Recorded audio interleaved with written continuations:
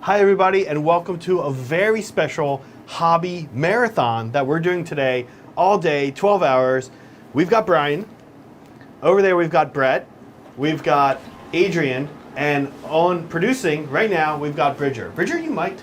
I am mic'd. There's Bridger. You guys heard it. He's there. I'm also mic'd. Brett's also mic'd. Everyone's got a mic, Oh my except gosh. Adrian. Except Adrian Adrian. can talk at Bridger's chest, or Bridger and Brett's chest. Brian, I'm going to let you explain what we're doing today. Okay, well, today... This was your idea. The goal today, yeah, you're right. One of the things I was trying to do was I was trying to get a Megagargants army. And I was like, how do you get a Megagargants army? Well, you trick all your friends into thinking it's a business, there's a business reason behind it. And I told them, let's do an all-day stream where we paint these amazing Megagargants, and we get to use them. Unfortunately, it's Bridger that gets to play with them, not me. But you know, he's wanted them just as badly as I have, so I think he's earned it. Maybe even more badly, right? Maybe even more. So what we're doing today is we're going to be here all day. We're going to be start to finish an entire army. Now we've already assembled them, Yep. And we've done a few little practices to make sure that we've got a style that we like. But other than that, we're going to be completely starting to finish an entire army. And in fact, we may even be working on a few other models in between. And of course, we're going to be playing this army for the first time tomorrow on Tabletop Titans, because we have a second marathon day of all about gaming. 2 40K games and 1 Age of Sigmar where we're going to get to use this army. So there's a lot to look forward to, and we hope that you at home take your hobby project out, dust something out that you haven't been able to finish or that you really wanted to get done, and hang out with us for the day and finish your project. Post it up in our Discord in the hobby area. Yes. And later in the day, we'll be sharing some images of the things that you've been working on, and we can all just have a wonderful hobby day together. Yeah, exciting, very exciting. These models are crazy. Yesterday I painted up, you guys saw the little thumbnail, I painted up one of the man crushers. Yeah, here, why don't we'll show that here. Yeah. So this is kind of our test model. We wanted to get like a scheme that we liked. So you can see here, you've got like this really hollow skin, right? Where he's like really cold, it's this icy world. On this guy. Right. Yeah. Yeah. We're actually going to be doing 3 different skin tones. This is the lightest. Brian is, I did one more, skin for one more. Brian's kind of doing our mid-tone guy. And our mid-tone guy, kind of a little bit of a Mediterranean vibe. Okay. And then we're going to have a dark-skinned dude as well. So we have 6 total dudes, 3 big and 3 small. That's right. We're going to do 1 in each. So each one has himself and his little son. Yeah, that's right. Don't ever talk to me or my son again. That's right. We're going to have that going on here. That's perfect. Well, it's a fun army. I really like the even like the tattoo work and stuff on them. This is one of the more fun things you can do with these giants, is really bring a lot of personality to the skin, because the skin is the majority of the model. Now these Megagargants, if you haven't seen these kits, they are absolutely stunning. Yeah. They're huge. They have so much detail. There's 3 unique Megagargants, and basically we're building 1 of each today. And I've got this one in my hand is the Kraken Eater. I think he's kind of one of the more interesting of them. He's kind of the nautical themed giant. You've got the one that we're calling, is this Norm? This is Norm. Yeah, this is Norm. We're calling him Norm for normal. He's the kind of one on the front of the box, or is he? Or no, I think Kraken Eater is the one on the front of the box. Yeah. But we like to think of him as the normie, so he's Norm. He's Norm. And what's the third one called? Bridget, do you remember what the third one? Baghead. It's a bag. We're calling him Baghead. Yeah, Baghead. That's We right. have nicknames for all of these guys. Yeah. Except the first guy. The Kraken Eater is literally just the Kraken Eater. The other 2 have nicknames. Kraken Eater has to earn his nickname. I think he's like Boatman or something. Boatman. Okay. Boatface? Yeah, sure. The internet will probably help us with that. So let's talk about the stages that we're at. Yeah. Basically, we've built these guys in sub-assemblies. And if you don't know what sub-assemblies means, it basically means you don't build the entire model at once. You leave it in parts in order to speed up the typically airbrushing process. What this allows you to do is you can be a little sloppy with your paint because it's not going to bleed over. So with this model here, if we show on the top down here, the skin, this is all kind of skin here, and his legs, which connect, have a lot of cloth on them. Now, we could have built this and then masked it out, but there was no reason not to have it separate. They're fully separate colors. Now, when you have an area that bleeds seamlessly, like this shoulder into this arm, you really don't want that to be 2 separate pieces, because you're not going to get a smooth fade with your airbrush. You only want it at natural seams. So we've essentially got those breakpoints. You can see even his feet are off here because his feet naturally break. And so Games Workshop designed this model to already have those natural breakpoints. Really, really handy. But that doesn't always work. So on this particular leg model, we already have skin, and then we have the fabric here. And so what I'm doing is actually masking it out so that I can use airbrush, because the fabric areas are large, and the airbrush is going to ensure that we get a nice smooth finish, but also that we can get some really interesting fades and highlights that would be challenging or time consuming to do with the brush. We've got a whole army in one day. We can't go for slow and challenging. We got to go for fast and awesome. And that's the airbrush in a nutshell. It's funny. It's funny when you mask. You're like, oh my god, I'm taking so much time masking.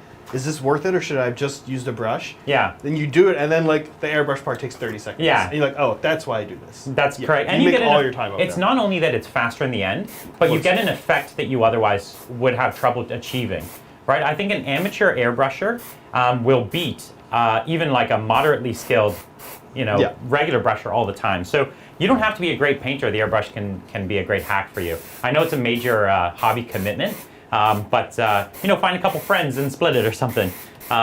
So what I'm using to mask today, there's lots of different masking techniques that work for you. On this particular model, I'm finding it really effective just to use some putty. Now this is basically identical to silly putty, if you've ever played with silly putty. It has the same properties. If you stretch it slow, it stretches, but if you pull it fast, it it can do the little satisfying snap. And but this is actual, grown-up, professional putty. Now again, none of that glow-in-the-dark silly putty. Silly putty for adults. That's right. Adrian uses glow-in-the-dark silly putty specifically. Yeah. He's always painting in the dark. Yeah.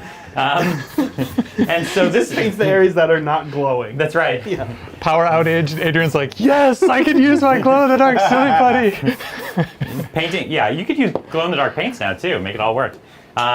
So we've got AK. This is AK plastic putty, so it's actually like officially made for people doing high-grade models. But silly putty works the same. This stuff's probably, I don't know. You get a lot of it. You get more than you would get in a silly putty normally. So that's what I'm going to do. I'm masking. What are you working on? Okay, so one of the weirdest kind of parts in planning this army out for all of us to work on together was the skin. So the skin is kind of tough, and it's very tough. The big problem with skin is that if we each gave, there's 5 of us here, if we each just kind of willy-nilly painted different parts, the skin would look different for each person, even if we almost used the same techniques. Right.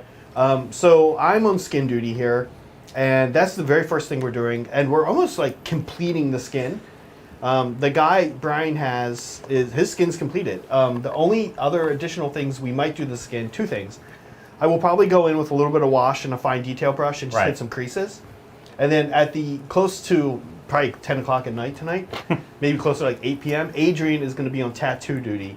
I did a tattoo, this big mountain tattoo on this guy's stomach yesterday, and I hated it. I like it. No, I like the look. Oh, you hated doing it. I hated doing it. That's not an excuse not to do it on like a Wednesday stream if it's me and Brett. I definitely want to save Brett from that horror. But Adrian, we've got Adrian here. He brought it. He brought the horror. So he specializes in this kind of horror. Yeah. So we were like, all right, Adrian, you're in tattoo duty. Meanwhile, off camera, I am putting all the little gubbins that go on these models onto sticky tack posts and corks that you guys went over the other day. We did. We're gonna prime these, and then later in the day we'll get around to painting them. Yeah. Here, for example, here's what Brett's talking about. These corks that we demoed, Brian and I demoed on Wednesday. Here you can see some Man Crusher feet on these, and they just help with sub-assembly, basically, for the airbrush. Or even just for rattle can priming, like if you've got a lot of stuff to rattle can prime. You put like, even these large models, they have all these little bits. You put the like little bits down in the box and you like rattle can primer and everything goes flying. Yeah. So that's what these are good for. It's great, absolutely. And by the way, this is a new channel, and so it doesn't support super chats just yet. But if you want to ask questions, put them in the chat, and Bridger is going to be following the chat. And if your question's super cool and fun, and we have a moment to answer it, Bridger can call it out, and maybe we can take it. I mean, there's a lot of questions already. We should also mention, if you're hobbying along with us, join the Discord. Link is not in the description of this channel. Join the Tabletop Titans Discord. We'll be linking it in chat from time to time. The Hobby Progress channel is where you should be putting your progress pics throughout the day. We'll be following along. Maybe we'll show some later in the day. But post your pics, hopping along with us. Yeah, show us what you're working on. show us what you're working with, Brian. That's right. So in terms of questions we've already had, they were asking, what PSI are we working at? Oh, that's wow. Brett, how amazing is that question? Do you want to hold up your airbrushes because it's actually labeled now on Yes. the hose? So, okay. It is. No way. Yeah, now, okay. Before we answer this question, you guys have to understand a couple things. One, we do have 2 airbrush setups working here for us today.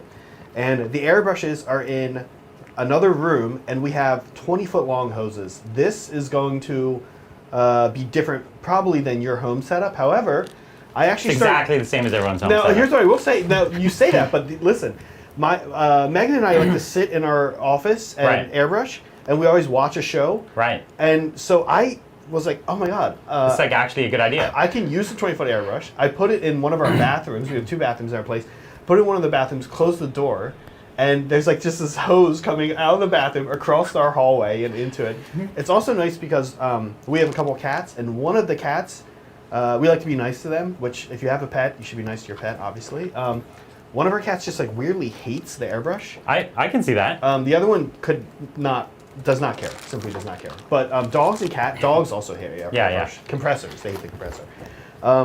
So this cat can join us now, so it's very nice. Okay, sorry, tangent. What PSI are we working at? Separate. This one is actually cranked up to 50. Again, I would probably say... Or is that one, what's that one? Is that one at this 40? Ooh. I'm cranked up to 50. We actually need to We have the switch. wrong hoses. That's why we have 2. Yeah, we have 2 airbrushes, 2 airbrush compressors set to 2 different pressures, so that we And can we have quick release valves. quick so, release valves. Yeah. We're so professional. Oh my Look at gosh, us. this is we're taking it up a notch every show. Okay.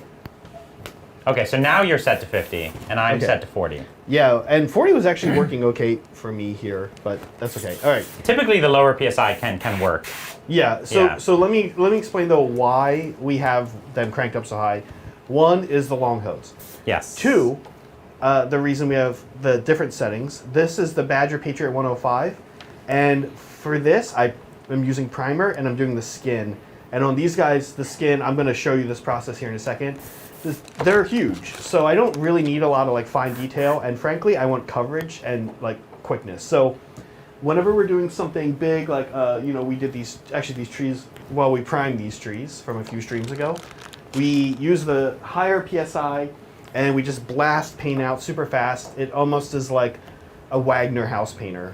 It's almost like you would use it to paint like the side of your house. It's not almost like that, but it's more like that. Yeah.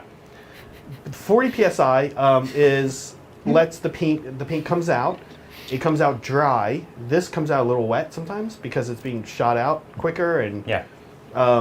it comes out drier, and it comes out just a little less like aggressively, so you can do a little more fine detail with it. So in other words, Badger Patriot 105 through a 20-foot hose, 50 psi, which is pretty high. And then Badger Sotar through a 20-foot hose, 40 psi. Yeah. And this is a smaller airbrush, a little more fine detail. I'm doing a lot more fine detail here. So actually, let me show you a little top-down what I've done here. So because I just finished the masking, it was actually pretty quick. So you can see all the black, shiny black stuff, that is the mask. So he's got a fabric spot along his back, and I've just kind of masked around it. The nice thing about this putty, you can just easily push it in, and it fits. And it's not very hard because this model's details are so thick and they're so big. The putty kind of just naturally flows in, and you don't need to cover the whole model. I'm not going to be that sloppy, so just kind of the edges there. And then around the legs, I've kind of got it all the way around. And then there's another piece of fabric that actually is just sitting on its own, and it's already in a sub-assembly, and it just goes on the back here. But I didn't have to mask it because they nicely just made it one piece. Yeah. Again, very forgiving kit. Yeah, it's nice. Great little kit. So, yeah. Bridger, let me actually go through, if we can do top-down, I want to go through the skin process for each of the 3 types. And right now I'm working on the darker skin dude the darkest skin dude we're going to do. And some colors. Yeah, I'll kind of show you guys the process here. So first, I painted all of his skin in Dryad. Where is Dryad, it? probably. Dryad? Yeah, Dryad bark. And that's the first coat for this guy. Now for all 3 skin tones, the next step is kind of fun. I'm taking Galvor Bach Red and then Wordbearer's Red, and I'm making like little areas of like blood flow problems on these guys. Today when we start, or yesterday when I started, I kind of made a decision that I wanted some of parts of their body to almost look like they had like really bad gout or some kind of like blood issues going on. Excuse me, guys, but you know, I kind of imagine they probably do. Yeah, But they also- probably have circulation problems. Yeah. They don't eat the best. They don't get the best. What do you mean eating krakens is not conducive to a healthy lifestyle? You know, we were talking about the lore behind these guys the other day, and apparently they just like work to drink. They drink a lot. They drink like a house of ale a day. Like a full, you fill So they a definitely house. have health problems. Yeah. Yes. Their diet is not, you know, follow the food pyramid. But here's the fun Whose part. does? Here's the fun part about the red. So I'm putting it in places like their feet and on their knees, and then I'm going to do it on their elbows. I've also done it kind of around their love handles here. I'll show you that in a second.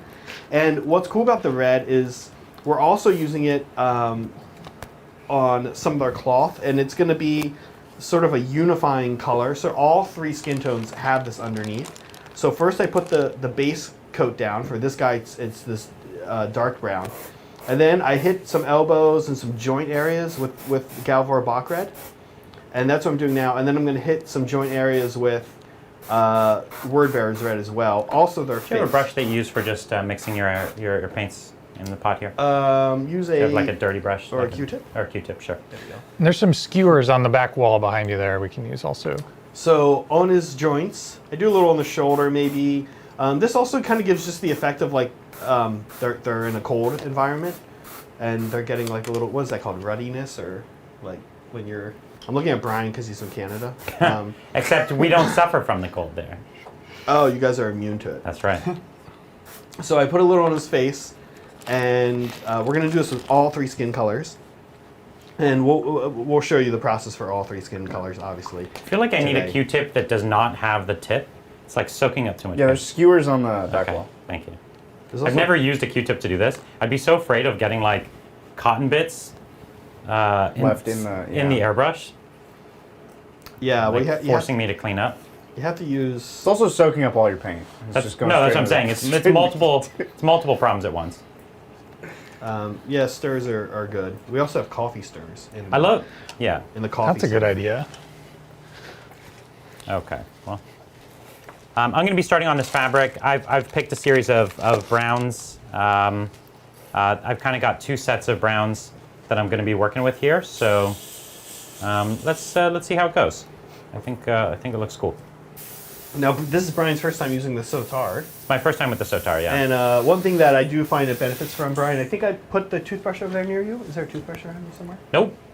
Oh yeah, here. Is to You got to just, clean the tip. Yeah, especially on Does the it Sotar. builds up on it? Yeah. So there you go. In case you need it. So I'm just doing the base coat, which is my darkest brown. So doing it on the most forgiving piece first. Get used to this airbrush. For these Megagargants and doing them, like if you guys are going to do a bunch of Megagargants at the same time, and like either as a group or individually, I would recommend like carefully kind of thinking about the skin. So you know, I went to our local game store and I bought the skin, all the skin colors, made sure we had enough, because even if the skin is different colors, you want the process to be the same.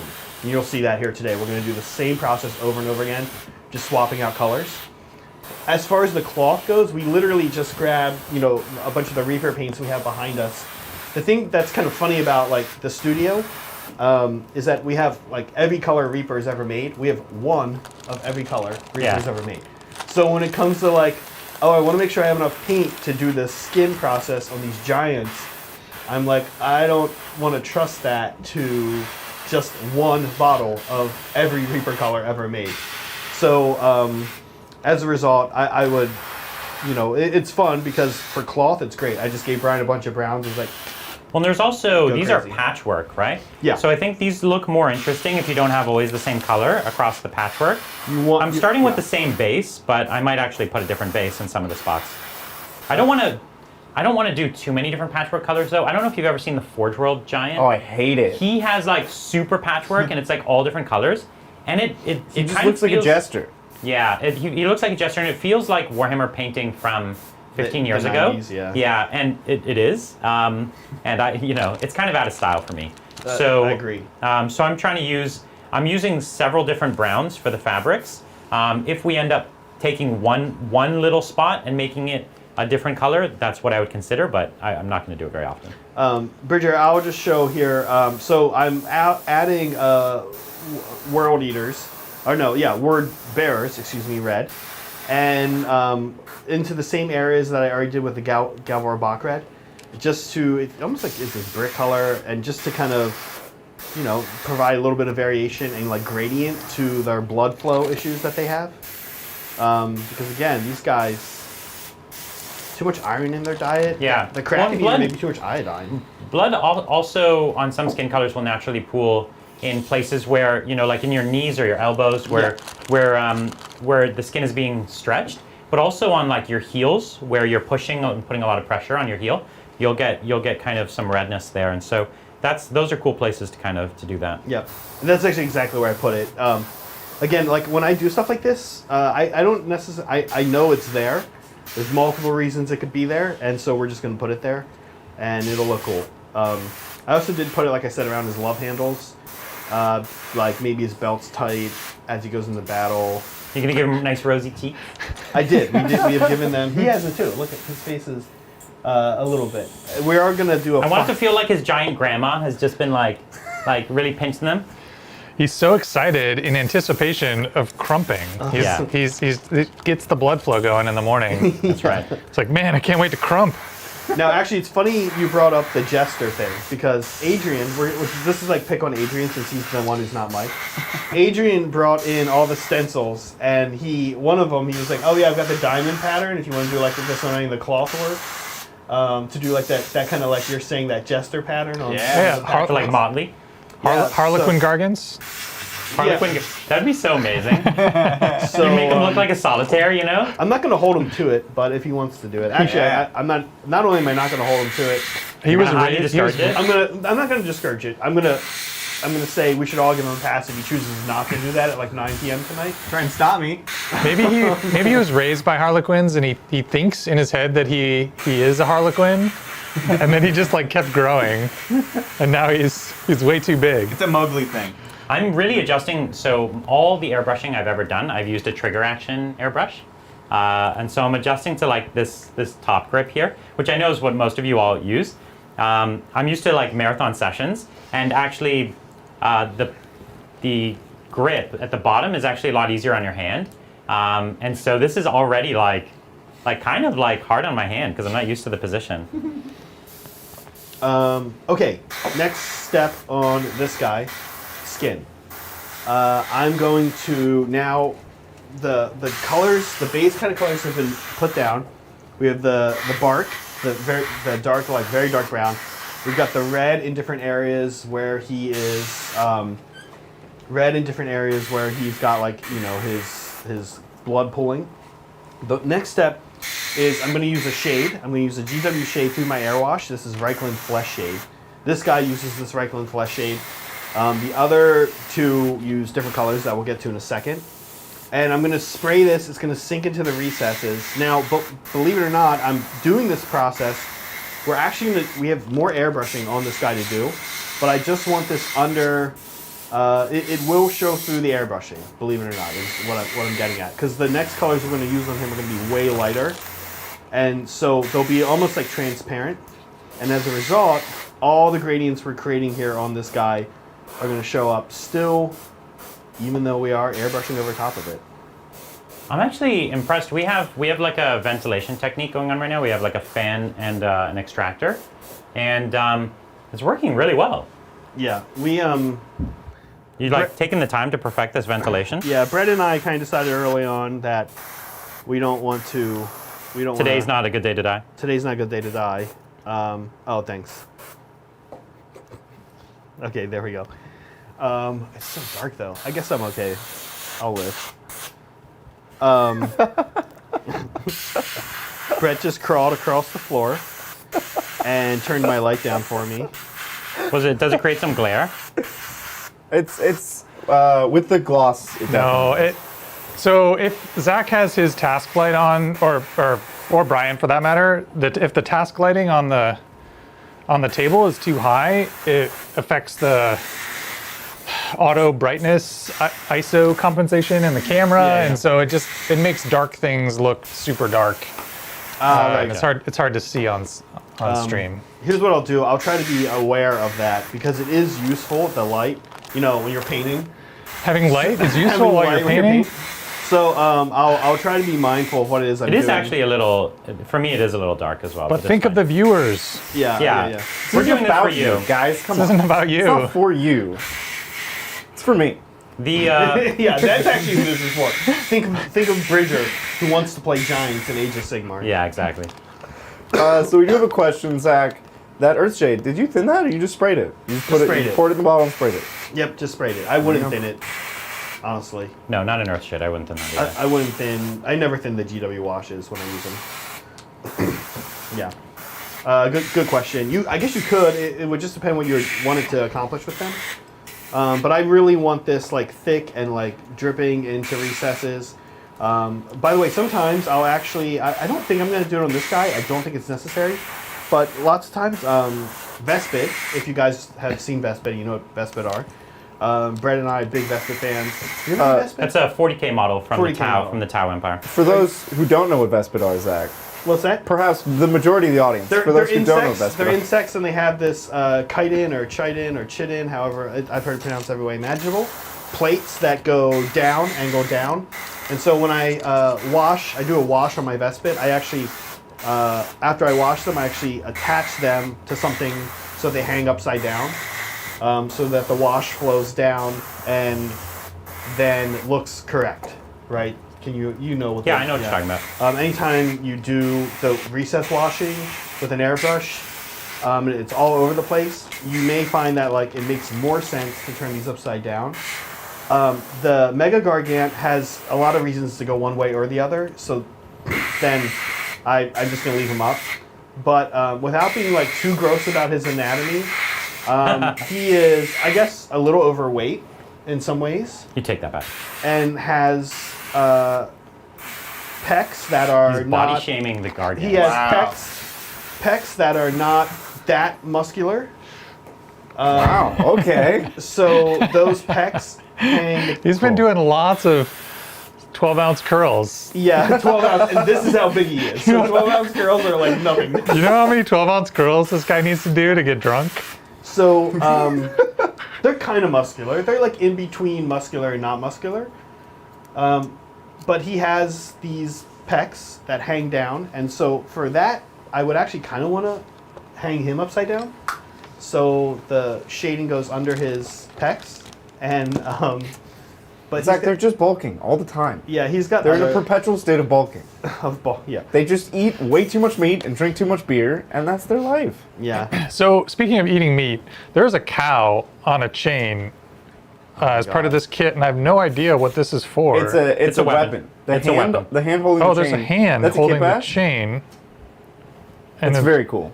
So this is he's using. There's Swinging a cow. Wait, what are the stats of a cow in AOS? Well, the funny thing is, in AOS, most weapons are actually like Or cows. Yeah. groups of weapons. It's like the Ogors have By the way, here's clubs and dull swords and knives and fists, and that's all one profile. does the cow have a special rule? Like No. on a 6 to wound, it moves at you and. I think the let me find the book. Causes terror. It causes It's an terror. old fancy rule, but they brought it back. It causes terror cow. against boar boys, orc boar boys, because they're like also livestock, and they're like, oh, you could grab me and put me on the end of a chain, and they're Oh extra no! Don't afraid don't of say that, Brian. I actually don't know where the All right. book went, The book, but I think it's on just the table, called like I feel like improvised weapons. I feel like I need to show this off, so I'm gonna put this cow on the turntable. please. I will say about this cow, as we were building these models, and by as we were building them, I didn't build anything. you didn't build anything. Really, I built the Man Crushers, and Bridger built the Megagargants. Thanks, Bridget. Which, yeah, thank you, Bridger. I also built some of the man crush. We have way too much of everything. Bridger is kind of like, hey, I want to put this Gubbins on. He's like always talking about Gubbins, which means like little tiny extra bits, right? Yeah. And Bridger's like, can we put these gubbins on? Can we put these gubbins on? And I'm like, everything we do, we have to paint, right? And I'm just making work for Zach. No, but it's a mix, right? It's a balance because they do look good. But really, we just want the gubbins on the cork sticks because that's how they're easiest to paint. I really want to put gubbins on last. I don't want to have gubbins on at the start of the process. But Bridger is like, okay, like we have all these extra things. There is the ability to have a cow on a chain, like a cow-based weapon. And Bridger's like, can we please do it? Do you have a pokey stick for me? It seems like this paint can might be a little jammed. Yeah.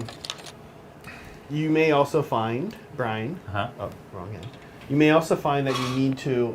It's not the best thing to do, but you may need to take it like this and just pop it off. Yeah. That's my backup plan. You have here's some various poking elements That's so many great poking That might be elements. too. or be. stirring elements. Because this guy really ideally is for the airbrush. The airbrush, yeah. Super Reedy has an excellent suggestion in chat. We should paint this cow golden, and then we have a golden calf. Oh.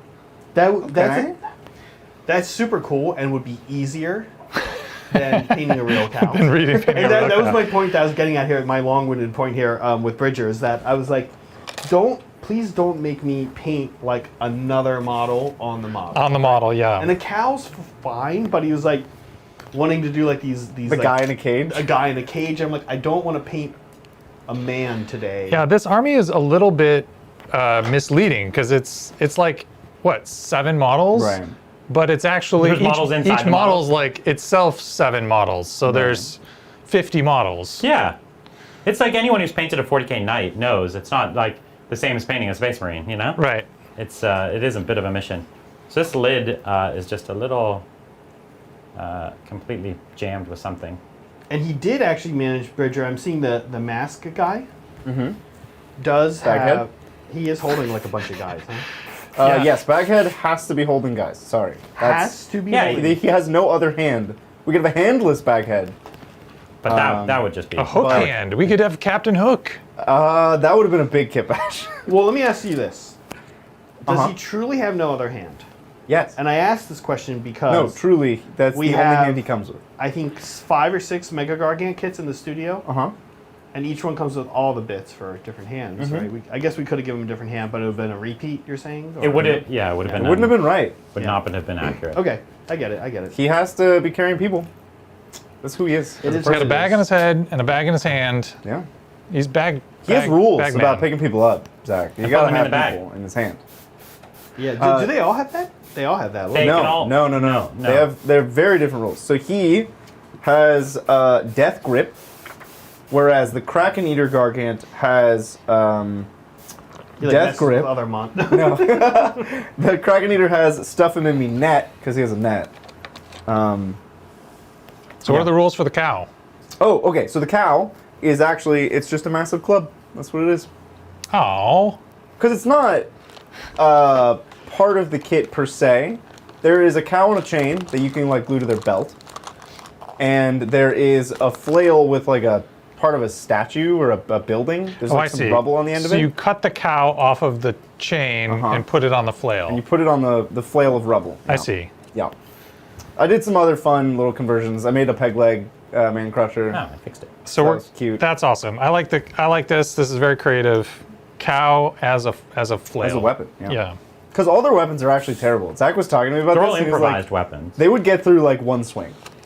I mean, the cow. They Before would they fall would break. apart. Yeah. The cow's gonna die immediately and just. Yeah, but he be actually a gets mess. stronger when he's dead. Yeah. Now a you're mess. swinging a dead cow at somebody. Yeah, Oh and my that's God, so sad, actually. is That's it the part of 40K is that like all these people getting on the battlefield and murdering each other doesn't bother me. It's like that this poor cow has been roped into all this against its will and is being used as a weapon. He has literally been roped into it. Yes. Absolutely right. Innocent bystander cow. No, that cow, you don't know, that's a chaos cow. A chaos cow? That's a chaos That cow has done atrocities. A chaos cow. He's a cultist. We'll put like a little. There is a whole army of chaos cows, so that is like an actual thing in Age of Sigmar. Oh right, like the Beastmen. Yeah, they're all Yeah. chaos cows. Oh my gosh, you're right. They're, Yeah, they're of like course I am. the cows from Diablo. Yeah, exactly. Oh my gosh. Michael, we will. Yeah, I will. When the wash is dry, I'll show you what that looks like. I also saw a couple other cool questions up there. One was, so yes, go ahead, Fraser. what's your biggest hobby mistake you've ever So made? before that one, I saw another good one about. I did this 12-hour stream once. Yeah. I saw, somebody was asking me about a color that I like never want to paint. Yeah. No, that's color handkerchief. I don't know. We'll find it. Color you never There want it to is. paint. What color are you? Mad Z said, "What color are you afraid of using as a difficult to recover if you made a mistake?"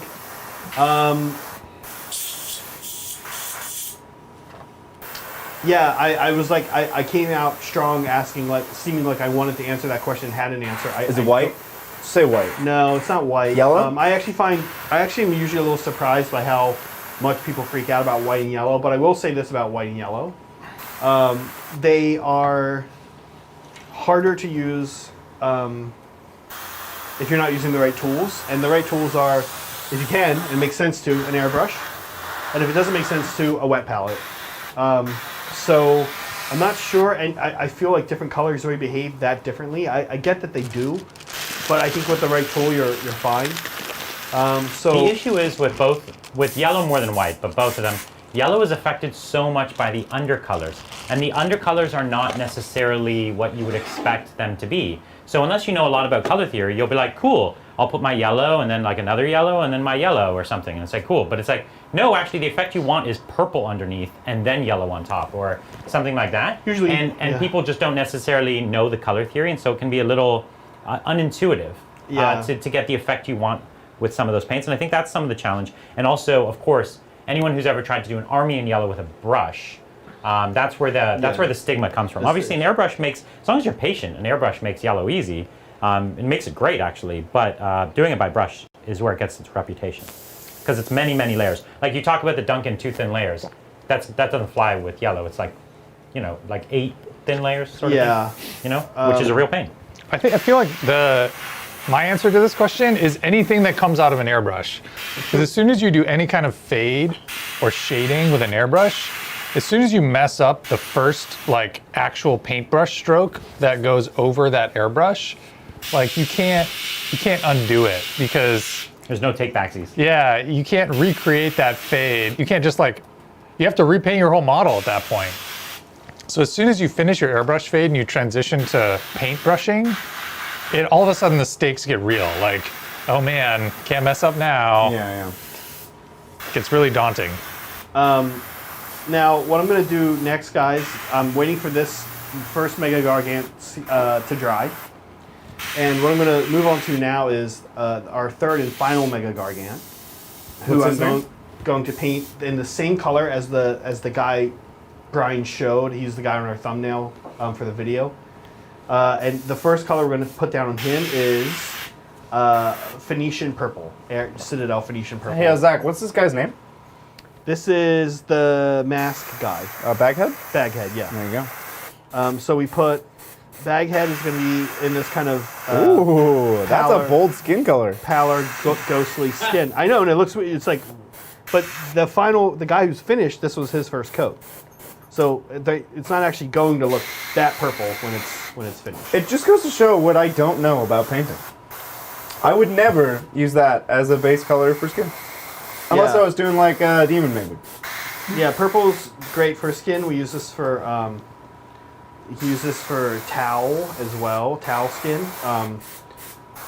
I actually picked this up because I saw them paint Shadow Sun with purple as the base coat. Huh. Whereas they normally use like a dark blue for the first color, which makes seemingly more sense, right? But they wanted Shadow Sun to have like a warmer look, and they kind of said female towel have like this warmer look to their skin than male towel. And I think somebody made that up in a White Dwarf, and so now it's lore, I guess. But it's a great color for someone living in a cold environment as well, which is what we're gonna do. We could have also done a dark blue here as well. The thing is, skin is translucent in real life, and underneath your skin is it's blood. And so deep, this Brian. That's bluish, reddish, purplish, right? The blood that is oxidized in your body is red, and the blood that has no oxygen goes to that purplish blue. Funny story, Brian. That's Yeah. actually a myth they tell kids. That's not true. Isn't it? That's not why blood is red or blue. Okay, what is it then? I don't know, but that's not it. Really? No, for real. That's, Well, you're gonna have to look that up I right just now. know as a fact, like as a He snappy knows fun enough fact. to be a contrarian, which is very Bridger. As a like, fun fact. He stops far enough in his not logic so that he can tell you you're wrong, but not that he can actually resolve anything. All right, Bridger, you're gonna have to tell us the fact. It's fact time. All right, we're just gonna Google I feel why like blood blue. Zach should have had this fact handy already. Like what? This What? is the brand of the show, aren't you? Aren't you dishing out real life facts and paint facts? You know, at I the same didn't. time? I didn't do a fact today. I didn't do an inspirational quote today. I was like, we are getting down to business today. Like, and then by contrast, Well, it's the business of Oh painting wow, that's crazy. Your blood's just not even blue. At no point is it ever blue. Your eyes just perceive it as blue because we're bad at seeing things. Oh, skin. No, that's- I'm not saying the blood is. That's okay. not unusual. That's It's not like that the blood actually birds. comes out blue, but in the vein No, is blue. it's not blue. At no point is your blood ever blue. That's just how we see it. That's No. what the interwebs are telling me. That's the definition of color is how we see it. Yeah, No, no, exactly. but like- Nothing is ever any color. No, but it's not. But it's not blue. Wait, I stepped out for a second. Are we talking about tau blood? No, no, we're talking about I'm looking at two blue veins right here in my arm. Yeah. Well, you think So they're he's gonna have to tell me. We're trying to find out. Tell me why. So blood is when oxygen absorbs into it, it changes color. No, that's not true. He's saying he's adamant that we're so wrong. that's We've just never a been thing more they wrong tell in our kids, life. but it's not true. Why would they tell kids that? I don't know. Why Hold don't on, tell I can kids see- anything? I can see like Wait, you Santa trust Claus. you trust like Blood's the just not internet? blue. You trust the internet Blood's over just Brian not Pullen? blue. I do trust the collective knowledge of the earth. well, and, know, seems like a- and the seems- collective meme knowledge. Seems like the classic, like one of the Bridger, classic find me a blunders. real satisfactory answer. Blood is just always red because it has iron in it. It just is red. It's only Okay, but why the veins? but like blue? steel is not blue until it rusts, until it oxidizes. yeah. So it's the addition of oxygen to create iron oxide that makes it red. But you don't have iron oxide in your blood. You have You have iron. hemoglobin, You have which iron in your blood, contains- and then once you cut yourself and the blood is exposed to the air, it Welcome to absorbs our anatomy oxygen, podcast. oxygen from the We air. don't look up facts and just make No, up I things. did look it up. It's right here. Oh my gosh, you're so wrong, Bridger. There's healthline.com. There you go. Seems like a here's my reliable blood source. I blue. go for all of my my needs for sure. you know the best thing to use Healthline for is if you have a symptom, you just search, do I have this horrible disease? It goes from bright red to dark red. The amount of oxygen changes the brightness of the red, but it's always red. Isn't that crazy? All right. Well, Yeah. I mean, we've talked about how blue, like purple, and red as like Now listen, you're gonna have to repaint A this shade. guy. He can't be purple. yeah. It's a spectrum. Which is fine because he's not going to be purple. As I was trying to get across. Well, we're there. trying to explain that like the purple, blue, and the reds, they all come through underneath and create that look of someone that's alive. If you don't have those warm colors at all in your process, Yeah. the person will look zombie-ish, right? If there's no Yeah. warmth, then the skin starts to look dead or sickly. If you're using you can use the cool colors like we're doing here. But then you finish with a bit of warmth sometimes. Yeah, which we do in this, yeah. we do, and this guy does look a little zombie-ish. He looks like his skin is like frozen, like he's Yeah. frostbitten. Yeah, and the warmth we're going to use is Ushanti Bone, which is like a cream kind of color. So he does have some warmth in him, but if I was doing like ghouls, I probably would have skipped that to make it even more like aggressively Right. pallor and like bluish gray. Ooh, speaking of which, Zach, at some point in the next 2 or 3 years, we could do flesh eater cords. That'd be fun. Very ghoulish. The other question you'd ask What are you doing next Friday? Well, in the next 2 or 3, we have a lot of projects, but the other question that had been asked was biggest hobby mistake I ever made. there's a lot of questions now. And but, one thing I will you know. say, biggest hobby mistake I ever made. I was sort of thinking about this earlier today because, and now I forget who it was, but in Discord somebody was asking about bases and just using cardboard and like spackle for their bases, and I was like, I'm a little skeptical that that's going to last long term. And then he was like, look, I don't need to glue anything to it. I just need to make it and then use it as like to outline the bases for a tournament. Right? Okay. So that he could, because he's got a bunch of like the bases. We put them on pink foam, Right. but he didn't have that, so he was like, I need this quick.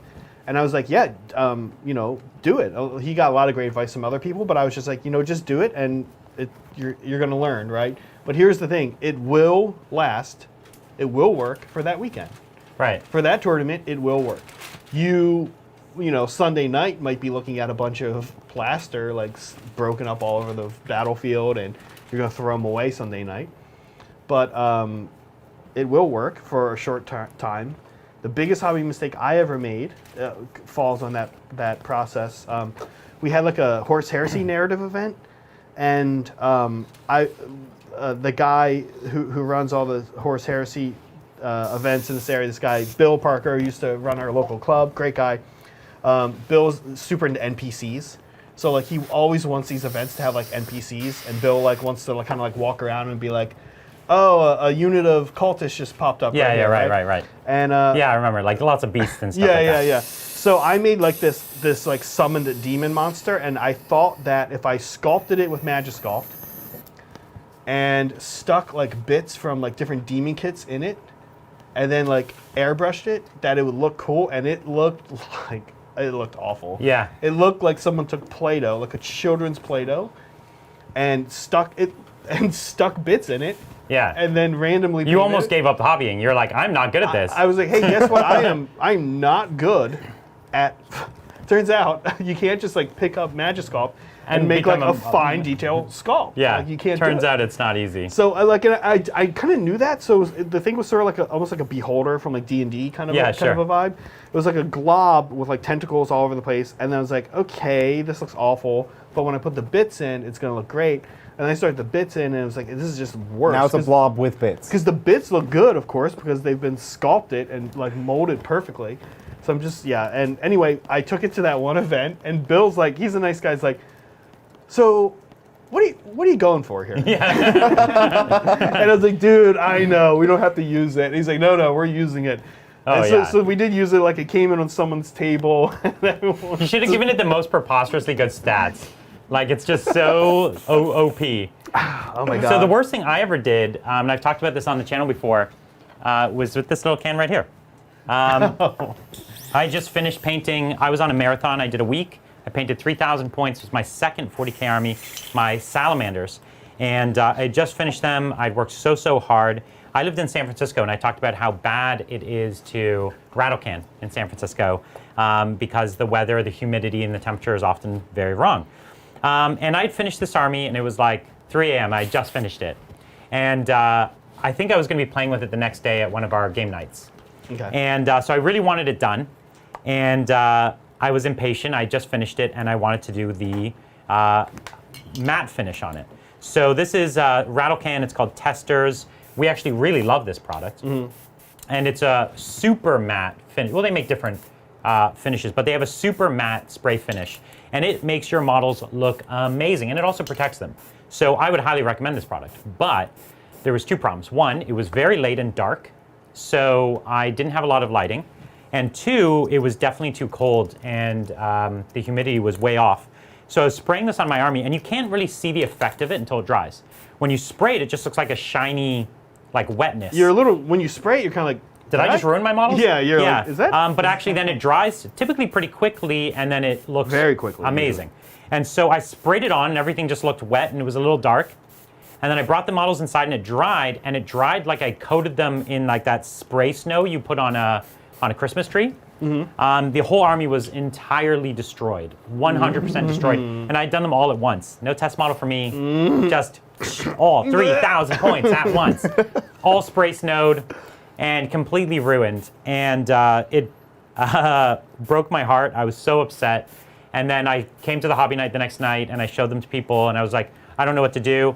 And then one person was like, oh, you just like spray with gloss and it'll be fine. And I was like, what? And then I got a gloss finish. Worked. I sprayed it with gloss, and all the issues were gone in a second. And then you just spray it again with the matte on top of the gloss, and now they're matte finished, and all the issue is gone. It's a simple refraction issue, actually. You can see this if you take like a kind of frosted window, and you can put a clean piece of glass on top of it, it actually unfrosts the window.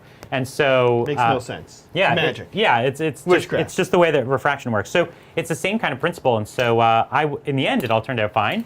But it was like the worst, 48 hours of hobby in my life. Bridger, but great product. Buy Yeah, testers. it's an amazing product. Just don't spray it at night.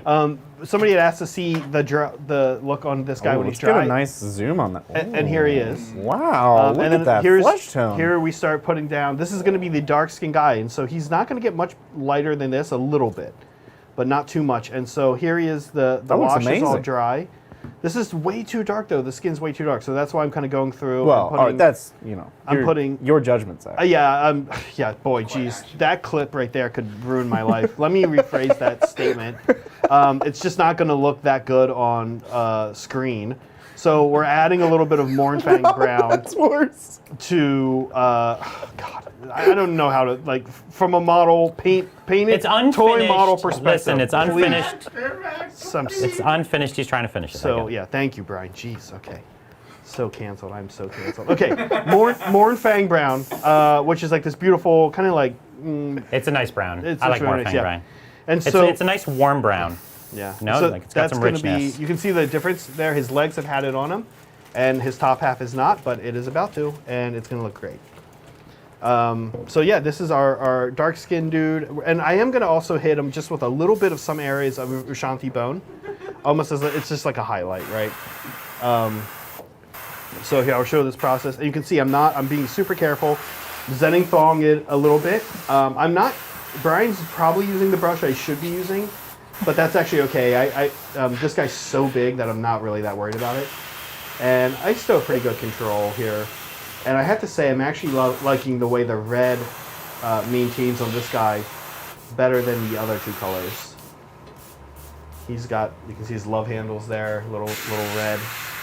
I don't know if everybody in different parts of the world call them love handles, but it just means he's kind of, again, oh my God, he's not in the best of shape, and as a result, he has. It's just shaming everybody. Like many of us, right? And then he, when he wears a belt. Oh God. Okay. Anyway. Yeah, chat's not letting go, Zach. They really think we should I don't know if you know this, Zach, but cancel the actually stream. 5 minutes ago they muted your mic. So actually, no one's been Thank hearing. you. I would great. Nobody's been hearing anything. All right, Zach, time to come out. We're swapping you out. Rotate. Oh my gosh. What I'm doing right now is, let me show you what I've done here. Basically, as I said, I'm doing the patchwork, and I do want 2 colors of fabric.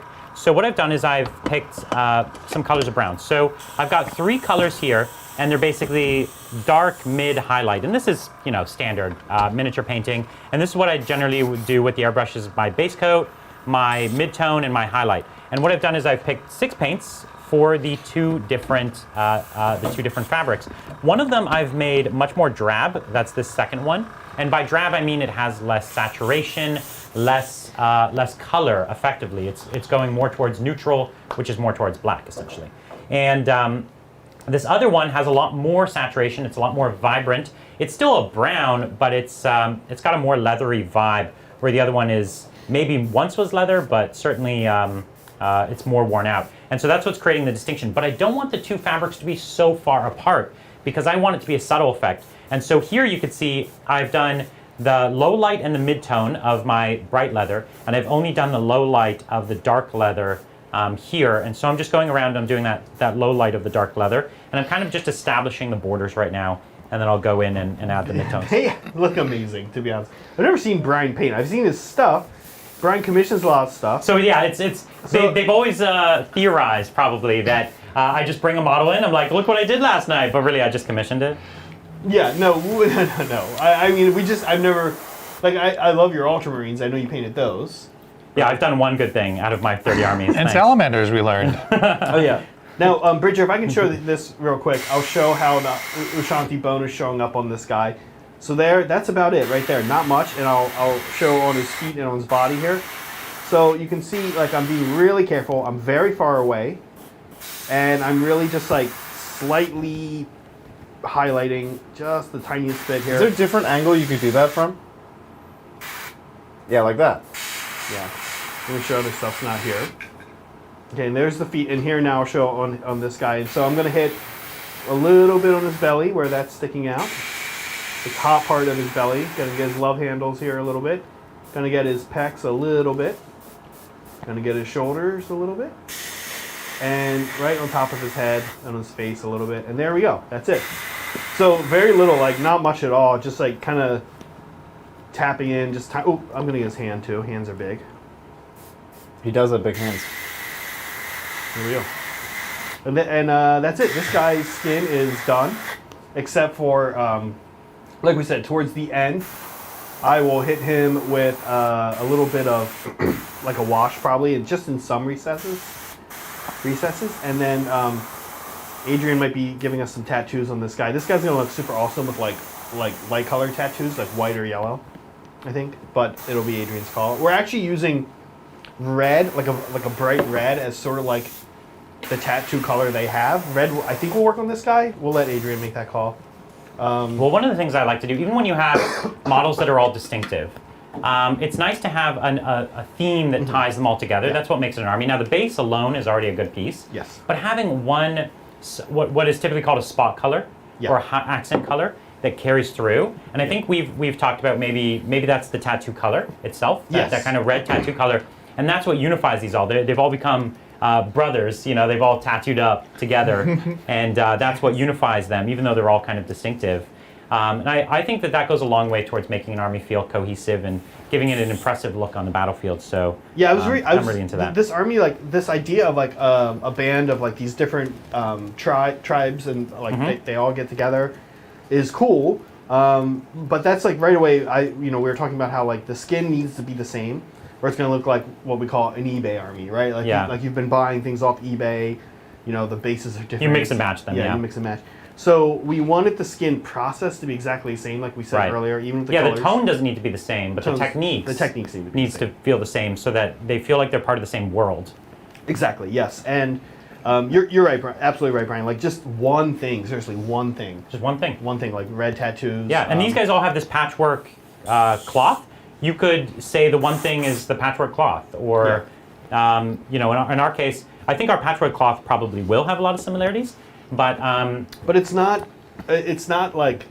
It's not striking. Right. It's not striking. You wouldn't look and be like, oh, what brings these guys together is their crappy. Their love for quilting. No, they all bought their clothes from the same designer. They're all, I don't know, now Louis Vuitton bags. Yeah. That they're now, carrying. if we made Adrian do what he was saying, like the pat, like. Some of them they all clearly have branded like Louis Vuitton. We should get like the little LV and like the little LV stencil. Yeah, if you guys don't know, Adrian has done a bunch of custom stencil work before, so it's totally within the realm of possibility. We've had requests for in chat the Tabletop Titans logo as the tattoo on these guys. That could be cool. Tabletop Titans tramp stamp. On the Kraken Eater, that could work because it is a trident, right? Yeah. It's very nautical in that sense. So it could work. I'm passing this dude. I'm into it. Cool. Oh, you can pass the dude, Brian. What's his name? Norm. That's the Norm. That's Norm. Yeah. Yeah, Do you want to show them the bases that we finished? I do, and Yeah. also what I want to see here when we're done with this, I want to put all three of these folks on top of the glam cam. Let's put this in the glam cam too. Oh, let's glam it. We did this base on Wednesday. Brian and I made these. Actually, there it is. So, and we could actually put this guy here as well, so you can see what the guy. Check out the base again. This is our finished test model, the very light skin tone we're doing. So we call him here, Kratos. What's that? We call him Kratos. Yeah, he's Kratos. God of War. Is that a reference you don't? That's a video game That's character. another It's Vegeta another moment. Vegeta. Sorry guys, I don't play a lot of video games because I hobby all the time. I'm the worst. Anyway, here Look are at the the striking fingernails you did. yeah, he's got some problems, right? He's got some fungus going on there. Or his nice stylist does his nails for him. No, I don't think that's. If you get a little closer, you'll see that's not. Yeah, I don't think you've looked closely enough. It's gross. Yeah, so we're kind of going for like this an Arctic, subarctic kind of area. We did snow. We used the AK Interactive. Both the snow, they do like a heavy snow, and then they have this like light film kind of snow. It looks like it's like melting that we did around the edges. And one of the things we're going to do here longer term is use a kind of a continuous basing theme between much of the destruction forces of AOS. So moving on to just the different ogres, right? And so maybe for the Beast Claw Raiders, we're thinking we're going to do more snow. And probably for ogres, small tribes, which Bridger is super excited about, we're going to do, I think, probably very similar to this one. Hey, Zach, you know what I bought on eBay last Small night? tribe. I found the pot. Brian said go to eBay, and I said, I'm not an eBay man, and then immediately turned around and went to eBay, and I found the pot. So I got the pot. The pot? It's their terrain piece. They have a terrain piece that's like... It's like a bubbling pot of like grossness. Cauldron. They Cauldron. cook Because their magic people is in. based on cooking. Oh, I see. All they care about in the world is eating. Is eating, yeah. I thought you had That's why like. they're called the Ma tribes. Like all they do is eat. I thought you were talking about like a 12-quart saucepan. Went on eBay and I found a saucepan and I bought it, Zach. I just want you to know that. Okay, well, You're gonna make some ramen in it or something. you have been getting more into cooking, so it's Yeah, Zach, how do you make a sink not smell terrible? a sink. Not You so wash much. the have you dishes. done? You wash the dishes No, in so I it. have Wait, what have you done? Oh no! I have a sinkerator. You know what that? It's a garbage disposal. Yeah. What That have you I been putting in there? Did not use at all until I started cooking, and then I was like, man, all these vegetable like Common you mistake. chop stuff off, you put Oh it my in the, God, in no, the garbage no, disposal. no. No. No? Okay. It's so much easier Who then. wants to take this one? I can already tell I'm gonna give a different answer to the three of these guys. Okay.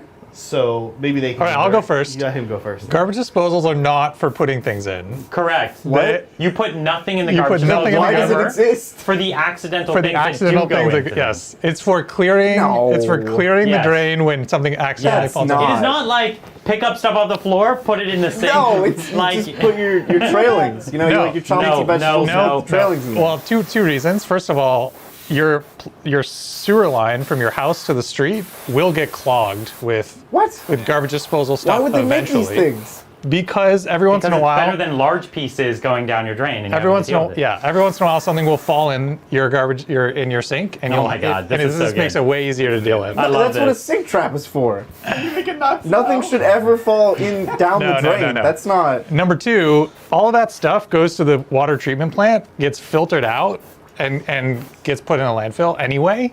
So it's Okay. it's still ending up in the landfill. Okay. You're just making your municipal water treatment plant do this like extra, Yeah, you're very making them pick labor-intensive it up and step put it in the garbage for of you. like filtering it out, drying it, and then putting it in the landfill. When you could just like compost it. All right. Well, yourself. the trooper squirrel works in appliances and said they make taps for that, and that this is the purpose.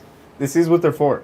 They make taps. No, this No, is tabs. Like you break off a tab, you put it in the disposal. Oh, yeah. I mean, there are ways around it. I'm not saying you've broken it by doing Well, this. this I'm is- saying that this is not the correct etiquette. You should for you it. should No, not this is the intentionally be use just like of it. no it's not no. That's what they're designed for. And wait, what was the? Nope. Are you a heathen also? Yeah. So some things are better. Some things are okay to put down, and some things are not. Okay. In general, like weirdly, Bridger, like Shake well. Okay. Seems thick. here. Let me tell you my Yeah. relationship with the garbage Okay. disposal. So first, I don't have a relationship I with do- mine. Maybe I'm missing out. You don't cook. Yes, I do. You cook. I don't think I've ever heard that you like to. You didn't even know I painted until just a minute I ago. know you paint. Okay, so you can put stuff down the garbage disposal, but there's two issues with it. Okay. Okay, one, if it smells, the thing you want to do is take like a lemon half and just chuck that down So there. just put more shit down there. Yeah. Lemon half, chuck that in Coffee and grounds turn and it off. lemon. That's what you do to make your compost bin smell better. Even before you do that, though, probably the best first start is to unplug the garbage disposal and get your hand in. Put your hand down in what? there. Put your hand down in. There's a and plug? Get the stuff. Yeah, it's under plugged the in sink. under your sink. Okay. It's really janky. Because it actually. uses electricity. Wait, that I picked up on, but I assumed that it was like in a wall somewhere. Well, that's good. Yeah. So you can use it, but you might have to do that. Like if you've messed up and it smells, or you'll have to unplug it and just reach and get stuff Yeah. out. Actually, if it smells, it's because there's no oxygen in it, and you'll have to check. It might be blue. But my recommendation. Guys, that's no. All of chat agreed. It all comes Everybody back. collectively Googled it, and it's true. Your blood is not blue at any point. I ever. believe. Listen, I believe them very strongly. There I'm is- just trying to find out why is the vein blue? Is it the It's vein something color? about the Is the vein wavelength of itself? light. It's the skin around the blood that absorbs light differently. Yeah. So your veins absorb light This is differently. also like blue jays. Then you're- like, any like blue-colored bird isn't actually blue. It has to do with like the light hitting their feathers and the. Our eyes Yeah. just No, suck. it's true. That's literally color. Like, No, no. I know, Listen, right? let's Because dig it means up- it's not pigment. It's No. not like it's not pigmented blue. Color can be scientifically described by the wavelength of light absorbed. Our eyes are just bad at reading that wavelength. There are colors our Whatever's eyes going can't on here, see. I'm loving. I don't it. know about bad. This is a subjective experience. No, you can objectively measure color. Yes, but It's then you just use a wavelengths of subjective light. thing to describe it, which is non. No, we describe the bands from this wavelength to that wavelength is this color. We've objectively defined broad stroke colors. Blue is a color that our eyes are bad at seeing. And Chad's been going, like, they're still going on about. Wait, so I want to bring this back to garbage disposals. Adrian hasn't given us his take Back on to the garbage important disposals. topics, yeah. Oh, Bridger is absolutely a madman. Let me tell you, you know how many disposals I had to fix? I also had this lesson with my mother-in-law who thought you could put onion skins down it, and that was a fun evening.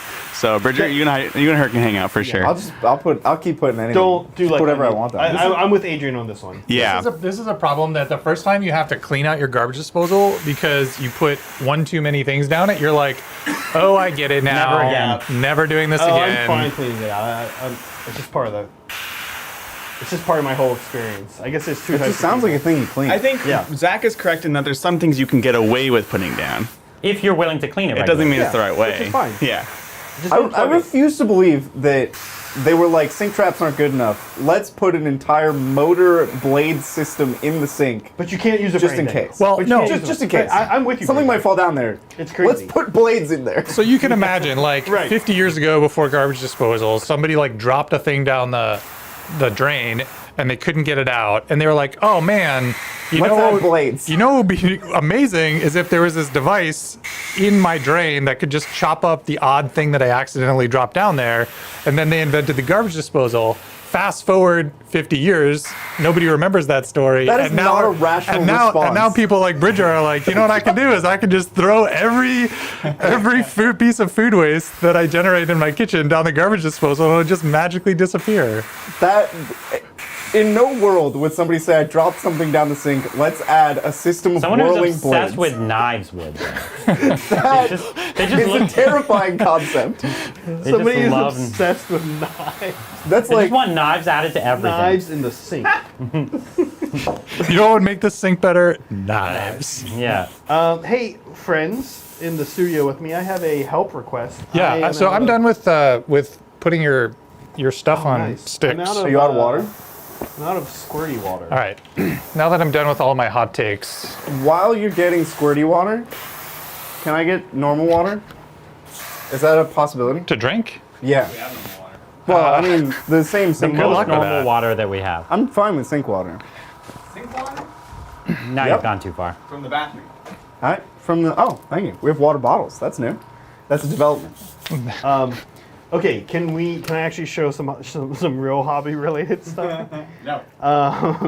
No.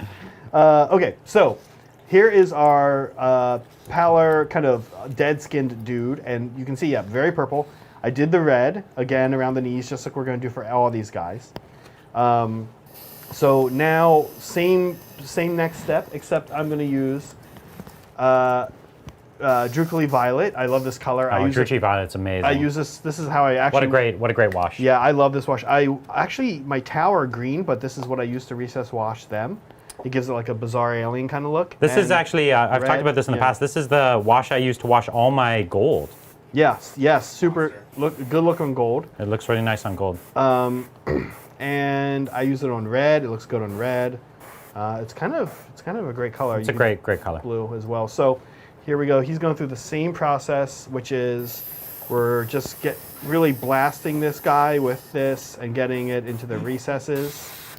Going over all the red, doesn't matter. Everything's going to show up a little bit Very subtle looks we're going for, by the way, here. Oh, thanks, Brett. Wow, Brett did some impressive acrobatics to get that there. Thank There you are. Yeah. So, you know, I'm doing this fabric here, and one of the things that would have been more efficient is if I was doing all the fabrics for all the giants at the same time.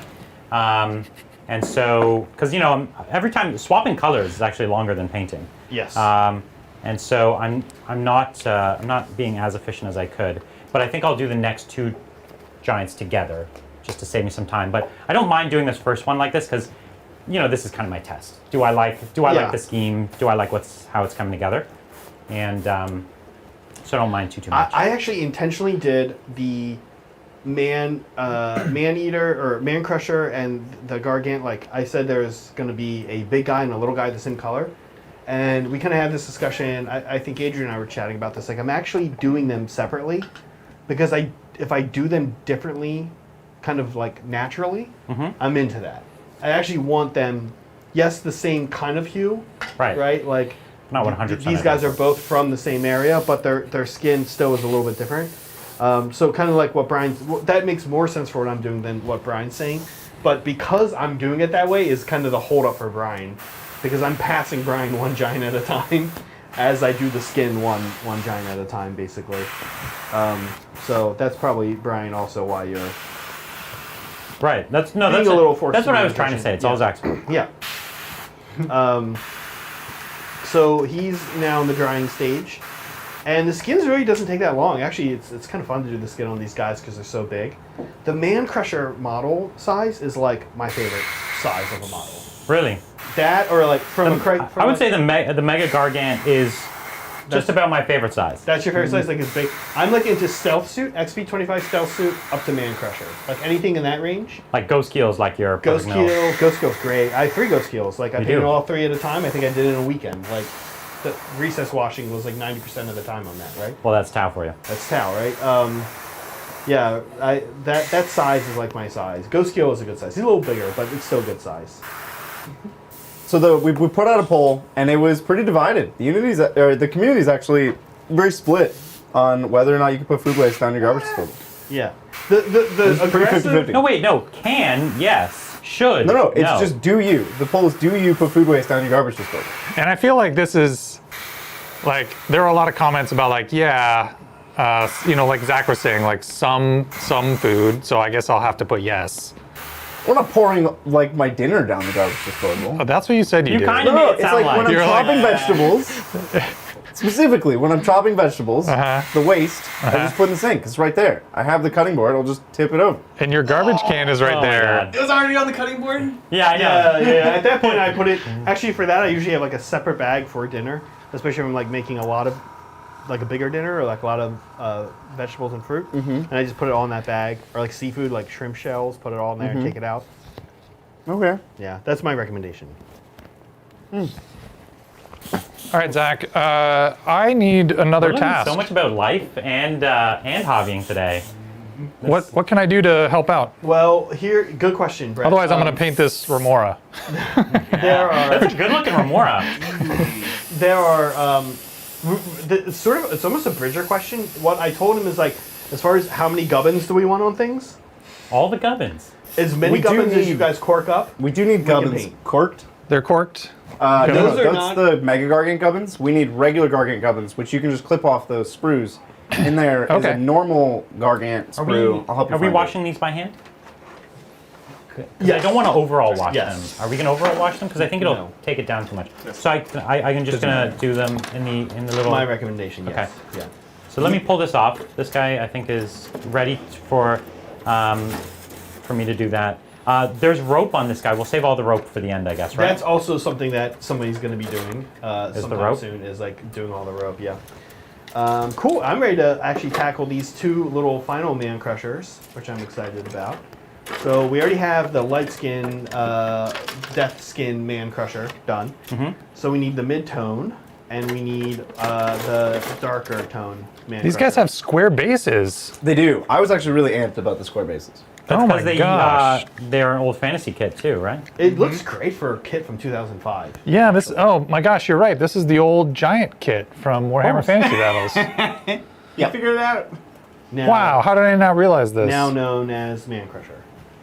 Okay. That guy's definitely not getting painted. The one you're holding, that has so many things on it that Zach's like, nope.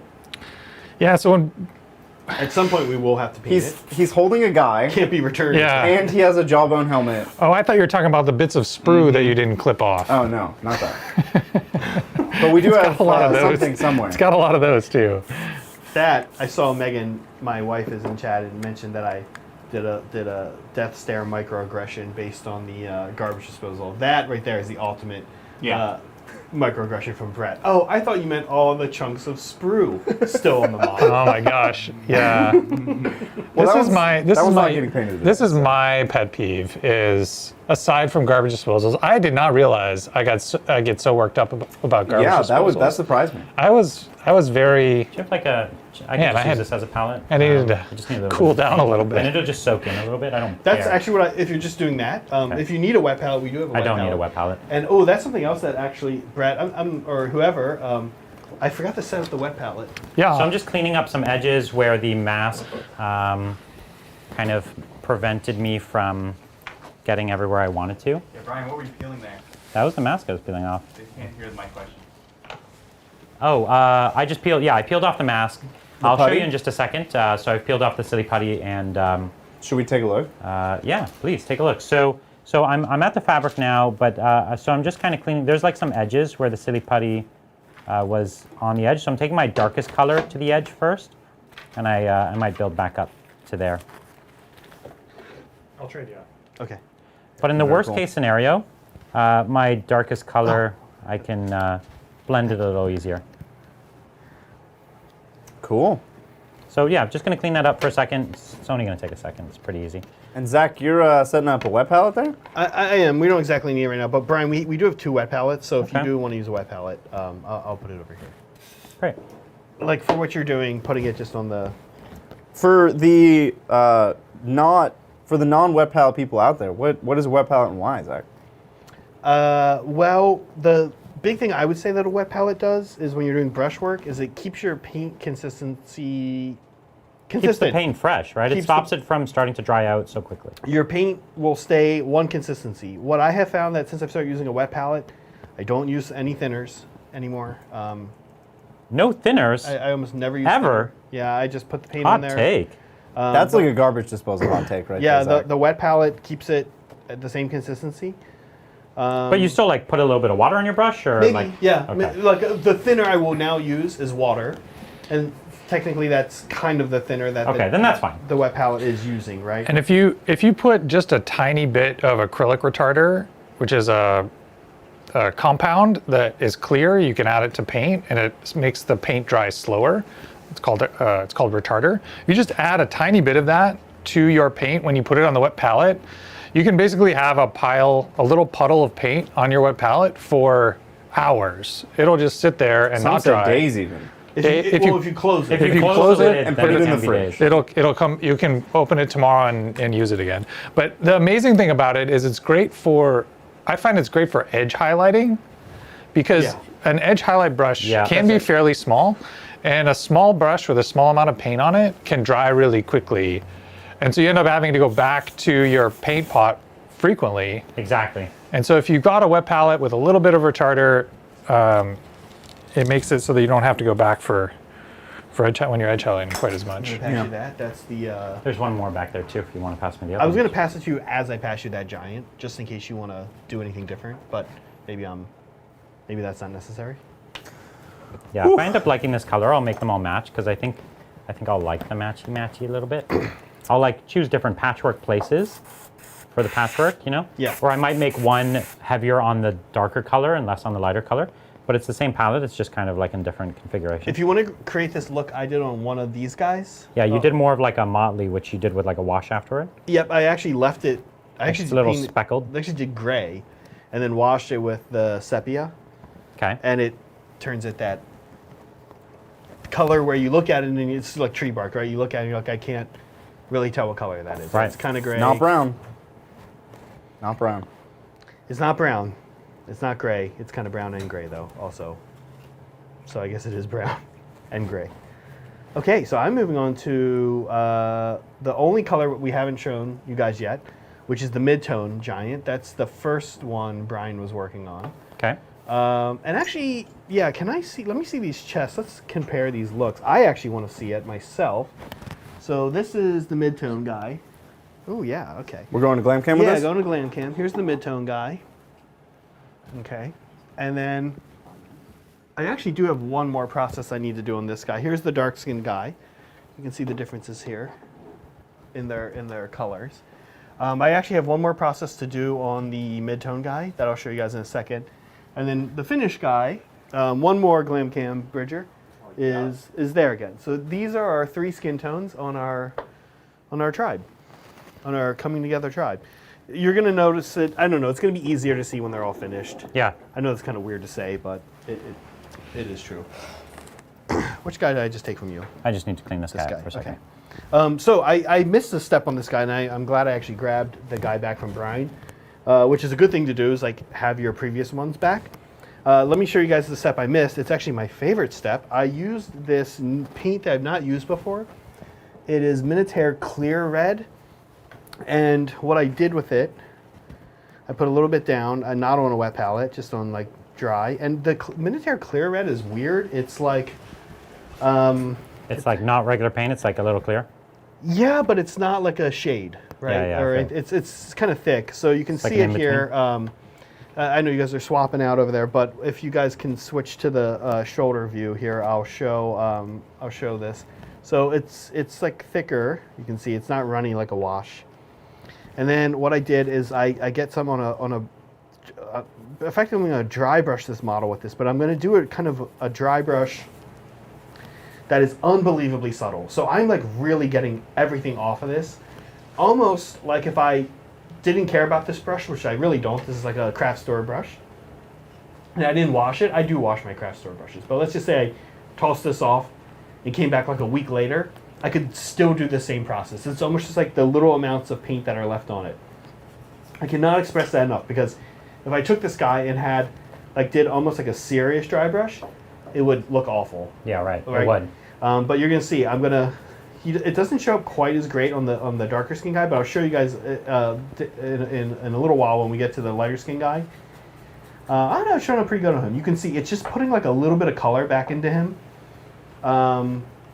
And I'm focusing on some areas, and I especially will focus on some areas with the lighter skin guys, or it's gonna look weird. But I kind of focus on his nose. This gives him that like, oh, my nose is cold. I'm in a cold environment kind of thing. Focus a little bit on his pecs, just some different areas, a little bit around his knuckles. And again, it's like unbelievably subtle. Brian, I'm going to hand this guy to you. Could I have his legs back? Yeah. And feet. Do you have an earth shade for me? I can't. Oh, find the it. wash? Yeah. Oh, yeah, sorry. Here is... No, that's a flesh shade. Flesh. And then there's a null. Just if anyone knows where. Oh, the- Agrax? We actually don't... We don't have an earth. Okay. No, I we got have you. that, and we have Sepia. Sepia is too light for me here. I have one, Brian. I brought some myself. Hey, everybody. I could use the flesh shade. I don't care. It's fine. It's very close. I It's know. fine. I did bring it actually for my own stuff. Did today. you? Okay, yeah. I'll take the earth shade if you have Yeah. it. Brett's getting it. I think he's enjoyed it. And so, yeah, it just puts like a little bit of color back into him. And again, kind of shows that one, his blood is pumping, like because he's in battle. Two, he's in a cold atmosphere. Like a lot of different stuff going on, and it just Warms up the skin. Warms Yeah. up the skin a little bit. So there you go. That goes with the norm over there. Perfect. So I actually did that process on the light skin guy doing the test yesterday. Right. And I was like, you just need something. Just And I needs just a hit little him more. with that. It just gives him like a little bit of, I don't know, vibrance, a little bit of, just brings back a little Makes bit him feel of more life. alive. Yeah. So, okay, now I'm going to do the mid-tone on this dude. So for my mid-tone, the first color I'm going to airbrush the giant skin is actually the second color I airbrushed the darkest Is it? skin guy. No, so it turns out I actually have flesh shade. That's okay. I'll take flesh shade. It's fine. Oh. So somebody's asking what color dry brush that was. Again, it was the Minotaur Clear Red. and I used really very little bit of it. Like, I still have it on my brush. I haven't even washed it off. I'm not going to until I'm done with all these guys. And I like, when I go to do the next one, I will probably start by not even doing anything to this brush. I'll literally, like, half an hour from now, just pick this brush up and go. That's how little you want. If you have too much, your giant's gonna suddenly like be red. You know what I mean? As opposed to like looking like it's underneath him. Maybe that's what you're after. If you want a red giant, that's not the way I would get it, but yes. Well, you generally want to be careful with dry brush too, because they can look very scratchy very quickly. And so you Yes. really, regardless of what you're painting, if you're going to be doing this kind of dry brush, be very gentle, you're Mike. very light. I am Mike now, yeah. Okay. I was like, Yeah, wow, I was- Adrian's I really was- being authoritative. I was going to ask the question, like, how do you decide, if you want to highlight something, how do you decide whether to do it with the airbrush or with a dry brush? And I think the answer is what you just said, Adrian. Like, if you wanted to sort of look scratchy, look a little rough, a little worn, dry brush is the better technique. If you wanted to look sort of smooth and caused maybe by light variation or, you know, something like that, then the airbrush probably the better tool. Yeah, and if something has kind of ridges that you really want to pick up, like you have some really nice like skin folds here or like leather or cloth, then it's great. If it's something that's very smooth, then it's just going to look like actual paint, and the airbrush is Right. going to be the better tool there. So I like a combination often, to be honest. And the dry brush is like the secondary step. Yeah. That's really it. And like one of the worst looks one of the worst looks you can get is when people have nefarious reasons for getting an airbrush, and the nefarious reason is that they want to be lazy, right? Yeah. And they don't wash recesses that need to be washed, because an airbrush does not care about recesses. It's going to go in them just like it goes into everything else. So, like, Well, and also you'll create these really beautiful fades, and then you'll find if you just do an all-over wash on the model, you'll kill a lot of the airbrush work you did. Yep. And Yep. so you end Yes. up having to do you have to end up doing like panel washing, where it's like you're doing a wash like very like a fine line, which is a different skill altogether, right? yeah, I mean, I do that a lot. Yeah. Well, Oh. you paint Tau a lot, which is like You have to do that's that. the thing about Tau. And Eldar, frankly. Eldar is like that too. Yeah, exactly. Um, Organ Weird. Freak was asking what that pot is that you're spraying your airbrush into, Zach. what are these called? These things. So yeah. Spray out pots. Spray out pots? Yeah. Yeah, What does they're it do? great. Like, what's the deal? Well, it holds your airbrush. Yeah, Which it's like is a little great. stand for it, which is nice. Now, I will say, Brian, this guy's still working for you, okay? Yeah, it works Okay, great. you gotta be a little careful with this. I actually stored this one this way, but it looks like it was going okay for you. Like that. Yeah. Yeah, okay, great. So it holds your airbrush, but then what you're doing is you're like spraying into it, so that's not going like I'm spraying the excess in my pot. When in you're my like airbrush. cleaning out your airbrush. Right. It actually has a vent that you can close on it. So when you're spraying aggressively, even if you're spraying cleaner, it won't like fill the room with fumes, which is super necessary. And there's a little filter in there too. Yep. Yeah. And so, for example, I kind of don't want to do this, but like this thing, you can see I'm also dumping and spraying into this, which is like right on the edge of the table, which is a horrible idea. If I were to, early on when this thing's like barely full, this is another thing I'm going to have to get one of these guys to do from here in a second. You can see the water's moving a lot right there. If I'm not careful, it's going to like splatter It'll all splatter, over the yeah. place. So that's really like the big thing. And I will give you guys, and any of you at home who have used this tool will confirm this with me immediately. The biggest thing you want to make sure that you do with this guy is I recommend almost anytime you're done emptying it out, don't let it sit, which I do all the time. Oh, it'll just harden forever. It will. It'll turn into like rock. This will solid. be so hard Yeah. to unscrew the top. So like, even if you don't empty it, just like give the top a good unscrew every now and then, so that the paint, all the like wet paint and stuff, Can, isn't like, like getting loosen in up. there. Yeah, loosen up. Zach, I have one of those at home, and I've never unscrewed it. I've had it for like 6 months, and I've never unscrewed it. Oh, 6 months. Okay. That's gonna be. You're gonna need a new one. You're gonna need a tool. You're gonna need some tools. I'm gonna need a blowtorch. Yeah, You're gonna- I had to do the hot sink thing. Yeah. And the other thing is, like, when you do open it up, it's gonna smell. It smells so weird. It's gonna smell like Bridget's sink. It has such a weird Just like smell. fermenting paint and like water and clean air and It's going to smell like the inside of a Gargant's veins. yes. Yeah, thanks. Which is blue, also, funny enough. Thanks also, Michael. Yeah, we do have a little bit of a we have actually, as Brian was saying, Actually, a pretty good ventilation pretty solution. decent ventilation. I actually system. haven't smelt any paint at all, which even with my high quality ventilation at home, I usually smell more paint than here. So I think we're doing a good job. Yeah. Yeah, it's a combination of fans and like these like actual like floor air filter Yeah. thing that we use and to kind of push everything away from us, actually towards the camera, and the filters. Right Yeah, down so there. you guys should be wearing masks at home because we're Yeah. pushing all the paint at you. Yeah. Okay, so I just did his first coat here. And now we're going back to the step where we put in the Galvorbach red and the Wordbearers red to give him that kind of undertone, the blood pulling up undertone look here. And Brian is doing a way more impressive job on the cloth than I did yesterday, that's for sure. Yeah, let's take a look at what Brian's doing. So what I'm doing now is I'm washing the cloth, but because I airbrushed it so carefully, I'm not doing an all-over wash. So I'm only doing the wash in the recesses where I want it. I'm painting on the wash like it was like a color almost. And with a model this large, that is very, very forgiving and easy to do. So I'm painting it at the seams, but I'm also painting it into like little folds that exist.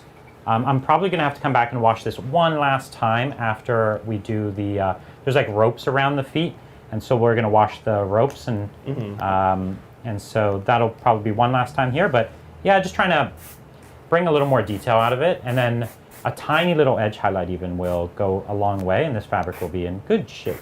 Now, I actually misunderstood what you were asking me, Brian. I like how you're doing it, but no, that I would have done a wash You would have over. done it all over? Yeah, and So- I think there are some, you could I'll pick tell you and the reasons choose. why I wouldn't. Yeah. So because I have two colors and they're actually pretty close to one another, I want them to remain distinctive. They won't If I do if an you all-over wash, wash, yeah. it'll Yeah. actually be the same color. That's right. And so because I didn't have such a distinct color between the two, I would lose that. And Yeah. that was really important to me to keep that subtle Yeah. difference. And also, I want my most vibrant color, which isn't that vibrant, to stay as vibrant as I Not bring painted it down even more. I don't want to bring it down. And so if I washed it all over, I would have to grab the airbrush and Yeah. go again.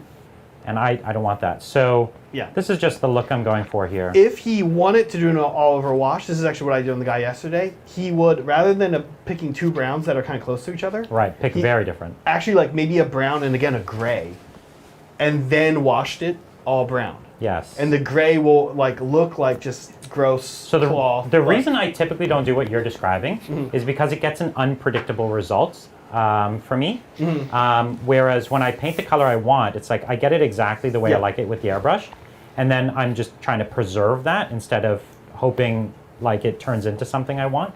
Now with this fabric, I will say it is kind of a not supposed to be like a perfectly clean, like as you say, it's not like Exactly, Eldar yeah. armor or something. Right, that's exactly. Precision. So, you know, it really wouldn't matter if it surprised me and came out different in the end.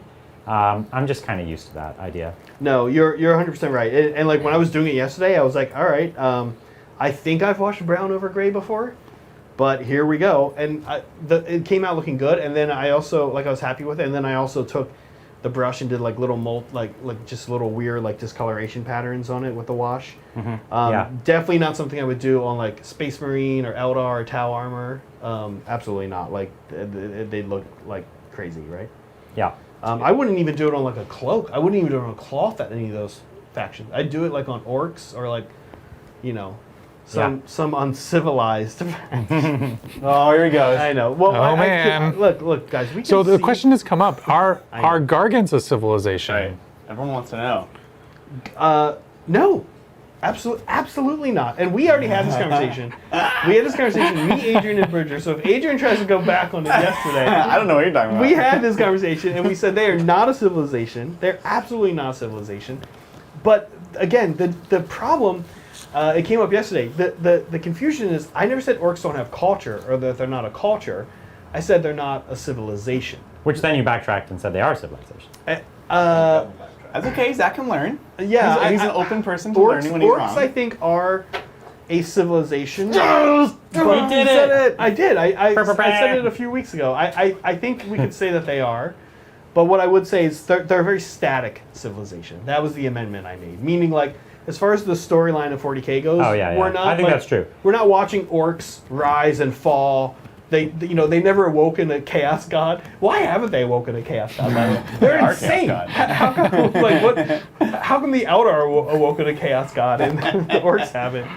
That's a good point. Birthed a chaos god. Sorry, like not even right. Like I would love to see the Chaos God that they birth.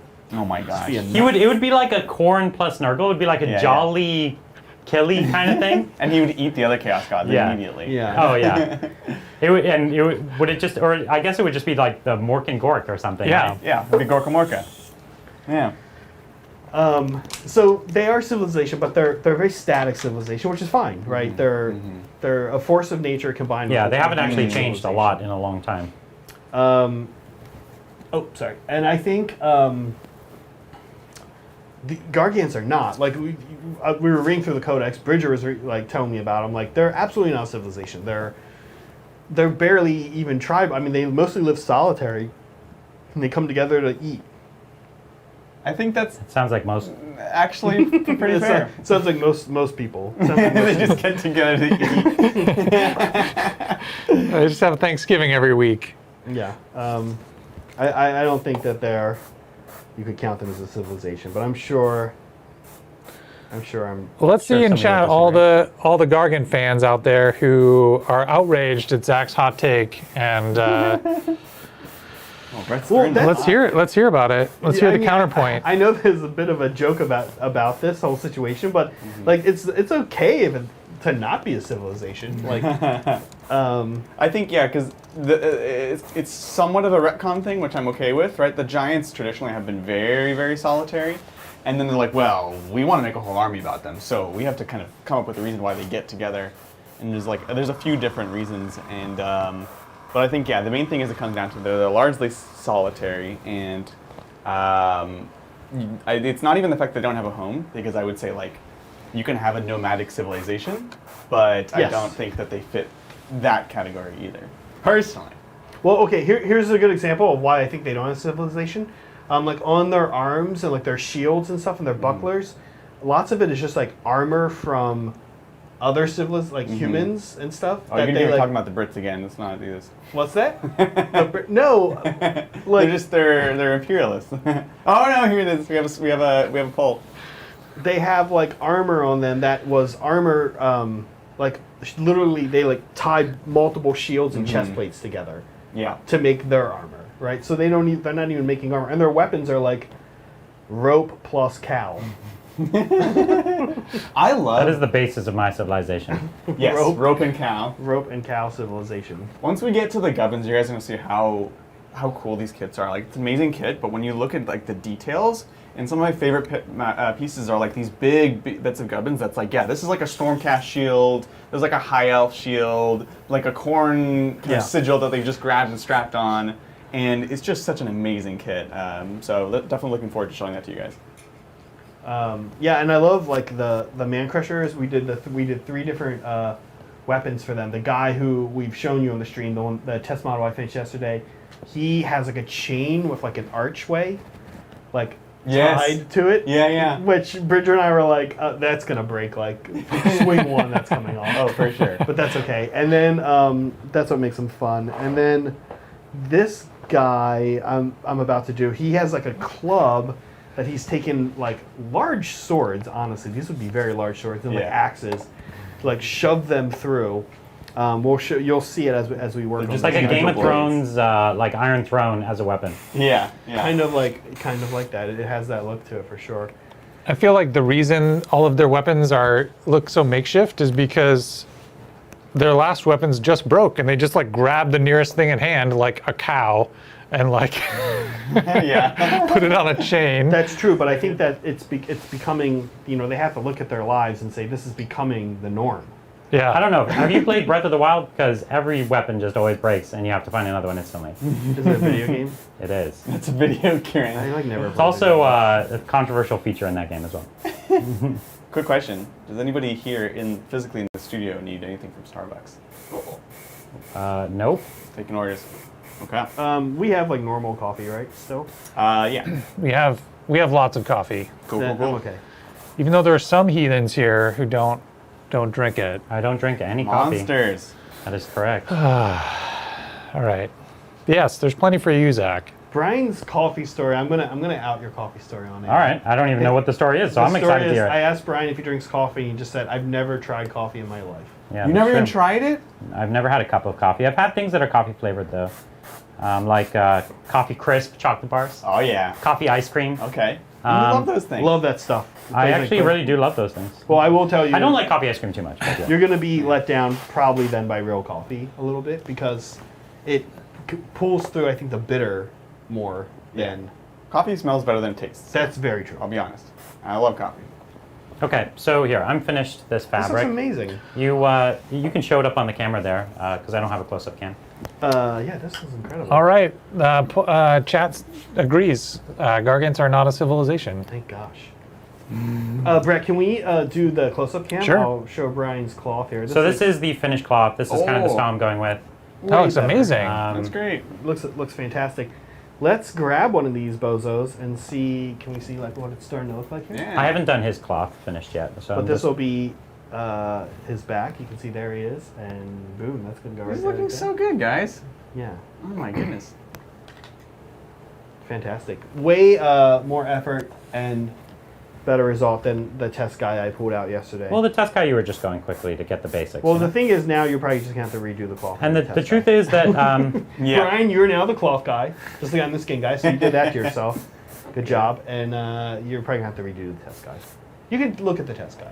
I saw the test guy. I'm saying like give him a look. Okay, over. I'll give him look. I'll give him a look. Even if you just do a few panels like that, it'll help. I think. Yeah. He has been tester's doll coated, but that's okay. Yeah, that doesn't stop anything. So, Brian, there's a legitimate question from Ginger Rage here. As a Canadian, no coffee and no beer. Like, what do you even get when you go to Tim Hortons or the beer store? Okay, so I didn't go to the beer store. There's a beer store in Canada? Yeah, so alcohol in Canada is controlled by the government. Right, yeah. And so there's like, only certain places you can go to get alcohol. I don't know if that's all of Canada, actually. I think that's just Ontario. But Some of your states are like that. Oh yeah, actually. East Coast. sure. Ireland. So, okay, so, but at Tim Hortons, I would get, like, I don't know, donuts and sandwiches. Now you're just naming food. No, I got donuts and sandwiches. Like, I would get the Dutchie, which you guys, I'm sure, don't know. Nope. Is that like a Dutch Crunch roll? No, it's a donut. Oh, it's it's a delicious. donut. Oh, it's got they like tried to maple- discontinue it. it's and, got maple in I think Canadians almost revolted. It definitely has maple in it. I don't even know what it is. No, It doesn't I have don't maple. love maple donuts too much. I love maple syrup, but I don't love maple donuts too Little much. maple stuff can be a little intense. Yeah, Like, yeah. Like Yeah. you gotta have small amounts. That's a lot of sugar. Wait, okay. But I would eat honey crullers and Dutchies and apple fritters and apple fritters, man. that's what I would get. So Tim Hortons, I just got donuts. I also used to get their sandwiches, but yeah, that was me. Oh my gosh. I have had like iced cappuccinos, which is like a mega sweet coffee adjacent. Okay. It's basically like coffee ice cream melted. Melted Yeah, coffee ice cream in a it's, cup. And that was really popular for a long time. And I honestly, like, I had them, but I never loved them. Yeah. Yeah. But yeah, I never got a double-double or anything like that, like everyone else in Canada. Yeah, Kirkinos is totally correct. Your programming is just showing up because you're defaulting to writing whatever a search engine brings up. You're like, what do people like from Tim Hortons? Like donuts and like sandwiches. What do humans like? Right. I eat human food. Yeah, I'm a Guys, totally every normal time, human. every time we go to Tim Hortons, I just get the usual human food. Yeah. Yeah. I'll take one order human Hello, food. fellow humans. Zach, what are you working on there? We are now doing our final guys blood flow problems here. This is the man crusher, the small man. The man crushers are the small ones. Very cool. And I'm putting the Galvorbach red on his face, hands, love handles. And Man, I wish I was painting some Gal Vorback right now. Yeah. Gal Vorback are so cool. They are cool. Do they have them in 40K? No. They have Possessed, which is like, What they turned into. Yeah. You know? That's what my possessed are. Wait, You- so The 30K the Galvorbach yeah, models. because they're way cooler than Yeah. the 40. they have a lot more personality. The 40K Possessed models are not beautiful. So there's actually two colors. There's Wordbearer's red and then Galvorbeck red, which is also Wordbearer's red. Yeah. All right, cool. Just checking. Oh, in the other order, we do Galvorbach red first because it's Yeah. like the deeper maroon, and then we do the word bears red, which is almost like a brick color. Right. But Galvorbeck are word bears. They Yeah. are right. So But we were talking about that on stream the other a couple weeks back because these are the same two colors we used on the redwood trees. yep, no, that's right. And we were saying that this is actually like a cool thing that GW does because it kind of like mentally connects you with the colors Yeah. by connecting their brand. And I almost wish they did it more. They do it with their blues. They have like a bunch of blues named after different They have Russ. ultramarine They stuff. have Russ Yeah. and Calgar and They have, Well, like, no, uh, but the blue. There's a Subtech line blue. of blues that are specifically named for Calgar Blue. There's Is an a Ultramarines chapter and master. there's, like, and Macrage, right? Macragge, yeah. Macragge Blue, yeah. That's like an and ultramarine place, and right? so those are like Calgar Blue is the undercoat, and Macragge is Right. the I like that. the I wish they mid-tone. did that more. I'm laughing, but the only reason I know that is because there was a box set named Battle for McCragg. they're That was monsters. like They don't even know the Ultramarines. Wow. Ultramarines. Macragge they- and Honestly- Macragge, yeah. Honestly, hot takes. Must be Italian. Since we do that all the time here. He's about to tell you how much the Ultramarines are awesome, and anything else he says, don't listen to. I am. I was going to say that. I actually Good. think that in 40K and honestly in 30K too, they do have some of the coolest background. Yeah. Like I love their whole like in 30K they establish them as like what are they good at? They're like actually the most Tau-like. They like have all these. I love how that's how he synergies. compares everything. Well, but people in 30K always say that they were like, if you like Tau in 40K, you should play Ultramarines in 30K because they have similar kind of aspects like marker length and stuff like that, where they like this guy does this and now this unit can shoot and do this to it. But then they have like this nation building kind of aspect to them that they play up a lot in 30K, which I think is very cool. Yeah, they're diplomats and Yeah. Politicians. And I like that governors. actually. I think they have some of the coolest background. They like anytime there's cool background where like Ultramarines, where like Space Marines interact in some interesting, compelling way with Xenos, it's always Ultramarines. Like Yeah, they're siding the with, ones like, who working with would- Tau. There's like Black Library novels where they Yeah. like work with Tau. There's Yeah. yeah.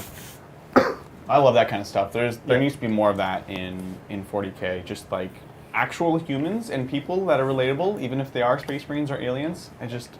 I love Black Library. Don't get me wrong, but so many of them are just like, and then the Orc boy who has toughness 4. That's the thing. Or they're just like overly dark and like unemotional. Yeah. I just started the Caiaphas Cain novels. Yes. Oh my god, so good. It's like about actual humans and actual characters. They're and a little funny too, right? it's so funny. Yeah, yeah. Because he's actually just a coward, right? He's a commissar. Yeah, yeah. And his whole life goal is just to like kind of take it easy Not work, and survive.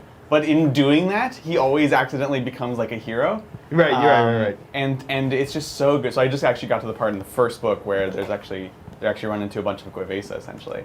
Oh, are you reading? Yeah, you're reading. I think it's the first one. It's Greater from- Good for the Greater Good. It's so it's from the omnibus, so it's all kind of together. Okay. But I think we actually have it here, so I'll take a look. But it's really good. It's like the Tau and Gene Stealer caught one. I think. So he's with the Way to Valhallan. spoil it. I know, dude. He's with the Valhallan regiment, and they just showed up, and they're like, "Oh yeah, there's been Tau on this planet for Oh, a this might while. be a We're worried different about them." And then they show up, and there's like a human that has like a shaved head, except for like the like Jedi like kind of Oh, yeah. little rat tail, and Yeah. like that's weird. And why are all these buildings? There's no right angles in these buildings. They're all slightly curved. Oh, this is a different one. This is a happening different here? one than I read. Yeah, it's really cool. These buildings would not take a dry brush well at all. Yeah, exactly. Yeah, he's just like, what? This is not how like we ever intended it. There's like Tau sympathizers. It's amazing. Yeah, they are cool, right? You're right, Adrian. There's this cool part in another one of the Tau ones where like he, like some fire warriors have to start shooting at a servitor. Yeah. Because the servitor is attacking an ethereal, but they need the ethereal's like their friend, but the servitor goes on like autopilot, and he's like, I need to kill this ethereal. God. And the fire warrior starts shooting it, and he's like, yeah, good shots, guys. He's like, oh, what am I doing? Like he just realized he's like helping these, like encouraging these Tau to shoot the servitor, but he's like, oh, it's just like a human reaction. Like, Right, That's the stuff exactly. I like when they do that, yeah. Yeah, Guard are the most interesting Black Library faction, probably. They're so because they're actual humans. It's Yeah. great. Space Marines, it's kind of like, we are big men. Oh my We god, it's shoot the things. worst. Yeah, just like it's horrible. Although they did do 30K pretty well. Like Yes, they yes. found stories that work. So Agreed. Oh, agreed. absolutely. Yeah. Oh, here it is. The Hero of the Imperium Omnibus. But yeah. So I'm almost done the edge highlighting here. Edge highlighting is always slow, but I love it because I love the end results. Do you want to And, use, if you want to use the wet palette, there it is. It looks like hasn't you're been doing a okay without problem. it, It but- hasn't been a problem so far. but yeah, thanks. I'll take a look if I need it. We have two of them. Red Grass Game Wet Palette. And I won't go crazy with the edge highlights. I rarely do, actually. But I'm picking up all the threads. You know, there's like the individual threads that tie the pieces together, and I think it goes a long way to have them Yes. popped out. I actually did those metal. Oh, nice, like on the staples. on the original guy, yeah. Yeah, I think that's cool too. I'm just doing it in the same color that I'm doing the rest of the edge highlight. Because actually, one of the things I usually try to do, one of my general theories, is to use as few colors as possible. A good idea. I think. And so I'm already using this color for the edge highlight. And It kind of works. it's a good idea, Brian, and it's especially a good idea on these guys because when we start adding the Gubbins, Yeah, they will have there's genuinely gonna, unique colors. there's Yeah. going to be so many colors. Yeah, they like this guy was one color until like the last 10%, and then now he's like 8 colors, right? Yeah. Brian, can you show us what you're working on? Yeah, so I'm Brian. just doing the edge highlighting here. So I'll show you what the progress I've done so far. Maybe I'll put it over here on the glam cam. So I've done some edge highlighting on these pieces here. Yes. Um, oh, man. Oh my God. Will it stand? No, it will not. But anyways, yeah. So you could see I've picked up some of the threads and the edge highlights. Just brings the fabric up a little bit. And actually, once we get the rope on the feet, it'll look really good. The rope actually is gonna because I'm gonna do the rope a brighter color. I think the rope is gonna pop that area of detail really beautifully. So I'm happy with how it's coming together. It's been really easy to do so far. That looks great. So I'm Looks just doing the really same. nice, I'm just doing the same thing on the on his back. And so just kind of reiterate the theory here. The theory here is like the cloth is not the star of the show, right? This isn't a giant cape or something like that. So I want it to blend, kind of fall into the background. And so I've done it brown, first of all. This like there's no red patches or anything like that. But also I wanted it is patchwork, so I want to acknowledge that and I want to have different colors, but I don't want it to become noisy and messy. So I've made the two colors both in a family of browns with one another, one lighter, one darker. And so that way you could see the differences, but it doesn't scream at you. And then I'm just allowing the edge highlighting is bringing the details through and allowing it to feel detailed and finished, but without a lot of noise going on there. So that's kind of the goal. Brett, I'm about to go back to the final Megagargant. This is the light-skinned, paler-skinned dude. And I'm going to, he's dry. We did his purple, we did his reds, and we did his purple wash on him. This is what he looks like right now. And like you look at that and you go, that should not be the color of a Yeah, giant. that doesn't look like skin. So at Actually all. into it. Yet. Yeah, it looks Yet. interesting. So now what we're going to do is we're going to add 2 layers on him. First, we're going to do Ushanti bone. And Brian was saying earlier, like if you need to add like a little bit of warmth. My guy already ends up looking a little bit like a zombie, like cold, chilled, frozen skin. I think he'd look maybe too much like a zombie if we didn't add a little bit of Ushanti bone. And this is going to warm him up a little bit. And so this is what we're doing here. And actually, I'm kind of going all over with this. And by the way, when we say warm, we literally mean a color that's in the red spectrum. Red, orange, whatever. Now this Ushanti bone you might think of as white, but it's yellowish white. Yeah. And so that is any warm color, like color of fire, you know, that's warm. And after this, I'm going to actually use a cool white over top of this. A Minotaur Snow White, which is one of my favorite paints to use. And that is really what's going to end up giving him like the kind of grayish, drab look that he ends up with here. Nice. Sounds great. That looks great. Hey, for those of you who are just joining us, Zach, why don't you, do you want to talk about our schedule a little bit for today and tomorrow and just kind of reiterate what this is all about? Well, I can talk about today. I'll let Brian maybe talk about tomorrow, or Sure. Adrian. Today, this is you're looking at the schedule. At some point, We're going to finish this entire army. we're gonna finish Start this to entire finish. army. It's a Megagargants army. That's essentially 6 giants. We actually have almost 12 or so in the studio that are built, so we might do more, but we're definitely going to finish an entire army today. Yeah, we almost right now we know we've established I'm doing skin. We've established Brian's doing cloth. Yes, we have. We know down the road Adrian's doing tattoos. Yeah. I think we're gonna have Brett on chains and straps duty some point. Ooh, here. Chains and straps. straps. Looking forward to it. Yeah. Can't wait. Boy. So I've got my lead belcher pot warmed up. It's ready to go. I think assembly lining like that is a little bit better than everyone paint their own model. Yeah. Well, it's more cohesive. Well, and it's a fun way to have everyone come on air too. And Yeah. So we're going to rotate. At some point here, we'll give Zach and Brian a break, and Adrian and I'll swap in. Got it. Bridger will take a turn. Yeah. all right, he's finished. The cloth is finished at least on him. I'll show you this piece that I've just done on his back. Yeah. We can probably glue him together if we want. I don't know that's kind of Adrian's call because he's got to work on him a little bit, and Brett's call. But I don't know how much other than the tattoo. I don't know if there's any more airbrushing. Maybe I'm going to pass him over to Adrian. He can Yeah. take a look, and then I'm going to do the fabric on the next. Actually, I want to do the next two together. So I'll start masking this guy, and then when Okay, your guy's yeah, because ready. this guy will be done by then, Brian. He's just about ready. Beautiful.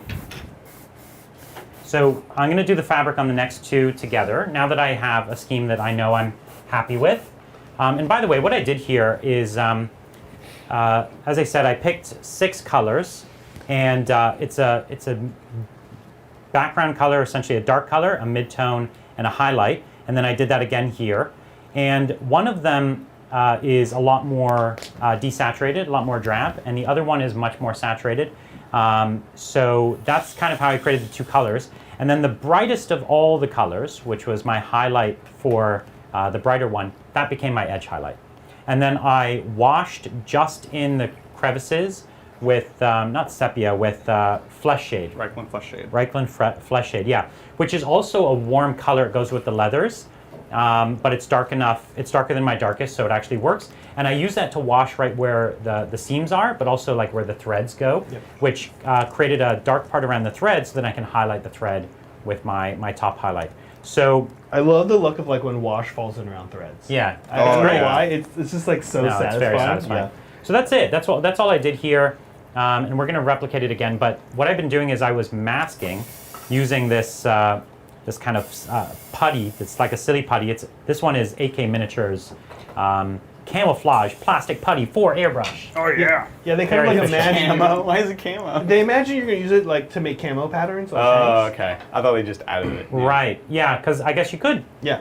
use it just as directed. Yeah. We're not using it that way. No. And I was really impressed with how it worked on this last model. So I'm excited. I'm gonna mask this one, and then as soon as that model's finished, he's I'll just- mask him as well. Yeah. But we want the paint to dry before we put the putty on, because we really will peel the paint off. Okay, so the last color I'm doing on the kind of pallor skin dude is Minotaur Snow White. I keep Minotaur Snow White. I talk This is about your these. favorite white?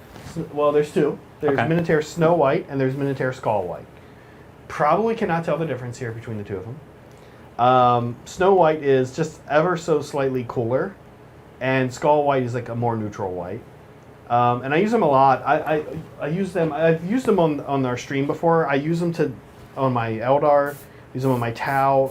They basically are like final highlights. That's kind of how we're using it here, although maybe a little more aggressively than we would use on my Tau and my Eldar. But you can see them again, kind of zen and thawing it a little bit here, coming down. I don't really care if I hit the cloth because Brian's going to paint that up for us. Correct, yeah. And that's why, you do the order of operations in a particular way, right? Right. There's I typically work, I don't know if you do this, but I typically work in either the biggest section to the smallest or the lowest section of the model to the highest. Yeah, that's usually Bit what of they both, say, right? yeah. Like, work your way out. But you can see, like, this is turning him. It's chilling out the warm look, and it's turning him this kind of gross, grayish brown, not brown, grayish purplish white. I Yeah. guess. He looks like a White Walker a bit at the moment from, so he definitely looks like an ice creature from the north. Yep. Yes. for sure. I'm super into like doing natural stuff like skin and trees and stuff where like you look at it and you're like, I mean, I guess that's this color. If you asked to say like what color is his skin, I guess I would say gray. Yeah. I don't know, but there's like a lot of things, as I've said before, I use the term living under that, right? Like there's the purple, the reds, Yeah. the Ushanti bone. Well, I think people would be surprised how, like, maybe they would just grab the flesh colors and just go with those. But you can get really believable results. You know, actual living creatures and even humans come in so many varieties that, you know, almost any combination that you do here, you know, that's reasonable, will look like, you know, an interesting living skin tone. Keyword reasonable, that is true. And maybe even some unreasonable ones. No, but of course, because they're also fantasy giants, Yeah, you know, exactly, right. there's a lot of wiggle room there, right? To Right. create something that's a little more out there. Like if you walked into like a doctor's office with a skin tone, you'd be sent to the emergency room immediately. Yeah. Unless you were a super cool giant. So Zach, right now you are. I'm going to highlight this for a second. You are pouring paint from your airbrush back into your bottle of Minotaur White. Yeah. And this is the reason you love this style of bottle, of paint Yeah. container, right? yeah. So it has a dropper. Can you show that real quick? So this style of bottle has a, you know, the flip top with a dropper. So you get a dropper if you want. And then when you're done, you can just unscrew the cap, pour it back in. So you get sort of the best of both worlds. And people always talk about like Vallejo dropper bottles Right. Everybody versus always- GW flip top bottles. This is the debate, right? This is the debate? Everybody's always debating these two. Yeah. The thing is, there's a third option that has the best of both worlds that nobody ever talks about. And it's that Minotaur style. Yeah, but do they have Minotaur blue-green? They do not. But you know, there are people out there who like specific shades and they put them in their bottle of choice. Right, Like yeah. I haven't seen this yet, but I kind of want to get a bunch of bottles with that style dropper, with that style top. Right. And then put like Vallejo blue green in it. Well, Brett, I do that with my towel. Your custom mixes. No, I do that with. I've done that with Cerebrite green for my towel. Oh, I've okay. done that with the bone color, the color my crude are. Oh gosh. Interesting. All right. Yeah, I do that I love it. because it's just easier. Yeah, I think it really just depends on your own personal preference and what you want to spend time on.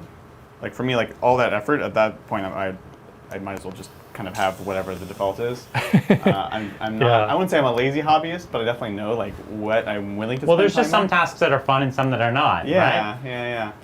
So I'll Like you didn't get into hobbying to like manufacture paint to pour bottles. paint from one to Yeah. another one. Brett, I'm gonna do Yeah. the red dry brush now. The Yeah, final sure. step on this guy. So, guys, I was saying earlier, I'm gonna pick this guy up in like half an hour. Yeah. And I'm just gonna start with the brush. Uh-huh. And there it is. You Oh, can it's see. so good. Yeah, like, and that's all I want. I have not added paint to this in like half an hour. So it's pretty much a poorly cleaned brush. It just gives them like a little bit of rosiness. Very little. Like if you do, I might add. No, I don't know if I'm gonna have to actually. Yeah, I don't think you'll need to. Like see, I hit these edges here, and it's a little more than I want actually. It's okay though. It's Bridger's army. Yeah, he's a giant. It's fine. Yeah. Boom, boom, boom. On the feet. Beautiful. Yeah. It's all about feet and foots. That's like a big part of their culture, right? Yeah. So Yeah, good. that's what this faction's all about. They like worship feet, don't they? Yeah. Is that real? Yeah. No, it's Yeah. actually so. There's a lot of like puns and jokes and like actual things in the book all about that. Did you call them a culture, Brian? He called them culture. Oh, I think no, guys, he agrees with this culture. He agrees that there's culture, just not civilization. Right. Yeah. I was, I love getting you riled up about this. Well, I mean- Adrian came in yesterday and was like, "Oh, Mel and I were watching some video about some show about orcas having culture." And it's like, yes, orcas have culture. Crows have been established to have culture, which means that you go from one population of an orca to another population, and they have like their whale calls are different. They eat different food. They have different hunting methods. That's culture. Watch different right? TV shows, yeah. Yeah, exactly. Yeah. Yeah, like Yeah. different fast food, etc. Right? That's culture, but orcas do not have a civilization. Yeah. Not yet. Yeah, Not yet. They're working on it. When they become so what is- spacefaring and invent teleporters. What's the Uplift universe? Oh yeah, Uplift. Yeah. Where, I like- love Uplift. What is Yeah. this? It's a David Brin series where the like most intelligent non-human species, non-human species on Earth, kind of are elevated to that kind of next level of like sentience and capability. I forget the exact details, and so it's like like dolphins and I think some orcas, or something. Chimpanzees, Elephants. But it's a Yeah. little more than that. Octopuses. It actually like posits this this galaxy where there are these alien races, and to get more sentient alien races, the reason anything is sentient is like one race found like the coolest animal, smartest animal on the planet, and basically like gives them this gene therapy and this like training that takes forever and turns them into a sentient. Oh, okay. So they like pick winners. They pick pick winners, winners. and then that race, once they're like fully sentient, they're a client race to the people who made them for like 100,000 years. And I don't know what that entails, but that's of course where a lot of the conflict comes from. Yeah. Where as a race, you're like totally in servitude to the race that made you. Right. And humans are unique among a few unique species in this universe, in that they evolved naturally. Right. Oh, I see. It's cool series. Yeah, it is. It is a lot of that interesting kind of speculative fiction stuff. Brian, can you show us what you're working on? Yeah, I'm masking right now. So this giant, maybe it's hard to see because he's so dark, but the shiny parts is the mask, and I'm just masking around the fabric. So this guy's a little different. He has fabric on his arms, so his mask is a teeny bit more elaborate. And this guy's fabric on his head, so Have fun with that. yeah, a little more elaborate there. So I'm just masking right now. And Is that because you're doing another airbrush step? yeah, I'm gonna mask the rest. I'm gonna mask the fabric, and then I'm gonna go paint all the rest of the fabric to match that first batch that I did. That kind of that test batch. So also, is the same fabric on these guys, right? Or is that all sub-assembly, the fabric? There's more sub-assembly. All their legs are very sub-assembly. Because I would love to do all the next as a batch. Actually, I can give that to you right now. And I think that would be Well, batch painting almost. is like you're trying to finish an army in a day, a week, or whatever you want to do, whatever your short timeline is. Doing all the colors at the same time is you have to have some strategy, and that's the big part of the strategy. So definitely trying to be smarter about that for the next batch than I was for the first one. Ooh, I forgot to do these knees. I forgot about them. Oh, you got to do the knees. Yeah, These guys are all about knees. which is actually a bummer because I'm gonna have to go back a few. Do we steps. have like a poker? That's I guess I could use this. A toothpick? I'm used to having like a little modeling tool. So that is on I've got one of those. Oh, you Brian. have one of those? I'm making it work actually. Mel's with this little bringing stick. my clay tools because I actually use that a lot for masking. Me too. Yeah. You just want something that can move these things around in a like directed fashion without chipping any paint. Oh, the little rubber guys. Yeah, so those rubber sculpting tools are really, really great for that. We'll talk about more when we get to the tattoo section. That's right. Oh, Because it's yeah, because you're gonna be masking the tattoos. Yes. With this stuff well, as well. even the tattoos are also masking. Like it's a form of masking that you also want to use the same Yeah, yeah, techniques. Yeah. So speaking to that, we're actually going to keep these. I'd love to glue these guys together, but I think we want to keep them in sub-assemblies because there's this connection from like the belly torso to the cloth that we want to kind of keep fresh and Cool. open for now. Thank you. Oh, this is perfect. And the belly does like kind of hang over too, so. Yeah. Yeah, exactly. So, in fact, I can show you guys a little preview right now. I have this torso that I'm doing for our friend Shane. And I really need to finish this commission at one point. Oh, Brett left, so we can't have the camera, but we'll show in a second. And so I have a torso with some of these tattoos done. And I'll show you guys in just a second. Yeah, these little tools, big help. Yep. For masking. Yeah. Yeah, I have those in. I have them with my paintbrushes, which I keep like forgetting to bring in like more paintbrushes. Right. So there's one of those bellies. Whoa! This one has like these Celtic knot kind of tattoos. And you can see this one is separate because it really like wraps around the belly and gets down towards where the other kind of cloth materials would hit. So this is kind of like what we're going to do. We have different style of tattoos for this this tribe, but it's the same concept. So yeah, that's why we're going to keep the sub-assemblies for now. That looks amazing. Thank you. Yeah, there's a little. How did you get the little outline around it? So that was actually I did multiple airbrush steps with the inside the stencil actually, and so I just kind of went around at the sides of it. That looks so good. Yeah, thank you. Really glowing. Yep. Yeah. Little preview. So now I'm using these little tools. They look like brushes, but actually they have rubber tips, and they're kind of like little triangles with rubber tips. Really, really helps you push the push this little putty into place, so that you don't. But also, it's not like metal, so it's not going to scratch the model. Because I do have also metal sculpting tools that I would use for like actual sculpting, but these are perfect for this particular job. Okay, so I finished this guy. So it's time to start masking this next one. And we just take a look. I think I this don't leather know- on his feet will make it unique, I think. Yeah, it's gonna be a little annoying. I don't know where you guys got your little rubber tools, but I think I just got mine from like Michael's, from like a local craft store. Yeah. Not local, national like craft store in North America. I got my rubber ones from Amazon, but you can just find them locally. I got mine for Christmas. Christmas. So I don't know where Best that way came to from. get Somebody tools. gave you this for Christmas? Yeah. Yeah. Did you know, while we're here celebrating, this is actually today is my 10-year wedding anniversary. Oh, congrats. Yeah. Ah. Isn't that crazy? That's, 10 years. Thanks for being here during that. No, we've got a cool thing planned for Sunday. We don't do things on the day ever. Right. Actually, we don't actually care Well, that's about. just like more stress. You know? We're not very particular about the specific days for things like this. That's awesome.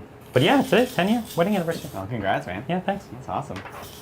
That's amazing. What are you at, Adrian? Me? I've only been married for 2 years, but we've been together for 11, 10. Yes. I know, right? This Yeah. September, So I'm going on vacation for a few days. I'll be back. You guys aren't gonna miss me at all, but we're going down to San Diego for our anniversary. So. Wait, when is yours? What?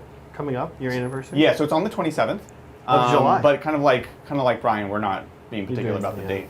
It's more just around the channel. Yeah. Which worked for both of us. We're coming up on 12.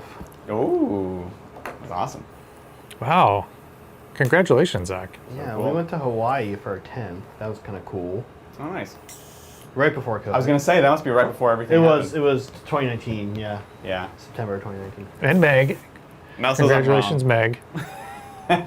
Wrong about what? The date? I don't know. She just said wrong. Are we not married? Oh, God.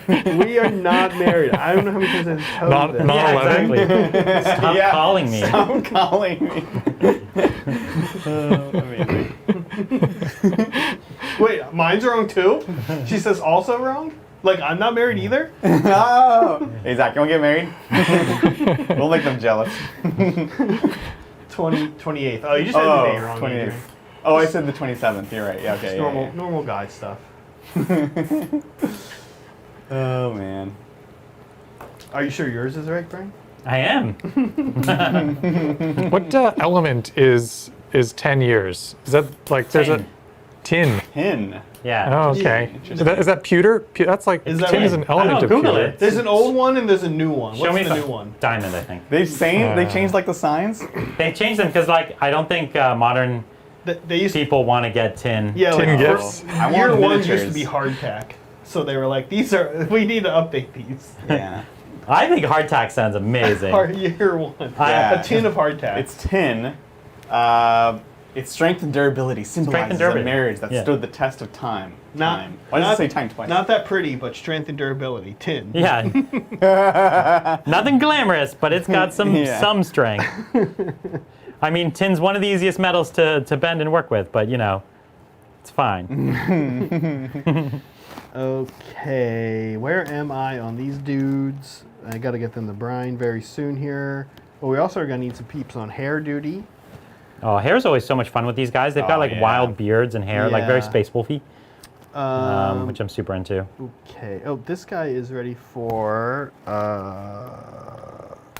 Oh, he's ready. I For, love when I'm covering these guys' skin. They start to look like Venom from Marvel Universe. Yeah, yeah. I kept black looking stuff. over and being like, what is he painting? It's all black and wet and like, oh, okay, yeah.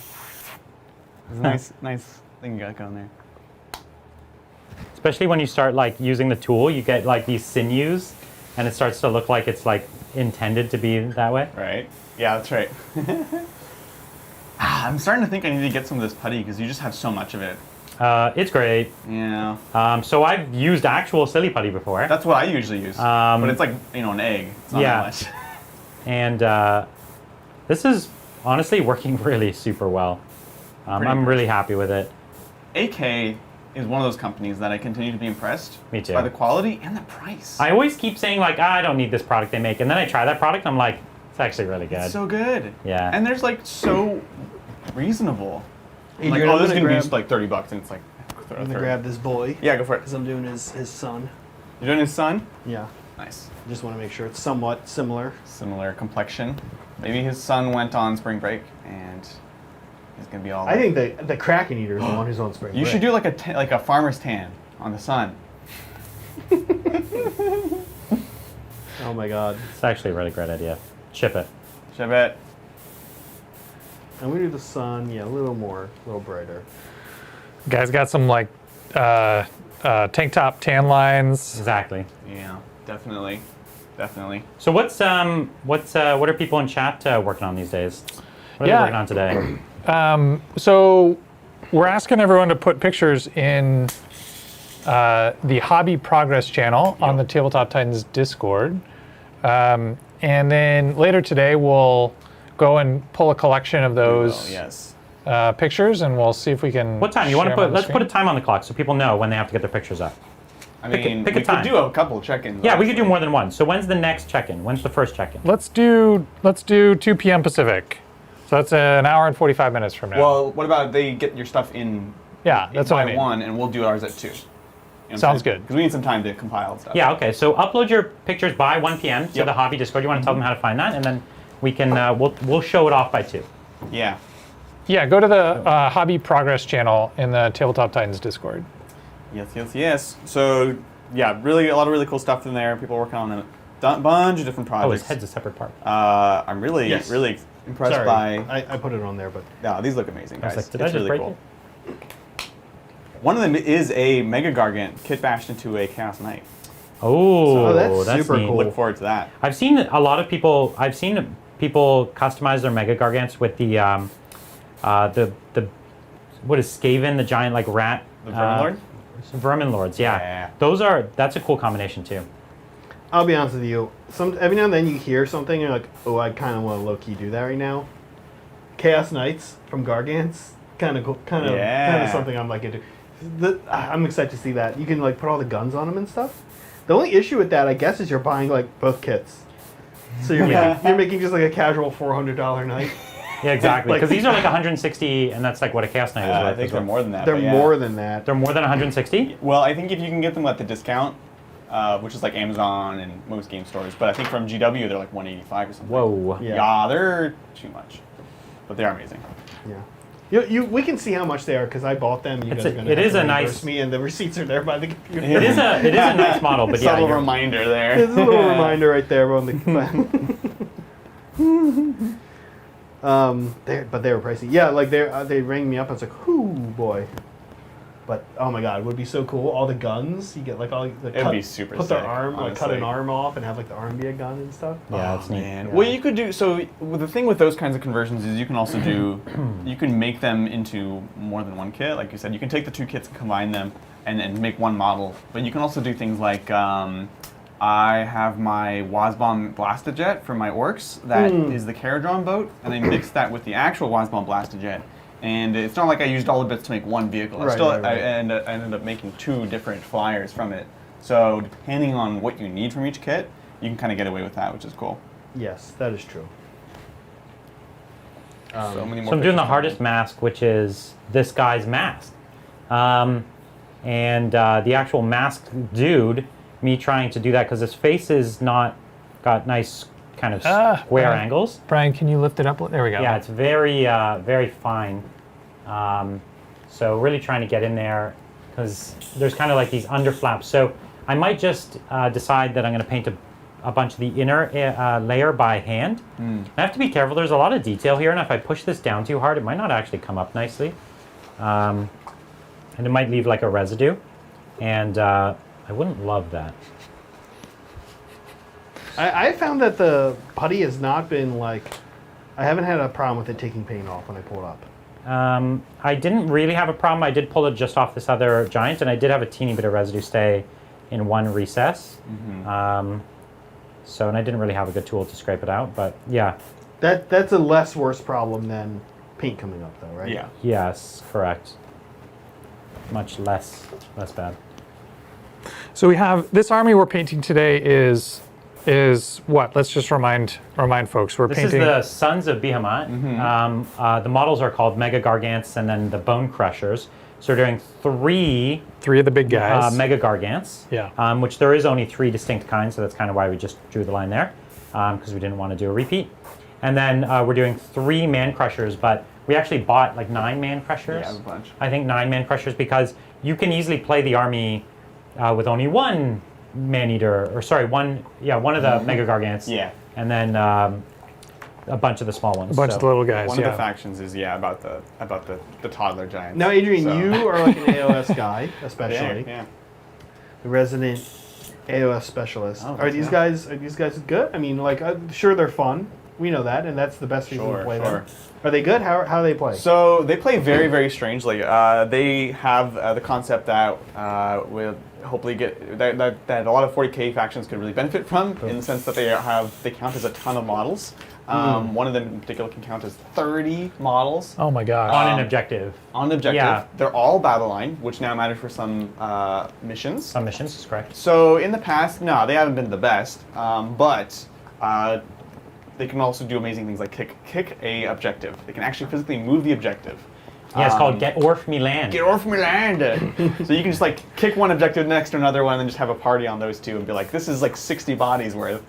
And it's going to be really interesting tomorrow because we are trying out the brand new General's Handbook That's right. 2021 rules, which change up a lot of the way the core game plays. Essentially, if you're playing competitive / match play in 2021 with this book, you're actually fighting in the realm of Gur, which is where the giants come from. Yeah. Zach, can you lift your model up a little bit? Yeah. And so it introduces lots of different rules that revolve around being a monster or killing a monster. And so I think between that and the edition change, it's always a good time to kind of just reevaluate a faction and kind of see, like, it's really hard to kind of determine the effectiveness of each of these factions, which is an exciting kind of place to be. A new edition Yeah. is always kind of a blank slate. Yeah. And everyone has to figure everything else out from scratch. Exactly. So that's cool. Yeah, so we're going to kind of batch build these. We're going to rotate in and out, and I think maybe when we take a look at the hobby progress picks, we can give you guys an opportunity to Take eat a some break. food, take a drink. Yeah. So I'm about to just start one of the 2 base colors for the leather, or the patchwork leather here. It is made up of 2 different colors, so because it is a patchwork. And so that's what I'm just about to go with right now. And I'm going to have these guys to you in a sec, Brian. We're And almost do done. they need masked as well? A little bit.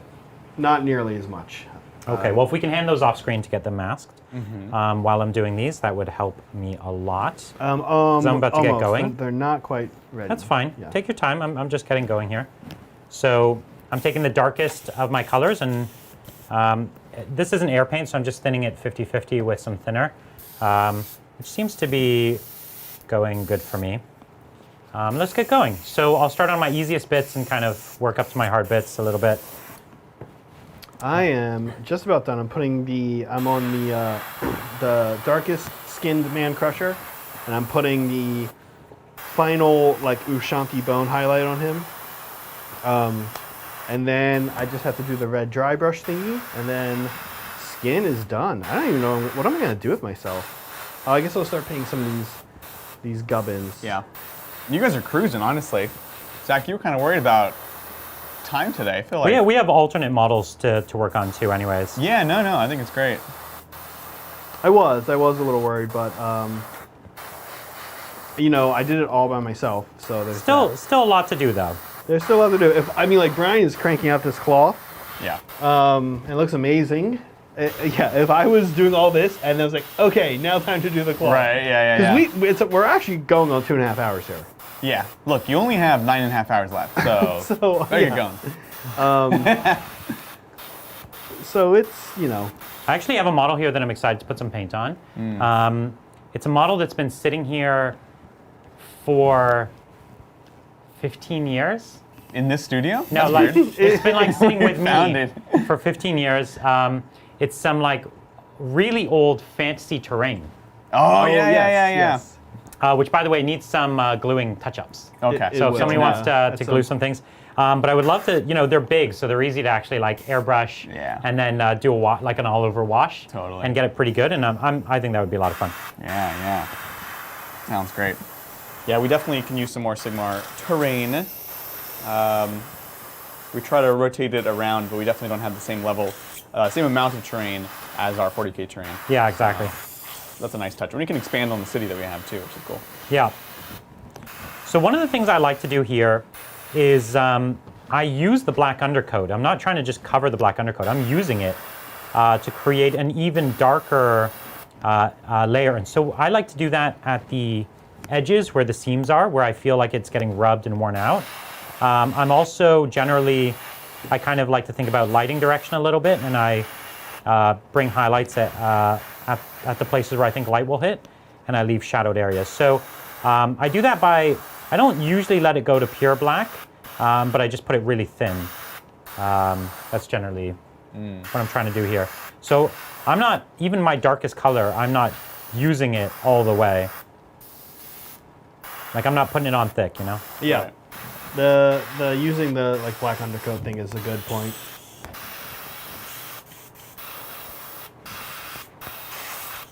Okay. So I am gonna hit these guys with the red, the clear red dry brush trick. I've been showing you guys, although I did put my dry brush in water to get it wet. And I'm not That's a gonna wet brush.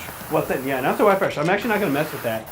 That's a good way to ruin today's progress. So I'm going to put the dry brush, a little bit more clear red, get a new brush going on this to hit these two dudes. This is my favorite part. What's that? The dry brush part? The dry brush of the red. Yeah. It's crazy how much like character it adds. It's a very quick transformation, right? Yeah. It's like one of those steps that's very satisfying.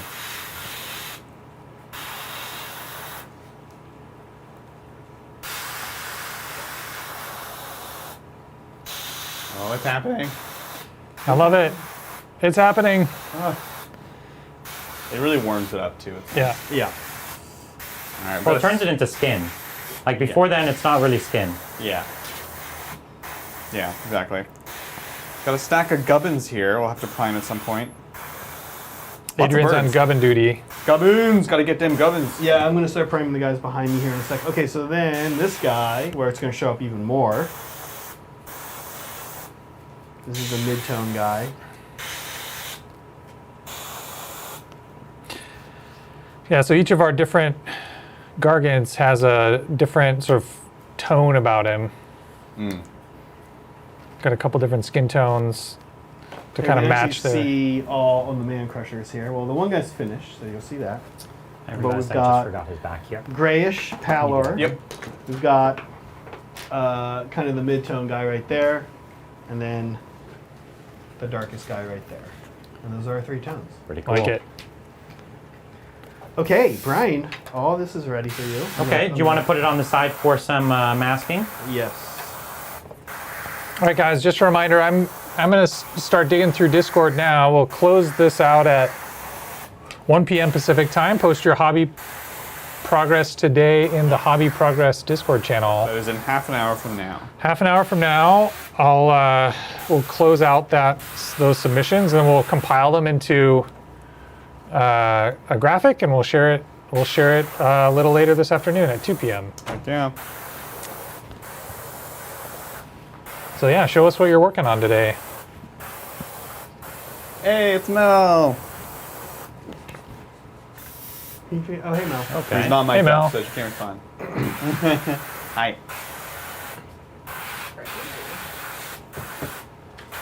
Okay, boom, boom, masking, masking. Do we have anybody asking any questions that you think we could be taking? I've just been sifting through Discord. Let me see here. Just kind of continuing questions about super chats. We can't do super chats on this channel yet because we have to get more numbers to unlock it. So if you have not liked and subscribed to Hobby Titans, definitely do that. Tell your friends. Tell your mom. We want to get those numbers up so we can unlock those features and Yes. get it up to the same level as Tabletop Titans. It's something like 4,000 hours watched. Oh, it's an hours thing. 4,000. It's also Interesting. subscribers. Well, yeah, that'll help with other things. So subscribers and 4,000 hours watched. So it's a bit of both. I expect we'll have it soon. Sounds great. Does that help? Yeah, what are we doing? We need to do masking for these boys. So this one right now, if you want to just kind of, we're pushing these into position. Cool. Here's Okay, the- so I'll take now this. that these are masked, it actually goes pretty quick. You take your time masking, and then the rest goes fast. So, you've got to watch I can out. switch This to your mask is top down, actually Brian. Sticking here. So yeah, so just using this base color here, bringing it up.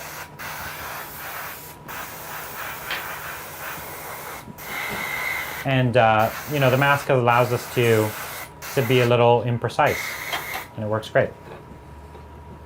Now I'm going to prime, which is not super fun to watch, but it has to be done. What are you priming? These mandatory gubbins. We have two styles of gubbins, mandatory and optional. And Bridger gave me all the mandatory gubbins here, so I gotta prime some mandatory gubbins. Gubbins. Oh, there's like a random foot here too. Oh, We talked about how we have a higher PSI here because we're going through a really long hose. This actually, I will say, it feels like it's too high. it feels like it's too high. I've been working with it, but I've just been using very, very little. Yeah. This Trying to use sounds as very little high. air. Are you using the 50 or the 40? 40. You want me to turn? I can turn it down a little Yeah, bit turn it for down a you. little. I also I kind of just had the slight So hunt stuff there it's mixed forced up. me to like be further away than I want it to be, Right. which kills my precision. The hose, I feel like, doesn't drop that much. Yeah. We did test because we had this originally way back when we did When we did the first streams, Yeah. way back in the garage, right? hobby hangouts, Hobby Hangouts, yeah. and that was also because we had no ventilation and we would die. Brian, you want to hear a funny story? So I put those pieces of tape on the hoses and wrote 40 on one and 50 on the other, and completely did not correlate that to the to the actual PSI that the compressors were set to. So yeah, they're. I'm gonna swap them on the airbrushes, so then they will be correct. Well, here, maybe Brian, I should just No, you don't need to swap. I'll do it on this end. do it on what thing? Actually, no, yeah, you're right. Yeah, I was like, Covering the wait. cloth. Oh. I need to stop. I literally Just did for it a second. backwards. You take this hose. Why? We're swapping back Oh my god. Why are we swapping back? because it was right the first time, Okay. Like, and now no. So I have the 50 PSI. Pulling it off. They're painting the cloth. Good job. Sorry. Nate. I may have done the The inverse one mask. labeled I was like, 40. you gotta cover up all the cloth with the mask. That's what Oh. you want to do. the one Make it so that labeled no one can paint the cloth. Yeah. the one labeled 40 is actually 50, is actually 50. That's correct. and the one labeled 50 is actually 40. Okay. You got That's it. easy to remember. Yeah. Okay. Oh, that feels better. Struggling today, aren't you? Really rough. Now you want to say hi? I'm gonna pass my mic, guys. So, Hi everyone! I have been called in for reinforcements. Just like, hey Mel, want to also do this for 12 hours today? Of course I do. So the fabric actually, with the fabric and the skin finished, that's like two of the major bits, and then the rest is all brushwork after that. Is that not right? I believe so. There's the tattoos, and I would say And the tattoos we are doing with mask and airbrush, or are we doing it with paint? airbrush. Okay. yeah, definitely. That's how you can get that really sharp Yeah. look. Otherwise, it bleeds so much. Okay, Gubbins priming time for me. Mad Chef says, Brian, have you guys decided what armies you're taking to No Retreat Legends? Wait a minute. Brian wasn't even in that video.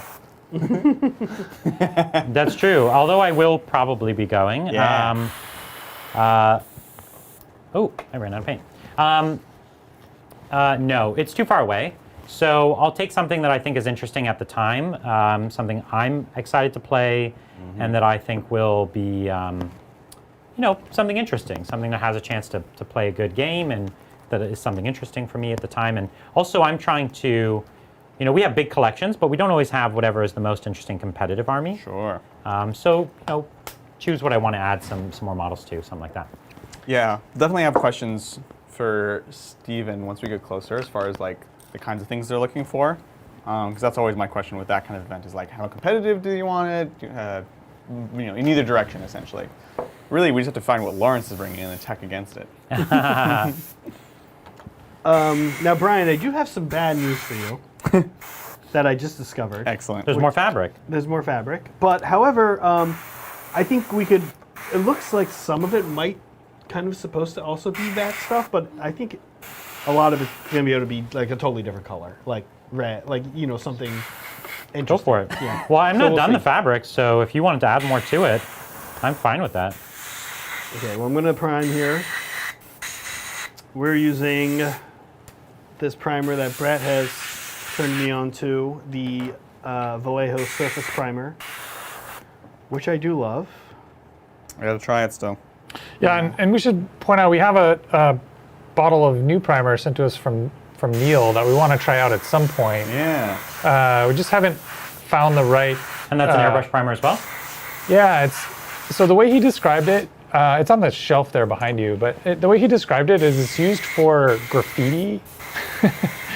And so it's like super good. It's not technically a primer, it's just a paint, black paint, but it's made for sticking to a variety of surfaces really well. I see. So it acts as a primer essentially. And his endorsement was that it is really smooth, really nice black, and paints layer on top of it really well. So we want to give that a shot. That's awesome. Yeah, I don't use a ton of airbrush primers, but I like them. Whenever I do, I'm always happy with it. Well, that's kind of perfect for today, right? Yeah, because we're doing this all inside right now. We're not going to run outside and do a rattle can. Yeah, I was saying in general it's been great in the studio. It was like perfect timing from Brett. I did Tester's doll coat out in the parking lot the other day, or yesterday. Oh yeah. And I really felt, I was telling Adrian, I really felt silly, like walking out a full-grown man in this office park and standing there with like a rattle can and a toy. Pass the Spraying lawyers it. on your way out. Yeah, and there was somebody, and she was like getting into her car, looking over, and I just wave, and I'm like, hey, Hey, this is what our business this does. is what our business does. What are you, like accounting? Yeah. Okay, so we should cover it. Legal services?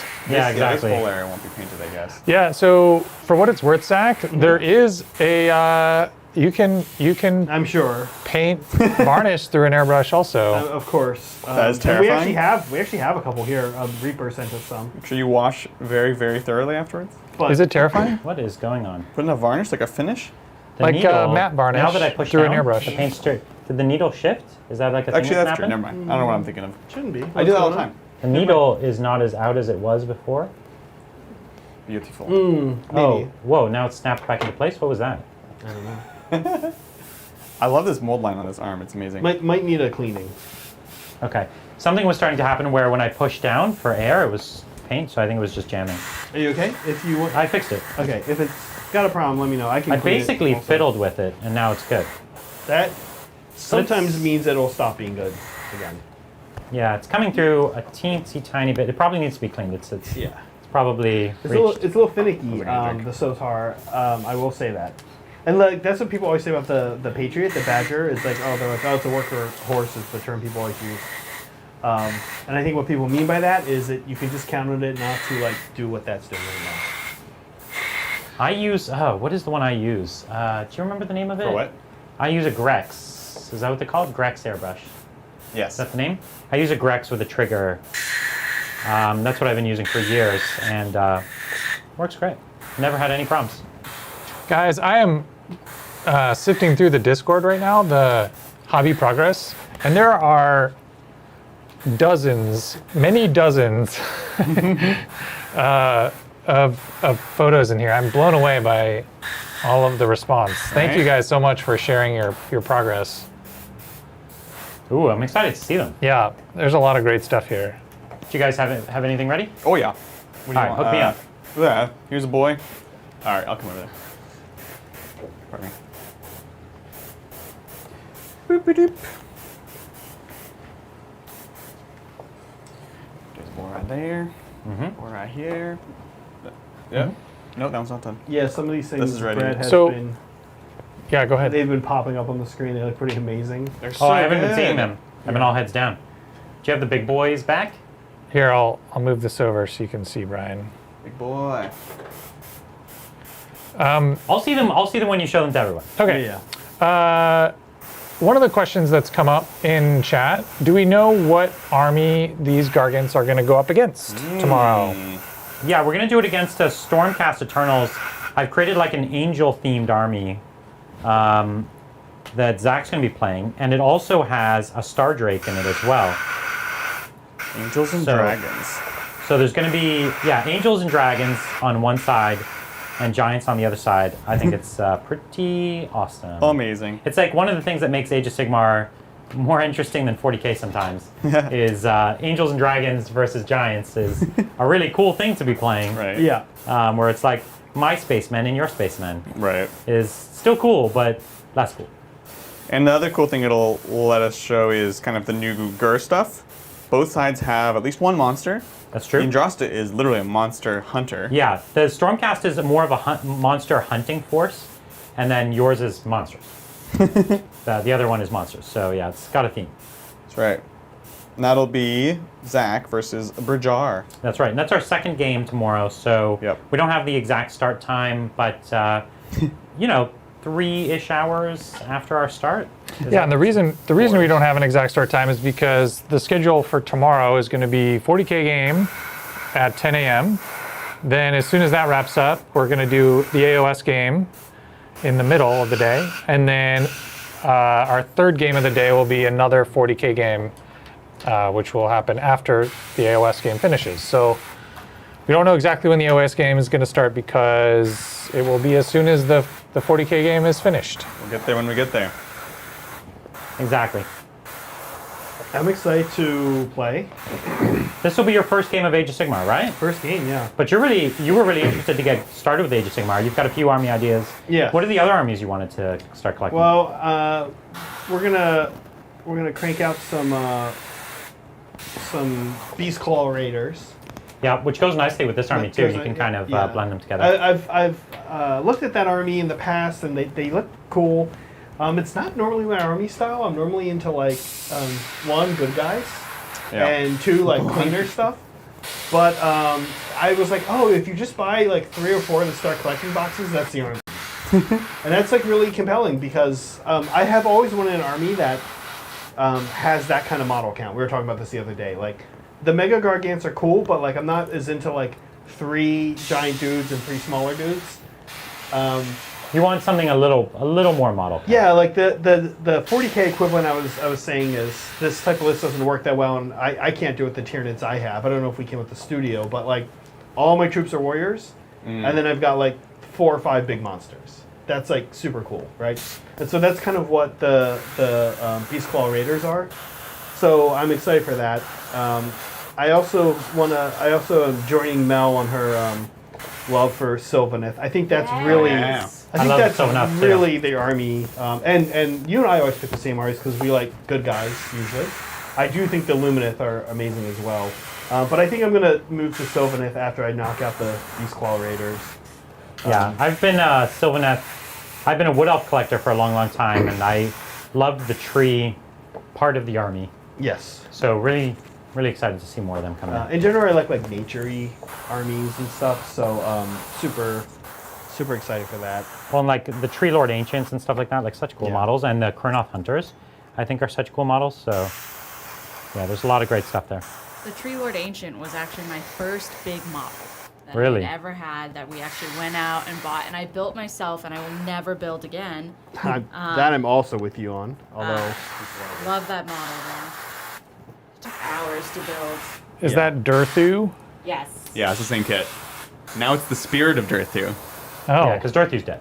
He's gone. what happened to Durthu? I mean, it was He the was world it left behind in the old woods. Not everyone can survive. Only Nagash and Is it- Naked Dwarfs. No Naked Slayer Dwarfs. Is it a new model? No, And Tyranids. same kit. It's Yeah, the right. same, like, it's fine. Tyrion and Teclis and Malkaith and Yeah. everyone except Dorthu. He's Poor the only one who Dorthu. missed the boat. Right? Wah wah. I know. Even Alariel, who wasn't a god at the time, she survived. Yeah, she just got on a giant beetle and flew out of there. So here's my question. If it's the same kit, like I have the old pewter Durthu model who's like, I me don't know, too. maybe like He's 4 very inches small. tall, and he's got like a giant hand up in the air, Oh, yes. right? But then like you compare that to like the Lord of the Rings Ent models, which Sure. are the size of like Megagargants. Like how does Durthu, who's supposed to be this like 1,000-year-old tree awoken? Well, have you seen an old greater demon? Yeah. The same thing, right? They're small. So you know the current Druthu model is not that model, right? No, I don't. I need to look So this it's a up. plastic kit, and that's ultimately probably why we have Spirit of Druthu, because it's a really cool kit. Yeah, there it is. Oh, he's got a sword? So it's the one with the sword and the kind of crazy hair and face. And that's the same as the Tree Lord Ancient.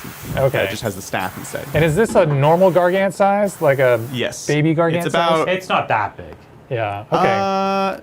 No, it's pretty close. Wait, is it? Sorry, Brett. Oh, to the size of one of these Man small Crusher. giants. Yes. To a man. Yeah, the he's a Hill man Guzzlers, crusher whatever size. they are. Yeah. He's bigger than a man crusher, or about the same He's size? on the About the same, same size. he's on the same size base as a man crusher. Yeah.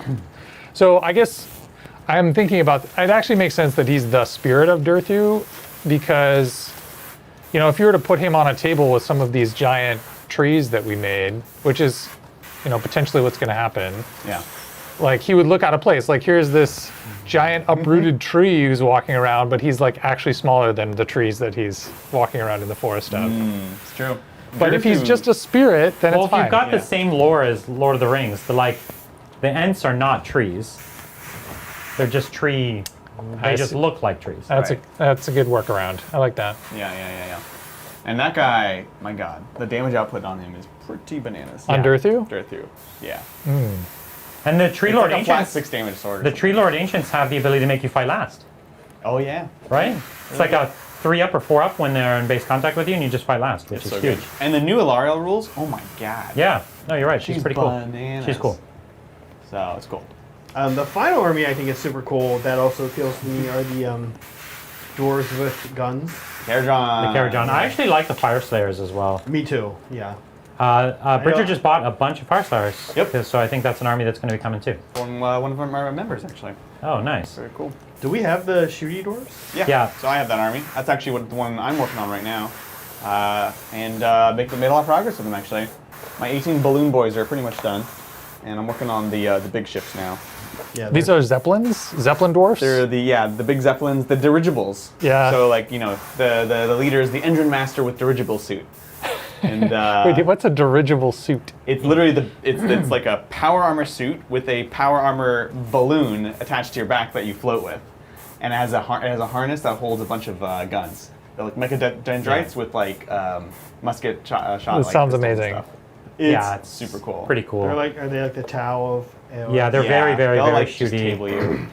So I've got 18 of the big guys, 3 of the smallest, 2 of the medium, and 2 of the big ironclads. And it's cool, like the ironclad is so big and tanky, and you have like all the little smaller balloon guys that float around and like repair it up, and then the tiny gun haulers are like actually an escort wing, and they give like field pains to the bigger ships.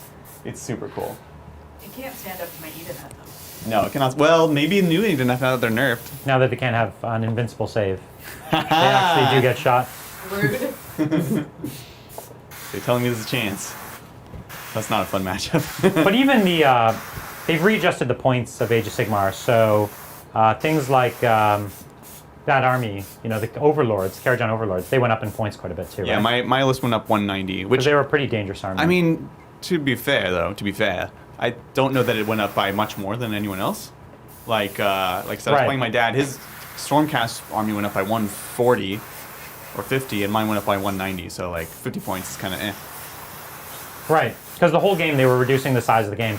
And they do that every so often, because they keep reducing points, and then all of a sudden you have like, the 2,000 point games are actually more like 3,000 point games, Yeah. right? Yeah, exactly. And it gets out of hand.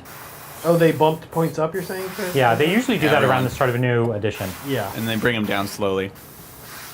I noticed. Yeah, like when I was putting together some AOS lists, there were like multiple everything? things that were like 300-400 One more. points, and I was like, that is not normal. Yeah. Brian, why don't you show, do you want to show what you've been working on? So I've been just doing all the fabric across everything. You can see here, there is just a ton of different models, all masked. All the shiny black stuff is masking, and just doing the cloth basically. And I'm doing the first color, so it's actually been pretty time consuming just this first color. But every other color is just like a little hit after this, so it should go pretty quick. And then the washing the edge highlights the other slow step. Now, do you think the test model pants are gonna hold up? Yeah, well, we could come back to it at the end. Okay. Oh, If we think that he stands out Make in the call. a negative way, Yeah. then we could come back to We'll him in fix the it. end. Yeah. That's a good call. Okay, and I am done with these gubbins. So what I'm going to do now is look and see which ones maybe should be metal and start airbrushing them that color. Just getting the first layer down. So I'm going to rogue. There's a part here that didn't have a mask. I'm just using some fine detail. Oh no, Brian's going rogue. Which color dude is that? Oh, that's the... Oh, his arm. Let's see. But see, is it getting across his... It's not. I'm watching it Okay, carefully. Yeah. Yep. It's not easy to do this, but you take your time and it's fine. The right answer is to stop and mask it. That's right. All right, I started off by covering the cloth, so just be happy that it is what it is. Do we have any other questions? Yeah. Captain Athenos just asked, saw the frontline guys saying Sisters Flamers are a solution to AdMech. Well, What are your thoughts? That sisters what? Flamers. Sister Flamers are a solution to AdMech. Sister Flamers. Okay. Wonder why that would be. When Reese and I play, this is how it works. Yeah. I'm not sure. The challenge with AdMech is that you've got a lot of bodies that have a really good save. Yeah. And the Flamer is not helping that in any conceivable way. No, it's terrible against them. I don't know what they would say to make you think, I don't know why they would say that. That's weird. Obviously, you can get a smattering of mortal wounds with some of those strats, but cool, you killed 3 guys. Yeah, you're not doing Death Guard levels of mortal wounds. No. For Sisters, it's about Zephyrum, it's about well-placed Repentia. Zephyrum because you want to tell them why. There's 2 reasons, right? There's 2 reasons why. One, they're fast, and they get in there with a ton of attacks at AP 3. And this is really important because you have the ability to ignore AP 1 and AP 2 on a key unit with AdMech. So you can send them in there, and you combine them with Morven Val, so now they're getting full rerolls to hit and wound. And that's important because this unit also is probably going to have Transhuman. So the best way to get to Transhuman is just be rerolling everything. You're only going to be Strength 4 anyways, so that's kind of perfect, and you're just rerolling all your wounds. That's the best way to get through them, personally. Exactly. Brian, can you show us again the product you're using to mask those those bits? I think Adrian has it. Adrian, can you pass the masking? We have one here too. Oh, yeah. Oh, we have so several. many. Yeah, so it's an AK camouflage plastic or elastic putty. So it's basically Silly Putty. It's identical to Silly Putty. It's a slightly higher quantity, probably even for a better price, I don't know. But it certainly seems to work really, really well as a mask. We're really appreciating it here today. Yeah. I've actually been using it aggressively all over the place on all kinds of things I've been doing. So I'm excited. We're going to be doing on Wednesday. Brett and I are going to be finishing up the board we've been working on stream. Ooh, which board is this? We're kind of redoing the Taiga board that we'll actually use tomorrow as well. Oh, nice. A lot of it's finished. Most of it's finished. We have a little bit left, and one of the things we're going to be doing is a centerpiece. And so it's this. I'll show you guys. It's this giant factory that has blown up, and you can see I've already done all of the copper parts to it. I'm also going to do the pillars a different color, and I'm going to mask all of that and then paint it. So we'll actually probably use both cans, use it, and then return it because it magically, keeps working somehow. Yeah. So it's a lot to mask, but it's going to be worth it, like I said, because we're going to mask it. The masking is probably going to take an hour. Yeah. And then the airbrushing is going to take 5 minutes. Right. Yeah. As it goes. And and it's going to look better, like Brian was saying earlier. And for this, I'm going to do something kind of different with it. I'm going to kind of try to make it look intentionally a little gaudy. So I'm going to mask these panels. They're going to be like a cream color. And then the different panels, the pillars will be cream. The different panels are going to be different colors. Okay. So it's going to look crazy. It's going to be green, red, and cream, just spread all over this thing. To kind of intentionally look like a horrible design aesthetic. A place you really want to see blown up. Yeah, exactly. I feel like the Imperium is good at that, right? Guys, I'm not sure. I think people are submitting photos to the Hobby Progress Discord channel faster than I can clip them and save them. This is I'm not decreasing the number I have remaining. Well, we can in do any it in 2 substantive batches, way. right? So you got to draw a cutoff for yourself. Yeah, the cutoff's going to be in 6 minutes, Okay. and I'll get as many as I can, That's fun. Though. and then we'll Somebody's just pick gonna up need later. to refill my squirt bottle. in a yeah, minute. we have some serious. Yeah, we need squirt bottles refilled. I can do that. Oh, nice. Okay, here you go. Squirt bottle. Squirt bottle and. Oh, Mel, yours too? Yeah, why mine not? too. And then Might as well the do it. other Thanks, thing, Mel, when you're done with that, We've got these gross have to get paint. dumped out. Yeah. You can I can do. no drinking it. No, definitely no Oh, drinking it. bummer. Maybe later. Okay, that one I'll be Yeah, back. yeah, to that. yeah. One at a time. Thank you, Mel. So I'm just kind of clearing out the airbrush. A little bit more than I was previously because Yeah. it was starting to stick a little bit. Looks like it's getting a little thick Do you in want, there. do you want me to want to clean this one out? Do you want to use this guy in the meantime? Sure. We can also permanently swap. Oh, it doesn't make an impact to me. I'm fine either way. But yeah, great. Yeah, while you take a look at that, That is the so-called workhorse. So you're going to be. getting work done. This is the The brush. workhorse. Now that I have this brush, I can finally get some work done. Because you've not been doing any work up to this point. Yeah, it's been horrible up And it until should now. be clean. I just gave it a pretty big cleaning. Okay, so now I'm putting the second base coat. This color here is the one that I use for the two-tone leather. So there's 2 kinds of leather. Because of course these are like patchwork quilts. So this is the darker, less saturated one. So I'm just going to go in and kind of randomly determine where the other color goes, and I'm just trying to kind of break it up, give that patchwork look to it. And again, this is just 50-50 thinner and paints. Seems to be working fine. I'm finding these Reaper paints are thinner than GW paints. Is that true? I haven't thought about it. They're feeling a little thin. They feel like they need less thinner than when I put a GW paint into here. Minotaur is the one to me that's very thin. Where did my little sticks go? I had some sticks in a cup. Oh, right here, right here. Guys, Missidius asks, hey guys, what's your opinion on the new Ramshackle, Stompas dropping in points, and Gork and Morkanauts becoming Lords of War? These sound Yeah. like rumors. I don't know. These are not rumors. They're These not were in rumors. the, They're confirmed. These were in the article this morning. Okay. So yeah, the new seen that. Ramshackle is, what was it? It's a reduced damage by 1 if it's strength 7 or less. Which, what are we talking about here? We're talking about things like heavy bolters and autocannons and not too many things. And it's better than the old Ramshackle. I think we can easily say that.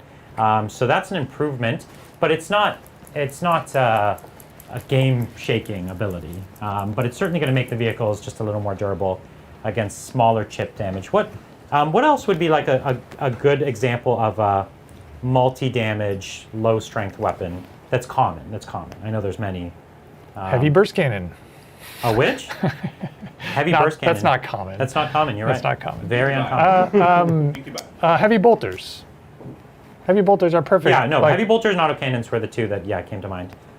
I guess that's it. It's better. Now, as far as Lords of War, I think I would rather than be a Lord of War and be something like really big and scary than them, I don't know, kind of being overly weak and, yeah. So I'm okay with them becoming a Lord of War as long as they're stronger. Zach, there's a request for you to explain your cleaning process, your airbrush cleaning process. Oh. Well, there's kind of 2 different modes. This thing is, paint's just coming through when I push down. Or maybe not so much. This one's just a lot more sensitive than that one, that's all. I'm just adjusting. More sensitive? Way more sensitive. I pull it back a teeny bit and I feel like I'm going 0 to 60 in like a second. Yeah. Well, the PSI is higher. And Yeah, then, not only that, but like even, you see, I'm just getting air here. This is just air. But it's okay. It's a little different from my brush. I'll get used to it. Okay. There's kind of 2 ways I clean an airbrush, depending on if I'm like just working and cleaning an airbrush out in between like colors versus like the end of the day. And so right now I'm kind of doing it like a bigger cleaning, not necessarily end of the day, but that's part of it. That's what I'm doing right now. And I will frequently take the needle out, and I'm really like rinsing, getting water up in here, blasting it. Sometimes Can someone reduce the PSI on this other airbrush? It is too high. I'll put water like even into where the trigger is to get like any kind of paint that's up in between the pot and the trigger. So I'm doing a pretty thorough cleaning right now because this airbrush was new to Brian. It was getting a little gunky. Yeah, it was getting a little gunky. And yeah, I just want to have a nice cleaning of it. But otherwise, I'll show you guys once I start getting going on different colors. It's way quicker and way less aggressive of a process. But I use water, I use cleaner. The Sotar I'm like very careful with. And honestly, I clean a lot. I try to... I normally clean my brushes really aggressively. Yeah. My airbrushes, but actually today I've just kind of been going. Well, it's not your airbrush. It's true. That is the metric of how much when I it's someone care. else's airbrush, though, I'm like, I just kind of whatever. Is it working okay, though? No, it's not working very well. This airbrush is incredibly imprecise. But it's a workhorse. Do you need the precise airbrush? It's like a workhorse that just keeps kicking me. I can use either of these two. Do you want to stick with this one since you're a little more familiar with it? There's also 2 more airbrushes on the shelf behind you. Isn't that the Sotar that they love so much? The Sotar was the one working for me, right? Oh. Isn't that... Well, this is the Patriot, right? Mm-hmm. What's just happening is I just push down and I'm getting paint, not just air. And then I pull it a teeny bit and I get like a blast. That's just imprecise. And I'm not getting a very controlled spray. And the amount of paint just coming through is a real pain. So it's like I have to like blow the paint, bring it over. And my normal airbrush just isn't like that. I don't get any bleed normally. Yeah, it's weird. Maybe maybe. And the PSI is very high. User error? I don't know. User area. No, I think it's just not as nice of an airbrush as that one or the one I'm used to. Well, that's probably somewhat true. Certainly not as fine of a detail airbrush. That's for sure. But yeah, so No, do you want this guy back? Yeah, I can't. I'm not using this. This is not working for me. Okay, no, it's just pretty much the #1 airbrush used by anyone, but that's all right. I'm going to keep the paint.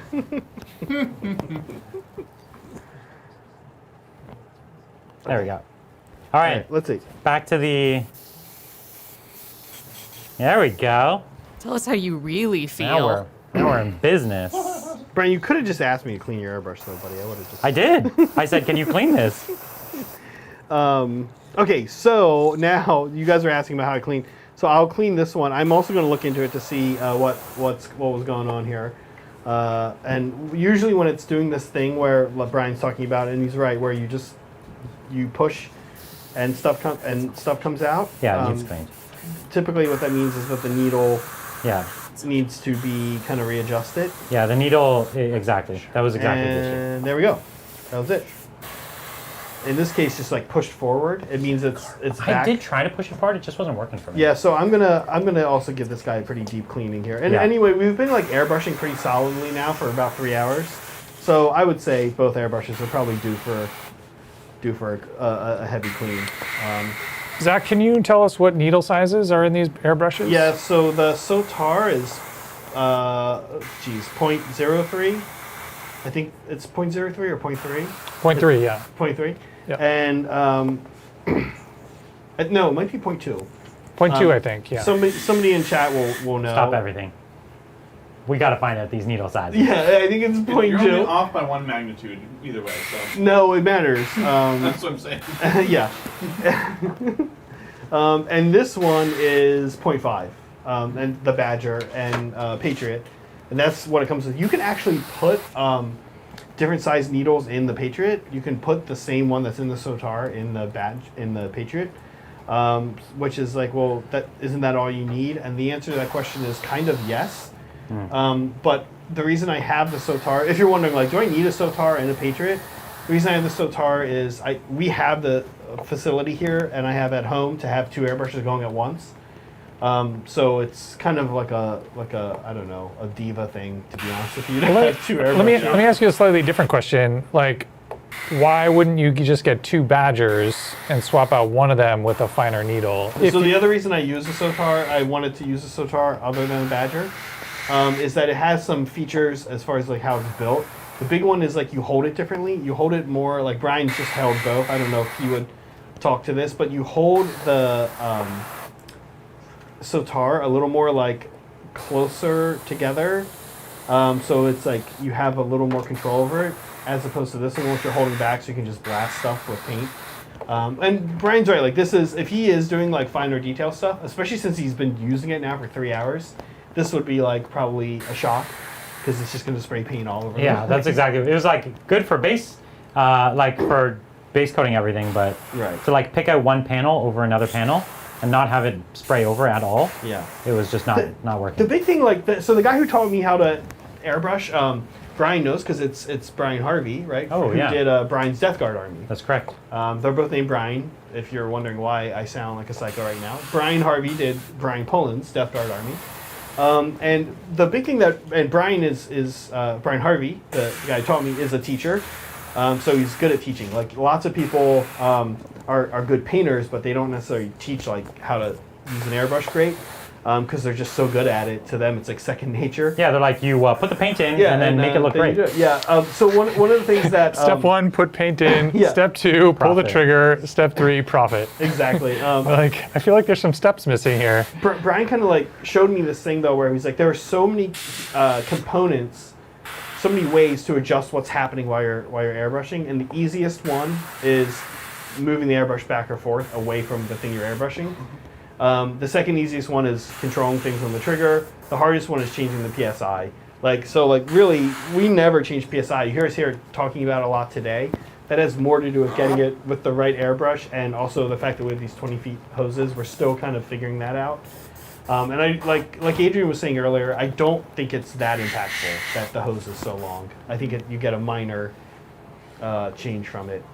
But Brett, to answer your question, it has more than anything just to do with like the feel of the airbrush and like kind of where you hold it.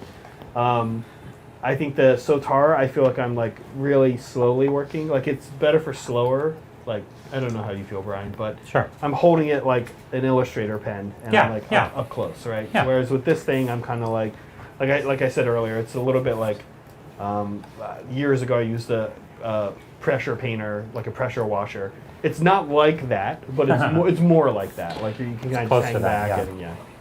I So feel I- like we're all also like just learning about the different airbrushes. We're trying to figure out which ones we like best ourselves. And so between the Badger and the Iowata, the Cult of Paint, the Sotar, like we're figuring it out as well. One of my paints went missing. Which one? One of the browns. But which one? I do not know. Right. Was it a GW or Reaper? No, it was a Reaper. One of these. Was this it?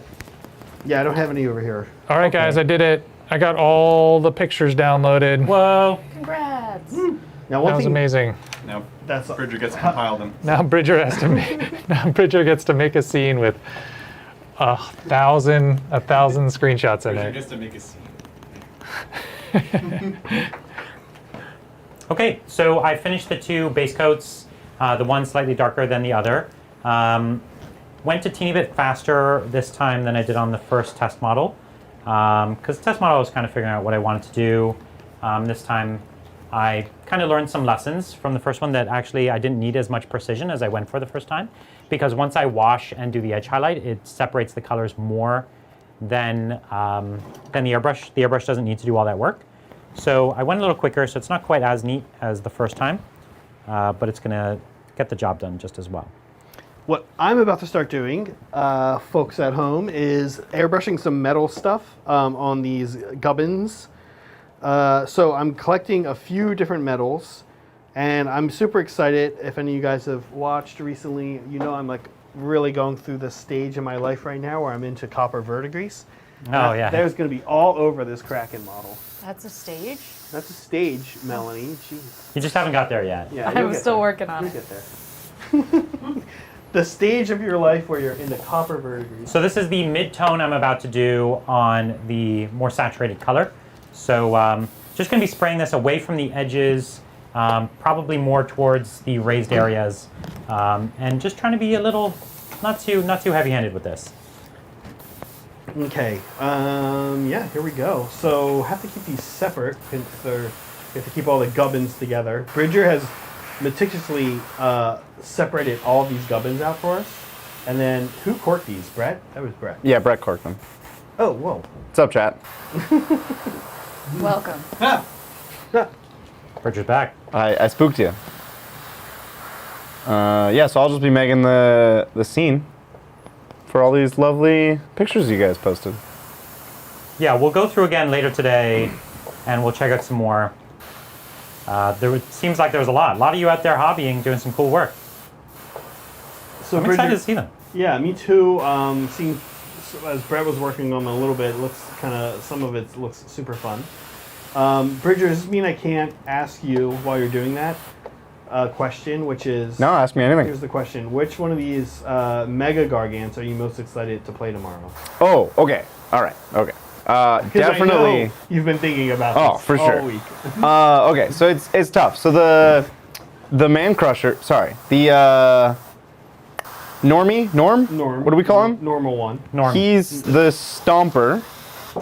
I don't remember the actual name. There's a Stompy one, a Gate Crasher, and the Kraken Eater. War Stomper. The War Stomper, yes. So the War Stomper is like all about clearing hordes, and so he gets a ton of attacks, except they capped it at 10, which is lame. But he has this ability where it's like, for every model in range, you just get an attack, and every monster counts as 5. So basically, you get all 10 attacks every time. Cool. Which is cool. So I'm into him.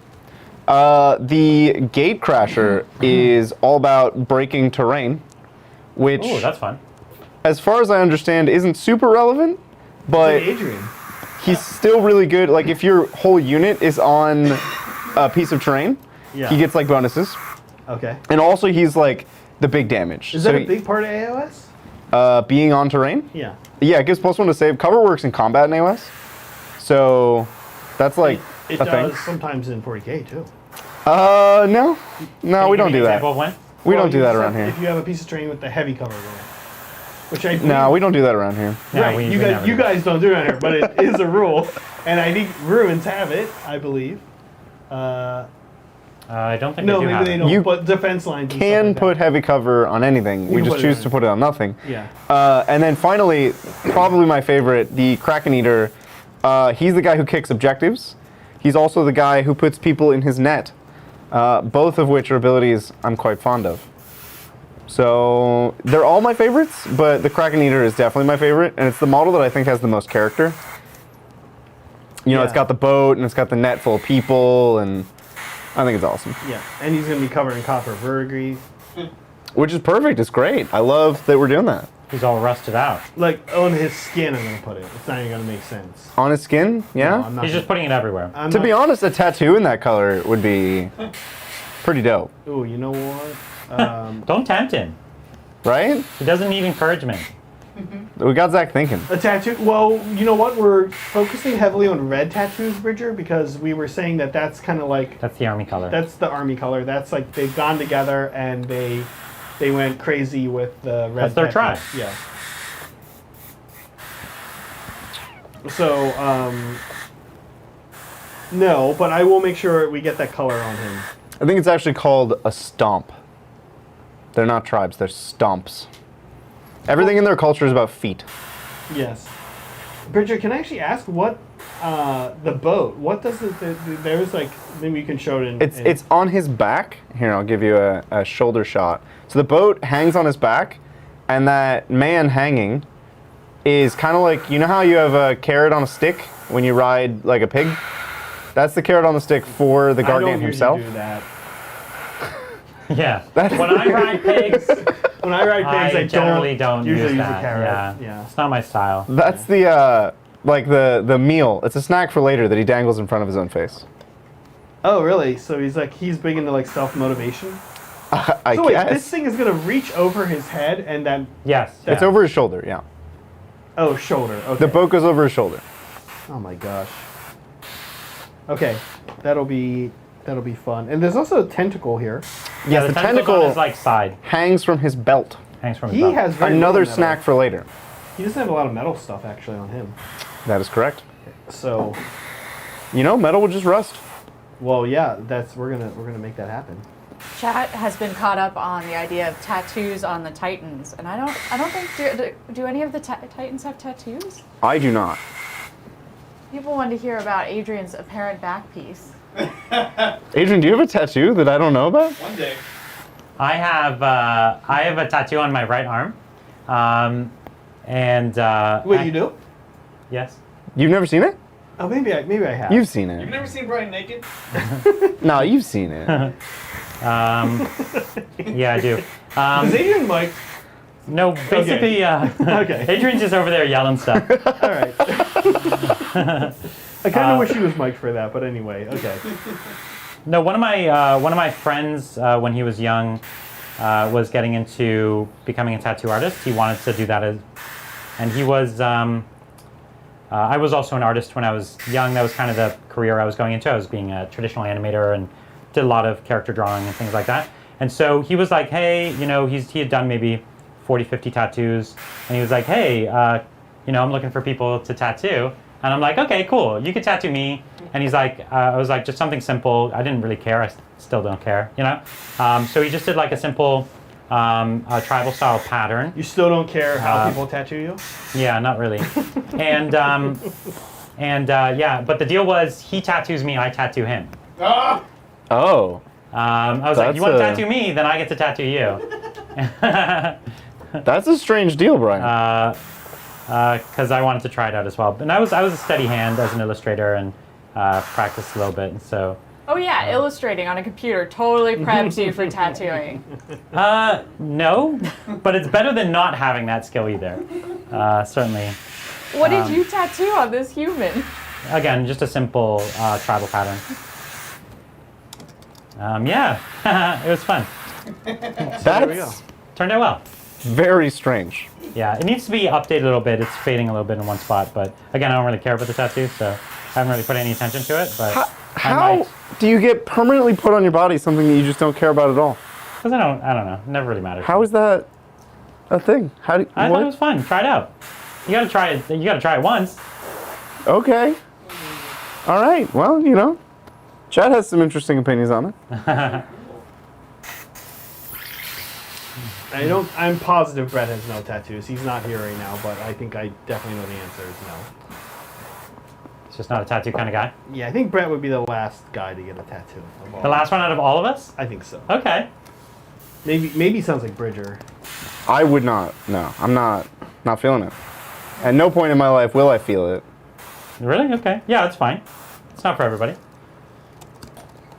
I've never liked anything long enough, and I like think about I've wanted tattoos, and I like keep an idea. And if I had done this since I turned 18, I would have like 7 different very weird tattoos all over my body that I Yeah. no longer. So in with. fact, that's why I did. People ask like, why like a weird tribal pattern or something? Because it's meaningless. It never had meaning to begin with. It can never lose meaning. That's the most Brian answer I've ever heard. Like if I was like, oh, make it like you know, Mario or something. Like cool. You know, maybe I'm not super into that anymore. Mario. Well, Mario will always have meaning, probably. Yeah, the meaning could change though. You don't control Mario. Oh, that's true. They can make like a game where it's all about like Mario genociding the Mushroom Kingdom. Whoa. And you're just like, I'm not into Mario anymore. He's changed, man.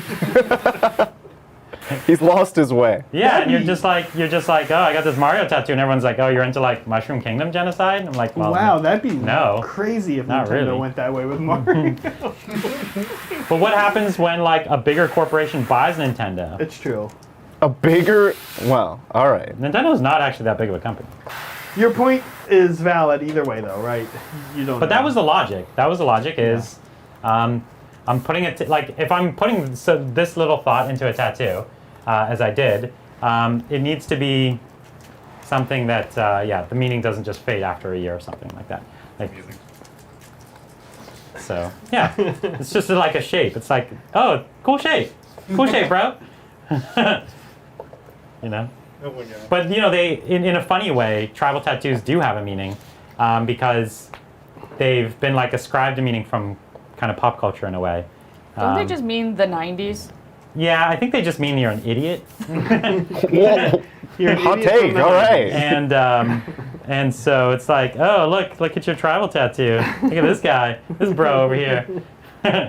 So whatever. I guess everything has to mean something. So do you regret it or Not no? at all. You're No, it was a lot of fun. I was glad I did it. Oh my gosh. Well, there we go. I'm sure most people in chat would advocate for caring more about what you do. Be more deliberate with your tattoos, but I say YOLO, bro.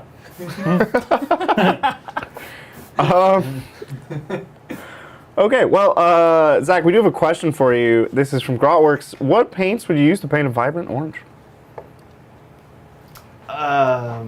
Isn't the key to orange yellow? Yeah, to like after. The key to yellow is orange. Yeah. My bad. You're close. So close. Groundworks. Let me. What is it? What are you doing it on? Because I think Mel's right. Like, lots of times you do orange and then like yellow over top to kind of bring it up, but it sort of depends. Well, yellow is often the highlight for an orange. The highlight, like That's pretty common. yeah. And then the other thing that I've used recently that helps things get more vibrant, but it would again depend on what you're using it for. Is I'm sure Citadel's not the only brand that has something like this, but they have these new clear sprays that they're from their airbrush line. They're clear, Okay. and I have found that those really make something a little more Are vibrant. they but- glossy? Yeah, they actually used them the other day. We used them to put ice on the. Mm-hmm. They're not like gloss. They're not like high gloss. Interesting. They're like a medium or light gloss. Okay. Okay, so he's using airbrush. Then I think I would say Mel's right. Yeah, I would use like yellow. One thing I have tried is white, and white it does not play that well with orange. No. It's a little funky. Like so, it's usually yellows to like. So like for get your highlights. oranges, but then you're saying like your last highlights should be yellow, and then edge highlights with yellow, things like that. Yeah, I have found. I'm trying to think what I've done with orange, with white over top of orange, and it ends up looking like a creamsicle, which is great for that look and delicious, but not, for most things. Yeah, not what you're looking for. Not Yeah. necessarily. I always undercoat heavily in white for orange. And you can control the vibrancy. Like I've worked with a bunch of different oranges, but they're always pretty transparent, and so you can really control like how vibrant you want that orange to be, and really that undercoat for me determines almost entirely the orange color.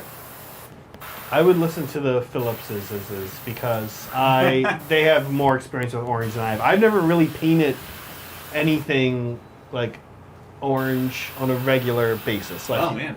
Here, like, could you? Your orc train is orange. Yep. A lot of orange. Your orcs are orange. Yep. Yeah, I've never love done. I did a Gene Stealer called Kill Team, and their clothes are orange, but have not really done a lot of orange, honestly. Yeah, orange on Jean Store Cults looks great. Yeah. That's like one of their main colors. Yep.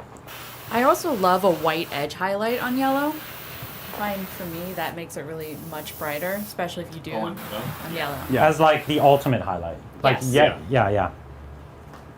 Very rare that people find the time for the double highlight, but it can go a long way on yellow. So we have another question. What color scheme could I use to bring out the Void in the Void Dragon? Black Energy seems kind of tough to pull off. We have a nice Void Dragon. Should I go grab him? Yeah, take a look. Yeah, I mean that's Israel. That's going to be amazing. Whatever that. What did he do? Do you know? No, he I asked him to do my Void Dragon like very by the box. Okay. So he kind of copied the box scheme pretty closely, which is kind of what I wanted for my Necrons. I was just kind of in the mood for that like classics look.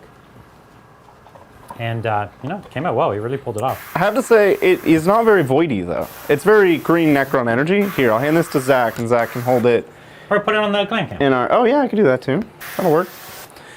Doo doo doo. There he is. Yeah, so this is our Void Dragon. He looks awesome, but I will say he's not very voidy. And what the person's asking is like, how do I emphasize the void aspect of the Void Dragon?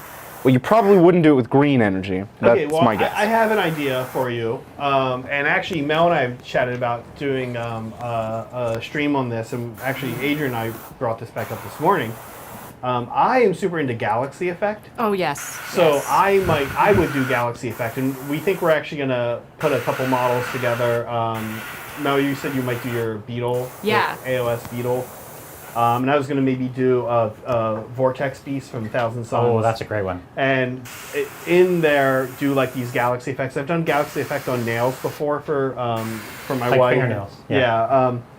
And it's pretty easy to do, but it does take some time. So my advice to who asked this is, I would say, honestly, look at Galaxy Nails. Look up Galaxy Nails, how to do Galaxy Nails. That could be super cool. The only problem with it is it works nice on flat surfaces. It's a little more iffy. So the Void Dragon, I'm looking at him. Yeah, I think it would work okay, but I don't know that I would do the if we can switch back to the cam for a second, Bridget. Mm-hmm. Glam cam.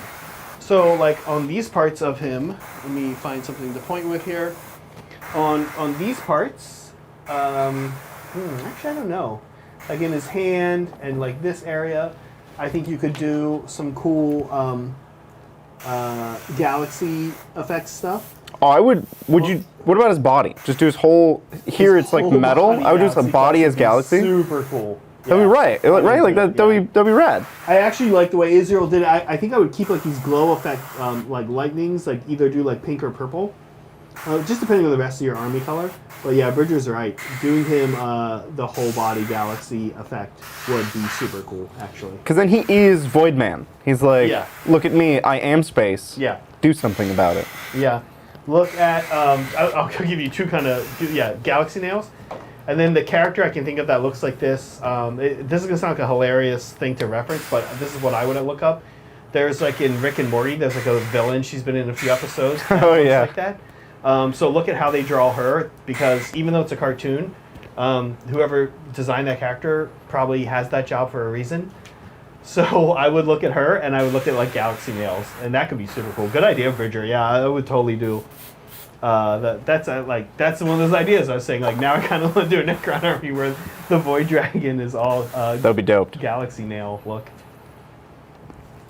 I mean, I'm ready. Let's do that stream because my whole Sylvaneth army is getting a makeover, and it's going to be like a bioluminescence forest. That's gonna be awesome. Super excited. Oh, maybe I can convince. I'm trying to convince like both Phillips now to share basing with me. And Adrian's gonna be a tough sell because I saw your comment. You're not into. You're not Share into. basing? So like do the actual bases of the models in the same style so that we can like mix and match when we play. So, Adrian has strong feelings about basing. Black so do I. Gang. And we're in different camps. Yeah, I could probably compromise. What that. about dark gray? Like these guys. What about these guys? So dark gray, dark browns can work Okay. if it's done tastefully. I've done dark browns quite a bit. Yeah, I actually. think that's nice. Okay. I think we could do dark gray, Adrian, for Thousand Suns. Cool. I'm also open to goblin green, so No. just letting you know. I am not open to Goblin Green. No. I put a hard pass on Goblin Green. On Sylvaneth, Goblin Green is so good. No. Very apropos. No. Well, good news, Mel. You're not gonna have to convince me not to do Goblin Green. Oh. This guy with his tribal tattoo from the 90s. Yeah. Goblin Green tribal tattoo. I'm set. Listen, somebody out there is agreeing with me on all fronts. No, you're job, absolutely bro. right. Oh my gosh. No, I actually want to also do a stream.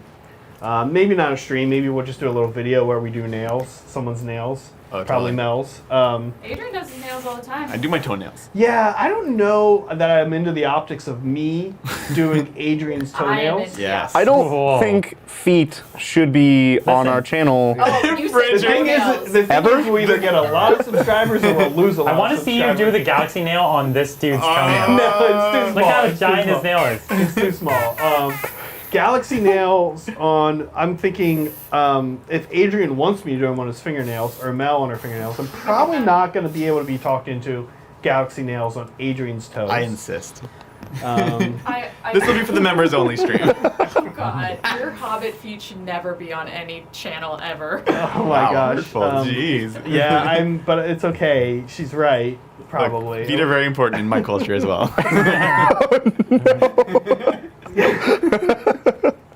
The optics of me just like painting your nails. Imagine the thumbnail. It'd be amazing. Oh my god. So wait, the thumbnail's just a thumbnail? Oh. That would be the least worst thing we could do. All right, we're done. We're that done. just, Brian just won the stream today. I'm Okay, sorry. very good, We're yeah. done. Anyway, Galaxy Effect. I've always wanted to do it on a miniature, and I think that beetle would be cool for Mel's, and for me the Beetle would be cool. the, Space Beetle. the Vortex Beast. The Vortex Beast, it feels like when I'm picturing him in my head, I almost feel like I remember that's the way GW kind of painted him, didn't he? Didn't he have a bit of that? The actual, he has like this thing on his back that is the Vortex, and not really. They didn't do like stars and They didn't do the blacks, stars, but they yeah. do like a lot of different swirly colors and stuff. Which is totally the look I want to do. But I want to have it look like it's like this like outer space, right? So I wasn't here when we scheduled it. Did we have a hard 2 o'clock for the Hobby Along segment? Yeah, that was the goal. But what time are we at now? No, I'm ready, but it's 1:30. So it was submissions until 1, and then we said we would show it around 2. Okay. Just so that they know we when can to wait. tune in. We'll So wait. Tune in. Yeah. And then I guess we'll probably do the handoff then too. I don't know. You guys want to keep going until you're done with your tasks, or? Yeah, I'm going to finish this fabric. I'm on the last color. Cool. And then I do have, unfortunately, still to wash and edge highlight, but Well, edge Not that highlighting you could do elsewhere. it's true. Brian, you need to make your list for tomorrow. I already did. Oh, my morning list. I have not done that. I did Zach's list, not my list. Yeah, that's not even your list. It's a list. We had another question that was, what is the worst thing you've dropped when hobbying and never found again? Dropped? Yeah, like dropped on the ground, and then you never found it because it's just gone forever. Ah, Like a bit or a tool or... definitely dropped bits, but I'm trying to think. I think what like a pot of null oil would qualify. No, that gold that you spilled all over the living room. Adrian spilled like that copper gold just straight The across. Balthazar gold? Or Yeah. which one is it? Retributor armor. Oh, Naturally. Retributor Oh, it's armor. Retributor Oh, armor. and you love that too. You were probably like really upset. I do, but I was also really upset about it being all over the couch and the coffee table. but it sounds like maybe a little less so. Yeah, a little less so. Then the cat got involved. Yes. Yes. Oh, you had a golden cat for a bit? That's cool. Yeah, she appreciated that. So there's one that I don't know if I actually dropped it, but over time I'm starting to think I actually did drop it. And this is at least one of the Sikaran turrets for Brian's Iron Hands. Oh, yeah. We haven't found it. I'm still not sure it actually made its way back to him It definitely after I never painted did. it. It's never coming back. So that's probably, yeah. I feel bad about that one. Which weapon is it? Is it a good one? It's like the heavy bolter sponsons, I think. Something like that, yeah. Yeah. The heavy bolters are never any good. Just kidding. They're like, oh, me. Oh my Yeah. gosh. What about you, Brian? You ever drop anything and just be like, And not found it, I feel like I go and find the things I drop normally, so. Well, let's say worst disaster of dropping something. Maybe it's because you didn't find it. Maybe it's because it made a mess. I have an underwhelming answer here. I don't think I like. Here, I'll like- crack it wide I'm open, like Brian. Yeah. Give you a different perspective on it. I built Arcane the Black, Right? and I like built him in sub-assemblies and tried painting him, and it was like a lot of work. And I wasn't very good at hobbying at the time. And then I was coming back from Game Castle. Yesterday. I was coming back from Game Castle, and it was nighttime in the summer, and I was wearing flip-flops. And I think it had just rained, and I like tripped in the driveway, and he just shattered into a million pieces So sad. at night in a driveway. And I was get in like, your car and go home? Yeah. I was home. I was like, Oh. well, we're done. Sorry. He's never putting them back together. This guy's dead forever. And you never did, right? No, never did. I've never seen this model, so I don't I'm even have the imagining- pieces. Like, they went everywhere. Went in the grass, went under So a if car you're that's like, you not win mine. this one. Yeah. Just gone forever. Like Brian, I'll say I have an underwhelming. I have no good stories, but I will say this: I have two takes on dropping things. Well, I have the Brian take, which is like when I drop something, This actually infuriates Megan. I know she's watching. So I'm finished with this. let's say I drop a bit It's got like that I have other more of. Like I'm putting together firewares and I drop a pulse rifle arm. Right. If I drop it, I almost never ever bother to look for it. I immediately am like I guess lazy and I love just where this clip is another going. one out and just that's that. Wow. It'll So your get floor picked is up. just covered with things. No, we vacuum and they just get sucked up and that's that. Like I just don't. If it's a bit that matters, like if I have like 10 guardian heads and I drop one of them, then I get extremely irritated. I am the foulest person imaginable. Wow. Like, I love that I this stop is- everything. I like won't respond to anyone talking to me. I get down on the ground and I will relentlessly hunt for it inch by inch until it is found. And I'm this is like I'm very extreme about dropping stuff. It's either like okay, stop everything because I need this stupid head. So I'm getting down on the ground and just Wow. hunt for it. Okay. Takes it very seriously. Very. I hate it. I hate dropping anything. So I'm doing the really weird and satisfying Oh, let's step get of a. peeling off the Oh, it looks the like it's. Oh, mask. there you go. and what I'll have to do is I'll have to touch up some of the edges where it didn't let paint get onto the top edge. I had to do that last time. It was a really Can I quick see step. the legs? Can I show them on this cam? We have the zoom Go for it. and the edge it's still highlight- missing a bunch of steps. but Edge yeah. highlight's going to be really great here as well, because actually from over there. Zach, can you move your light? The autofocus is hitting your light. There you go. Yeah. Oh, look at that Okay. focus. So the edge highlight is going to be great here. From afar, this is our darkest skin guy. Right. From afar, it looked like There was blending a bit. it was they were too close, but it looks better here up close. But the edge highlight's still going to help like Separate the edges. separate yeah. it. And you're right, like you don't need to edge highlight every little bit of it. This looks great though. But yeah, you can see the difference on the guy with lighter skin. It already has a lot more contrast. Yeah, built there in. he is. These look great. I'm loving it. Nice job. It's the last steps that will really bring it together, though. Yeah. I was just gonna remind Adrian of the horrifying time that I took down an entire shelf of miniatures. Oh, no. I am like a walking train wreck just normally in life, and I managed to stand up underneath one of our floating shelves, which took down, I mean, the Squiggoth, All the greater demons, everything, the knights on a floating shelf right above her desk. And then she just gets up right into it and there's a whoosh, everything crashes down. Oh my god. It's like, are you okay, Squidgoth? I was just like sitting in this like circle of just like desecration surrounding me, and I'm like, my head hurts, but I just know what is happening, and you could just see Adrian trying to be like sympathetic, Trying but, to care about you. yeah, but just being so Looking pissed over. that I managed to do that. Ow! Did you like lean forwards? And then I don't know. And the worst part is I must have pushed up the shelf so they crunched in the shelf above it, and then they came down onto the desk, and now Adrian has his own room where he hides his Nope. models. You don't have it? No, it's gone. Where is it? I gave it to Adrian. What's that? Oh, Oh. I'm just holding it here. Okay. I don't know what to do with this. Oh, I was saying, can you clean it? No, I'll Adrian's just holding the airbrush. He's like, I am airbrush holder I don't know now. what to do. he's sitting in front of a laptop. I don't have. Okay. I can clean it. Oh my gosh, you cleaned Brian's airbrush from one time, and that's it now. Listen, I'm doing other jobs. That's true. It's true. You're doing the fun job. You're peeling. Yeah. Um, Peeling is a pretty good job. can you clean this? You hand it to Adrian. I love it. Well, I don't know. Oh, what an You already interesting. cleaned it once. I didn't want to outstay my cleaning welcome, you know. It's okay.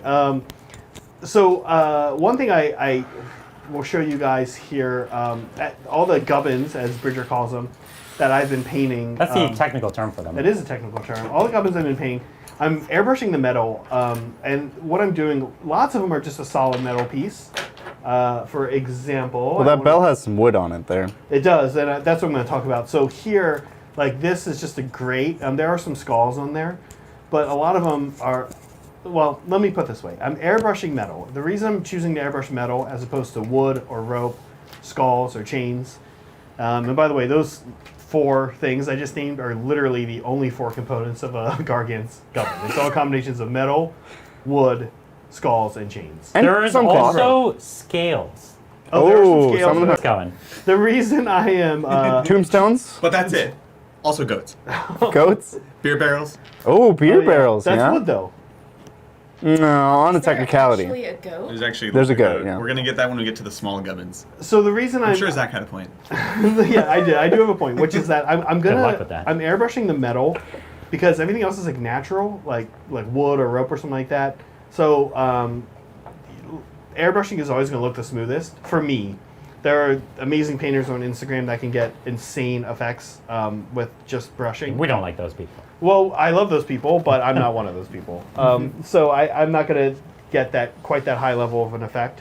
But metal is what I want to look smooth and polished. I don't care about wood or ropes, right? So Sure. you have to make a choice on these tiny little guys, or we can mask all day, which we're not going to do. Nope. You hit the point where it's not worth it. So I'm just about to start putting the wash in, which is an important step. And I'm doing the wash maybe a little differently than most people might expect. What I'm going to do here, maybe I'll show you this piece. I'm not going to wash all over. I'm just washing along these lines and right where the threads are. So you're recess washing. Yeah, it's big enough that I don't have to be crazy perfect to get a good effect. And it's helping to separate the panels. The panels are already separate colors, but this helps to really separate the panels. And it's going to help a lot also when I go to do the edge highlight. It makes nice contrast for the edge highlight. So that's it. I just got this job to do. Very cool. There was somebody who asked, where are all the female Gargants? That's a great question. It is confirmed in lore it's a matriarchy, which is kind of cool. That's awesome. I kind of thought before I read that they just spawned from the earth. They're just like Mud people. mud people. Like they just like Gollum. they're like a god struck a mountain and a shard of the mountain came out and started walking around. Like that's what I thought Gargants were. But no, they're like actually a race that reproduces. Now, given some of the design decisions they've made on the male models, we might be thankful that there are no female models because they pulled no punches and made some really gross male models. Nah, quality. Nah. I want those. Give me those gross ass. No, matriarchs. I mean like the bulge is real gross. Zach, have we talked about that? So I didn't want to Yeah. bring it up. I passed it to Brian, and I was excited for Brian to get to one of the man crushers. We did not put a loincloth on, and I was kind of just waiting for Brian to stumble upon it. He did, and he didn't say anything. Seemed perfectly normal. I was like, this is a giant. It was like, story checks out. Whack ass giant. Story checks out. Super gross. Brian didn't seem to have an issue with it, Bridger. So I don't know. Maybe you and I are Maybe we're just squeamish. I don't know. squeamish, or No, you're right though. Sensible? Giant. I want the grandmother matriarch giant, and I want her to be even bigger. And I want her to these to all be like her naughty grandchildren, and she just smacks them on the head, and they fight harder. yeah. I guess. So you want like a Forge World mega Gargant? Yeah. I guess I'm imagining maybe that they're at home. Maybe I don't know if they're bigger. They're probably bigger since these guys base everything off size. So I'm imagining the females are probably bigger, and maybe they're just at home beating these guys up. But these are the I don't ones think they have send homes out- though. Send out to get food. There aren't nomadic? homes. I think they are nomadic. Yeah, they just wander So I'll around. show you the difference here. So I've washed one, but not the other, and so it's a very simple step, but it goes a long way. It does go a long way. Super big. And this is kind of what I was talking about earlier when I was saying people get lazy with airbrushes and they don't recess wash. Recess washing makes everything pop so much more. Look at the one on the top or on the right now. You can just look and see this is the one that is, all the panels just pop out so much better. And where's the piece I already finished? You could put that next to it too, and you could see where the edge highlights even take it one further. Oh yeah. Let's get that on Glam Cam. Okay. So chat wants to know, Bridger, Yeah. are you going to be doing some hobbying today? I don't know. Maybe. I feel like I would very likely just slow things down, and we are kind of on a schedule here. We're 4 hours in, or just about. How are we looking, boys? Honestly, yesterday I thought not good, but pretty great. Brian and I have done a lot of surface area. Okay. And hard stuff too, especially Brian with all the recess washing, edge highlighting he's done on the cloth. So let's talk about what's left. Actually, it's great to do that. And before we do that, we should mention Bridger has done a lot of hobbying. He put almost all of these guys together. I did do that. So I know nobody's calling him out and saying he's not helping. He did almost all of this. So here is what's left. Basically Gubbins, honestly. And this is kind of a lot of work. On the guys, any kind of like strap and The straps and ropes are going to be a big step. yeah, They're going to be a big everywhere. step. But to be honest with you, the process we're going to really do on those is, well, I would do on those. It's probably going to be like a Brett thing, I think. So the process is to make Brett do it. Yeah. Go to your local game store, find your local Brett, You're like, all right. and have him do all the straps for you. By the way, that is also how you get things 3D printed. Yeah. Too real, right? That Yeah. was my favorite part when you guys were doing the basing, and then you were talking about the old style of basing and how much work it was, and doing the casts. And Zach's just like, 3D printing is just so much easier. Just get them 3D printed. Yeah. Because My Brett. that's all we do. We just Yeah. ask Brett, like, hey, Brett, can you print this? So we have straps and ropes, and anything that the guys are holding. And what we're going to be doing is just going in with brushes. And for me, I like to use the wet palette. And it's going to be like 1-2 thin layers, and then really a wash. And some things then we'll probably put a little edge highlighter and pick out a little bit of a highlight. But while they are tedious, they're not particularly high skill. Like, we're not doing a lot of different processes on those. So yeah, there's really just like all the little gubbins to do. Yeah, and if right you were now. ever to run out of time, those are things where you can Stop doing You can something. stop and you'll Yeah. be fine. Exactly. So that's good. I was actually worried. I was thinking like where we're at now. If I had to guess yesterday, I think I would have thought this would have been like 7 hours in as opposed to 4. Really? I think we're on my schedule where I thought we were. The final details are still going to be a lot of work. Final details are. I think we can all agree that there's still a lot of work to do lot of on work. these models. Yeah. We're still a ways off. very The exciting. last 1% always takes the longest. Correct. Absolutely agree. Cool. And there is a net full of people. That's going to be a That's going to be a project. That's like a whole model. That's going to It's be like a squad. There's like a squad in a net. You can't glue it together until it's fully painted. And there's also, in that box, don't lose it, a tiny little arm.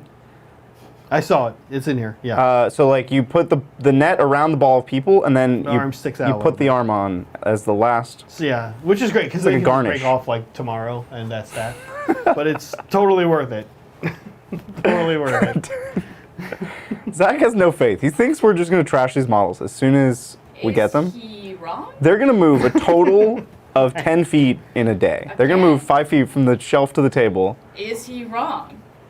Nah, I'll take good Joking care. aside about like care of how these Adrian boys. knocks things over, once like some of this when it knocks over, some of these bits might come off. But We also haven't done arrows. We could put a bunch of arrows in places. arrows are not my favorite for reasons we've discussed. But you Because think they're going to break off? fragile or what? Yeah, Yeah. I just think they'll break off. But I think we could put them in particular areas that Feet? such that like if the model ever fell, it wouldn't be a problem. Yeah. The model falling is not the only way they could break off, but that's probably the most likely way for them to break off. So I realized I actually was moving on to the wash, which was fine with that one piece I did, but I actually need to go back and clean the edges that I didn't get to paint because the mask was in the way. Mm-hmm. So I have to do that before I wash. So I'm just going back to do that stuff quickly. And I am airbrush spraying some known oil on my silver metal things, which there aren't very many of them. So I'm like kind of being quick about it. You can see I'm not even like moving the box out of my way. Boom, boom. And then this guy, the Norm, actually has quite a bit. Of metal. Norm is the most warman of them. He has like shields all over him and Yes. spears and swords and axes, and he's ready to go. Yeah. We did have a question from Grot. Brian, what Grex do you have? Also, what is Grex?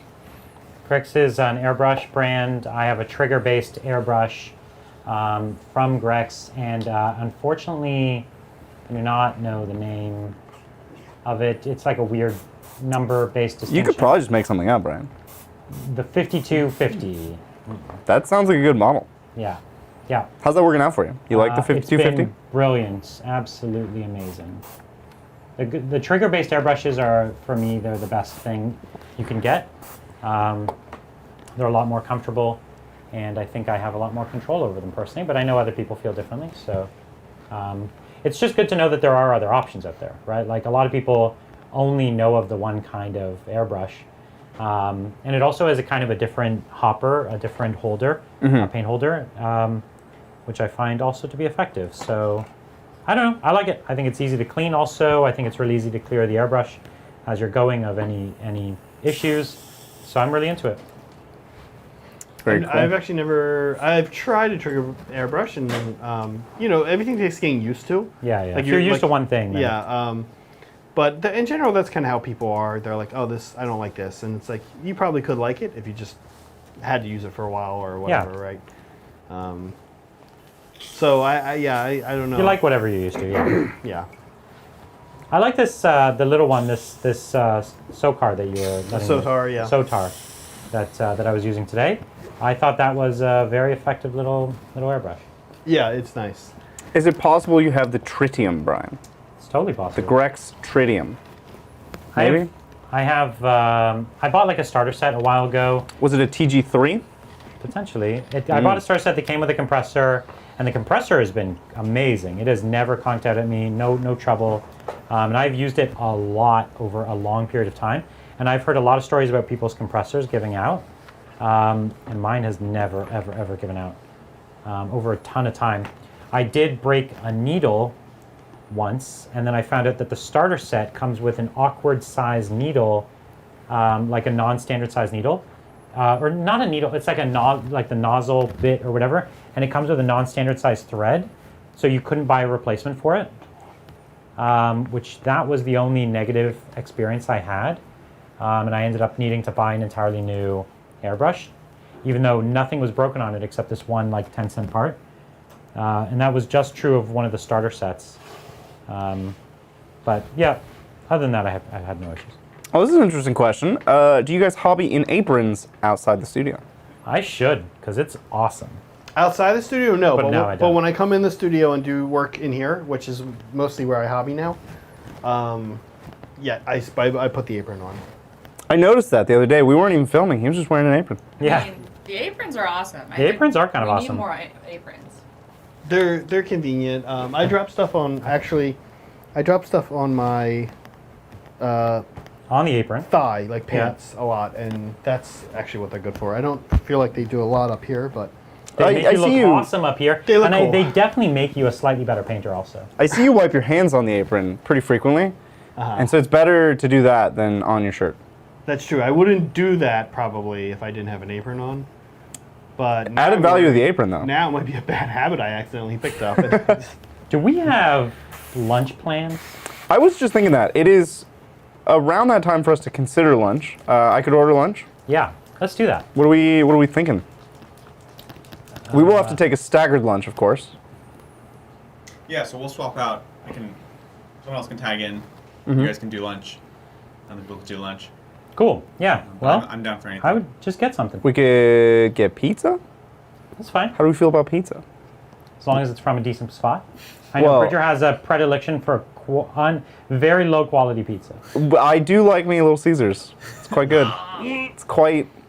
I kind of have to agree with Bridget. Quite though. good. Sometimes, Oh like, yeah. like just like a low tier pizza is like what you want. They like it. They can Yeah. feel faster. Yeah. Oh, They're like Taco Bell yeah, of pizza. they are the Taco Bell. And Zach, We have one you right by where we live, and like Meg and I have like just walked down and spent like $7 at Little Caesars before. yeah. It happens. And you have like dinner for $4 for $7. well, for $7. You have something in a box that could fit in the mouths of 4 people around the time you eat dinner. No, Brian, you also like Little Caesars. Don't give me that. $7 of something. Yeah, exactly. Little Caesars has served us well when we've been here streaming for like 6 hours, and there's no other food available, and it's there in front of me, and it's still somewhat warm. Then yes, I have been like, cool, I will eat this.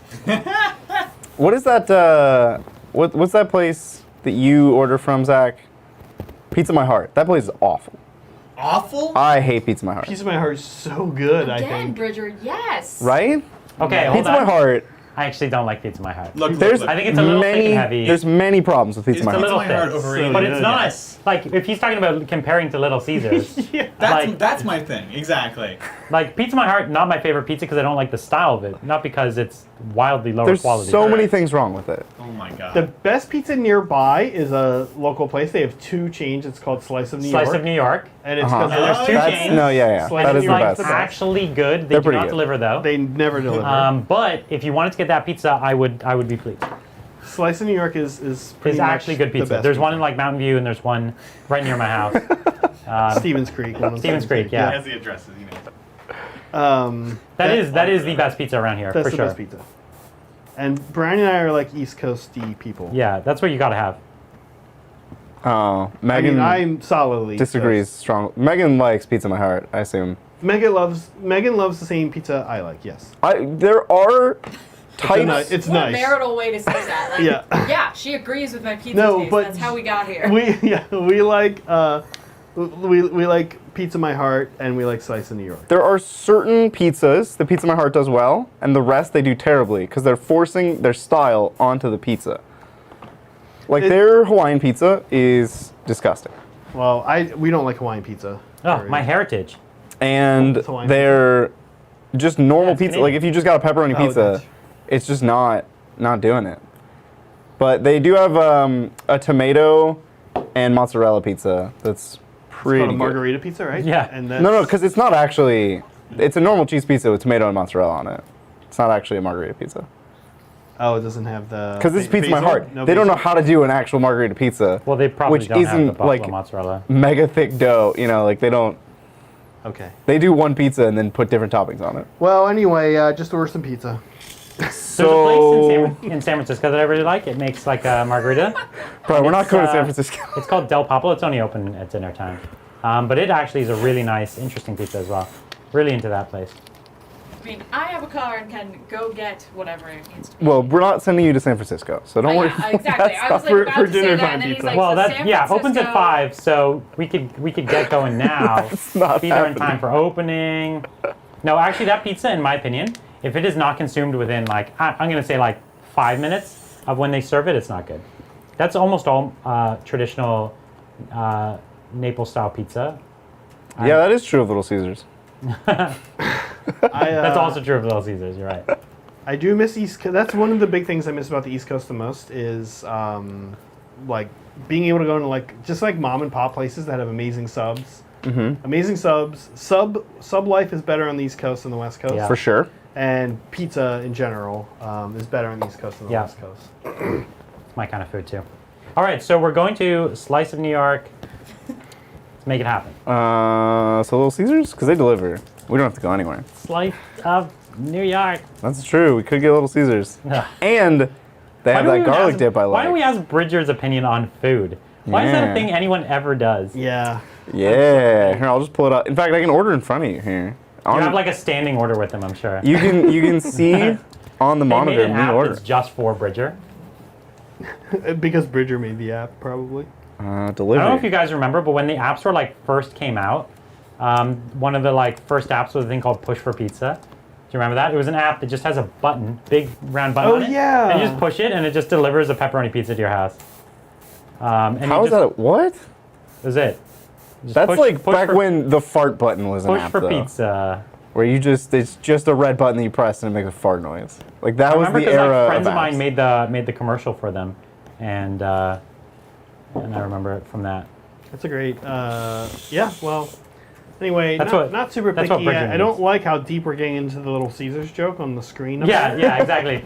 Yeah, Bridger actually has it up on the screen, and the joke has run its course. It's time to get good pizza. But there are like selections being made. I think, Yeah. I'm not sure if he thinks. I don't it's think he a joke. knows it's a joke. I don't think he knows that. This is Yo, look at these. We could get a 2-liter of Diet Pepsi to go with Diet Pepsi. our crazy bread and our pepperoni pizza. Only $13.49. And your soul. and They forget to list that part. Well, it is almost 2. If we wanted to do the hobby along rundown, we do have a lot of images. I feel Let's like we do have it. to call Adrian over though for the hobby rundown. Adrian, do you want to come over for the hobby along rundown? Also, I feel like you need to weigh in on the Little Caesars versus not fight at some point. The Little Caesars versus not Little Caesars. He said he'll eat anything. Food versus not food fight. All right, We'll eat so any food, and that is all I'll say. we're entering the hobby along segment. Thank you, everybody who joined us today, hobbying along. These were the submissions from up to Discord. 1 p.m. These were all posted on Hobby Progress and Discord. Whoa. People who are working with us. Super cool. That's awesome. Wait, did this not get all the images? It doesn't. Hold on. Looks like I took 5 of them. How many?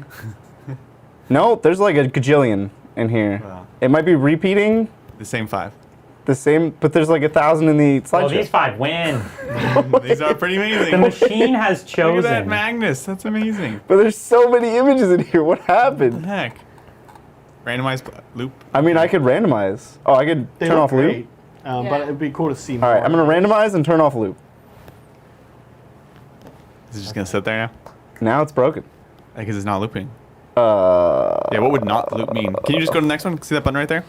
yeah, I do it can manually. Well, oh, maybe. Technical difficulties. Hold on, chat. Look at that Magnus. You know what? I think we should come back around and see it again. What? It's all the same ones over and over again. They look good though. All right, look we'll come back to this. I'll figure out what's going on here. To be continued.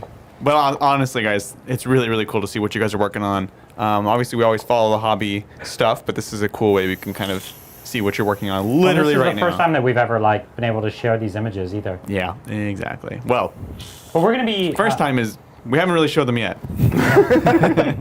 That's true. Yeah, I don't know if this is what you're about to say, Brian, but Brett and I want to start showing Yeah. regular on Wednesday streams. We want to start showing. Pick out like standout things. Yeah. Like meme of the week, but for hobby paint and stuff. Yeah, we might even, Yeah. if someone gets some stuff up kind of early, and we might even reach out to them and see what their process and see if they want to, something especially cool that maybe like I even want to know how how they did it.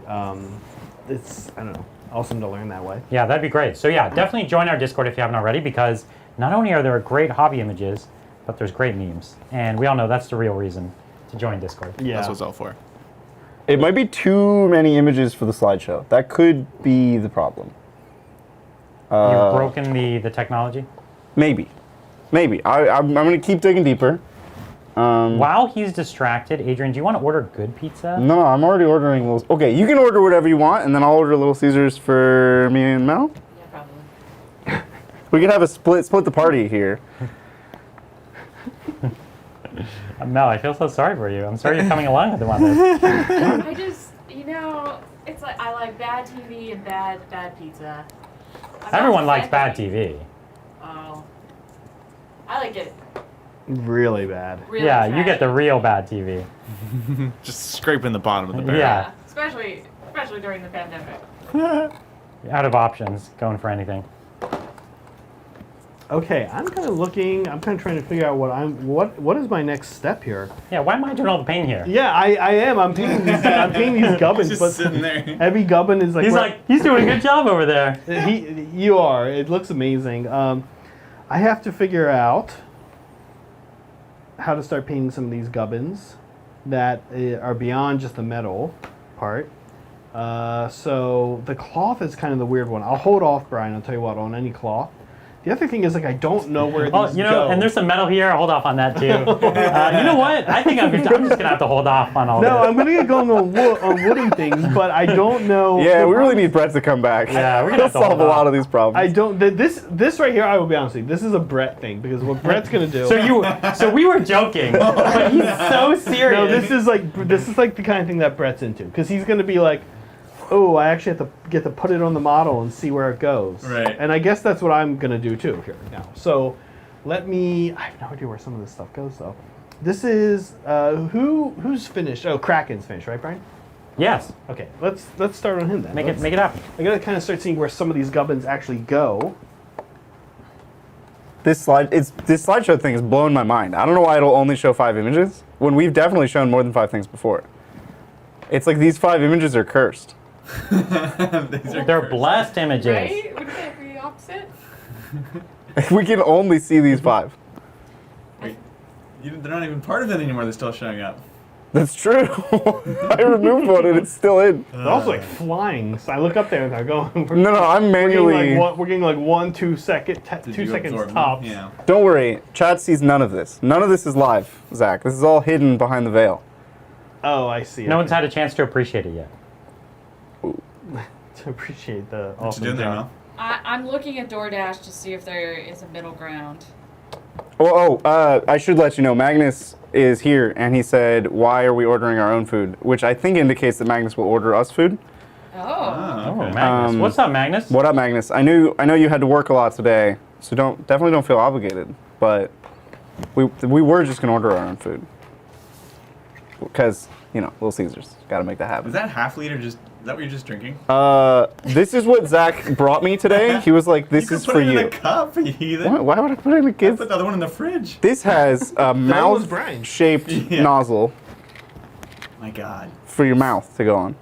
Yeah, I'm drinking this. It's not Coke. It's San Pellegrino. I do not drink Coke in the morning as like a morning drink. I'll drink it like with like some food at lunch or something. Oh, that's a good rule. But I've never imagined someone waking up and being like, yeah, Coke. I think people. Oh, that's me. what? Have you seen Brazil? No, that's me. How many? I very Okay. rarely How much of our see Bridget in the chat has done this? Morning soda? Oh. Yeah, no, that's me. That is Bridger all day. That's Bridger. It's bad.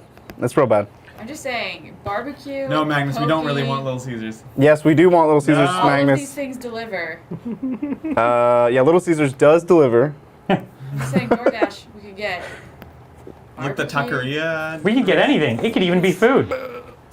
This is driving me crazy. Why can't I get a slideshow to work?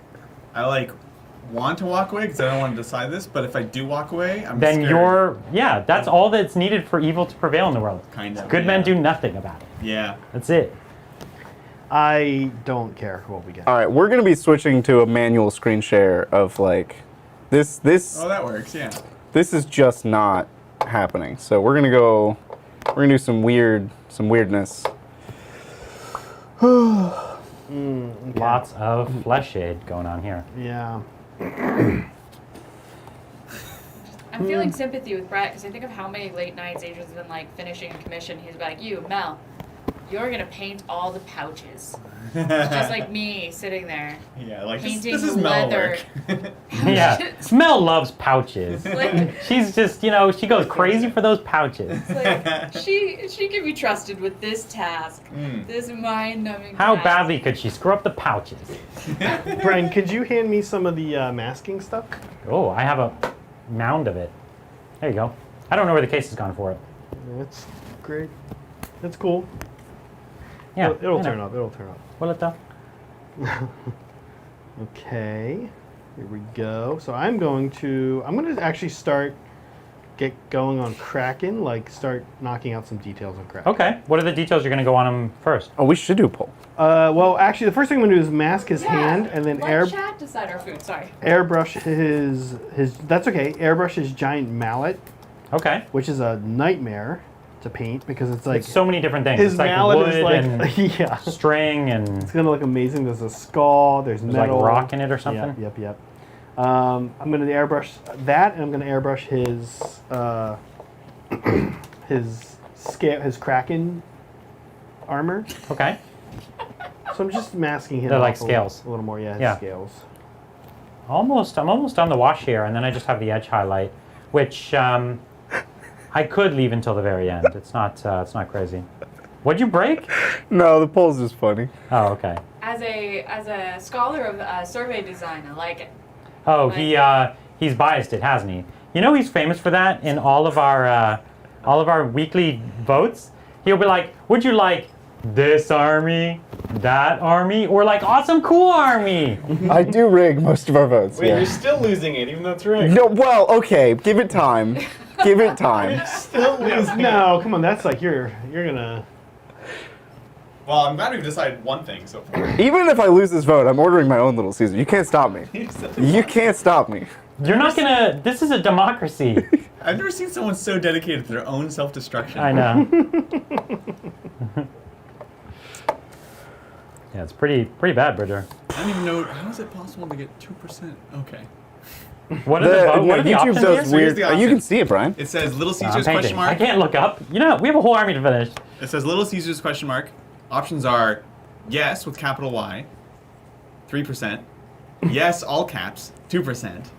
Yes, all caps, lots of letters, 31%. And no, both lowercase, 64%. And now this is 130 people that voted, so it's not like a negligible sample of our. Yeah, this is a good sample size. Yeah.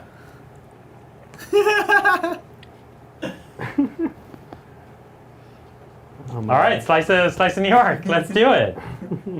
Well, so Slice of New York doesn't deliver. So if Magnus is ordering it, that wouldn't work. Unless it's on DoorDash. It's not possible. It's They're no, not. they just don't It's order. not. They're so like They're old school. I don't know. They're very bespoke and they love to be difficult. Sounds amazing. Yeah, it actually is. Is there a restaurant called Macology, and does it just serve mac and cheese? My God. Yes. I That think sounds it's pretty just great. it's not a real restaurant. I think it's just one of those drop what are they called, drop Oh. kitchens or whatever. I hate those. Have you ever gone to like if you order for I pickup have from one of literally those? gone to a drop kitchen. I've heard of Brian's. I know It's- this story. It's a good story. Okay, And it so was they'll- for mac and cheese also. They'll was, rent yeah. an office space, and they'll turn the lobby into. They'll close off a lobby, so it's just a bunch of like mail slots for you to pick up your food in, and then behind the mail slots, the entire office they turn into like here's a grill, here's a salad station, here's a fridge, right? So they just cram a kitchen into a space it shouldn't fit in. Yeah, and then like they'll have 10 different things on DoorDash. So it'll be like a chicken wing company, a mac and cheese company, a sandwich company, but they're all out of this one kitchen, and it's all just branded. And so that's actually the way a lot of these like DoorDash and Uber Eats, that's the way they work. They're not actually restaurants. They're just new brand names on existing restaurants. So you could be like, wow, these chicken wings are great, but they're actually from the chicken wing place you hate down the street. They just have different branding. Why do I feel like that's incredibly uncomfortable and illegal? It's not. It's It just should be. a lot of this food now that is ordered online, there's no need for them to have a physical business. They're just purely an online business. So they don't need a proper storefront. So they are in like a commercial industrial area instead of like a traditional like mall or like a strip mall or something like that. They're located in a place where the rent is really cheap because they don't actually need, no one from the public goes there, just a driver goes there. And I accidentally went to one thinking that it was a restaurant, and I was in some sketchy back alley, like industrial zone, and I was like, there was this door with like 3 sketchy dudes waiting out of it, and I was like, is this the mac and cheese place? And he's like, yeah. And I was like, hey, what's up? And he's like, you DoorDash? And I'm like, no, I'm just me looking for some mac and cheese. And he's like, nah, you got to order through DoorDash. And I was like, okay. So I like placed the order, and then they just handed it to me instead of like a driver. Yeah. I don't know how. It was weird. Okay, well, I've figured out a way for us to do Mac and this. cheese was like not that good. We're ready. We're ready not for worth Hobby awareness. Along. Are you ready, Adrian, for Yeah. Hobby Along? Now this Okay, the wash is it's gonna be a little weird because I'm just doing a screen region capture, but It's stand up and stretch we go. time. I feel like yeah, you haven't been. Stretch your clock. I have been actually. Wow, yeah. yeah, getting some bone cracks there. yeah, there we go. Look at that. All right. Look at this. So now we can see the same 5 we've already seen, Cursed images. but you know, I think they're pretty great. They're worth Yeah, seeing like, again. I want Yes. to see these. I love that one. Look at that Chaos Dwarf. Chaos Dwarf. That dude's Oh, awesome. chaos dwarfs are so cool. Yeah. Oh, I thought that was a Gene Stealer. What? I thought it was a Gene Stealer. Why not? shotgun. That's a really nice impulser. Yeah. I love that weathering Oh, there. nice. Super And nice. all the monitors with all the data on them looks nice. We Yes, got the Magnus. Magnus. Yeah, that's a cool base. Amazing. Yeah, is the base 3D printed?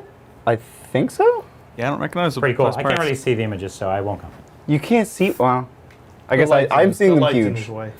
There's a giant. Boys. giant line. Oh, we got a weird boy and a pain boy I like it. and I something really like the Pain Boy model. half on screen that I can't tell. The what one, it and the is. one, there's also a little oiler grot down there. Oh, there's another guy. Yeah. Yeah. And another Chaos Dwarf. Oh man, There's now I such want cool Chaos ones. Dwarves. Chaos Dwarves are in Blood Bowl, but they're not in anything else anymore. Well, there are Sigmar rules for them. There are. Unless they literally just got nixed. But yes, they make them. Ooh, look at that Speaking Void of Dragon. Void Dragons, That's a Oh, cool nice. Void Dragon. I like gold Void Oh, Dragons. that one's nice.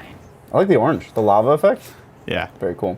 Bellicore! Oh, what a baddie! That's awesome. Oh my Ooh, goodness. That's like a whole army. In the top we have Necrons, and in the bottom we have More more Necrons. Necrons.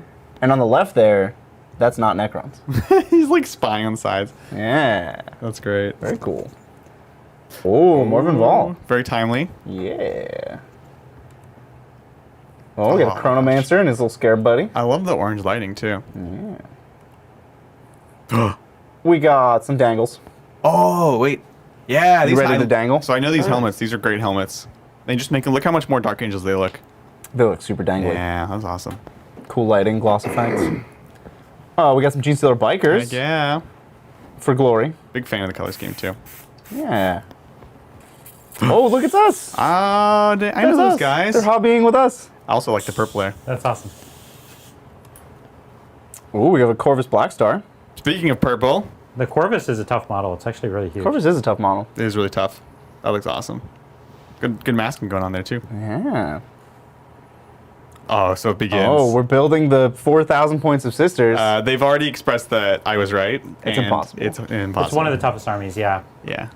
Beautiful line, but Ooh, what do we got here? Death God. Death Guard, See yeah. that flail there? I like that palette. Years of use. Yeah, that's cool. We got some Grey Knights. Oh, maybe it's Kyle. I think Kyle has long since painted his mini. I should hope. That was like I a thought year Kyle ago. got a new army. I think Kyle did get it. He got a different army and painted that one. Oh my whoa. God. That's a lot of beasts in Nurgle. That is Wow. amazing. Oh, that's cool. Yeah, I saw the picture earlier. That That's looks so great. cool. That's the actual kit too. What? That's amazing. I love it. That's a list. I do want us to get this somehow. Being able to run a bunch of them. Yeah. Super fun. Oh, hey, we know know those those guys. No mention on the model. So we have a Valkyrie here. We got some Scions coming out. I like that camo too. Yeah, it's Really very cool. sharp. That's awesome. Ooh, yeah. Yes! Oh, that's awesome. It's Kiss, the Gargant. That's pretty cool. Or is it like an insane That is posse an target? awesome. No, yeah, it's yeah. all the members of Kiss. If you look at the Oh, makeup. is it? It's not. I don't think Yeah. it's ICP. It's not ICP? I don't think so. Looks pretty ICP. It's Look, not a look at the Juggalo- tongue. That's Gene Juggalo Simmons. Are you Gargant? kidding me?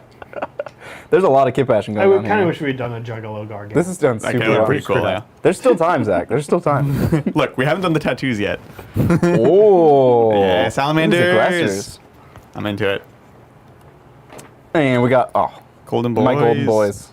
Like the blue. Nice. That's a nice force. That's like a 2,000 point army. Mm-hmm. Wow, Custodes, huh? Yeah, dude. That's 2,000 points of Custodes. That's Yeah. Yeah. That is 2,000 points of Custodes. Yeah. Ooh, some Daughters of Ooh. Cain. Maybe Repentia. I like yeah. it. Very This is cool. really nice conversion work. Yeah. That's dope. Ooh. What kit is that? That is from the box set, isn't it? What's it called? Fantasy Blackstone Fortress. Is it? That's a nice That's not orange. from Blackstone. No, There's no, kit no, bashing. the fantasy one. What's it called? Curse City. Oh, Curse City. Yeah. And they're probably using it as an astropath? It looks very astropath. Or a sister model, yeah. So sick. Could be, yeah. Yeah, I love it. It's very cool. We got a boy. This is got something, I think. This is a special edition. He's release. named? Yeah. So this is they released him and his little grot pal. I actually have one of these on order. Super Nice. There's him again. From another angle, we can see his choppa. cool. Yes. Also, I'm just seeing in chat. It is confirmed. It is in fact Kiss, and it's Giant Simmons. See? That's good. Which means that the Insane Clown Posse Gargant idea will be completely original then. It's still available. This is, I think, Andrasta without her wings, Oh, right? nice. Yeah, good sub-assembling there. Yeah. We're going to be playing her Whoa. tomorrow. Tomorrow, yeah. I think that's 2,000 points to 1,000 zone. Yeah, that's definitely. These hyper elite armies. Well, you've made it through all the gold trim, it looks like. That's impressive. You haven't given up. That's why the rest is gray. He spent the whole day on gold trim. Exactly. Ooh, that's a nice Redemptor. I would play with that boy. I like the lettering too. Zeal. He's just super hyped about everything. He's amped, ready to go. Ooh, looks like, I'm gonna guess Iron Hands. Iron Hands? That's my guess. Yeah. Yeah, I'd probably say the That's what I same. would go with. Very cool. Keyboard too. I'm like, that looks like your desk setup. Oh, I yeah. should know this shield host. This is, know what this is. I want to say Aquan Shield? No. There's only one white one. Yeah, but I Solar don't Watch. remember it. Solar Watch. Okay, Yep. yeah. Yeah, yeah. I just remember the black one. That's my favorite one. Ooh, Oh, I like that. I Look like at those the bases. base. Oh my god. those are really cool bases. And what game is that from? Is that the Sigmar Oh, the hex. Hex game is called Yep. Shadespire. There you Shadespire. go. Brian, knew that. Sorry, you didn't present it as a question. Gonna have to deduct points for that. This one. This is the one I was talking about. I gotta stick Whoa. those. It's like minimal and elegant in a really nice way. That's awesome. So it's a Chaos Knight kit bashed out of a Gargant in a bunch of bits. Yeah, I exactly. know. That's I'm super into that. Sick. And this is another case, kind of like I was saying, like you can see it's not a whole knight kit, but they've essentially made a whole nother knight. right. Well, out of a, let's be real, way more expensive model. Yeah, yeah. Like, in fact, look at the guy on the left of him. Yeah. He doesn't have his shin pads. It's probably taken from that guy. Right. And he still looks amazing. Yeah. So really smart use of models there. Still more expensive. Still more expensive. By yeah. a lot. Ooh. Oh. We have an AX10 in the I like house. that yellow. That's a sharp looking AX10. Yeah. Makes me want to play one again. Ooh, we got some Immortals. Nope, those are Necron Warriors from Indomitus. What? Their guns are huge. Yes. That's the new guns. That's the Reapers. Oh. The Reapers, yeah. Huh. We kind of just use ours as whatever, Yeah. because we're heathens. Well, we don't mix and match though. We don't. We got a Repulsor, 2 Executioners? Nope.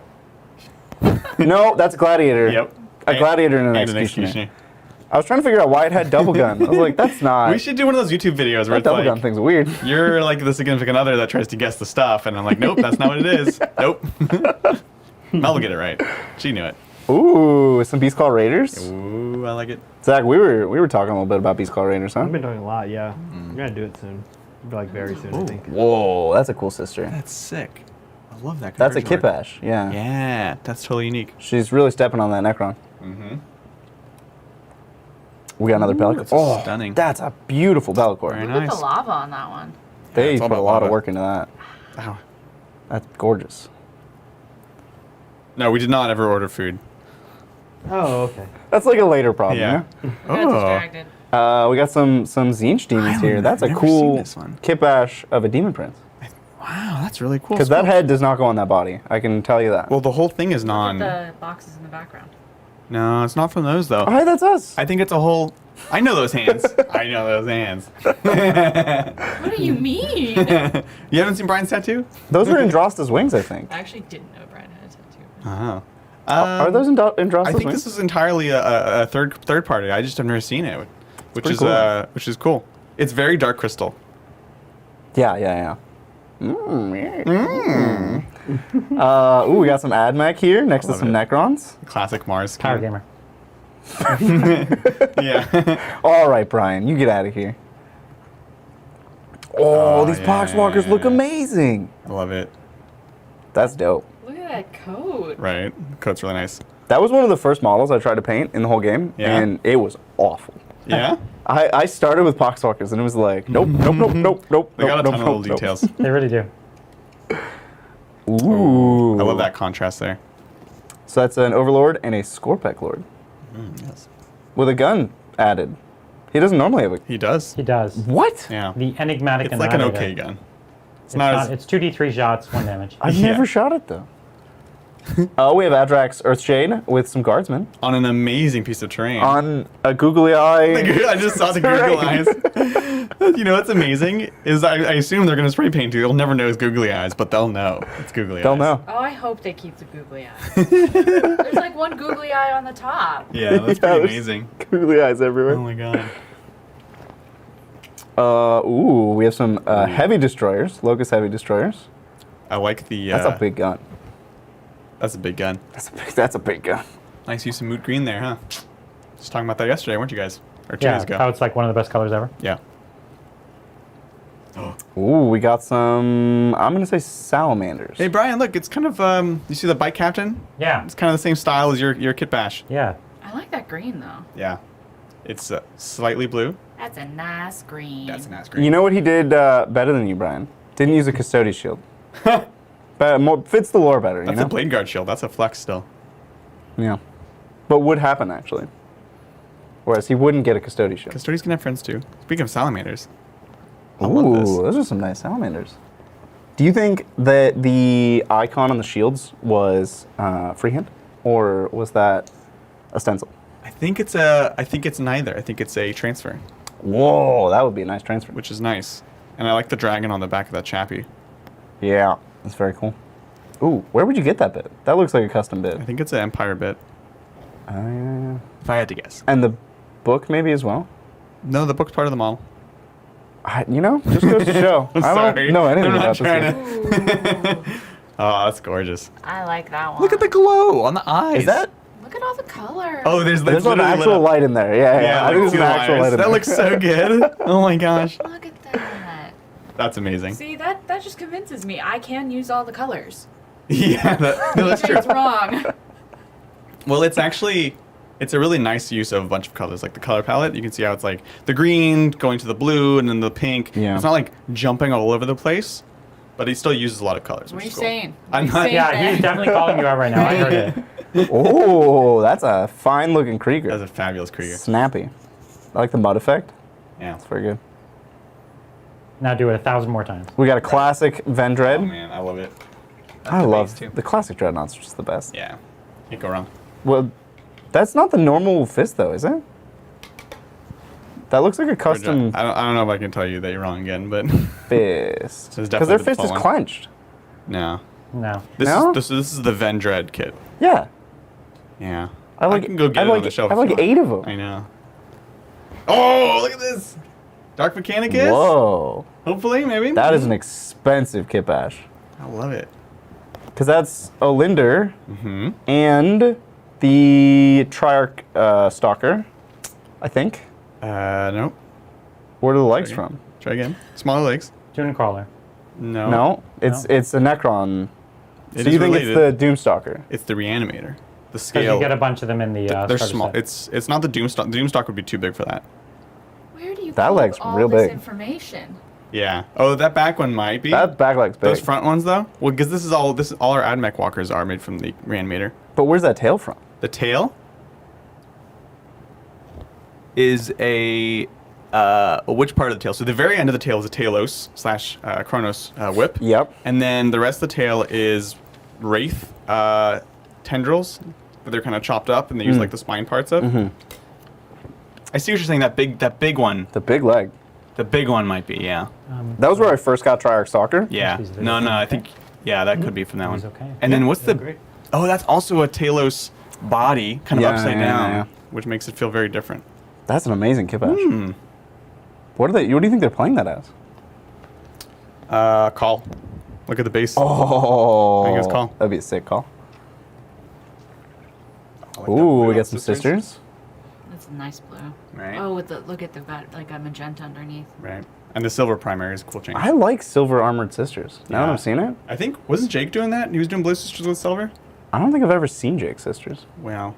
That was right before COVID. Remember? I haven't seen Jake since before COVID. Oh wow. Not once. Dang. Yeah. Ooh. Yes, that Jake. The one with the little one. No, that's No. Jay. That's Jay. We do it every time. I'm sorry, I can't keep the boring names apart. Wow. Oh, Shots you fired. wore out. All Jay, you Jay. Warhammer people look the same. I mean, kinda. Now this is a neurothrope or a zoanthrope? That looks like the Neuranthrope. It's the character one. Yes. Yeah, Neuranthrope. I know I'm throwing. It has the spine in the back. Got it. You did it. Ooh. Oh, we got some nice. I actually really do like the pink power effects on Necrons. Pink energy is really cool. Look at that one on the far right. That's so well done. Yeah. I love that energy. Great energy. Yeah. Yeah, there's your girl. Now, are you gonna put a galaxy on it? Right? We're gonna do a galaxy butt on the beetle. That's what I think should be done immediately. There you go. Why the butt? Because it's like a nice like round surface, and there you could add a lot of plants there. You could do it on the underneath, but I was looking at the horns would be really cool. The galaxy out the horns. They're like ethereal horns. That'd be maybe. cool. I also like that they have the same web palette as Zach. Oh. Look at that, Zach. Wait, Zach, is this you? Yeah, I sent it in earlier. I love this font. Ooh, it's the abomination for Skaven. The Skaven vermin abomination. I think is what it's I called. think so, yeah. So sick. When it dies, like 20 clan rats come out. Or so the slaves. Really? Skaven slaves. I can't tell if you're joking. Well, you roll on the table, but That's the so best cool. result is 20 slaves. They all come just out. escape, or it's like the little bits of it. It's like full of rats. that is disgusting and amazing. No, it is disgusting. It's awesome. Wow. We got a some classic. crisp ultramarines. Oh yeah, that's clean. Ultramarines should be crisp. Wow, you never see the yellow trim anymore. Instead of gold. Yeah, I like it. Yeah. It's very that old school. takes me back. Oh my god. And the red bolters. yeah. Just all the like highly contrasting colors in a very clean paint scheme. Wow. I love I've been transported. I love it. it. Back. Also, that's very unforgiving. Like that's a well done paint. Yeah. It's- you Any see mistakes. anything. Yeah. Mhm.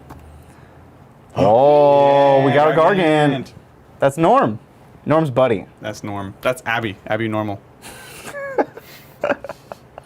young Frankenstein. Yay! Got some Sylvaneth. Ah, got the seasons here. Oh, they did. Autumn, Oh, winter, summer, fall. That's dope. Autumn and fall are the same, but that's okay. We spring. You forgot spring. Autumn and fall. You know. You just like That's when- identify. Not to a tree. A tree really likes the separation. Hey Zach, can we do this? Can we do the seasons with Sylvaneth? Yeah. Yeah, maybe I'll see what season Mel's doing. I'll just do a different season.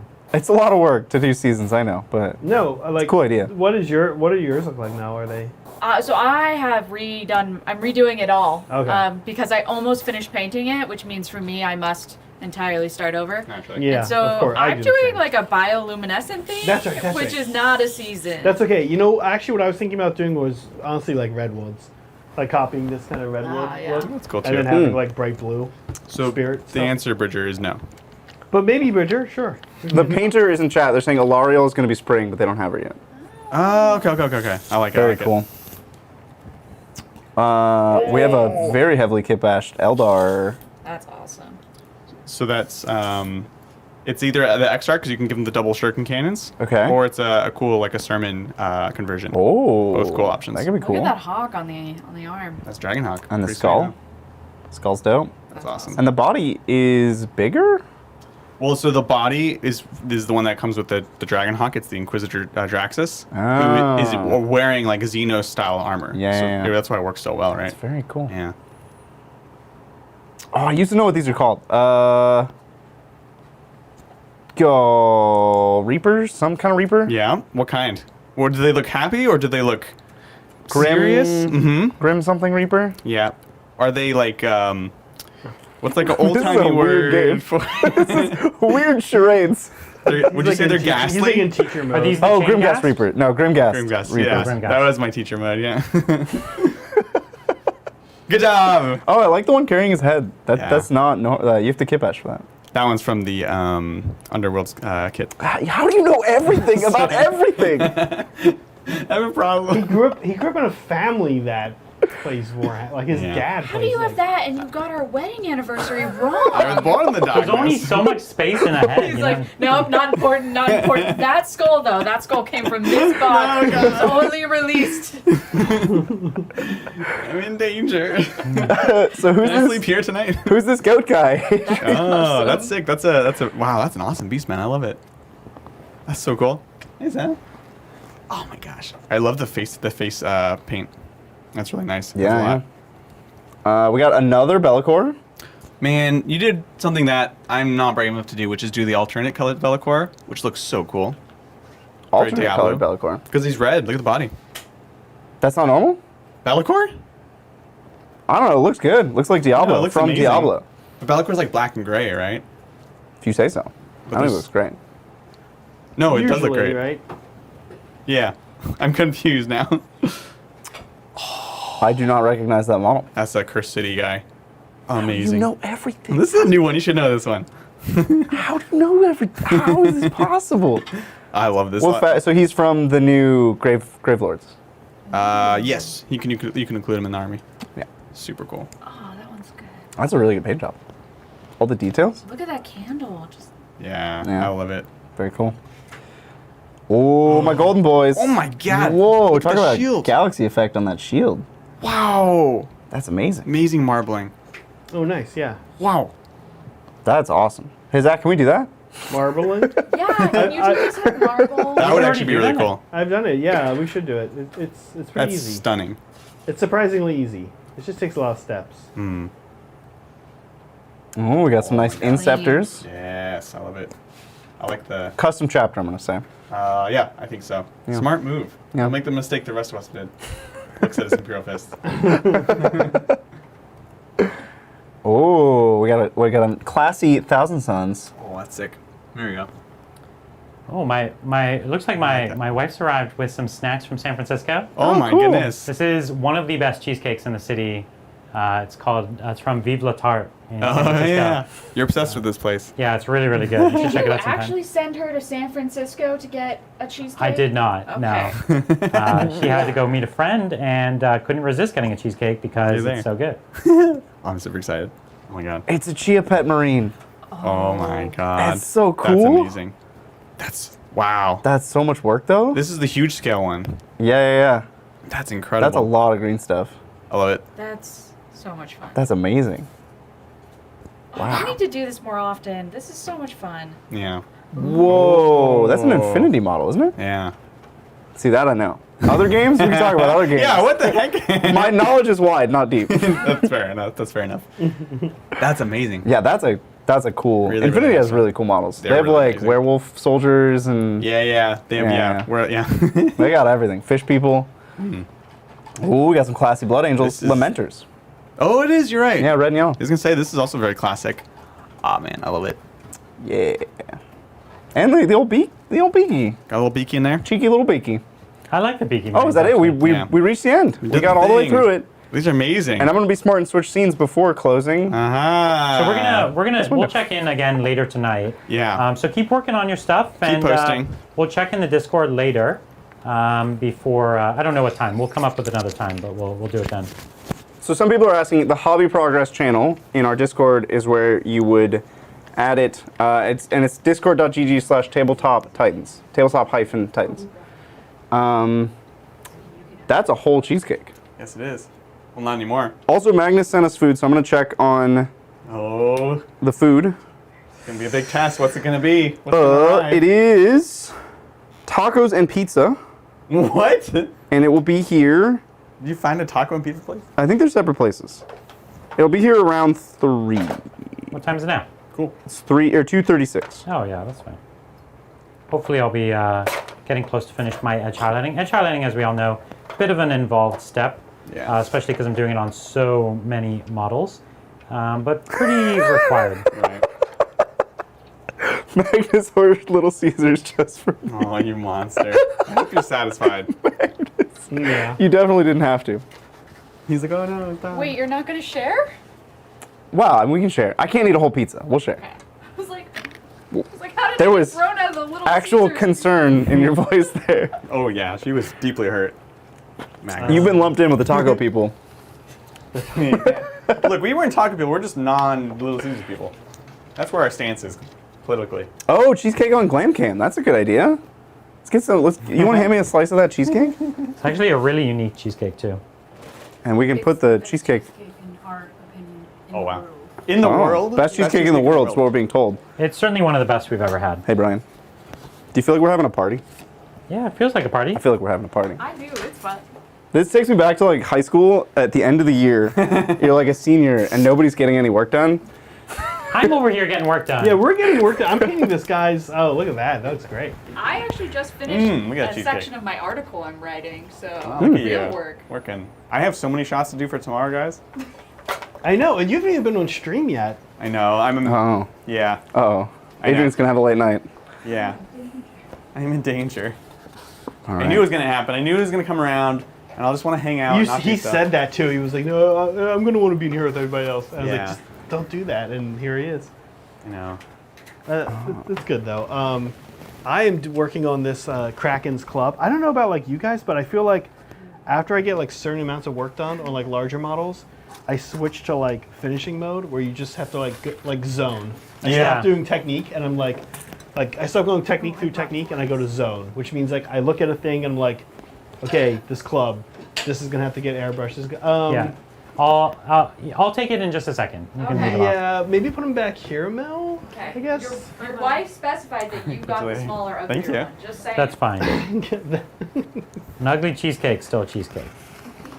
Oh my gosh. So I'm totally in zone mode on the Kraken guy right now, and I'm focusing on his club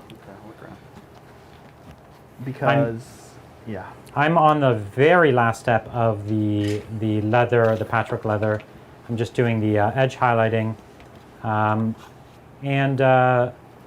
Yeah, it's coming along. I'm actually really, really far through it. I'm almost done. And then I'll let someone else, I'll tag someone else in. Ooh, who are we tagging in? Brett's not back yet. Does that mean... What does that mean? Who's Everyone looks around. who's tagging in? I mean, what are we painting? What are we? Giants.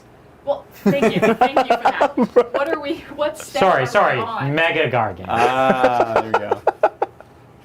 There's a lot of I don't know, available genuinely. steps. We can prime gubbins. We can paint straps and Gubbins leather. still need And to be primed? have any gubbins been primed? I Any small gargant gubbins? I Smaller Oh, Gargant. Those need to be corked as well, right? No, Brett corked. Oh, have they been clipped? Yes. Have they? Brett corked them in the morning, didn't he? No, he corked the Megagargants Ah. bits. Then they need to be corked and primed. I can paint straps and leather and stuff. That's usually. Oh, there's some task pouches at- over here for you. Yeah, I'm like, are there pouches? No. I'm Like- sorry, they can't hear you that well.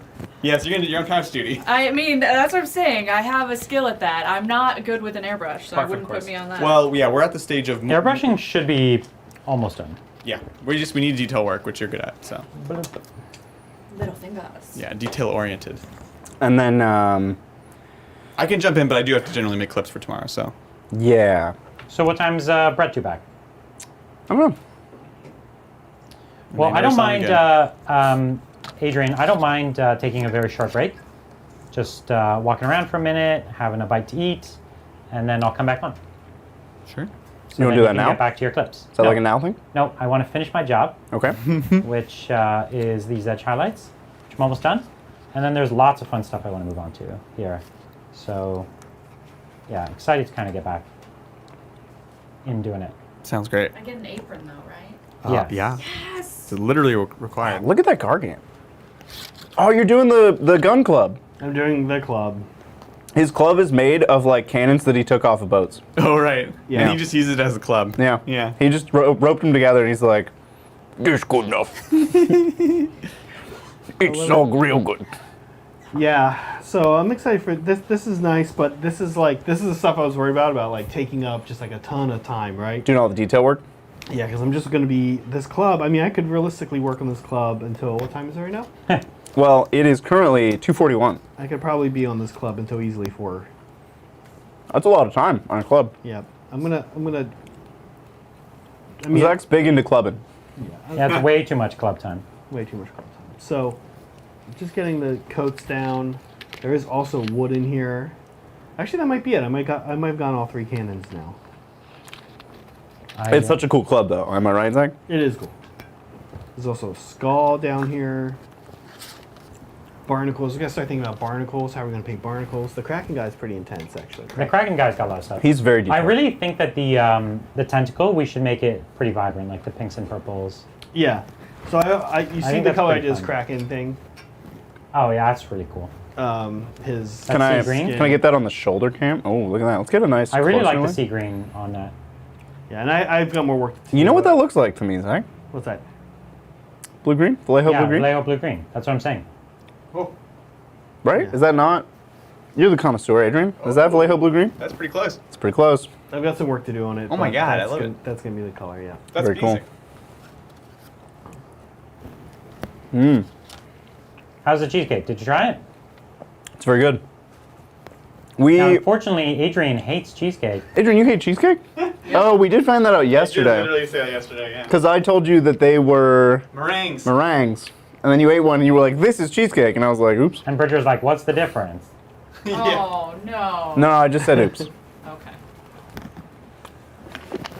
Meringue. It was a container of delicacies. Again, from Magnus. Magnus being real kind to us lately. Mel, Yeah. do you like cheesecake? I know generally maybe you try to avoid things like that, but I you like do them? like cheesecake. I will say though that like on this type of cheesecake, I would love like a fruit.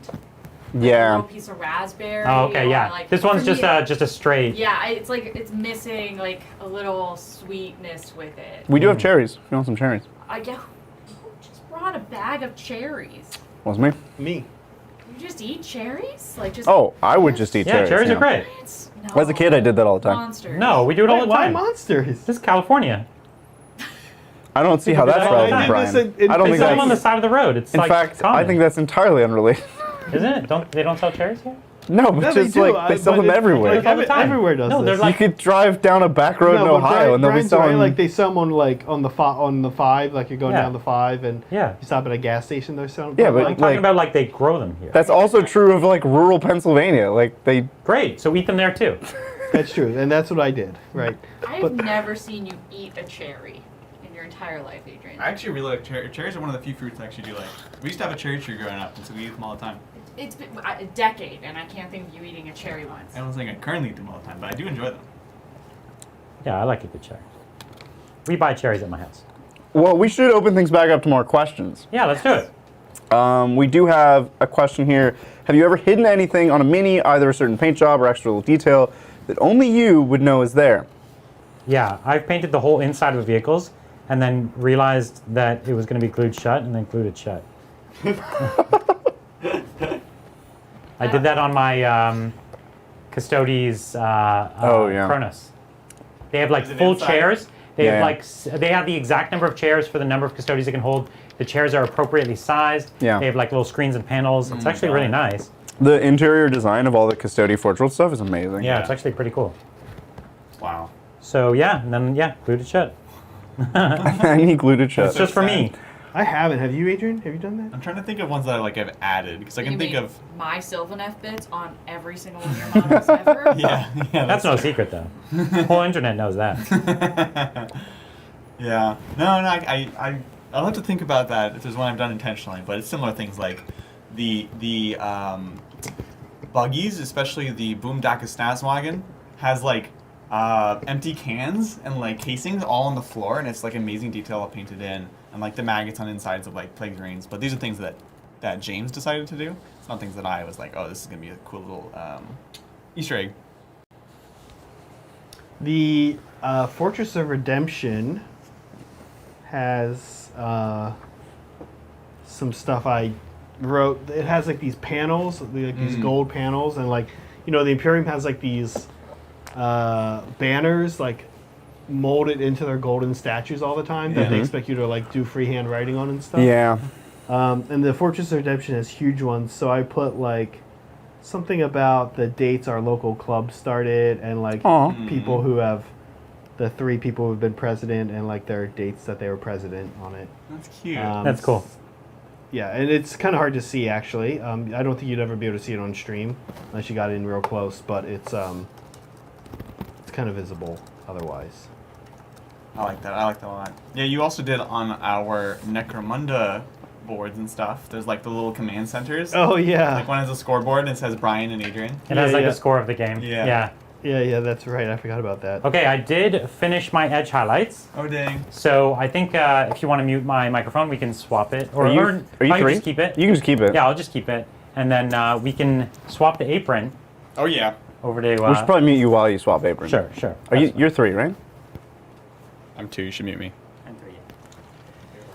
Hey, Zach. Hey, how's it It's going? just you and me now. Alone in this room. Yeah. Am I the only person that's bothered by all those little scrolls that they expect you to freehand tiny little letters on? Does that bother anybody else? Yes. I like the scrolls. I actually really like the scrolls. I think the scrolls are fun and cool. Yeah, no, I just can't do it. It's too tiny. Too tiny. And then when it's blank, you're like, that's lame. Yeah, Like, that's it's, right. It's That's- mandatory I that you agree paint with you on tiny this. little freehand. I agree with you on this, Bridger. This is the problem. It is almost like mandatory freehand. They're Yeah. like, hey, here's this thing, and if you don't put something on it, it's kind of like, hey, why did we sculpt this on here? Right. Like, yeah, and there's not really good decals for it either, so it is, I get it, No, I'm not anti-purity seal. The purity seals are fine, because if you leave those blank, it's all right. It's not ideal. But the, it's when they have, like, it'll be a shield, and on the shield will be a little scroll that fits one word on it. And you're supposed to write that one word on the scroll, and it's like, right. Hey, everybody. Fierce. How you doing? How you Welcome to the show, Adrian. What up, Adrian? Oh, man. Do you I can't know- even see Bridger. He's just like a Yeah. halo. Sup? That's how I always see you, though. So. Aww. I'm just a blinding light. What am I doing? Okay, let's see. Well, Brian has done all of that. That's all finished. So Yeah. let's actually take this opportunity to kind of see where we're at with some of this Yeah. stuff. status report. What I'm doing right now is detail work on the Kraken's body. So Nipples and these stuff. would these would be the options. You could do detail work on one of those two guys.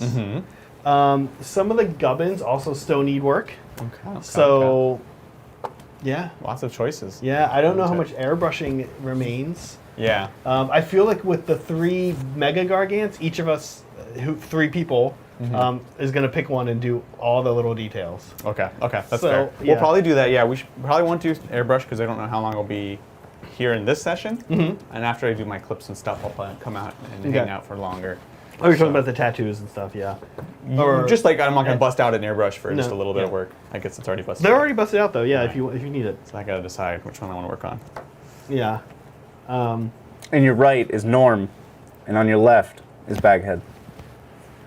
You decide. Decide your fate. That's a tough call. Oh, you could do Baghead's head. Did you? Speaking of which, Zach, did you remember to do the flesh on Baghead's head? Yep. Yes. He did, beautiful. yeah. Okay. And I just finished the cloth on it. Oh, Beautiful. there's Baghead's still a lot of bag details. is brown. Yeah. What? Bold Yeah. choice. Because I just decided to make it match the rest of the. Again, I like to keep the number of unique colors low. I think that allows you to pick a few things to stand out, and then they can really stand out. And yeah, you have more options that way. It's pretty amazing. Yeah, I gotta say I'm into the cloth, Brian. There's Really several metal gauntlets you could work on, Adrian. Yeah, there's definitely we- the clubs. Yeah. The clubs can start work. There's also lots of rope work and strap work. Totally. Totally. And I think that's another piece that would really make it pop. Okay. Sounds good.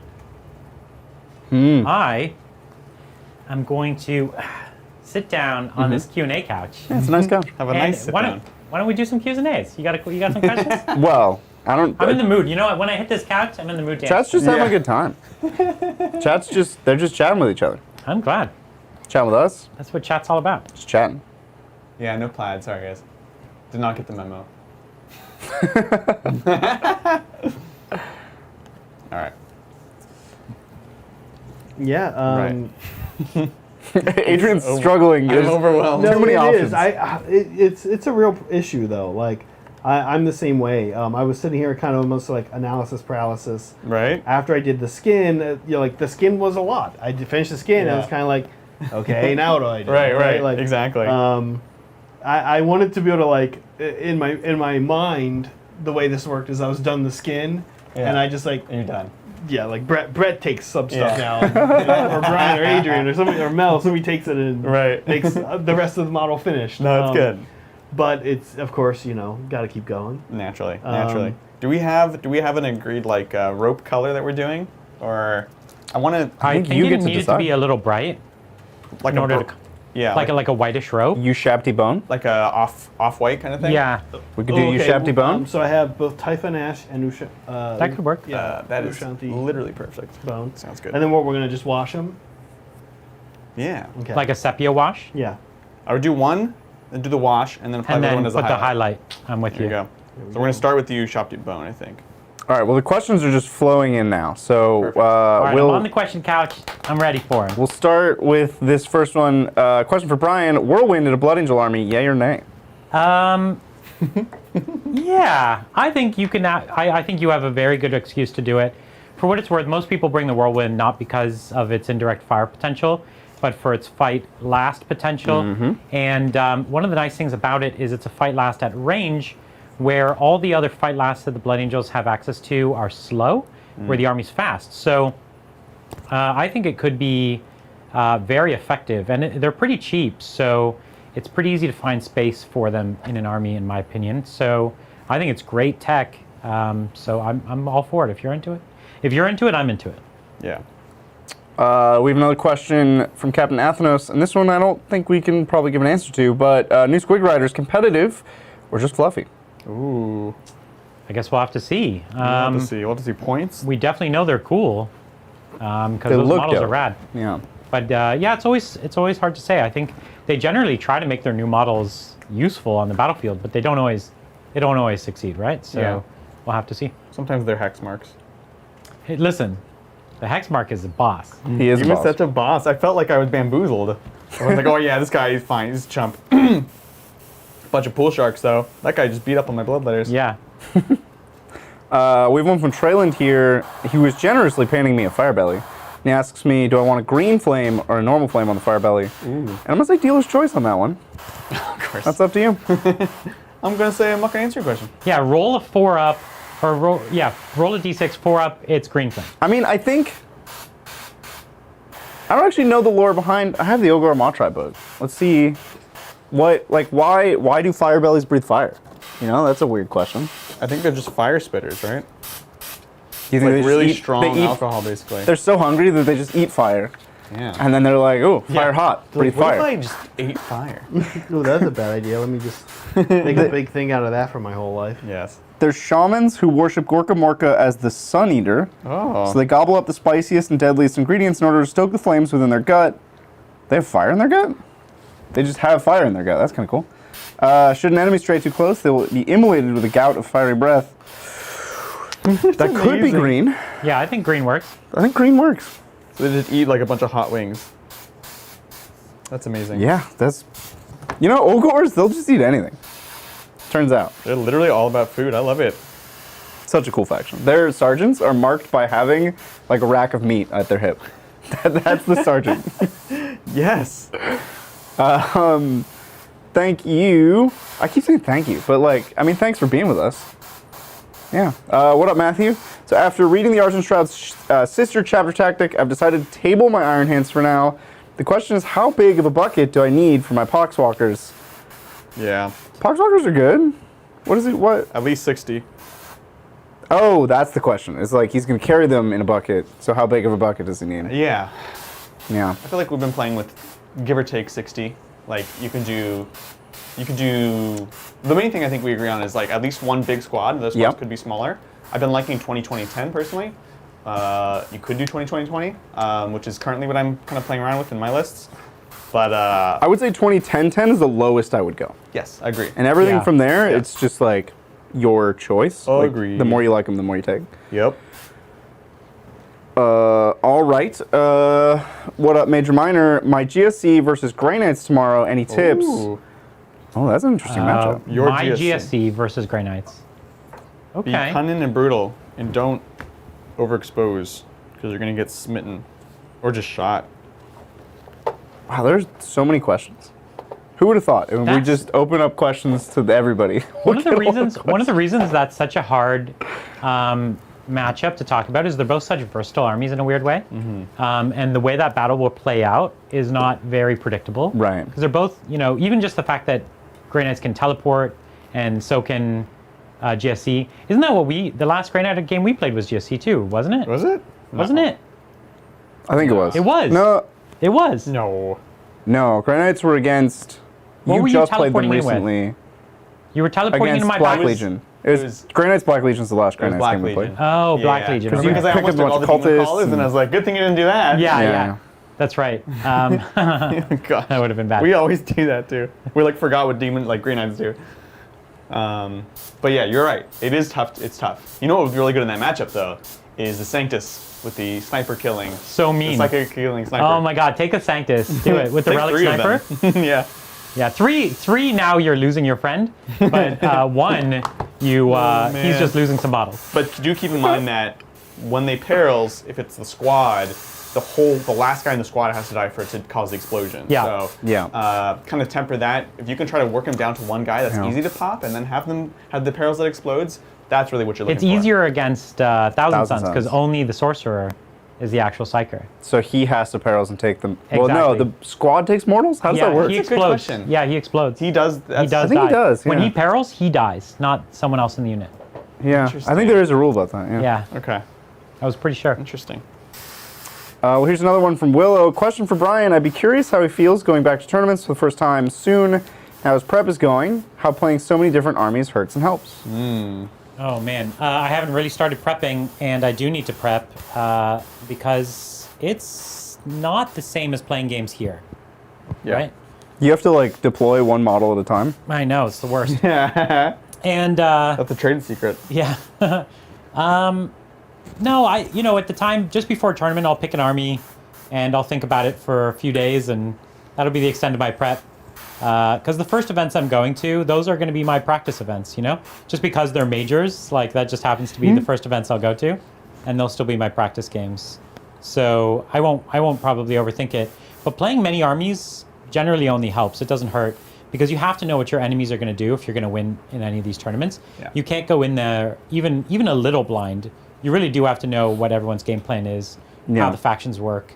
So that's an advantage. But I will say, while I understand the factions, we don't necessarily play all of our games competitively. So we're not necessarily seeing what every faction could do at its absolute most mean. So sometimes there'll still be surprises there for you. Oh yeah. I was foolishly trying to ask every question. I really need to start being more selective. So if your question doesn't get read, it's because there's like 1,000 of them, and I'm sorry. And that's my fault. But here's one from Brothers Brigade Gaming. Brian, now that you're on the Capture Power, what do you do to help break up hobby burnout when doing large army projects? Several things. One, like take breaks and do other things for like a couple weeks. You don't have to I know your deadlines are probably things you made for yourself, and if it's starting to become a chore, then you're probably overdoing it, and it's probably not worth it because you bought these models because it should be fun and rewarding. That's perfect. So take a break, but also change. I like to have a couple different projects on the go, and I like some of those projects to be just single model projects, so then they can be finished and you have that satisfaction. So it's like, I'm just going to add this one character to this existing army or something. And also sometimes even breaking up to do terrain and stuff. It's just such a different mode. You still can hobby, but it doesn't have the same pressure. So I don't know. Definitely take it easy though. Like keep in mind why you're doing this. It's because you're supposed to be loving it. And take a break. Take a break if you need to. This is something I'm going to have to be very careful about because I just bought 3 large new inbox armies. Yeah, right. Of Sigmar. It's a big commitment. It was a big commitment. And I was just like, YOLO, let's drive really far and buy these and then drive home. Now I have them. I love it. And then I've just been like compulsively building a ton of them. You just got to talk us more into more 12-hour hobby streams. Yeah. Well, I mean, that's kind of the angle I'm playing with Zach here. It's like, hey, Zach, you want to, spend we'll spend all Friday painting. Yeah, we might You want to do some Fire Slayers? We might do some 8-hour ones. Fire Slayers now, wow. Fire Slayers are so cool. Because Fire Slayers are dope. What time is it? It's 3. We are So it's been 5-ish 7 hours in. It's 3 o'clock. It's been 7. Yeah, I could easily do 8. I could sit here another Sorry, hour. it's been 5 hours, yeah. No, It's been 5 hours, yeah. we started It's 3. at 10. Yep, Yeah. that's 5 hours ago. Oh, We're 10 not to even 6 halfway is- done, 10 to Zach. 6 is 8. Okay. Not even halfway done. Yeah, I think I could do. So we're working on some robes right here, ropes, not robes. And just to show you guys a couple of different ways of approaching this, what Zach and I were kind of whispering about a second ago. What's the best way to show this? Can you guys? Probably Glam putting cam? it on the glam cam, yeah. All right. What if I hold it to the glam can? Sure. So you can see here, I'm just doing it very classically with little brush there, and this will be the kind of base coat, and nice contrast there. Zach was doing another technique. Can I borrow that for a second? Where he has these thicker ropes on the back, and you know what? He's just airbrushing them, and look, it's Oh, wow. amazing. Yeah. So because he's got just the right thickness there, it's not the easiest thing to do always, but you can kind of test that out, and it's something I definitely recommend, that you can actually airbrush more than you think a lot of the time. Yeah. Especially if you're willing to do even just a minimal amount of washing on the edges or cleanup Yes, later which on. is gonna have to happen. Yeah. Yeah. A lot of this comes down to like making smart decisions, right? Yeah. So a couple different ways of kind of doing even those details, Yeah. which is cool. All right. Yeah. Here's one from James. How do you guys feel about push-to-fit models? I feel like I need to be a dwarven rock climber to force some of these pieces in sometimes. Yeah. I'd rather glue any day. Me It's too. horrible. Listen, they're not for us. They're not for seasoned hobbyists. I know. They're for somebody who's buying this as a gift and giving it to a first-time hobbyist, maybe even a kid. Yeah. And you put it under the tree, and they can open the box and they can build their model. Yeah. Right? They don't need to have a separate glue. You don't want to be giving glue to kids also. Yeah. So they're just for a different audience. Yeah. And not only are they a pain to build, but as we've all talked about, we love converting, and they're a pain to Right. convert. Yeah. So, not my favorite either, for sure. I like them. You like them? Yeah, because I hate building models. Really? Yeah, but the problem with them is they're like monopose, right? So There's a lot of problems with you push can fit. get a few of them, but you can't like I have out our Guardians. They come in push to fit. I did order a few. The Guardians are pushed to fit? They have push to fit Guardians. Wow. Yeah. My Guardians are really old. And I mean, I have mostly the kit, Yeah. right? But the push to fit ones were nice. But I don't like assembling, so That's fair. The entire 9th edition starter box is push fit. And I did the same exact mistake, which I always make with push to fit, which is I'm like, oh, so for example, I had the guys with the crossbows, and I was like, oh, perfect. It's just the hands and a little divot thing, so I can paint them separately and just pop it in afterwards. Yeah. But inevitably, I'm like, either I try to fit it in and I can't get it out, or actually I just don't attach it. And by the time I painted it, there's so much friction that I'm trying to push it in, and Yep. sometimes if I haven't hard coated it well enough, I'll start rubbing paint off or Yes. I'll break something, and that's like you said, it's not for me. It's a different audience, and that's me Totally. trying to make it work in a way for me. So it's not really that I have a problem with them per se, but it's just Yeah. not my favorite to work with. Yeah. Oh, Brett has arrived with some food. Oh dang. What do you got, Brett? What is that? Looks like this big bags of tacos my and a little gosh. pizza for Bridger. Little baby. And a couple of 2 liters if you guys are interested in Mountain Dew or Pepsi. oh dang. I know, Brian, you hate Pepsi. You're a real Pepsi hater. It's not my favorite. I'm the person where they say, "Is Pepsi okay?" Yeah. And then I say, No. "Nah." And then I just drink water. Brett, if you would like, we have cheesecake. I would like all the things. We have Yeah. a lot of food. Right? So No, I I think walked these are up. from- I walked up to. right. Oh But yeah, these ones he was he's been using. Okay. Yeah. That's right. There's also 2 over here. So. So I walked up to the outside of the building just completely coincidentally. I just happened to be showing up, and there was 4 paper bags lined up outside the door. And I was like, I wonder if these are for us. And then I looked at the tag, and the tag said, please text when this food arrives. Just leave it outside the door. It's okay. Yes, it's okay if we if we don't answer the phone. We are recording right now. And I was like, oh, I bet that is for us. And I would love that to be for someone else in here. Yeah, I know. And kindred spirits. But I was like, that sounds like something Bridger would leave on a DoorDash note. Actually, It was from Magnus, it's from actually. Magnus. Thanks. I think that's his default message for DoorDash is like, We got some churros for Bridger. oh yeah, Thank you, Magnus. yes, give it a try. Bridger loves a good churro. I love churros.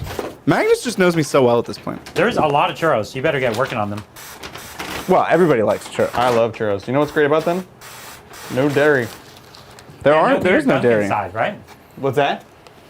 No weird sauce inside. Oh yeah. Here, I'll put the churros behind you. Yeah. There's no surprises. At your leisure, you may have Thank churros. You. Thank you. Oh man, we have a feast going on here. Oh, This thanks, really man. is last day of school. Like this has so much last day of school vibe. Got some nacho chips. Oh, we got some nacho cheese. Nacho What? cheese. Where was Just painting ropes. Man, we had a lot of questions and I scrolled to now. And then they disappear, don't they? And yeah. Well, I mean, I'll just start reading random questions. What are your hopes for new Grey Knights in the Codex? There's a lot of churros, yeah. New Grey Knights. I have several things that I think at this point are like table stakes for me. Of course, they need the 2 wounds, but their D3 damage I think needs to go to 2 damage. Yeah. I think they need more attacks. Even just 1 more attack is fine. Yeah. I think all the weapons need to be interesting. That the halberds, the falchions, the 4 swords or whatever. They all need to be good and interesting. Yeah. I think they need to figure out a way to make the demon matchup not so wacky. Yeah. Make them actually cool against demons, but not so skewed. Yeah. That's a really hard problem because they've barely figured that out with any army. It's still a problem. Oh, your Space Marines against Chaos? Full rerolls. Full rerolls, what? yeah. Come on, guys. They just gave it to Martyred Lady for Orcs. It's like, Yeah. Yeah. It's like useless until it's way It's too a good. bit much. Oh, there's more food outside, Brett. There's a couple pizzas on the bench if you want to grab those. Oh my god. In a similar note, I want them to completely redesign their tides. I hate the +1 smite. I think it's just kind of takes something that's really unfortunate about the game and just encourages you to kind of spam it out and play it further. And that's ignoring the fact, like, whether or not it's good, that's not what bothers me. It could be terrible and I still wouldn't like it. Because you actually, it's pretty easy to counter if you have, certain tools, but it's just not interesting. You're right. This nacho cheese is actually really good. All right, Brian likes the nacho cheese, Magnus. I muted because it's a. You're muted. Yeah. It's gonna be too. Mel, you gonna try? You love terrible cheese. Wow, we are just feasting like kings. I don't know. This is fun. This is fun. Last day of school. Last day of school. It does feel like the last. Like it's like you're doing a project, and the project is not schoolwork. Yeah. You're just like, you have to build the best wrapper for an egg, and we're gonna drop it off the stadium, right? And like I love only it. one person works on it at a time. It's a group of like 5 people. Yeah. 4 people are just chilling, or like you're in Spanish class, and it's like, I don't know, what were the final projects in Spanish classes? Well, I think about when I took AP History, after the AP test, which finishes, this is like Pretty early. It finishes like almost 2 months before the end of school. Yeah. So you have 2 months of just like doing nothing, Yeah. literally, because that's how the system works. And we had to make. We have a really good education system here in the U.S. Oh yeah, you guys. Well, let me tell you Public about school especially. Yeah. We had to make comic books or storybooks for children that were like about history, or like a metaphor for history. So mine was, it was about like the Dust Bowl kind of era in the U.S., but it was through the perspective of Conan the Barbarian, and it was amazing. Obviously, I didn't say Conan the Barbarian to these like 6-year-old kids, but let me tell you, it was a pretty sweet kids book. And so we just like made children's books for 2 months. That's fun. And that's what I did after my AP test.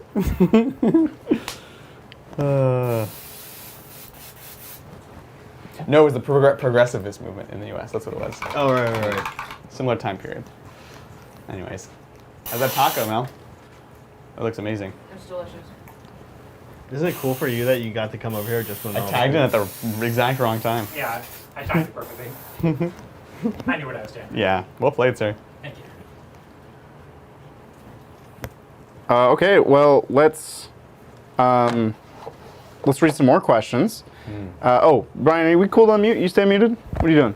If you're going to be muted, we should just de-mic you, and then somebody else can answer questions in your stead. Okay. All right, Brian has agreed to de-mic, and He's chosen food over you guys, sorry. Brett is available for miking. Mel could mic up, but for now, I'll ask a question that's not for Brian. This seems like a Zach question. Zach, have you ever tried edge highlighting with colored pencils? If not, you should. It's an insane hack. I have tried that. Yeah, I've used the AK ones that are for that purpose. Okay. And we were talked about this or Yeah. anything. Yeah, Yeah. No, I didn't love them. Yeah. What? I found that they did not work that well. I have not specifically just used colored pencils. Right, like non-hobby. Yeah. Adrian, could I have the actually, let me have this a little bit for a second. My pleasure. So I have not enjoyed that. I guess I could try specifically colored pencils. Yeah, I know people wet them a little bit and do it like that. Right. I haven't had, I like edge highlighting. I don't have a problem edge highlighting. Same. So I've not really looked for ways to not do it the normal way. That's not always a good thing though, right? Yeah. Well, yeah, you're comfortable. Maybe it's not the easiest or best way. Yeah. Did I imagine that you used the markers at one point though? Or no, that was Brett. It was about the barrels on the one of the hobby streams, I think. No. Brett, you used Oh the no, I marker. do use the markers. The markers, yeah. Yeah, I use the metallic markers, Yeah. especially for terrain. Not a lot of models I use those on. Were those like regular Sharpies or special ones? They're craft work. Craft, Yeah, yeah. they're special. Because otherwise they dry up really fast. Yeah, It's not meant to go on paint. yeah. Maybe I should try the color pencil thing though. Are you open to new experiences? Yeah, totally. And hey, you know, it's an AK, our new Yeah, they are. non-sponsor. Yeah. They, Our new quasi-sponsor. Their Quasi-sponsor. stuff is great. We just like to crush We on different pay companies. them for their products, and then you know, we use you know them why on we air. use so much of their stuff though? Actually, is because Gamecastle carries so much of That's it. true. Because Seth That's like a recent Sec thing. is- though. Sec Yeah, is, affiliated. yeah. That's a recent, like over the years, their affiliation with AK has grown a lot. They used to carry almost nothing. Well, you know, it's a funny thing. So we always joke about sponsorships and stuff like that, and there's many reasons why we haven't done any. But one thing, whenever someone approaches us about stuff, it's like, if you send it to us and we like it, we'll talk about it. Like, I'm not about to be like, well, this is this thing and I never use it, whatever. But genuinely, we have all these hobby tools and things like that, and we'll just try them out and we'll just be honest with you guys. So for me, that's always been the best, like, the best sponsorship is no sponsorship. Yeah, I think so. And I feel like if a product wasn't good, I really wouldn't want to go on air and be like, hey guys, I don't like this. Yeah, it's not very good for business. It's not good for their business. It's not really good for us. It doesn't make a good show. Like, people don't care what you dislike. Like, you don't Right. want to show them, here's why I hate this thing. Yeah, yeah. People want to see, like, this is what you should do that. Yeah, pretty much. Zach, I don't want to ruin your process, Yes. but I've occasionally been cutting to your shoulder cam to see if I can see anything you're Oh doing. yeah, yeah. I need to move And forward. I a little can't bit. because you're Okay. just holding it all close to your body. Yeah, yeah. I'll move forward. I'll move forward. And I think people wanna see what you're I doing. need to kind of recalibrate, but I'm actually thinking someone's probably going to tag in here for me soon. Oh, that's true. Yeah, yeah. Who do you think should tag in? I don't know. Whoever's Now you want to come in? able Yeah, to. I can tag in. Phillips Well, no. I mean, if you're eating, Mel, then No, I just finished. okay. But But discovered the secret. You dump a taco on the nachos. Yeah. And just make like better nachos. That's the actual thing. All right, Muted Brian has an idea that he thinks is revolutionary. He just dumped a taco out on nachos and Amazing. made nachos supreme, I love it. which has a name already because it's already a dish. Oh, so what should we? grande. So what should we give I wasn't Mel pretending I to do? invented it. To do? Yeah. She could do Any any detail like metal There's or pouches. We talked about pouches. She can, yeah, the pouches is very I'm ready true. for some pouches. Okay. Here's what I'll do. I'll put Kraken back in his Kraken Eater back in his box, Sounds good. and I'll let Mel kind of pick from the other ones, whatever so many stuff she wants to choices. work on. Yeah. Sounds great. Does that work, Mel? That works. That I can't sounds wait great. to see you in the apron. Awesome. Oh wait, Mel, is Mel mic'd? Mel She is is mic'd. currently mic'd, okay. although Mic'd. I will have to mute both of you while you de-apron and re-apron. Okay. Give me all Russell, right. Russell. Okay. I'll see you guys in a bit. Bye, Zach. Yeah. I miss you. All right, I'm chat. gonna take It's this just guy. you and me Are we now. muted? It's been a lovely day. Hey. I can sit next to you, Adrian. What? No. Just while waiting? I'm talking. No? No chat. Okay, all right, No. it's one-on-one. All right. It's like it's is my finally private just- moment. Adrian wants to be alone on camera. I'll allow it. Finally, I'm the center of attention. Thank God. You can still hear Brian, even though he's not mic'd. Brian's just Yeah. loud enough to pick up on the That's mic. Yeah. I know that sounds like a No, I'm. You're not actually hearing me through the internet. You're hearing me at your house. Yeah, in your My head. voice is just carried. Yeah. It's all about projecting. So some people were complaining that you're leaving brushes face down in cups. Never. You've done that a couple times? Brian was? No, not No, Brian. I would never. think it was you. No, I literally haven't put a brush down. I don't know. It was me. I've seen it a couple times. I'm muted. It was me. It was That was Zach. Zach. He's owning up to None of it. these brushes are that high quality. Like, this is Wow. fine. Shots fired from Zach. I don't leave them in long. Zach is saying none of these brushes are worth Are these my anything, and he brushes? would rather leave them face down in the cup than use them. Ready. Yeah, So there's taco come here often? and nachos. That's great. And pizza. No nachos in your teeth. Well, hey, gorgeous. Hello. Ready to paint some pouches? I am. You actually get your selection. So, yeah, so if you want, you can do ropes, like I'm doing. You can pick some gubbins. We need just like metal work, for example. We need some metal on the plates. I like metallic. Metallics? You do like metallics. All right. But we're doing like Oh, do we have the markers? The cool metallic markers? Pink and blue metallics. So where are we doing metallics? Do we have a metal color specific that we're using? Oh, that's a good Just question. the ones that are here? Tarnished steel? For the Kraken guy, Kraken Eater. This is for baghead, Okay, for Baghead, I just know the Kraken Eater we're doing verdigris. which will be gold. It'll be copper into a verdigris. I can do ropes if we're not there. No, well, But- this is baghead. It's The different. other guys, I don't think we've decided on metal. Does anybody have a? It's- Zach these just ran to two the are out. bathroom. I think it's so. these two. Okay. Red So- Belcher. Whatever combination you think, Brian wants lead have belcher. fun. Lead belcher? Well, we're not doing that. I'm just shouting. Brian's just shouting names. Ormo Silver. Stop. Retribute armor. Balthazar Gold. Well, let's find some more questions, huh? Let's. All right, this one's from Graham. What do you guys think about using shades as your main color? I personally love base coating and then painting over it with different shades. There's a time and a place for it, and I'll tell you one great time and place for it. Night Haunt. Well, Night Haunt, and also, to be honest, most Sigmar armies can do it just fine because they're really good for textured materials, right? Fleshy, organic materials, cloth, things like that. What it's not good for is things like Space Marines because it pools awkwardly on these big flat surfaces. So in Sigmar, you actually find a lot more use. Like Night Haunt is kind of fits a lot of these categories too. It's a specific look. We're doing the full plates, right? Like. Yeah, so we'll just do the base, that full base plate, and then we'll do details on top. That's gonna be wood. Anytime there's like a clump of plates, Yeah. Yeah. we should have a couple of colors in the plates. Yeah, make sure it has Okay. some diversity. So like you could do, between the two colors that we have, give it some diversity. Okay. Yeah. Yeah. You have two colors. Make it great. Silver with copper, like filigree, and then copper with silver filigree. Ideal. But I think it has its place, like you said, and it's a specific look. I would be. I think the undercoat can help a lot, can matter a lot. So for example, I actually really like using contrast, but I won't usually put it on like pure white, which is kind of how they advertise. Like you put this on whatever the warpstone white or something is. And I don't love it because it still just looks like a shade over white. But for example, all of my like bone and stuff, I'll do like a khaki base, and then I'll put skeleton horde on top of it.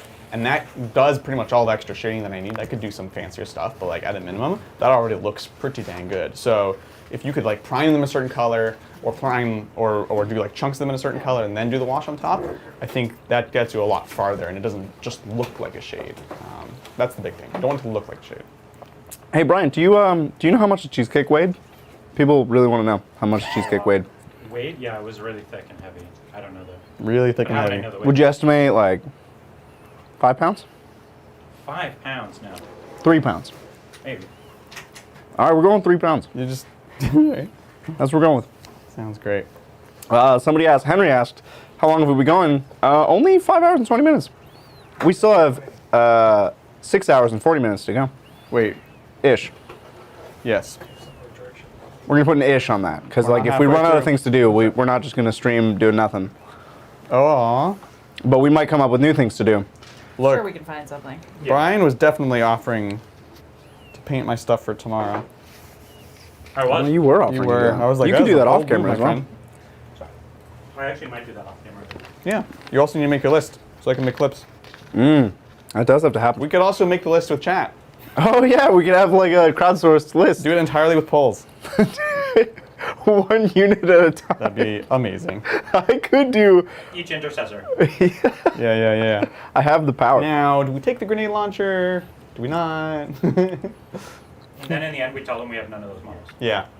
Yeah, this is essentially a 24-hour stream, so we're doing 12 hours today with the hobbying going until 10 p.m. Pacific Standard Time, and then tomorrow at 10 a.m. Pacific Standard Time, we're going to be doing the 12-hour game stream. So we're getting a few hours in between, because it's funny, like, in theory, one of the ways that you make this stuff manageable is you do it in shifts, but we're all just so excited. We're actually just all here anyway, so we're not exactly taking it in shifts. Like, we're working off camera for this and on camera for this. So that is the plan. So make sure if you do want to tune into the 40K game tomorrow, the first one is going to be earlier than our normal time. So I want to stress that in case anyone shows up late, which people will, unfortunately. We should do another post so everyone knows.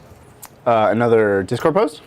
Or another community We'll have post? to do a community post. Yeah. We can do all kinds of posts. Man, we could just get post All the everywhere. PR. No Orcs tomorrow. We don't currently have the book. Yeah. If it arrives, So it that would make it arrives, hard. But I'm not optimistic, sadly. So we're working on trying to get a hold of a copy. If in the case that James ends up not sending us one. We'll see. We have a follow-up from Matthew. The going rate for Poxwalkers to bucket is 20 Poxwalkers per berry pint. What does that mean? Well, you know, you can buy like blueberries in a pint, like a little pint container. Yeah. He fits 20 Poxwalkers in one of those. Oh, I like So I think you're gonna need 3 of those buckets. 3 pints. You know, They come in pints? 3 pints of Poxwalker. I like it.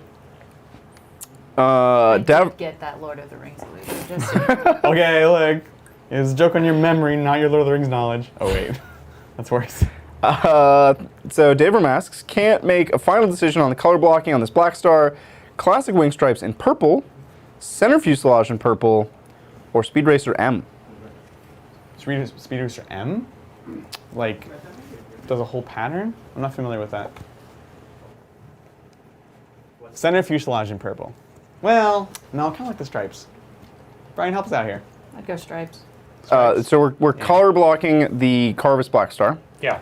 Do we want wing stripes in purple, or the center fuselage in purple, or the Speed Racer M? It definitely has to be the wing stripes. The wing stripes are going to be by far the nicest. Yeah. Well, there you go, David. It's looking awesome. This guy got a little horseshoe. Really? Yeah, but the problem is it's an unlucky horseshoe because it's upside down. Well, how is he going to tie it the right way up? No, but if you have a horseshoe upside down, it loses all its luck. The luck It drains falls out. out. Yeah, everyone knows that. Is that a thing? Yeah, that's why you have to have a people horseshoe. say Yeah, upside down. scientifically, that is how luck No, works. I just Bridger, meant- Obviously. We talked about sinks. We talked about luck. Talked about blood. We're basically a science channel now.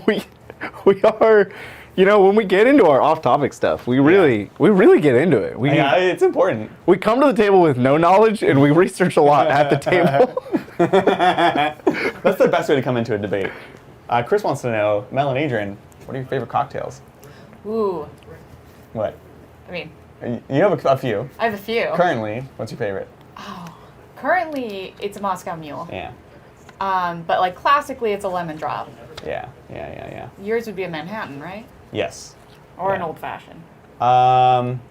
Yeah, old fashioned is like so barely a cocktail. It's like basically just whiskey. So I generally say Manhattan is like the most cocktail-y kind of cocktail that I enjoy. I do enjoy a dry martini too, but gin based. But yeah. I'm You a know- vodka girl. You're a vodka girl. And fruity drinks. So it's funny actually. Very much like a West Coast mule though, right? Not too much Yeah. lime in it. Yeah. That's something we noticed when we went to Maryland. Like, they have so much lime in it. What is this? Anyways, thanks, Chris. Should I give a favorite cocktail? Yeah. Coke Zero. But it has to be warm. No, cold in a can, Brian. I'm not Brian, a not you heathen. too. Cold in a can. Oh, you fiend. What? He's also Why- drinking out of the The 1 liter Yeah, bottle. are there cups? yeah. We have cups. Zach, you want to show him the cups? We don't have cups. Well, you've already touched it Yeah. with your lips. You have I'm not gonna coffee. drink It's it also now. only a liter. Like, come You on. learn nothing from You can drink a COVID? Yeah, we liter have lost in a sitting. all our protocols.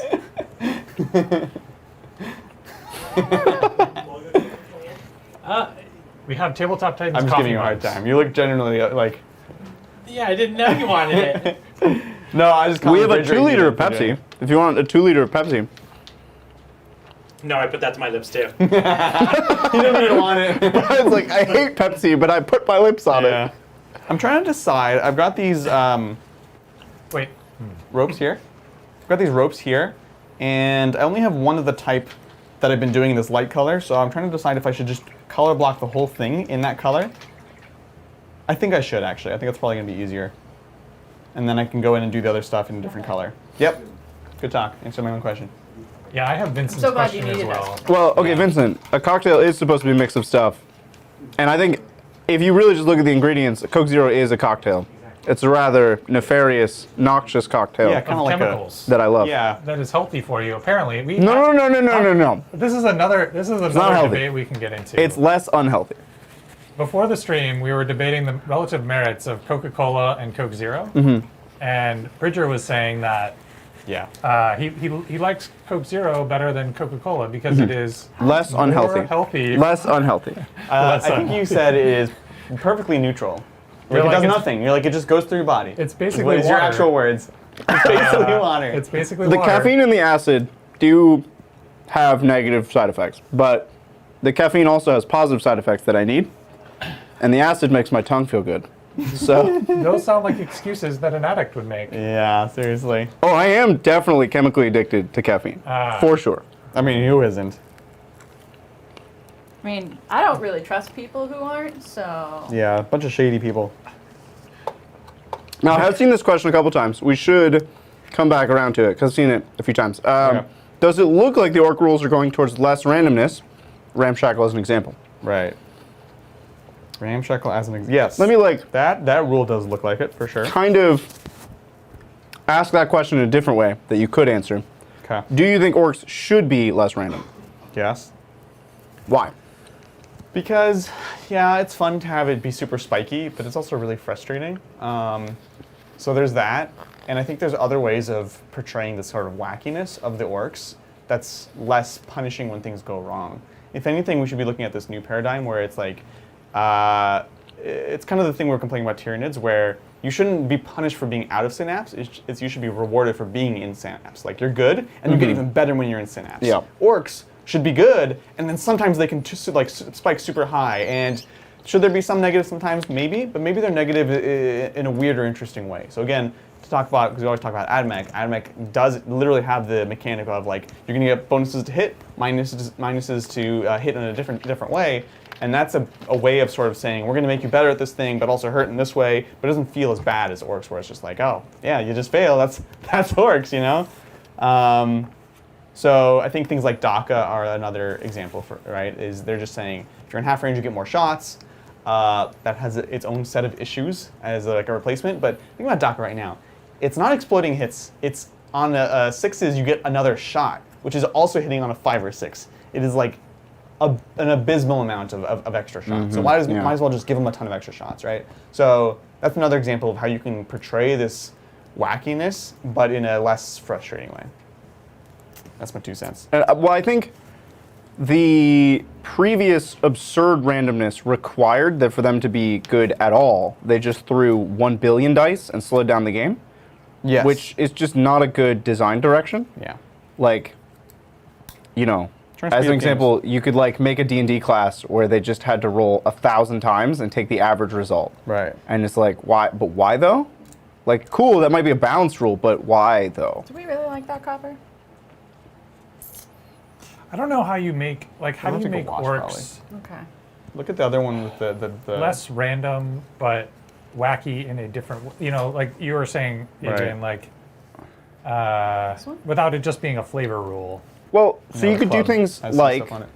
the unit has a base Right. profile, and then you roll Oh, on a it's gone. table It's and get figured already. a bonus that's just added, Let us see right? how it So tries. like if the base profile is Right, decent, You know.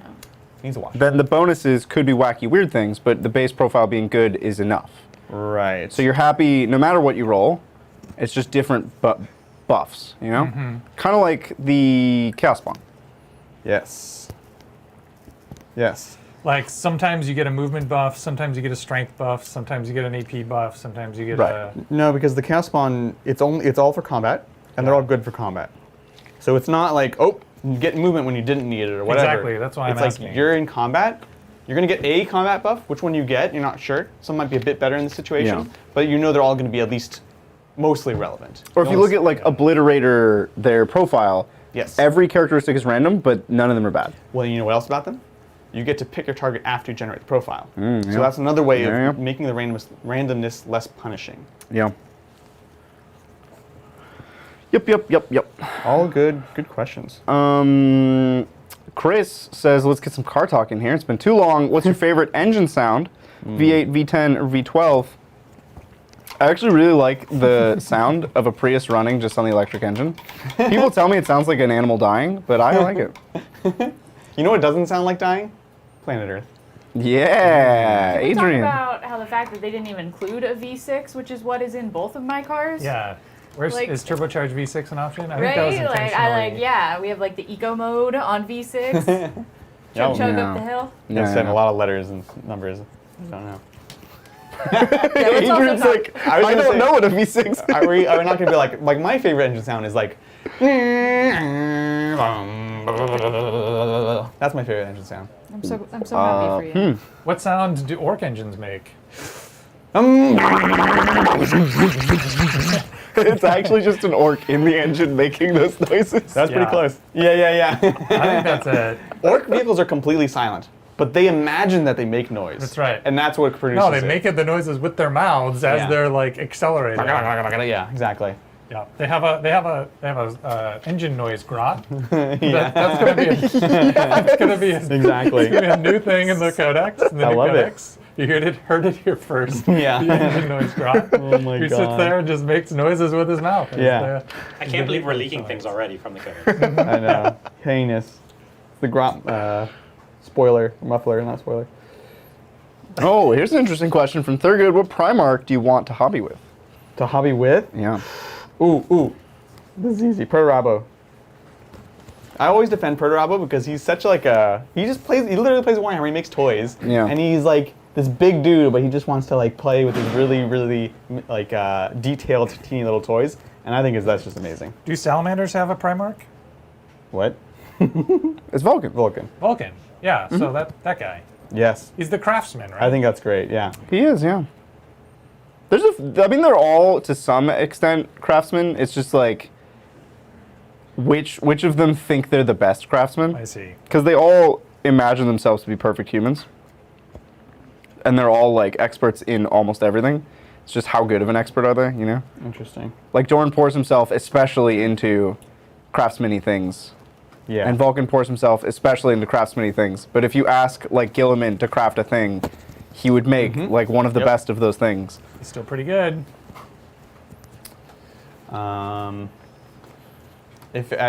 If you want to do recess shading with Reichland, that's a thing. And the paints are right there. Oh, Brian's doing some off-screen hobbying. He's fulfilling his Everybody's promise. hobbying. Is this the whole army? Because it looks like 10 models, but... Yeah, that's literally the whole army. Is it really? Yeah, that's 2K right there. Have we revealed what we're playing tomorrow? No, Oh, okay. not for 40. Nobody knows. All right, so tomorrow we're going to be playing the White Scars. Speaking about engine noises, Brian's going to be playing them. What That's noises do made. White Scars bikes make? They just go so fast. They just Yeah, go they're faster than the speed of Anyone sound. who's heard them is dead. Yeah, you hear them after they go past you. You're decapitated already. And then I'm going to be playing with Dark Angels, which I haven't played for a while actually. So really excited. It's going to be my classic Dark Angels build because I still haven't gotten around to building enough Ravenwing. But it'll be an interesting matchup because it's definitely Brian's going to be fast and have a lot of scoring potential and maneuverability. I'm going to have a lot of scoring potential, but in the opposite direction and be super tough. So I think it'll be an interesting matchup. And so that'll be the first game for tomorrow. 10 a.m. 10 a.m. Pacific time. 10 a.m. PST. And then we're playing AOS after that, immediately after that. So we don't know exactly when, Yeah. because it starts after the end of the White Scars Dark Angels game. Yeah. Probably around 2 or 3 PST, but we'll have to see. Yeah, probably around 2 or 3. And then that game is what? That's Megagargants versus Stormcast Eternals. And who's playing? I'm playing the Megagargants, and Zach Naturally. will be playing the Stormcast. Yeah. And then after that, Mr. Brett, what are you doing? After that, we're going to play a third game. It's going to be 40K. It's going to be John and myself. I'm going to be playing inside, yeah. Tau, and John will be playing See how Blood this guy Angels. has a lot of it on his face there? Yeah. And that'll be more of sort of a fun flush narrative With game. like a really small one. The morning 40K game with Brian and Yeah, Adrian that's will be a little more competitive, a little more hardcore. We're going to be That was actually the contrast green. trying hard. Dark Angel's green. Yeah. John and I will be. It'll be the last game of the day, and we'll be exhausted, and we'll just there to roll dice and make some memes. Wash, and if you want to do a hedge on right, you can. And then I've got the Mephiston red for all the. I don't know mic numbers for anybody anymore. I see you're 1 and I'm 4, so I could mute them. And I have the. They've been muted. They're just chatting. It's just Dark Angel things over there. They're just talking about how to paint. I just keep hearing the Oh wait, pulse. I muted Mel. Think of the word for purity seal, okay? Oh man, I don't know anybody's numbers over there. You know. Yeah, we're talking about. I'm gonna work on these Dark Angels a little bit. They've been like sitting at like about 90% finished. Yeah. And they just need a little bit They of need love. a bit. So, normally I would just paint them, take like no time, but it's your Yeah. army. Yeah, yeah, yeah. And so you know the colors and the thing you have in mind. Right? Totally. And then if you want these, I would do an edge highlight of the whatever the bone is that's already in there, or the white. I'm gonna need your help to pick out these paints because I That's don't know fine. which Yeah. colors these are. We'll have to find them. Well, Yeah. you can do that. We'll get it done. Trist asks, can souping work in 9th edition? Thinking in the context of combining Guard with Space Marines, it depends entirely on which factions you are souping. Some factions lose a lot more than others. And I wouldn't say it's entirely unviable or terrible to soup anybody, but some people do get hurt a lot more. And for example, Space Marines lose quite a bit. They do, yeah. They lose their normal doctrines, and they lose their super doctrine, and what is left is their chapter tactic and whatever's on their data sheet. So Right. like they have no fear, which is called something else now, but they ignore attrition modifiers, right? So Imperial Fist is nothing. Yeah, seriously. Yeah. Well, no, they lose the AP from regular doctrines, which is the best rules that fists have. Hey, But guard lose lose nothing. actual nothing. They're great for it. Why is everybody asking for my number? What does that mean? Oh, get them digits, Ooh. girl. A great similar combination is Custodes with guard. Obviously, You know, you were talking about mic number. Mm-hmm. I think they were asking. Oh, 4. My number's 4. Oh. That means nothing to anybody who's number. not sitting in front of this mixer. Bridger, the but, people have a right to know. But anyways, Custodes Cool. lose nothing for souping as well. So they are more traditional, like Custodes with guard. I think Yeah. is quite interesting. You could do a similar thing, like if you really just wanted to take the Marines to be tanky, you could be like take some blade guard, stuff like that. You're not losing too much, losing the extra AP when you're doctrine, which is actually not that big of a deal. But if you wanted to be more of an all-comer kind of Space Marine force with them, then you're gonna definitely be losing out on the doctrine stuff. so just to reiterate, because we're getting more orc questions, we don't have the book, so Yeah, sorry guys. we can't. It's just not. The only piece of information we know about the book is engine noise squigs. That has been confirmed. Yeah, So yeah. our inside sources have told us all about the engine noise squigs. What do you think? I mean, I don't like copper, but Yeah. getting over it. No, I feel you.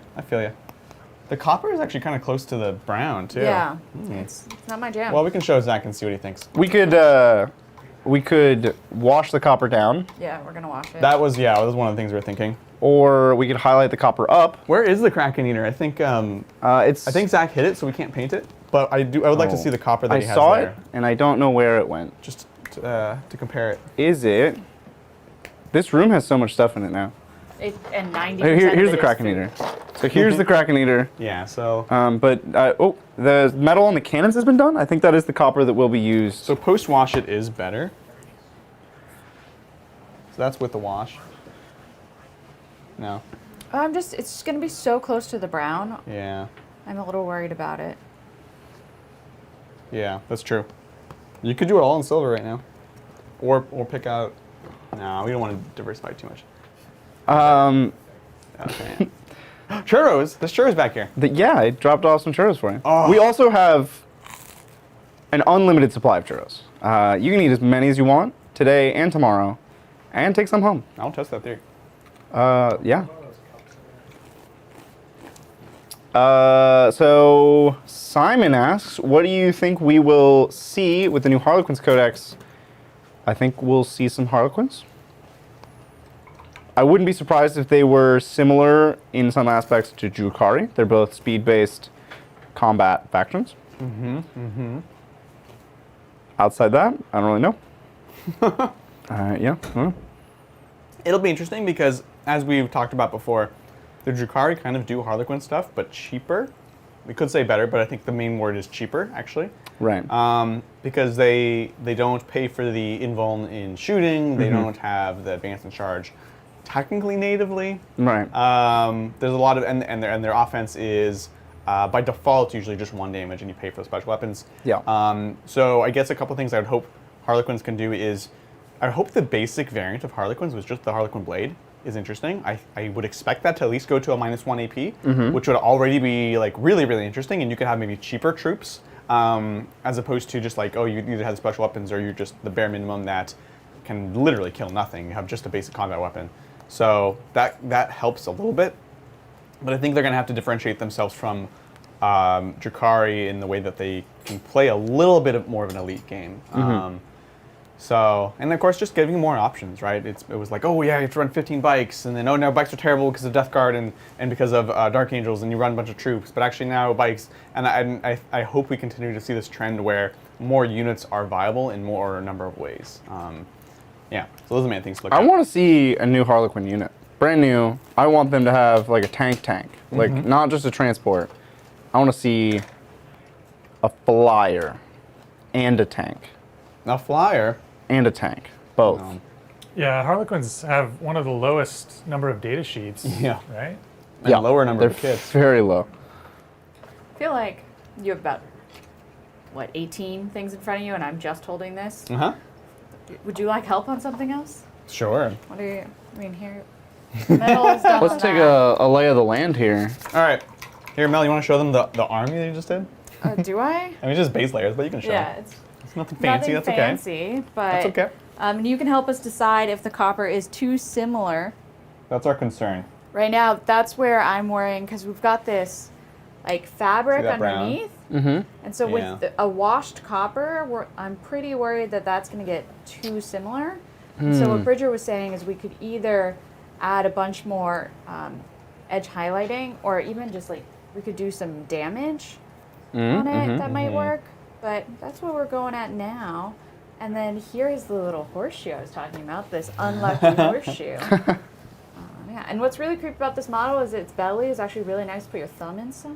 It is, yeah. Yeah, so it's a really nice model to hold and paint on. Yeah. They're a good shape. Not for people, but for models. Body positivity, live your life. Yeah. Oh, you missed earlier when Zach was just. Oh, I'm sure you're watching though. So this guy has plates as well that you could do. You're just like, yeah, I'm sure. Yeah. Okay. Oh, I saw it because you were talking smack about us in the chat. So you do that. I'm going to do the ropes on the legs here. This is on the same model that I've been painting, so keep it consistent. But you could do the hand plates. Yep. Again, maybe you just want to do them all silver this time. I'm not sure. I'm gonna try also. Make that call. So Magnus says he's planning out a kit bash between Dreadnought Drop Pod and a Sporocyst to make a Dreadclaw. Any tips on how to make it easier to duplicate on all three? That's cool. Tips on how to find the dimensions of the Dreadclaw. That's a great question. The dimensions of the Dreadclaw. I assume you've already just Googled that question. Do we Often that own? happens. We do. That's what I was going to say. The other thing is I will bring mine in. I think they're at my house currently because they're That was not. a Forge Roll model? Dreadclaw, yeah. It's the Chaos Drop Pod. I have two of them. Right, and it's huge. It's very big with the legs out. So, PM us, DM us, whatever they call it nowadays. I'll bring mine in. We can measure. Personal message. Yeah. Project Manager. Project Manager. Yeah. I think the easiest way to make it replicatable is obviously to just do them all at the same time. Like what I'll do is honestly, if you're cutting the legs, so you probably want to have the legs that are kind of coming out from the base of it. Those would be like the Tyranid bits. I'd find the right angle, I'd cut one, and then I would literally use that bit to kind of measure up that same exact angle on all the other ones, and then cut that. So it's easy to do if you're you can do all that on all the legs on a single one. It's a bit more difficult if you want to do one now, and then you're going to want to do another one in a month or a couple of weeks or whenever you get the other model. So ideally, you do them all at the same time. If that doesn't work for you, you can literally trace it. Honestly, I've done that before, where you'll kind of trace the angle, trace the outline, and that way, when it comes time to cut the other one, you can just place it and then cut it at the exact same angle. And take notes. Honestly, that's something that good painters do. I don't do it. But when you have a certain recipe, I think Brian was talking about this, we're using this color copper with this wash and this, because when you come back to it a month later, you want to know how. Well, you can do the same thing with those kit bashes that you want to be able to reproduce. Just make some notes. Could literally be a digital file. It doesn't have to be physical. But just something to kind of remind you of those key things that you need to be able to replicate to make it really feel like this is an actual model and not just a bunch of different kit bashes that are supposed to be the same thing. So. Yeah. That's a good answer. Thank you. Brick in the Head asks, regardless of of the rules of each game, which models do you prefer aesthetically, AOS or 40K? AOS, hands down. I think Hands down. are all of us going to say AOS? That's so difficult, to be honest. I mean, who's going to be wrong? Oh, I don't know. I have that's a. fighting words. Yeah. I really enjoyed the aesthetic of original fantasy models, and I like the direction of some of the the new Gits models. I totally love those. Yeah. But we were talking about the other day, I actually don't love the new Sylvaneth models and and Wood Elves were my original faction. Yeah. Yeah. Because they're definitely not Wood Elves. Yeah. Yeah, they definitely lead not Wood away. Elves, for sure. And I don't love the Stormcast look either. Yeah. So I guess it's on a faction by faction basis. There are some of the AOS models that I really love and others that I very much don't love. Whereas I feel 40K, I just kind of on average like them all. I don't know, maybe that's not answering the question. But does AOS spike higher? Like the models that you like in does. AOS, Yep. you like more? Yeah, although honestly, maybe that's just because there are more new AOS models, and I really like the new models. For example, Yeah. the new Orc models that have previewed, and honestly, the new Primaris stuff is all amazing as well. Yeah, You call it the Primaris stuff. I like new stuff. I like the new I mean, stuff. GW is GW's killing not it. not a company to get complacent. Like they've been the #1 manufacturer of models for like a while, Yeah. and they're not resting on their laurels. They're like, we can do better. Let's hide all the mold lines and make the Yeah. models more expressive and more posable and Yeah. Exactly. put more action in the scene. They're More nailing possible it. to put together. Yeah. And they still do the silly old things that they used to do, where it's like you have, you know, you'll have a beard that's this giant big beard and it's one piece. And then in the middle of that beard, there's one strand of hair that's a separate piece that you have to glue on. Like they still have their old tendencies of like, Yeah.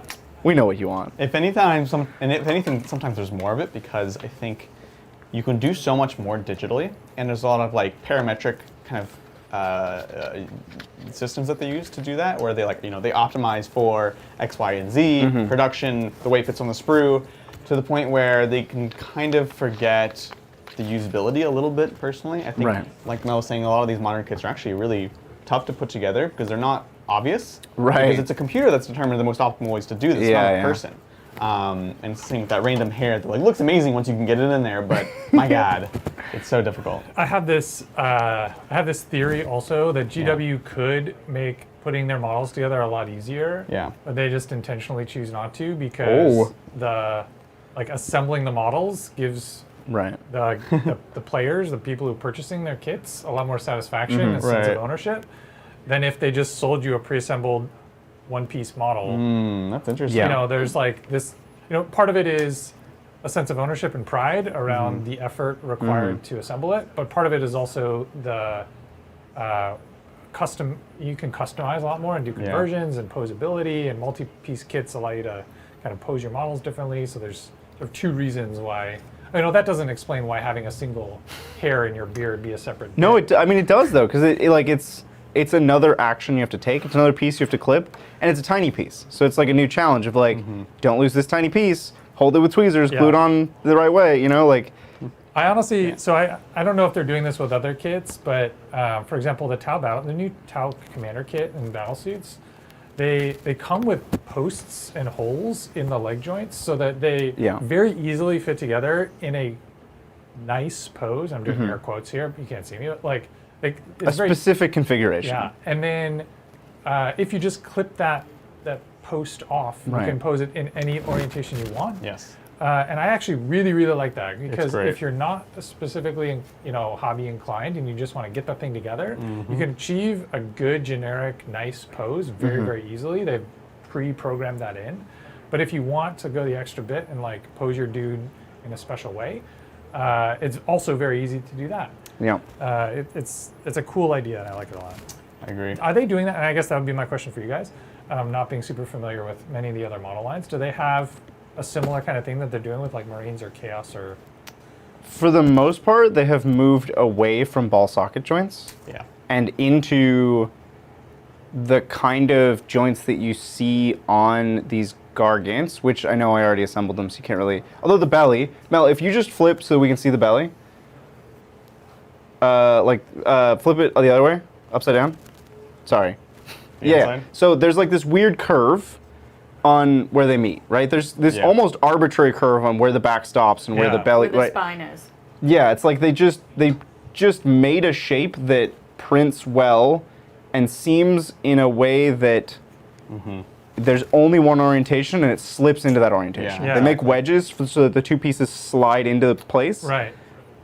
So there's only one configuration, and they do that a lot, and it's hard to get it wrong. And they've been doing that a lot more with models, where it's like monopose, but that one pose looks good, and that one pose goes together nicely. Right. But we do know that they have the ability to just print fully, certainly the smaller models, like Fire Slayers, they can print the whole model on the sprue as one piece. Yeah. Yeah. Because like the Ogors are way bigger, and the majority of the model is one piece. Right. Yeah, I mean, one-piece Marines have been around for a while. Yeah. That's like a thing. I mean, they're limited in what the poses can be, but That's my funny thing about people freaking out about monopose boys. They're just like, oh, they're monopose, my god, what's all my freedom? Like, okay, what can you do with the boys right now? It's like, you have 90 degrees, they're completely straight, and how posable are modern Marines? Like, you're holding the gun like this or like this, like... And it's just 2 sets of arms that you pick one to glue on, you Yeah. know? Like they're not actually, the posability hasn't really changed much over the years. No. The single pose is just more dynamic And you now. can still cut them up if you really want to. Right. Like, I probably will, but, you know. That's what I'm saying. Like, it's not, I'm trying to say that I sympathize with people who want to convert them, but at that point, if you're going to spend the effort, you're going to spend the effort. If Right. you want it to be easy, it's going to Yep. be easy for you. Yep. Kind of like what Brett was saying. And they've made it so it looks good when you do it the easy way now. yeah, exactly. All right, here's a question from Epic Mediocrity. They got bumped by Magnus. So here we go. Adrian, where would you take Mel in the 40K universe for date night? Oh. Oh, man. Where would I take Mel? I'm gonna make you finally plan the first date. The first date. You know, I would like, That's because the first date, as we all know, was legendarily unplanned. Yep. I'm just a spontaneous kind of guy, you know? Take her to the fighting pits of Kimura. I'm just kidding. is that how you pronounce that? I always Kamara? thought it was like It's Kamarag or something. Yeah, no, it is. I'm sorry. I hope that wasn't a wag moment there. Oh, wait. That was a bit of a Vegeta. There. Vegeta. Let me think. Vegeta? Where would I? Vegeta? Yeah. Vegeta, yeah. Are there You any can think nice about that, places Adrian. in 40K? There's no nice places. Well, I mean, space is beautiful, but I don't know if I would want to be there ever. Yeah, let me think about that. There's no like. Air. The paradise worlds of not Call. One of the 500 worlds? Or the 500 worlds were paradises. So There's like, that. I was also thinking about like if I could find like a maiden world. Look, they didn't have to be easy to find. Like take you to an Eldar maiden world, that'd be nice. We can go to any world that has like a matriarchy. So like a Tyranid You world? could live in Gur. That's the wrong universe. Oh man. Yeah. That's tough because there's like nowhere nice in 40K. This is kind of coming back This is the to what we problem. said earlier today, where we need more like things to like about the Warhammer universe. Not just things need to be grimdark all the time. Like grimdark is cool, but it's only cool if you have stakes and you have things to lose. If there's like regular people that just want to live their lives, so the soldiers that have to fight because they're fighting for their own good. If the thing's just grim and dark all the time, it's actually not interesting. There are mega palaces in 30K. In 30K. In 30K, there's 30K, often like I would love to live in 30K times. Not 40K times. There were a lot of mega palaces. Like We would the totally. Assassin I would book. take you to. Oh, I would take you to the homeworld of the Thousand Suns. Okay. They're all scholars and magicians. Ooh. Oh, it's a pretty cool you place. get to like read books and like cast spells. Oh, it's perfect. And they all have familiars, which turn out to be demons, but that's fine. This is amazing. That's it. That's what it is. Thank you. There We go. did it. Is it Hogwarts, basically? It's basically Hogwarts, That's like the but for sound- Space Marines. It's Yeah. amazing. Tizka. Sounds perfect. There we go. They're also Hogwarts. evil. Just not, like on the DL. I mean, that They're kind of also sounds evil. like academia. Magnus didn't really do anything wrong. Academia, yeah. They had good intentions. They right. just, you know. Someone asked if we're together. If we're together? Yeah. Oh. Should we tell them? Adrian, you found your ring again. I did find my ring. This was like 3 weeks ago. No, but you didn't have it. You didn't wear it last night. I get I updates. did. Yesterday. I did. Yesterday, I did forget it. And I- people I- were Because I sorry. put it get back in the wrong messages. spot, and then I didn't. They give. They're like, he forgot his ring. I'm like, I don't control this. Like I'm sure he remembers he's still married. Yeah. That would be difficult I mean, to forget. John is a pretty handsome boy, so you never know. No. You like those tall boys? No, I don't actually. Oh, sorry, Brett. Hope Sorry, your dreams Brett. crushed in a But moment. not my type. Well, it's a good thing John's my type, so. Oh, We'll find okay. out Saturday, Tune in tomorrow. tomorrow. We're going to have the Last battle, game. battle of the tall boys Tall tomorrow. boy battle. It's going to be a tall off. You guys each have to, every turn, you have to drink a whole tall boy, too. Tall boy. Wow. Of what? John really would be- feeling the college John vibe. would be up for that, but It was so funny. John was like, because we're talking about how, Brian and Bridget don't drink. Oh yeah, he was like. And he's super like, down. I'll drink with you. I was like, oh, John, calm down. not on stream. Just the way he said it, it sounded. He was like, excited. I will drink. He was excited. It's got a little Viking for a second. That's It's okay. funny. Well, no, it's just because it's like we got Bridger and Brian, so like I get it, Yeah, but yeah. it sounded so funny. He's like, oh man, what I need to do is drink. I mean, after that game yesterday, you drove him to that. Poor boy. Yeah, that was really That was great rough. game. His dice just. They just stopped. Is that how you interviewed him? You're like, here, roll 600 dice for me and tell me their average. As Yeah, long yeah, as it's yeah. below mine, you're on. He was like, afterwards, he's like, oh, so how do I do? Anything I can improve on? And Brian's like, if you could roll a little bit better, that'd be great. I'm gonna have to ask you to go ahead and roll more sixes. That Yeah. would be great. Yeah, you could just work on that. Those TPS reports. Yeah, that's rookie numbers for DPS. That'd be amazing. Oh my gosh, someone needs to make a mod that tracks our DPS per game. Oh, I went to a bad spot. So I'm gonna do a little oopsie trick, where I'm just gonna get the paint off my brush. Gonna get just a little water, and I'm literally just gonna use that to wipe it. Unfortunately, it's kind of underneath another section, but it should work out. Maybe no one will see it. No one will know. No one. They're You'll gonna know, know. Adrian. I'm That's gonna the know. problem. This is one of those Easter eggs that we were talking about earlier. So Magnus asks if it's against YouTube ethics or terms of service to do drunken bat rap.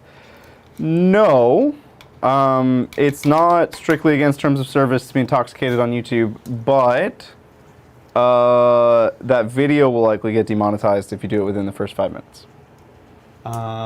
Yeah, we do have to when we upload a video, and even for a live thing, you have to say like, do you have like alcohol or whatever, and Right. things like that. So, Frontline used to do drinking ones.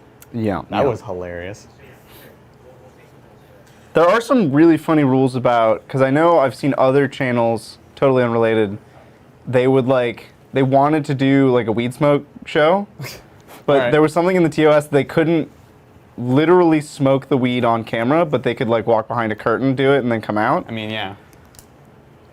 which it was a strange line in the sand to draw, as far as I'm concerned, but Yeah, well, that's a lot of media, right? It's Yeah. like, they have to make these regulations, but they don't have to make sense. they end up, yeah, you're dealing with the cause, but not the symptom necessarily, as far as like what they're worried about, whatever that means. How you doing? So do we think all silver or silver and copper? You want to hold them up to the glam cam? Yeah, let's take a look. I like them both, to be honest. The silver obviously needs more. Yeah, like the But I love silver, the- we would have to do the thing. They're like similar palettes, but they're kind of contrasting. Oh, Start a silver poll. and copper. Yeah, can you hold Start a poll. this one from here, like from the top? Oh. There you go. Here, I'll just Silver. put my There you finger go. in his belly. And then come down a bit. Yeah, well, there it is. Let us know what you guys think.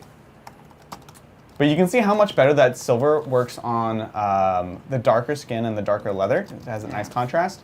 And the other one, that copper, does still kind of blend with that brown. So If we washed like alternating panels on the all silver, yes. like if we washed them unevenly, that could bring in the contrast that we would want. Yeah, and yeah, we can dirty them up a bit. Like we can do some of them with just like a normal oil. One of them could have like an agrax as well, so it's like Right. a dirtier shield that came from somewhere else.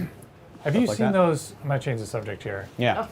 Only tangentially. Yeah, Have no you worries. seen those video game live streams where like they crowdsource each button press and Oh, like Yeah, like Twitch Pokemon? plays Yeah. blank. what if Yeah. we did that with painting an army where we were like every decision it was like what It's color paint by should I paint numbers? this That'd panel be amazing. This is Yeah. how you get And a just- boat named Bodie McBoatface. exactly true. yes The whole model would just be black. the whole model's The like whole model's have it on black. It's paint by numbers.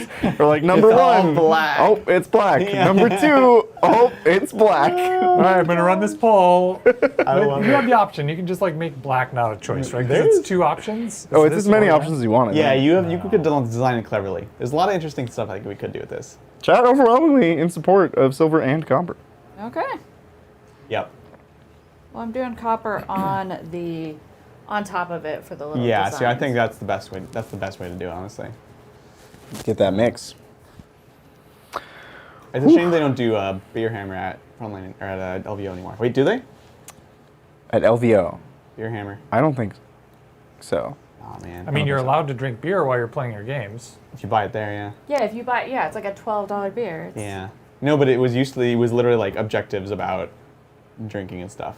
Like take a shot and it's a destroyer weapon that comes down and scatters. It was amazing. Oh, it was a special event called Beer Hammer. Yes. I see. Yes, it was literally, it's amazing. I think I still have the mission pack just because it's so much fun. All right, so I have just a couple more ropes to do here. Gosh, they are time consuming, which we knew. We knew. Right? That's why we're here all day, Yeah. A lot of little details. doing all the ropes. Brian and Zach did the glamorous job.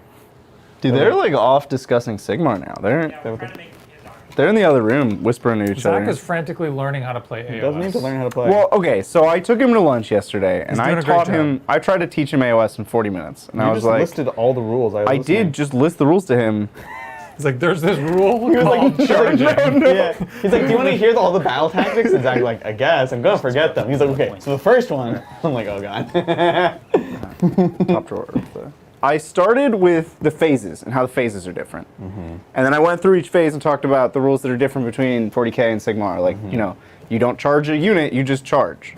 Right. Magic is in the hero phase, which is before you move. So you have to be careful about planning where you move, you know, like things like that. Yeah. So I went through all the differences, That's a good place to start, Yeah. and because you know Zach's familiar overwhelming. with 40K. It was a lot of information, but you know, I think Zach's a smart guy. I'll get it. He'll get it. He'll be all right. Not, he's Chat bi- will get him. He's basically Yeah, just got they'll to charge get his dragon into some giants, right? Into a giant at a time, I would say. Oh, If he charges his dragon into multiple giants, it could not end well for the dragon. Could or would? It would likely not end well for the the dragon. dragon will get hit by a cow and a boat. He'll get and put in the bag. he can only be handled being hit by either a cow or, Or a boat, right. at, one at a time. Naturally. Yeah. A cow plus a boat is greater than a dragon. That's a known math mathematical fact. equation. Yeah, that's the kind of math Gargants can do. Cow plus boat greater than dragon. Greater than Yes. dragon. This is like the new kill team. Yeah. Yeah, they've got all the new symbols. Gosh, I know nothing about it. Does it look interesting? No idea. All I know is that they've replaced distances with symbols. God, they did the What? war cry thing. They did what now? Like coherency is square, and then they give you like No. then they give you a little template that has like the side like a come length and it is on. square. That's the And X-wing thing. Movement and the is war cry thing. Movement is triangle. It's like so and- you're learning the game, but you're also having to learn like the symbology and what that means. So you're learning a different alphabet while you're also learning the game. Yep. Like cognitively, it's not a huge leap, but it's enough of a not. leap, and it's not necessary. But it's not necessary. abstraction that just taxes your brain. It doesn't make Exactly. it simple. It's not even abstraction. It is no simpler. It is the same amount of simplicity. It's just an additional thing to learn. well, you know what it lets them do. Sell templates. Yep. Yeah. And they can publish data cards for all the languages without having to reprint them, That's which is what they learned with the first war cry run. that's really disappointing It's really dumb. because I was kind of excited about Kill Team getting rewritten, and I thought maybe they'll do like a good job this time. So yeah, Well, so the design philosophy seems to be like, hey, the original Kill Team's always been basically the 40k on a smaller scale. Like units still have weapon skill, ballistic skill, and toughness and strength, and you roll in the same way, and armor works the same way, and cover works the same way. And they seem to be going away from that. That Good, like finally. the acknowledgement that okay, if the point of Kill Team is to be Fisher Price, my first intro to like miniature wargaming, that the 40k system as a whole is just too complicated, and so they're going to scale it back. It's going to be a completely different game, and these templates are part of that. Yeah, It's also just the wrong scale. Go ahead. Do you think these are metal? I mean, like, No, I was definitely cool not. with it in Blackstone Fortress. In Blackstone Fortress, there are Tusk or 3 something. different No, dice, this is Tusk. and they're What is this? like the higher the die, the better your odds are. And they color coded the dice, That is and they made them awesome. different shapes. Yep. So there's like a bad die, a medium die, and a good die. Yep. And they would have the shape and the color as the symbol of your actions. So you know, you have an attack, it's 2 middle dice, right? Yep. That was fine. I was actually super into that. That's a meaningful abstraction that is combining color and shape for you to make that connection. And what it is representing is also just a die that is that color and shape. So it's like not a far leap. You don't have to memorize this means that. Right. That was cool. This just feels like they're insulting us. Like, Right. 2 inches is actually square. Remember that. Yep. So yeah, someone posted the Rick and Morty meme, of course. Like, that looks like movement, but just with more steps. Like, yeah. And that's not the part of 40K that's complicated. Measuring 6 inches on the table was not the complicated No. part. I'm gonna ask some players. It might be. Yeah. It's like, Have you ever played Alex Harrison? Honestly, I get it. Like the whole toughness, strength comparison, and do I need a 3+ or 4+? Like, it's hard to wrap your head around, especially. It can be overwhelming for new players. I mean, eventually you get it and you just internalize it and it's fine. But this is really catered to. I need to be able to teach somebody how to play this game in half an hour. Do you think that's what it is? Do you think I it's think about so. simplification? Yeah, I think it's about like making it a pickup game. Interesting. it's about making it align more with similar board games. They're trying to make it into more of a board game, and that is a thing that board games do because it is often useful to shorthand things, to say like, you know, draw from this deck. And instead of giving the deck a name that you will forget instantly, you make a symbol and you put the symbol on the back of all the cards in the deck, and you use that symbol to say, draw from this deck. And, right, it's like shorthand. I think, yeah, and I think that, you know, their goal with Kill Team is always for it to be an intro into 40K, like an easy way to get people into it, and get them hooked so that then they'll expand to full 40K. And so having the rules be similar was one way that they thought that they were doing themselves a favor there. Because, once you learn the rules for Kill Team, it's very easy to then pick up 40K. And I think what they're realizing is that they don't have to make the rules full 40K. That once you own the models, that's enough of a hook. You don't actually have to know how to play 40K. If you already own the models, you'll figure out how to play it. Honestly, yeah. Well, aren't they also getting more wounds? Doesn't everyone have more wounds in the game? If they do that, I sure hope they don't use their old system where wounds meant nothing. Well, that's my point. Is I think to me that was the biggest problem with using the pseudo 40K with Kill Team is it's built for the wrong scale. It's one, like 40K is generally speaking one wound will kill one guy, maybe two if you're huge. And that's not the same as like the zoomed in scale of a skirmish game where it's like, oh, I took a shoulder hit and now, but I'm degraded, more, whatever, And so that would always, then they had this awkward like flesh wound system that actually abstracted it even further. So you're like, I'm dead, but I'm not dead. Yeah, and you're just like, no, just make it a whole different game. If people have more wounds, makes it simpler. And it puts it on the right scale. You know, we're abstracting all this stuff, and you have to find the right abstraction.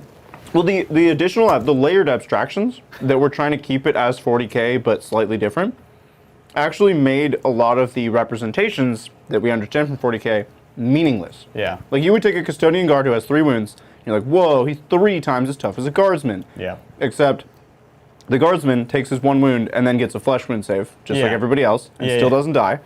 And then the custodian takes 3 wounds, and has the same odds of failing his flesh wound save as the guardsman. Right. And now they're equivalent. Yeah. This isn't like... This doesn't work. It just doesn't work. Stop trying to make fetch a thing, you know? Adrian, your mic is in a bad spot. Let's get it over the apron. Just put it on. You could pull the apron down, or you could unclip and reclip to the apron. Why don't you just put it on like here? I don't know. Why don't I? Thanks, guys. Sorry. How dare you? I'm sorry. You know what I did love was Inquisitor. Now that's a D100 system. And you would literally aim for different Roll parts of the 100 body. dice. Oh.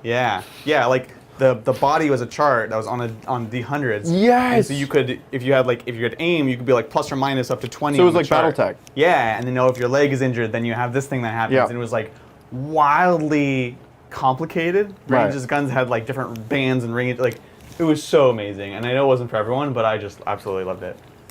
So cool. Yeah, that's what I thought as you were describing that, I was thinking, oh, that sounds like Battletech. Yeah. Well, the system you just described is basically Battletech. Yeah, essentially. Which weirdly, I've never played the board game. Neither have I. Can we play it? It's like coming back. I love the universe, and I've been sucked into very few video games, but Battletech video games are one of my weaknesses. I'll just spend months of my life like they're great games. That's getting amazing. sucked into Battletech video games, and with 3D printing, like there are a lot of folks who have taken the mech models out of the video games and made them available for 3D printing. I think these are leather. Yeah. But yeah, I'd love to. Yeah.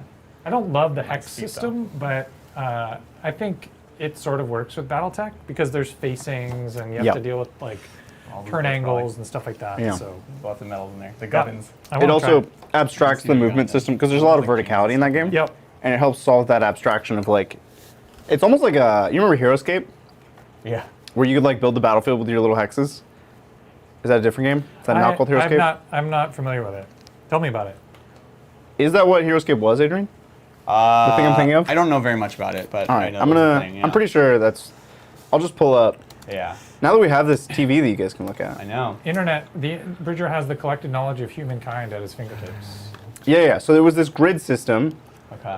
It was a hex grid, Oh yeah. Yeah, that's cool. and you had these little tiles. So there would be individual tiles. Oh, yeah. There would be a pair tile, or like 3 in a triangle, or you would get these giant ones that was like a whole region. And so you could build up the verticality of your hex grid arbitrarily, and build your own landscape. And that's, I picture BattleTech taking place on stuff like that because the mechs have like different amounts they can move up and down. Yep. And they can like jump from one hex to Jump. another. Yeah. Very cool game. That's cool.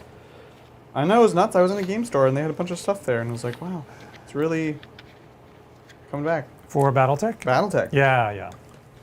And, you know, my dad has like a bunch of the original ones, and I was like, yeah, they look exactly the same.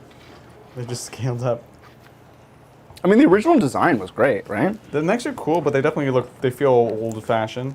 Like I think, more yeah, I classic think science the fiction. art got a huge refresh with some of the recent video games.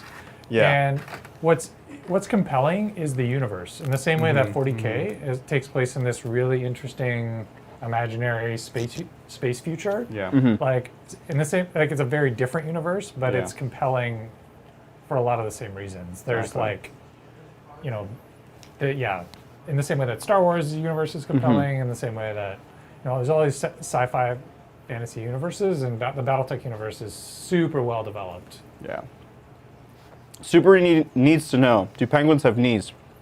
I don't think so. If I had to guess, I would say penguins do not have knees. Oh, look up a skeleton of a penguin. Do they have knees? It's a very disturbing image. Really? They have extra knees? Extra knees? Yeah. Where the Are they colors just, are like, for the sagging? forecast Nope. That came in the new starter box. No idea. Was that? Have you seen the cards that came in the starter box for the Stormcast? Did you? I'm looking for those new rules. Where you Yeah. don't have to back out. Penguins look weird. Oh yeah. Well, you can definitely Google it, but I think it's also in the back corner, possibly. Penguin skeletons. Oh, they do have double knees. They have forward No, knees they- and back knees. They're like dogs. They're like Chaos Knights. Because they have, this is a knee and that's a knee. Is that a knee or That's is an that a ankle. hip? That's an ankle? No, Or that's is an that ankle. thing that's all the way up at the top the ankle? This is an ankle. No, that's a toe. That's a No, heel. no, these are toes. Yeah, and that's the That's a ball of heel. your foot. They're standing Or- or walking on their tiptoes. Oh, Is that a okay. wrist? I So think you would say that's- this is an ankle and Yeah. that's a knee Yeah. and that's a hip. Or possibly. That's exactly what Brett's saying. It's- Now keep in mind, no one else can There see you what go. you guys are That's talking the about. knee. Yeah. So ankle, toe, knee, hip. And so for all and of toes, you knees at and toes. home, you have no idea what we're looking at right Well, now. we're staring at a beautiful skeleton of a penguin. Turns out they do have knees. They're You just should- like the rest of us. If you Google Peloton, penguin skeletons, you can see, play along. We're just gonna keep Googling things that nobody else can see. It's good. Makes for great television. Yeah, yeah. Super entertaining. It does. It's play along at home. Try to figure out what we're looking at. Just like read out the URL link. www. Oh my god. Dot. So I missed the review of. Oh man, there were some great Photos. pictures. Are we going to do that again? We later can. today? We can. We will do another check-in Let's- later on. Why don't we announce a timeline for that? Because I think this works. yeah. This will work out well. We can do a sort of a morning sesh and an afternoon sesh. Well, so it's 4:17 now. We have a little less than 6 hours remaining. When do you think we should put the cutoff for the next hobby progress pictures? I want to say 7:30. 7:30. Have your pictures in Hobby Progress channel by And we will do it 7:30 at- Pacific time. And when are we going to do it? Just We'll do it at whenever? 8. At 8. Sounds good. Perfection. What's up, Zach? How you doing, babe? So Brian, Just fun little things. are Brian and Brett swapping? Kind of back just in like, actually want to do these different at some point soon? than. Well, we should get Yes. Brett Looks on. like they collected them, I so agree. they don't need to actually match. I I'll 100% probably agree. work on stuff over here. All right, let me, Does Brian want to get back on? Brian can switch in with me. That's fine. Or me. Or I have to work too. Brett, do you want to come I on? just blaze the floor as well. That's what it's gonna do. Yeah, when you guys are ready to swap out, I'll jump in. Okay. I mean, I'm just futzing. What's in? So like, I can even like do one of these magenta. Magenta? Can I do it? Yeah, do it. Yeah. Getting some color on this bad boy. I'm gonna. He's gonna hear you. Don't tell anyone. There you go, Mel. What now? Okay, so I've got one more rope here. Sorry about that. Brian was distracting me with silly Sigmar questions. Thanks, Sigmar. He misunderstood a rule, and I was like, no, that doesn't work that way. So, which of the Gargants are each of you working on? I'm working on Baghead, the Gate Crasher, right? Party Crasher? Baghead, yeah. Baghead. The gate crasher, yeah. Bagants. What are you working on? I am working on what I assume goes on a knee or a shoulder or a hip. It's like a collection of shields that they pick up. That goes on his back. For which guy? Do we know? No. I think it's for Normie. Normie has a lot of shields that go on his back. Okay. You know what? There's a detail in there that it's gonna be shocking for you. What, that there's a fleur-de-lis? No. There's skulls? No. What's that bottom thing there? No, is this a turtle shell? That's a turtle shell. No, I was wondering why it looks so familiar. We Part should of paint it. it green. No, we should paint like her turtle shell. Yeah, that's We actually have the color. okay. here. I'm gonna show on the blade cam. So if That's you so look sad. here, right? This There's a part of a is turtle part shell of in the here. Oh, turtle That's cool. model from my Edeneth. Betrayal. That's really insensitive that you had her paint that model, guys. That's Like here. messed There you up. go. Here's a dead Edeneth. Right? You should paint that. I don't even know if Edeneth have civilizations anyways. Wow. All right, Zach. I'll take. All right, Zach. Whew. How's chat doing? Still with us? Oh, apparently Baghead is slang in the UK, and And we shouldn't call it back maybe yet? not something I should say. Did not realize. We thought it just no. meant a man, a person with a Bag on his their head. Yeah. He's literally a man with a bag on his head, Gotta be but careful when you describe things. you gotta be careful with those words. Yeah. Words doing are most of the painting so far. Yeah. words are dangerous. That's true. Yeah, I actually got on and did work. F. There's lots of S in chat for the turtle. I know. Oh my gosh. I'm so sorry. He says, continuing to laugh. Yeah, he's like, and just remember how you painted your turtle shell, and that's what we're gonna do there. Yep. Like I don't We think. should have airbrushed that though. Well, no, because remember the base we didn't airbrush. But yes, it would be airbrush. My on top. shell was airbrushed though. Yeah, the brown parts. We can still do it. Brian was actually. Hmm? Zach was bragging about his airbrush detail work, so Oh. we I can believe we in can him. push him on that one. I'm just excited that I snuck pink into this model. Shh. Magenta. Tentacle pink? No, not tentacle pink. Although we do have to do pink tentacles. Oh, it's the Galvorback red, right? Which is a very pink red. But technically, Technically. Who has a tentacle? The Kraken killer? The Kraken Eater yep. has a tentacle from a Kraken that he's ready to eat at any time. It's a snack for on the go. Is it a weapon? No, he just eats it. What if he swings it at you? Gonna slap ya. He wouldn't dare. There's If he paint. eats it, does he Hulk out? Does he like gain stats? Oh, there's no rules So for this eating is it. air It's just a paint. snack. Yeah. Thanks. I don't know. It's like a Zach thing. I don't know why. What? That we're painting with air paint. I'm just like, this paint is really, really streaky. They're like pre-thinned. They're very pre-thinned. Yeah. So just several thin coats. Let it dry. It's particularly thinned. Anyways, I'm tired of doing ropes. You're tired of doing ropes? Yep. Well, what do you want to do? You could do that hammer is stone. We This? haven't done stone yet. This feels like an airbrush thing to me, though. Doesn't Okay. everything feel Yeah. like an airbrush thing Yeah. to you? I mean, there's an airbrush right next to you. Wow, just There works. you go. Yeah, you just, That's how we roll here. Amazing. that's how we do it. I like it. All right, we'll give it a try. This is, why are the, What? I don't understand. True silver. I know, I don't understand the cork system. The cork system? Like, why did we cork these pieces? So you don't have to touch them. No, but when you're painting, right, you push. Oh, I think the original intention was to airbrush. Yeah, it's for airbrushing. Can I take it off then? Yeah. Go for it. Yeah, nothing will happen. It was mostly for priming. There's actually a lot of silvers here. Oh yes, that was the reason. the We priming, primed that's them on the corks. I thought didn't we have a gray that we have not used gray, I guess. There's a, you know, like we have clueless. every Reaper paint ever made, so We do indeed. sure we have some gray somewhere. So Zach told me before he left, he said, everything that requires art direction has already been painted. And so Oh. you guys Oh challenge. no. you guys can do whatever you Oh, want no. with anything that's left unpainted. That is too much creative freedom. We will paint by numbers with random so colors. why don't we post a poll in chat? What color should we paint this turtle Yes, shell? do it, and we'll figure it out. There's like this. I'm gonna have a churro. What? There's this like symbol on this shell that we can do.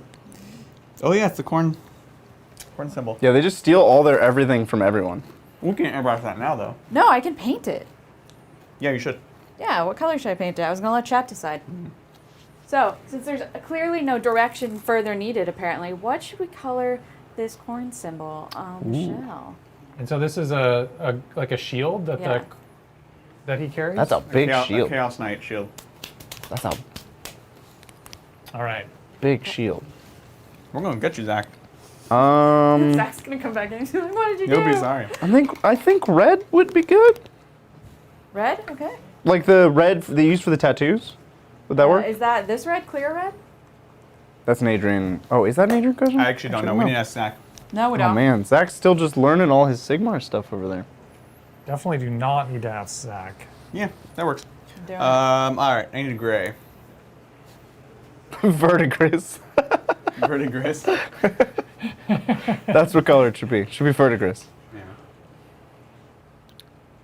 Yeah, that's a good answer, actually. Wolf gray.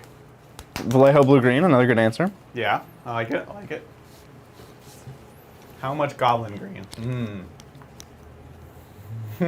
Ooh, goblin green with like some grass, some old like not the static grass, but the flocking. Yeah. I put it on there.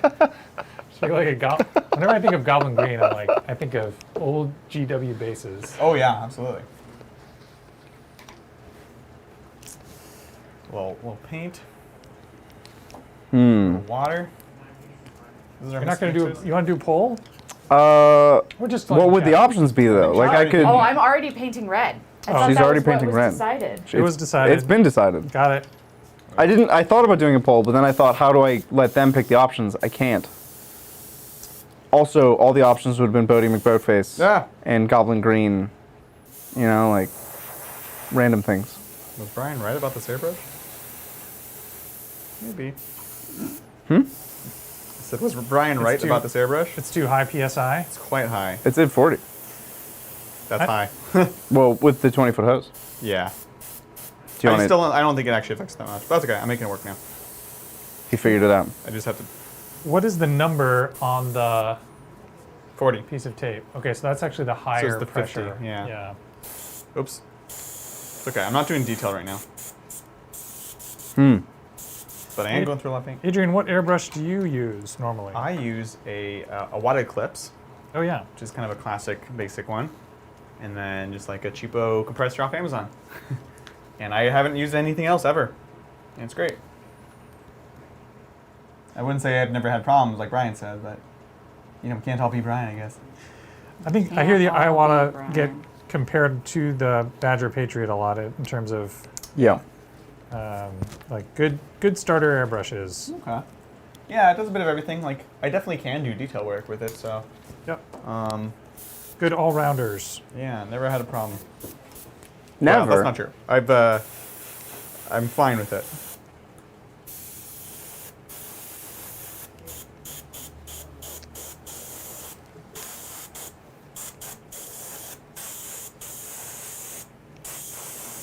I love that you told us that Zach thought that we couldn't go wild, and now I just Yeah. I feel compelled by violence. So you have, bright. you have Oh, no. full creative freedom. We have like teal here, and I'm just like, I could make the shield teal. Well, honestly, I think one of them probably should have been, but I can make this shield teal. I'll do it. you already again. painted. They can't repaint it. I can repaint We're it. trying to finish this army in a day. You can't do your normal thing. See, it's like I finished it. Time to repaint it. No. It's all about the journey, Adrian. It is. Yeah, definitely. It's a right? long journey. Let me tell you. You told What? me. I mean, hey, we got a lot of time. We still have 5.5 hours, Adrian. Look, we're way ahead of schedule, and I feel like Zach is not nearly as stressed out as he needs to be. We're ahead of schedule, which means we should just paint more Gargants. I mean, kind of. Yeah, I'm not even painting Gargants. I'm painting 40K for tomorrow. Yeah. How many more? We have 2 more staged, like, small guys. That like aren't Yeah. primed, but they're ready. Yeah. They're not primed, but they're staged, ready for the limelight. So yeah, me.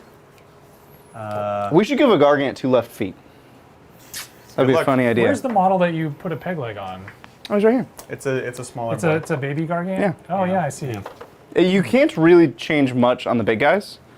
I mean, you can, but it's a lot of work. lot more work. So you just didn't glue his foot on and instead glued a tree trunk Into his leg, yeah. into his leg hole, Into his leg nub. socket.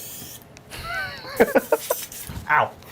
What did you There's nothing on the front of it. Ow. What did you just? I just put my hand on the needle because I was gonna do a backfill. You just use the towel for that.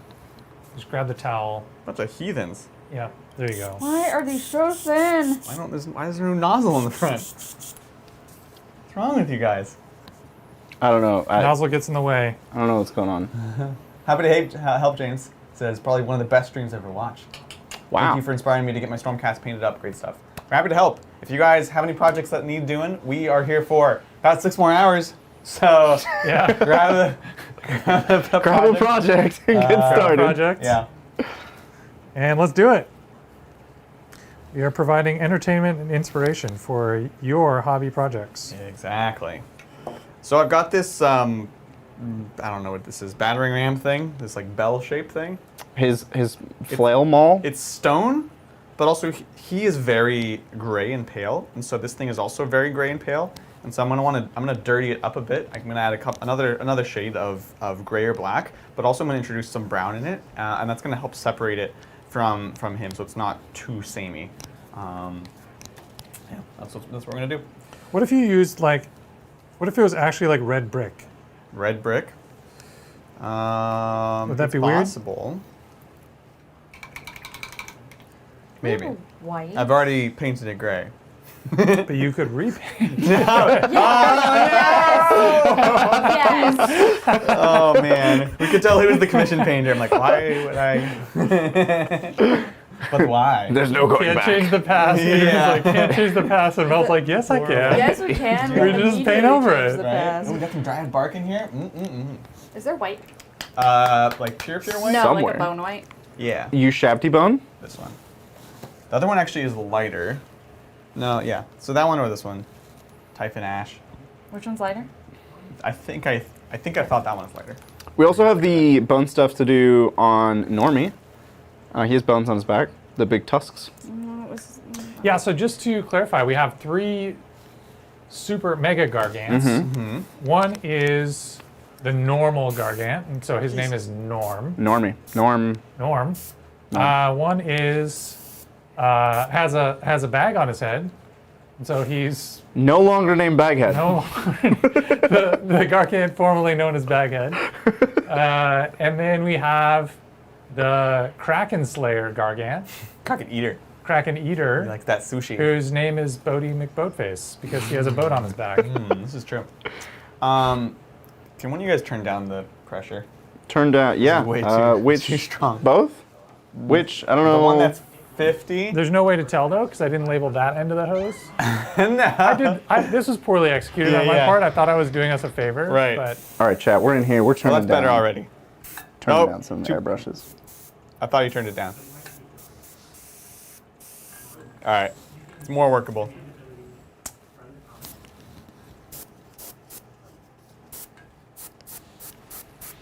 yeah, so we have nicknames for all of these. We need to come up with They're both at 30 now. We need to come up with nicknames for the little guys. So there's a peg leg little guy. We have Kratos already. We have Kratos. Yeah. Yeah. Well, the peg leg guy, what is he going to be wielding? He is the guy with a statue and a man and Some more. And The- a giant jaw. the jaw helmet. Ooh, what could we name him? Jawbones. Okay, what brown should I do for the turtle? Jawbreaker. What's that? What brown should I do for the turtle shell? And the remaining guy is You Cage, actually want to make it like your turtle? the Cage wielder. We literally brought that for my Oh. my Dark Angels. Oh, I thought you said we literally brought my turtle. I was like, yeah. Wow, Ginger Rage has made a lot of progress. This is one of those classic craft paints, Americana. I thought we did it darker. No, this was the base, and then we dry brushed or we airbrushed the brown, and then did an Agrax wash. Okay, I got it. So yeah, just a 3-step thing on a tiny I little like bit. how I've like decided this piece. This piece is I what like I'm it. doing. You know what? They left us alone. They did. It was a terrible idea. Yeah. Nope. No parents, no rules. Zach's gonna get back and he's gonna be like, Mel, what'd you accomplish in the last 2.5 hours? Like, I painted a turtle shell I went rogue on this one piece. and a corn symbol. Right. And he's gonna be like, no. I love it. I love it. So Ginger Rage got a lot done. All he has left, this is a guy who was painting 4,500 points of sisters. All he has left is 3 rhinos and an immolator. He's building them. Sorry, building. That's awesome. 3 rhinos, an immolator. Yeah, no worries. If you have to finish them tomorrow, it's all good. The tanks are a lot of work. I'd be curious to hear. I did mine in a ton of sub-assemblies. I'd be curious to hear if you're doing the same, or if you just kind of want to have them built so you can play with them easier. All right, so I've dirtied this up enough. I feel like it'll be, it's much more distinguished, and we'll do a black wash on it in a bit. And Nick Cage. Oh my gosh. Nick Cage is the guy with the cage in his hand. Nick Cage. So we have Kratos, Nick Cage, and we need a Jaws. Jaws for a jaw. Yeah, there we go. We're very Yes. creative here. Yeah. Thank you, chat. Thank you, chat. Thank you. So I'm looking at all these clubs, Uh-huh. and I've got brown here, Uh-huh. but Zach in my head is just screaming at me that trees are not brown. So Uh-oh. I'm Well, suddenly not sure how to he paint left these it up clubs. to us. He said there could be no creative. I'll be like, you know what's really creative? A brown tree. Because you know why, Zach? They don't exist. It's too creative. It's too creative. He's not even going to know how to handle this. Wait, didn't he make the other club brown? Hold on. Oh, for sure he did. He did. For sure it was brown. This is a brown club. Well, he said trees aren't brown, It but This is a former Registers to your tree that is eyes. brown. it was a tree. It is no longer. All right. Well. He thought he could hide Go his for it, cracking Adrian. from us. I'm doing it. We're doing it. We're doing it. Whew. Bridger, what are you most excited for playing these Gargants tomorrow? Oh, man. Okay. I want to put models in a bag. So the little guys stuff you in their bag, Yeah. and the Kraken Slayer stuffs you in his net. And both of those rules are just like remove models. You have to roll, obviously, but I just want to remove models. Just like, don't hit them, don't wound them, You just put them in a bag. put them in a bag. Are there rules where if the Gargant dies, the models can then get out again? No, of It the used to bag? be. It used to be a rule. that's a funny rule. They all run out. I do like now, I want one Gargant to die just so we can see the timber rule, Yes. but I only want one Gargant to die. What is the timber rule? It's like when knights explode, except more complicated for no reason. So you have a roll off with your opponent, and the person who wins picks a point that is 3 or 5 inches away, depending on the size of the Gargant that died, and everything that's smaller than... So for a large Gargant, everything that is not a Megagargant takes mortal wounds. Okay. And for a small Gargant, everything that is not a Gargant at all takes mortal wounds. So they like explode from a point that is a distance away from where the model is. Got it. And it's like a roll off to see which direction they go. Do you, I'm going to go back to old Durthu again. Yeah. In the old rules for fantasy, Yeah. and giants have this too. When you would kill a giant, you would roll scatter die to see which way it fell, and then Yep. they had a template Yeah. that Yep. you would lay down. I still have the Like- template. And it was like a dead giant template. And it would like, you'd fold it over from the point at which it died, Yeah. and anything caught underneath it would That's take wounds. pretty awesome. I love it. I thought that's what you were going to say. No, I Like, wish. It's the Sigmar version of that. I wish. Right? It's simplified. You know. They also have Longshanks, which is a very funny, non-functional rule that is like knights can move over people, Okay. except you have to start your move 3 inches away, because you can't be within engagement range, and you have to end your move 3 inches away. Okay. So 6 inches plus the size of the enemy model are taken away out of your move, Yeah. and the length of your base is taken out of your move. So you can basically never move over anything. How long, what is their movement characteristic? Usually 10. Okay. Yeah, So, very like- unlikely that that will. So like 7 or 8 of those inches are taken up by the 3 inches on either side and the enemy model's thickness. And then, 3 or 4 of those inches are your base. So you can't really move over models. I love it. I appreciate that, they tried. They were like, we're not going to prevent you from moving over enemy models. Yeah. Theory, you can do this. It's a really long rule too. It's like a paragraph of That's amazing. you can move over models. I love it. I'm gonna wash this. It's a no. No. This is not the right brush to do it with. It's very stiff. Why is this brush so stiff? Are you spraying null oil, or you're going to... He's brushing. I'm gonna brush it because I really want it to be in the recesses here. Yeah. I don't. It's not just a darkening thing here. That's a great question. There was a question for you, Adrian. Yeah. Repentia, how do you not lose your mind painting them on the last of 20? Yeah, that's a good question. The Repentia have so many tiny little details. They took way more time than I expected. My Repentia, you'll notice they actually still need a bit of paint on them. The actual regular Repentia kits, that was for like that commission for Justin, which I'm still finishing up, and it just kept going. I was like, oh, I'm done. Nope, there's more bits. Oh, there's more bits. Oh, okay. Like they have a lot of gubbins. And Yeah. it's rough. I feel you. Mo Gubbins, Mo better. That's Lot of right. gubbins. Unless you're Adrian. Now Zach's the person who doesn't like gubs. Gubbs. Zach is anti-gub. It's fine if it's an army of 6 models, Right. Right. but when it's sisters, it's like 100 models. Yep. Yeah, I'm looking at how many gubs to do on these Fire Slayers, because, Yeah. boy, Sigmar models have a lot of gubs, I gotta Yeah. say. Like, they just have accoutrement, they just have things that you can glue places Right. if you feel like it. Yeah. Um, I struggle with that even on my Marines.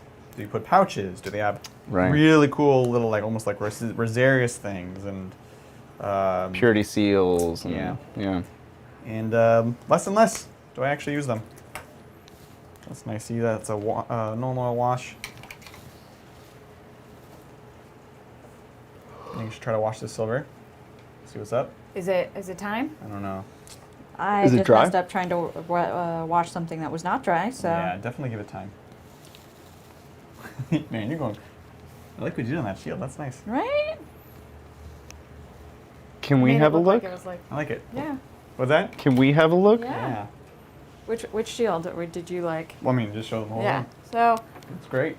obviously Adrian's doing the rest of it, and I've just lost my mind on this little section.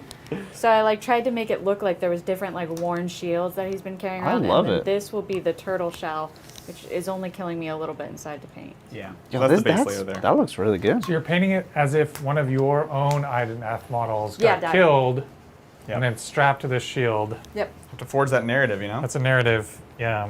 It's super cool. I'm glad everyone can see why I don't finish painting my armies now.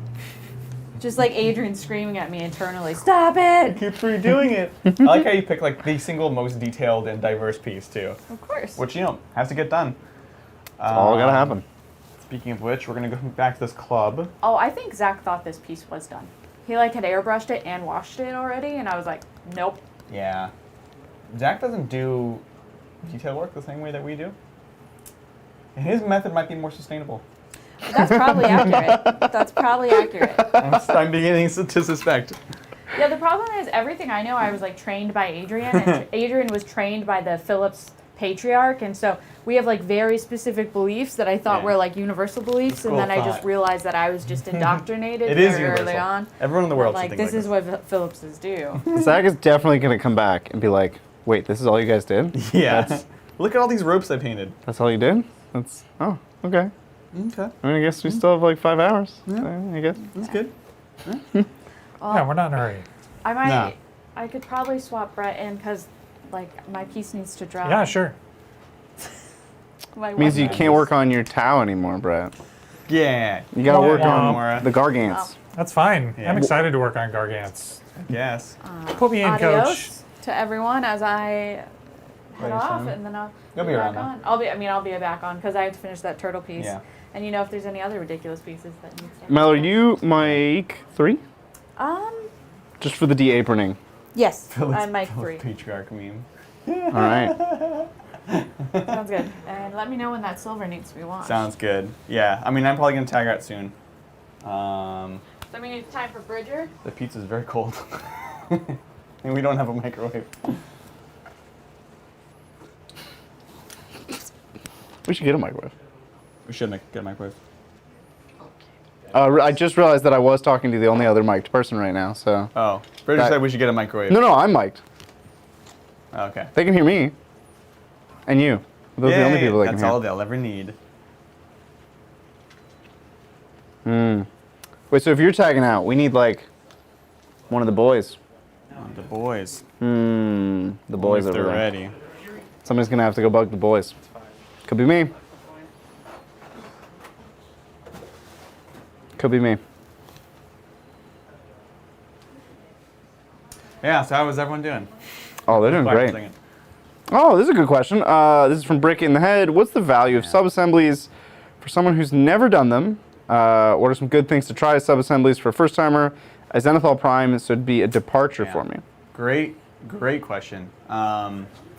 So the benefit of sub-assemblies is it lets you, it's for ease of painting, right? So it lets you, for example, hit an area without worrying about hitting other areas. So for example here, by doing this, we can easily do all of this skin here without worrying about hitting the cloth that goes on the bottom that's right adjacent to it. So if you just keep them separate, there's less stuff we have to mask.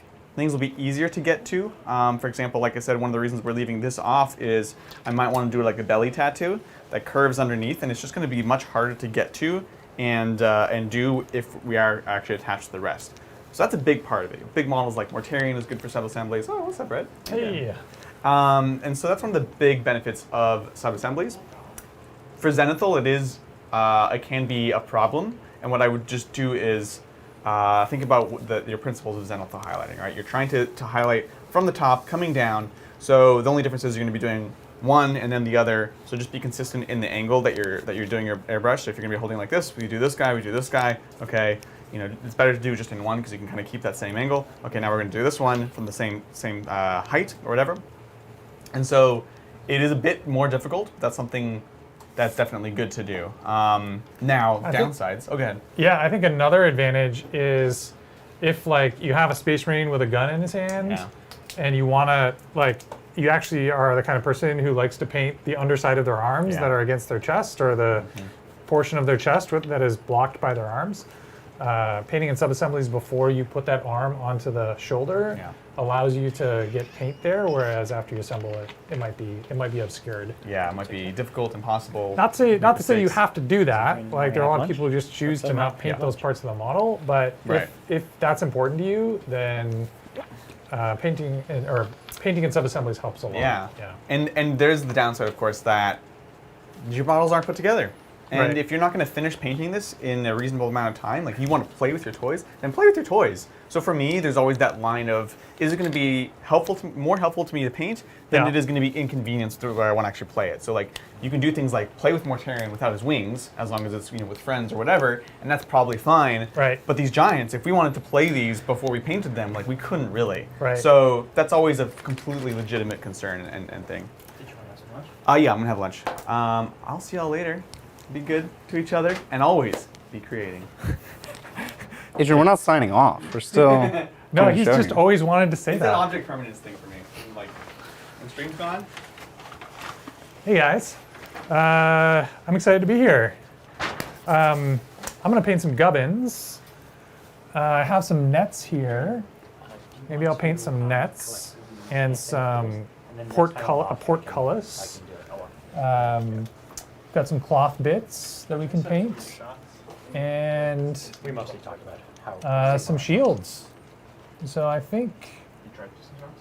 No, yeah, I think I'm gonna go for. I think I'm gonna start here. There's some weapons, some shields, and yeah, these guys. This will be great. So I'm gonna go ahead and organize my paints a little bit.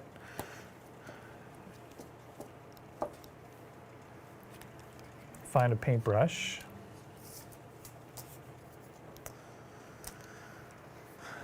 All right.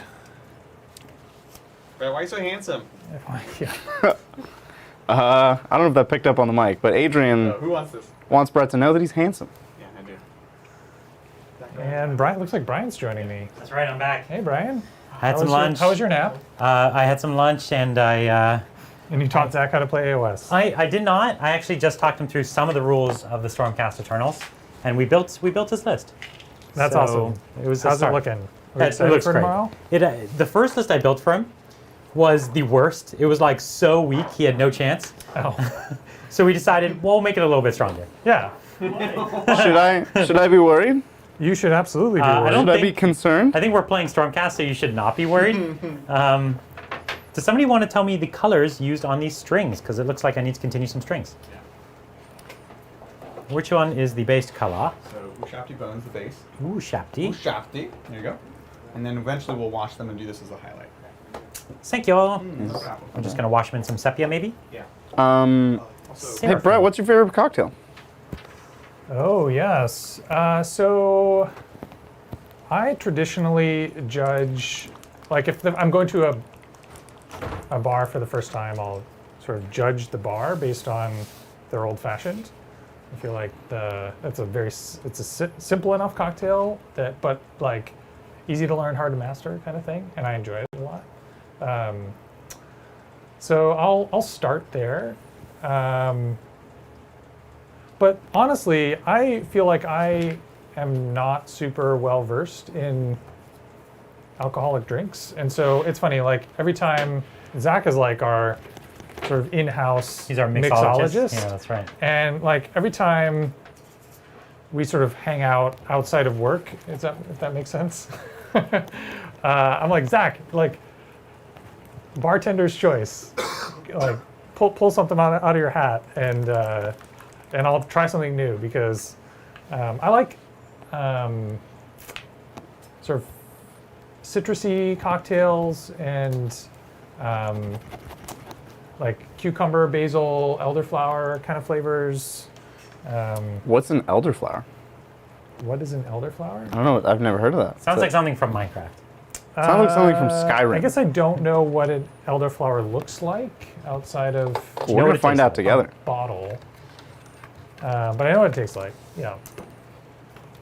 They I'm make just gonna a syrup out of it. I'm just going to start finishing some straps and strings, of which there are plenty. So you're working on straps and strings. Bridger, you mind doing a top-down real quick? For you? Yeah. Yeah. Or Brian. Or both. So Oh, you're doing the bag of people? Oh, that's What's that? big. You're doing the bag, the net full of people.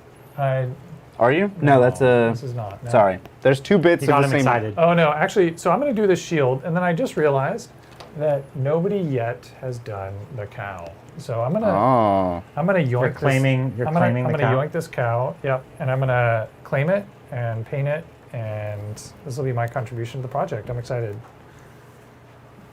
But yeah, I'm just gonna start out doing some metallic on these shields. Very cool. And Brian, you're doing ropes?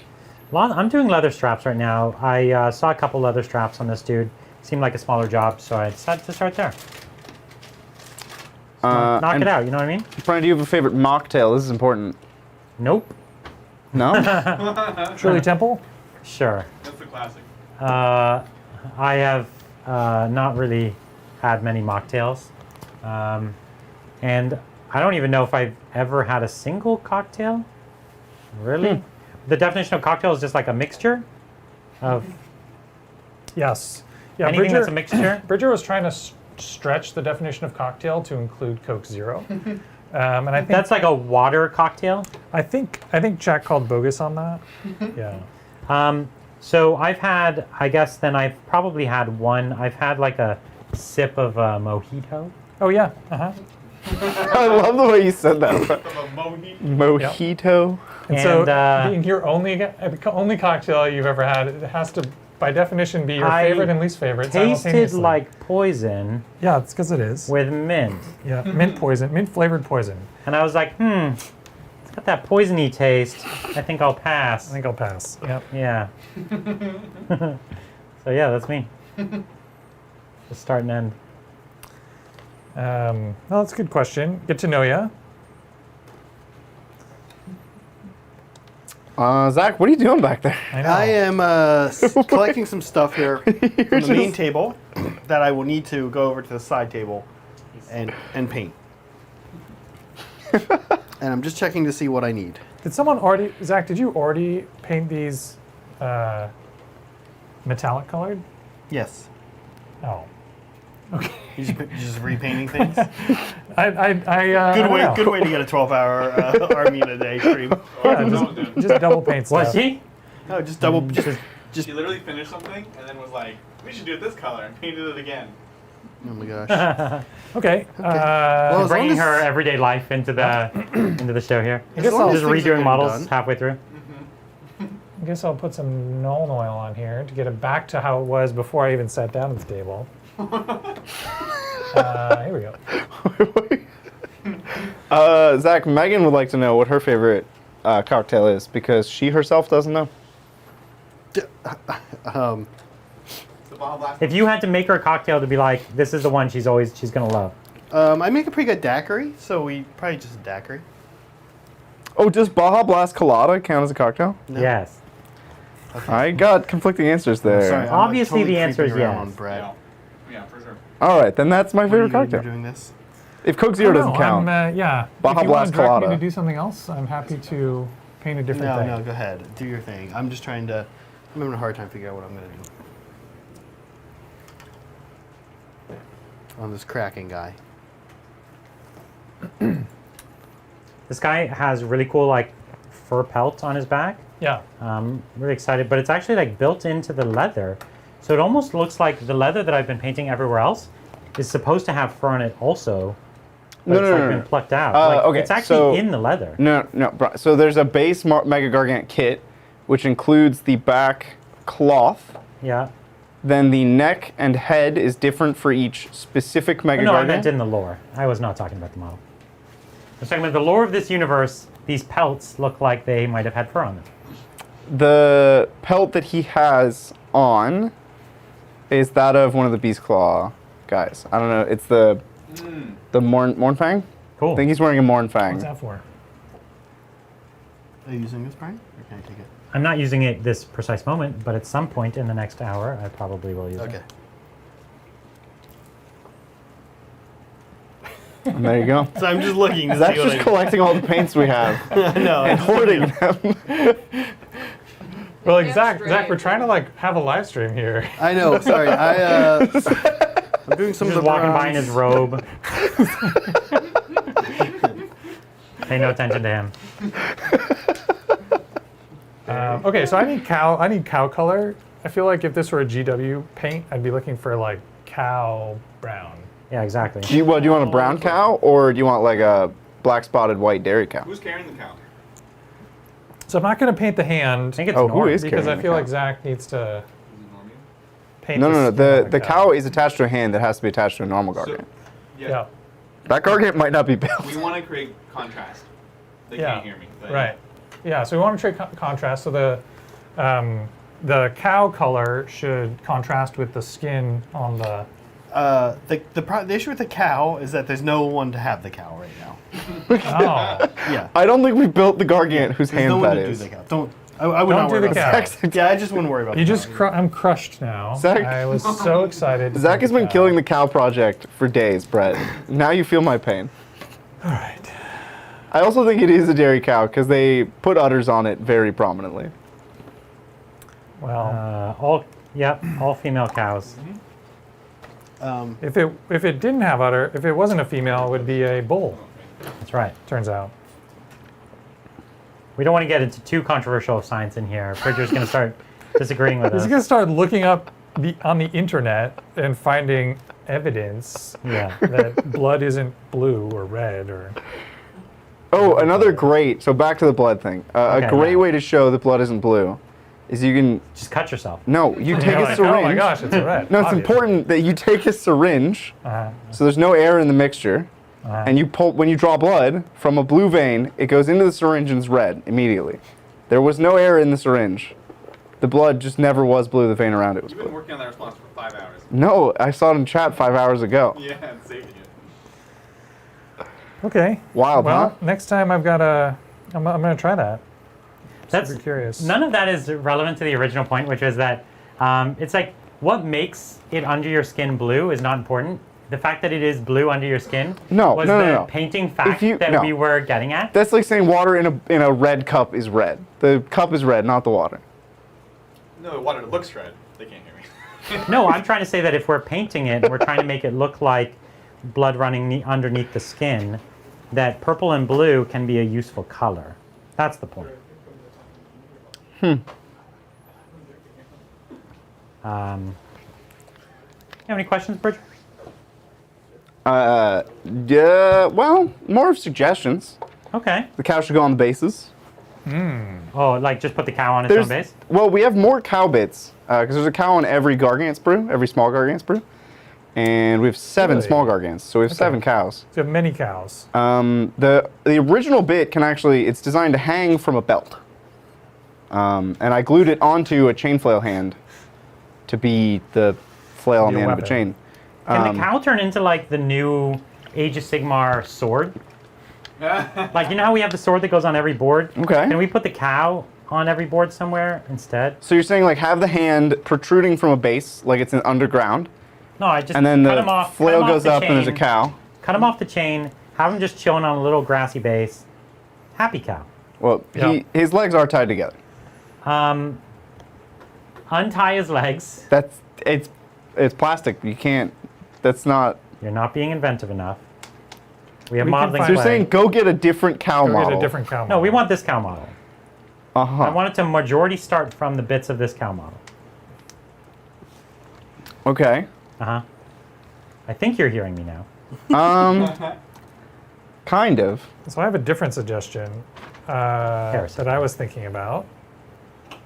You know, like a sword. The sword model's hidden on every. If you don't know this, if you watch Tabletop Titans, every game we play has a. What would you call it? An altar. Yeah, with a sword sword altar. on it, hidden somewhere in the table. It's like a fun little Easter egg. Yeah, so where's Waldo? But for a And- murderous weapon. And but being the 41st millennium, it's a little bit weird that there's this like fantasy-esque altar with a sword on it. Maybe it's Is it not. though? Maybe it's not weird, but I thought it would be neat to have a bolter. What if you had an altar, like a robotic, like? Wait, like, what is the altar to? You flip the like sci-fi fantasy. So like you have a fantasy artifact in a sci-fi game. Oh, I see. Then I you see. have a sci-fi artifact. So you have like, you know, a computer station with like a bolter hanging off the side. or Oh, something. bolter. I swear I thought I heard you say boulder, and I was like, that's the most boring thing I could ever imagine. Let's On an put a altar. boulder on every Yeah, he's map. just like, listen, Yeah. let's make an altar like a with a rock. boulder. With a rock on it. That sounds lame. No, now that I'm saying it out loud, I actually don't. I feel like that we idea. should put an inanimate carbon rod on every thing. Yeah. You know. I think that's truly what our channel is Yep. about. Yep. 7 inanimate carbon rods. That's right. 7. 7 inanimate carbon rods in the shape of the number 7. Excellent. Yeah. Even better.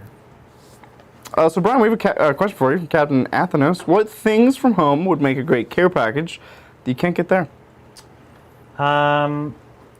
These days, when I first moved here, actually, there was stuff that was pretty hard to get. Amazon has kind of slowly started carrying most of the stuff. And even a few of the grocery stores carry it in the international aisle, like Canadian things, which is funny. It is international, Brian. It seems so strange to me. But every so often, you know, I'll get like a Canadian chocolate or something like that. But there's also lots of just like little cheap things you get in a Canadian grocery store, like Joe Louis, which are like What's cheap. a Joe- It's yeah. like a little red velvet cake.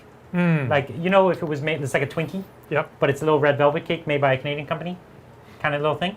You know, a little snack thing. Yeah, like a snowball or. Sure. Yeah. So, Twink, yeah. and you know, they were a common thing. I grew up with them in my little lunch bags and Yeah. things like that. So I really like them, and you can't really get them here. I talked about it before. I also grew up eating like microwave pizza pockets. They don't sell them Right. here anywhere in the United States. And I mean, they do. They're just not the same ones. yeah, they sell like Hot Pockets, Yeah. and it's not at all the same. It's not even close. It has very few actual ingredients that constitute food, the Hot Pockets, whereas the Pizza Pockets are like actual kind of Actual legit pizza? ingredients. Yeah. Is that like when you watch Trailer Park Boys and they're eating pepperoni rolls all the time? Is that what that is? I think Canadians really do like these things. Is that what a pepperoni no, roll? a pepperoni roll is like an appetizer thing you make in the oven or something. Like pizza rolls? Like yeah, Totino's? they're like pizza rolls. Yeah, exactly. Okay, but it's not the same. I don't think so. I'm talking about like a Pillsbury pizza pocket, which you cannot buy in America. Different but Or a related. McCain. You want the Canadian version. You get the McCain pizza pockets. Different but related. You don't want the Pillsbury ones. Pillsbury ones are actually very American. Brian, They're did just you like- hear Kraft Canada Yeah. has created Kraft Dinner flavor packets that you can like put into your Kraft Dinner? You didn't hear about this? No? So the weirdest That's a one is good cotton idea. candy. So it's Cotton like a candy, powder that you that's mix into the Kraft Dinner. The weirdest one is cotton candy, broke but they have like buffalo wing chicken flavor. What is this? Do you know what Kraft Dinner is? It's like flavor packets you put in Kraft Dinner. What's Well, Kraft Dinner? It's Kraft mac and cheese, but in Canada they call it Kraft Dinner. Zach, can you hand us some? Oh, is some that? Oh, it's plastic not lid? called Kraft Dinner here? No. What do they call it here? Do you need plastic glue, Zach? Brett, is that what you said? Yes, please. Plastic It glue. should be behind him, huh? No? Back there? Oh, it's right here. Good thing Adrian. Brian, you can hand these to Brett. to point No, out the Brian things needs it. directly, literally in front of me and Bridger's faces. What do they call Kraft Dinner here? Kraft mac and cheese. Ah, I see. Okay. Why would you call it Kraft Dinner? That's just the name of it. That's all they eat for dinner in Canada. That makes no sense. They eat it a lot. That's unnecessarily prescriptive. No, they eat it a lot. Like, it's not that you can only eat Kraft Dinner for dinner. It's the dinner is probably Kraft Dinner. And Kraft, as a food company, makes a lot of different food products. So if you're like, hey, what do you want to have for dinner? Like Kraft Kraft mac Dinner and does cheese, not yeah. define, like those words do not define the macaroni. It could be like peas and beans. You know, I don't know. What do you think of us? This is, as a people, this is all we are to you. Well, Peas and beans and Kraft Dinner. I mean, So, The simple folk. okay, but so Kraft is made exclusively for Canadians? no, Kraft Canada produced a product that is largely available in Canada, but not really available anywhere else. And it's to make your food taste like cotton candy. It's to make your Kraft Dinner taste the flavor you bought. So and the let's Kraft dinner, say, again, is macaroni and cheese. yes, Zach. Okay. So let's say you made a Kraft Dinner and you're like, I want some dessert with my Kraft Dinner, but I don't want to cook a whole nother meal. You take a portion of your Kraft Dinner, you separate it, you put the cotton candy powder in there. It's now cotton candy Kraft Dinner for dessert. Well, But you don't also add the cheese. I as speak the for a lot of You- Canada when I say that sounds like it's mostly gross and I like a joke. Well, no, the rest of them are actually decent. That's the weird one where it's like nobody really understood why they made it, but like the buffalo chicken one is totally reasonable because who hasn't had mac and cheese with buffalo chicken? Ooh, I hate that. It's a flavor. good mix. Sounds pretty gross, actually. No, it's a good mix. I just don't like the buffalo chicken flavor. No. Zach, do you have a Okay, microphone? well that's not. Zach does have a mic, yeah. I do. Okay, good. Is Canada a civilization? Good question. Questionable now. Why don't we start a poll? It's getting less believable by the second. You know what's really interesting about that cotton candy Well, they thing? call them flavor boosts. Flavor boost. That cotton candy thing you just brought up is that we had to give one of our cats this medication that was like a shot into her mouth. Like it was like not a shot, but like you squirted this Yeah, goo it's like a into her medication, mouth. yeah. And Brett had to do this when he Yeah. looked after my cat. And it's from a compounding pharmacy. And if you guys don't know what a compounding pharmacy is, they take medication and put it in a different form. So It's like an apothecary. yeah. No, like actually, It not is. like a It kind of is. It kind of is. So they call and like, okay, what flavor do you want? And like I'm like, I don't know. It's a cat. And she's like, well, let me read the flavors off. I'm like, and she's like, chicken, like that, chicken, good. And she's like, well, hold on. And she starts reading, and one of them's marshmallow. And I'm like, She's like, wait, no. I haven't done a good enough job here. I need to read you all of the options. I need to offer you all the flavors. Yeah, so don't decide in what I haste. couldn't figure out is like all the flavors were animals, which is what cats and dogs would like, and marshmallow was like, I was like, well, maybe they compound for children too. In which case, they have one flavor that human children would eat, marshmallow, and then everything else is like chicken, tuna, beef. Yeah, I mean, like, human children would like that as well, right? no, like Beef flavored medicine. maybe like a baby, but can you imagine like a 6-year-old and you're like, here's your medicine. I know you're going through a tough time. Here's your chicken flavored sauce, like medicine that's squirted in your I mean, mouth. I guess kids mostly like sweet things, not so much savory. Would you want beef flavored medicine? No, absolutely not. I don't want my medicine to have any flavor. It's an unpleasant experience. I just want it over with. No, I like cherry and grape flavored medicine from when I was a kid. Well, that yeah. Those were good. But again, those are sweet things. Yes, but yes. Tell me why. No. All right. Yeah. We're going to talk about the 6 different craft dinner flavor boosts Okay. that exist. They made ghost pepper. Good. I feel like Spicy mac and cheese is good. they missed their demographic here. Like, who's actually eating ghost pepper and wants craft dinner at the same time? You Why know? are they using the Pokemon font?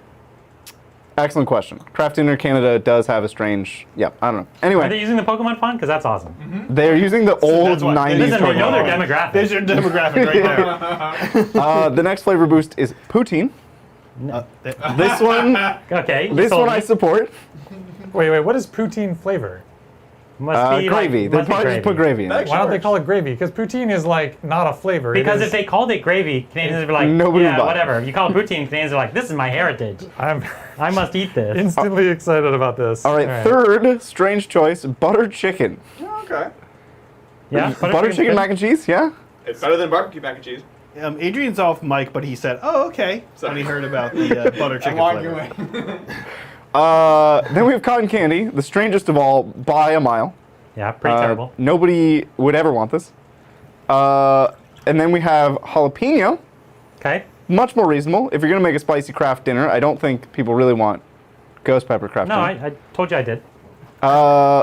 Brian's into it. Yeah. Wait, they're missing the Ghost pepper with the Pokemon font. I'm in. The last one is Yep. buffalo, I think. It's not on this website. This website just had the same one twice. But there are Buffalo, 6. like buffalo chicken. Yeah. Okay. That doesn't. I'm not a huge buffalo. Which to me fan. is the most normal one. Yeah, but I'm not. I just don't like. I don't love Same. buffalo. Ugh. What is it made out of, anyways? Like, what is buffalo Vinegar. sauce flavor? It's vinegar. Let's find yeah? out. There's yeah, Very vinegary. and vinegar and hot sauce, right? Yeah, that's what I thought. Something like that, right? And I think there's some sweetness. There can be some like brown sugar in there. Yeah, that's like most barbecue sauce type things, right?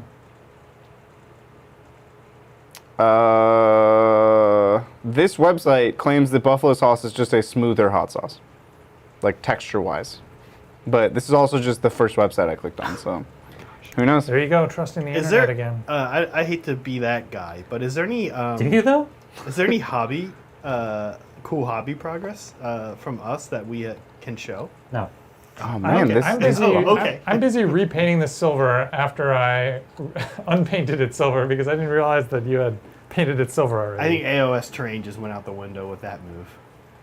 Oh yeah. So, Brian, this is another Canada question. Chris asks, me and my girlfriend want to visit Canada from the UK. Where does Brian think we should go? Also, where in the world do you guys want to go that you haven't been before? Okay. Yeah, you're visiting Canada. I think the most beautiful and unique parts of Canada are in the Rocky Mountains, personally. On the west coast. Yes. Well, you wouldn't make it all the way to the coast, Right, but the western certainly portion. western side. You would land. You could land either in Alberta and drive in to like Banff, or you could land in Vancouver. I think it's a slightly longer drive to go from Vancouver, although Vancouver is a more interesting city than Alberta by quite a long shot. But yeah, going up into like Banff National Park, you'll and that's not the only place. There's other beautiful places up in the Rockies there, but that is by far the most beautiful, in my opinion, unique part of Canada to visit. And then if you wanted more of like a city, personally, I'm from Toronto, but I think Toronto is a really nice place to stay, but not a great tourist destination. I think it's kind of a little dry, a little boring for a tourist. They have a big tower. They have a big concrete, like brutalist style tower, yes. Brutalist style. And that's cool and all. You know, wears out a little That's your fast. thing, yeah. But Quebec has much more interesting cities, in my opinion. So if you wanted to go more of that, like, yeah, you're coming from Europe, but more of that European vibe, Quebec City is just very quaint and beautiful. And Montreal is a big city, but has like a bit more personality, I think. But I don't know, Quebec City is a little more memorable. How do you feel about Vancouver? Vancouver is a really nice place. Like Toronto, I think it's a nice place to live and not as interesting Yeah. of a place to visit. But I think it's more interesting to visit than Toronto, especially if you like go out to Victoria Right. Island or whatever, things like that. There's a little more to see there. Is there anything interesting to see as a tourist? Like, that's the home of the Canadian film industry, right? Vancouver? I don't know if that's wholly the case anymore. Vancouver has been a popular place for movies and television shows, but really Toronto has as well. So Gotcha. yeah, Toronto, Montreal, and Vancouver are the media centers. So there's lots of television, movies, and actually lots and lots of video games get made in Canada as well. So lots of the media industry there. But where would you want to visit? If you can go anywhere. Anywhere that you haven't been already. Where would you want to go? Anywhere in the world, huh? Anywhere in the world? So Lee and I have a trip to Korea planned. Nice. Ooh. We were planning on doing it, and then the pandemic happened. Yep. Yeah. So that got delayed, but we're excited about that. I am a quarter Italian, and I've always wanted to visit Sicily, where Yep. my grandmother's from, and so that's on my list. And London is also on my list. I've never been to the UK, so I'm excited about experiencing some UK tourist attractions. Yeah, that and sounds fun. culture. So those are the 3 places that are on my short next 5 years, 10 years bucket list. What do you think, Brian? It's a good question. I used to do a lot of travel. I used to travel probably about 1 week out of every month. That is a lot. For about 5 years or so. So I went to a lot of different places, and I'm hard pressed. Like, I don't have like an immediate next destination. A lot of the places I want to go are places I've been before. I want to go back and see more of it Yeah. and try something different. And this question was mostly about where have you not been Where have I before? not been? So I'm Yeah. trying to think of a cool spot that I haven't been. You've been to Russia, have you? No, I've never been to Russia. Would you have any interest in visiting Russia? No, sure, yeah. I don't have an immediate list of things I'd like to do. There's so much also of China I haven't seen. I've only seen a little bit, so yeah, that probably would be an interesting. It's a big part of the world I haven't seen much of. Yeah. Zach, anywhere you would want to visit? Megan and I are trying to get to, like Brett, I'm a bunch Italian. And like Brett, my ancestors are from southern Italy. So Brett and Megan and I, well, maybe I ditch Megan and go with Brett. But, Okay. No, I'm just kidding. Megan and I are trying to get to Italy next year. So Cool. That's nice. Yeah. I've actually never been to southern Italy. I've only been to northern Italy. Very different. Very different. But yeah, it was amazing. One of my other sort of bucket list items, I really like making pizza.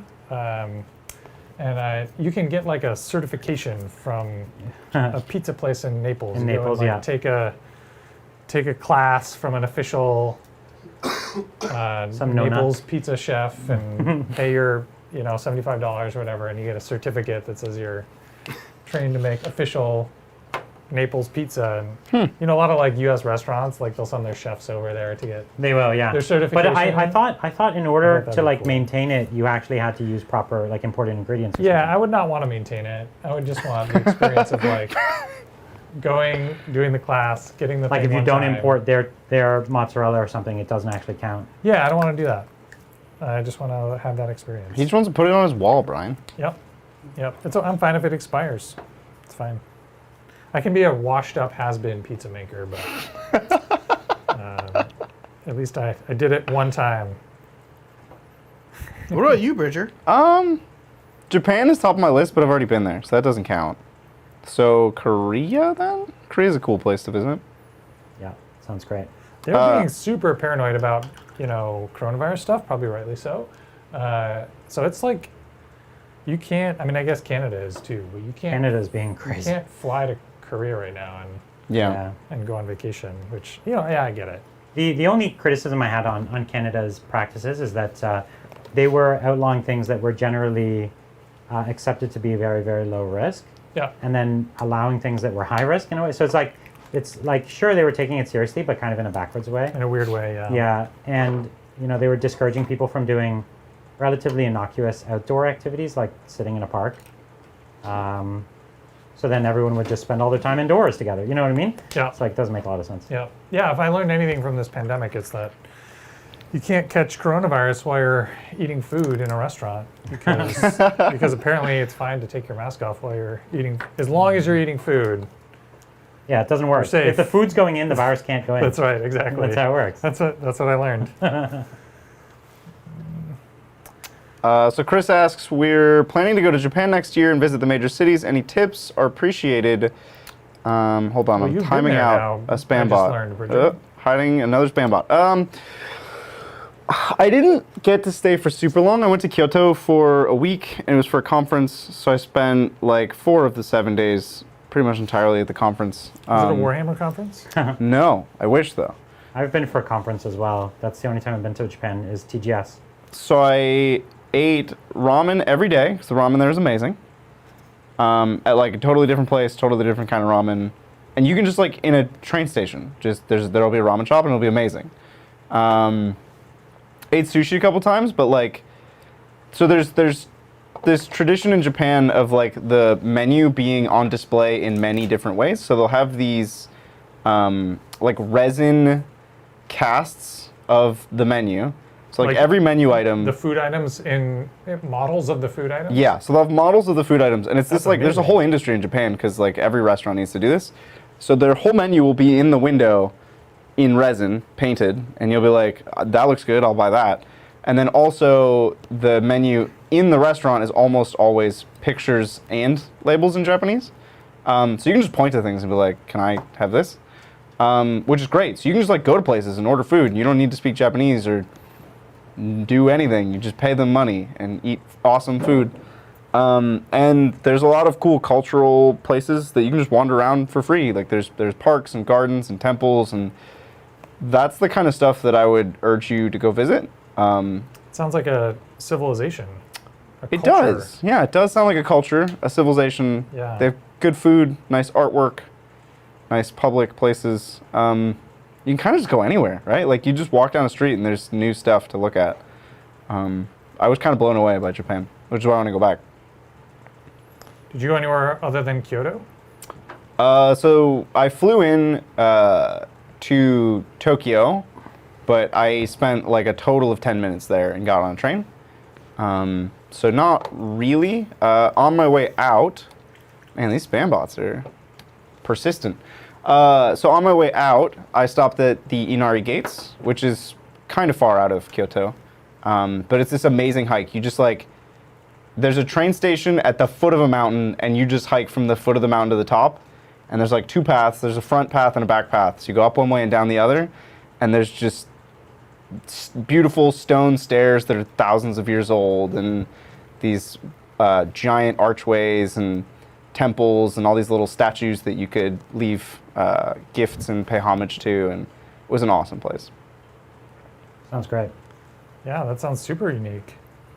It was dope. It was also like a 3-mile hike, straight up a mountain. But yeah, elevation's a thing. It was intense. Yeah, I've been to a couple of very elevated places. And it takes a lot of adjustment. I was in Quito for like a week or something. Quito is extremely In South America? Yeah, Yep. extremely high altitude. And I was like, I'll just go for a hike with my friend.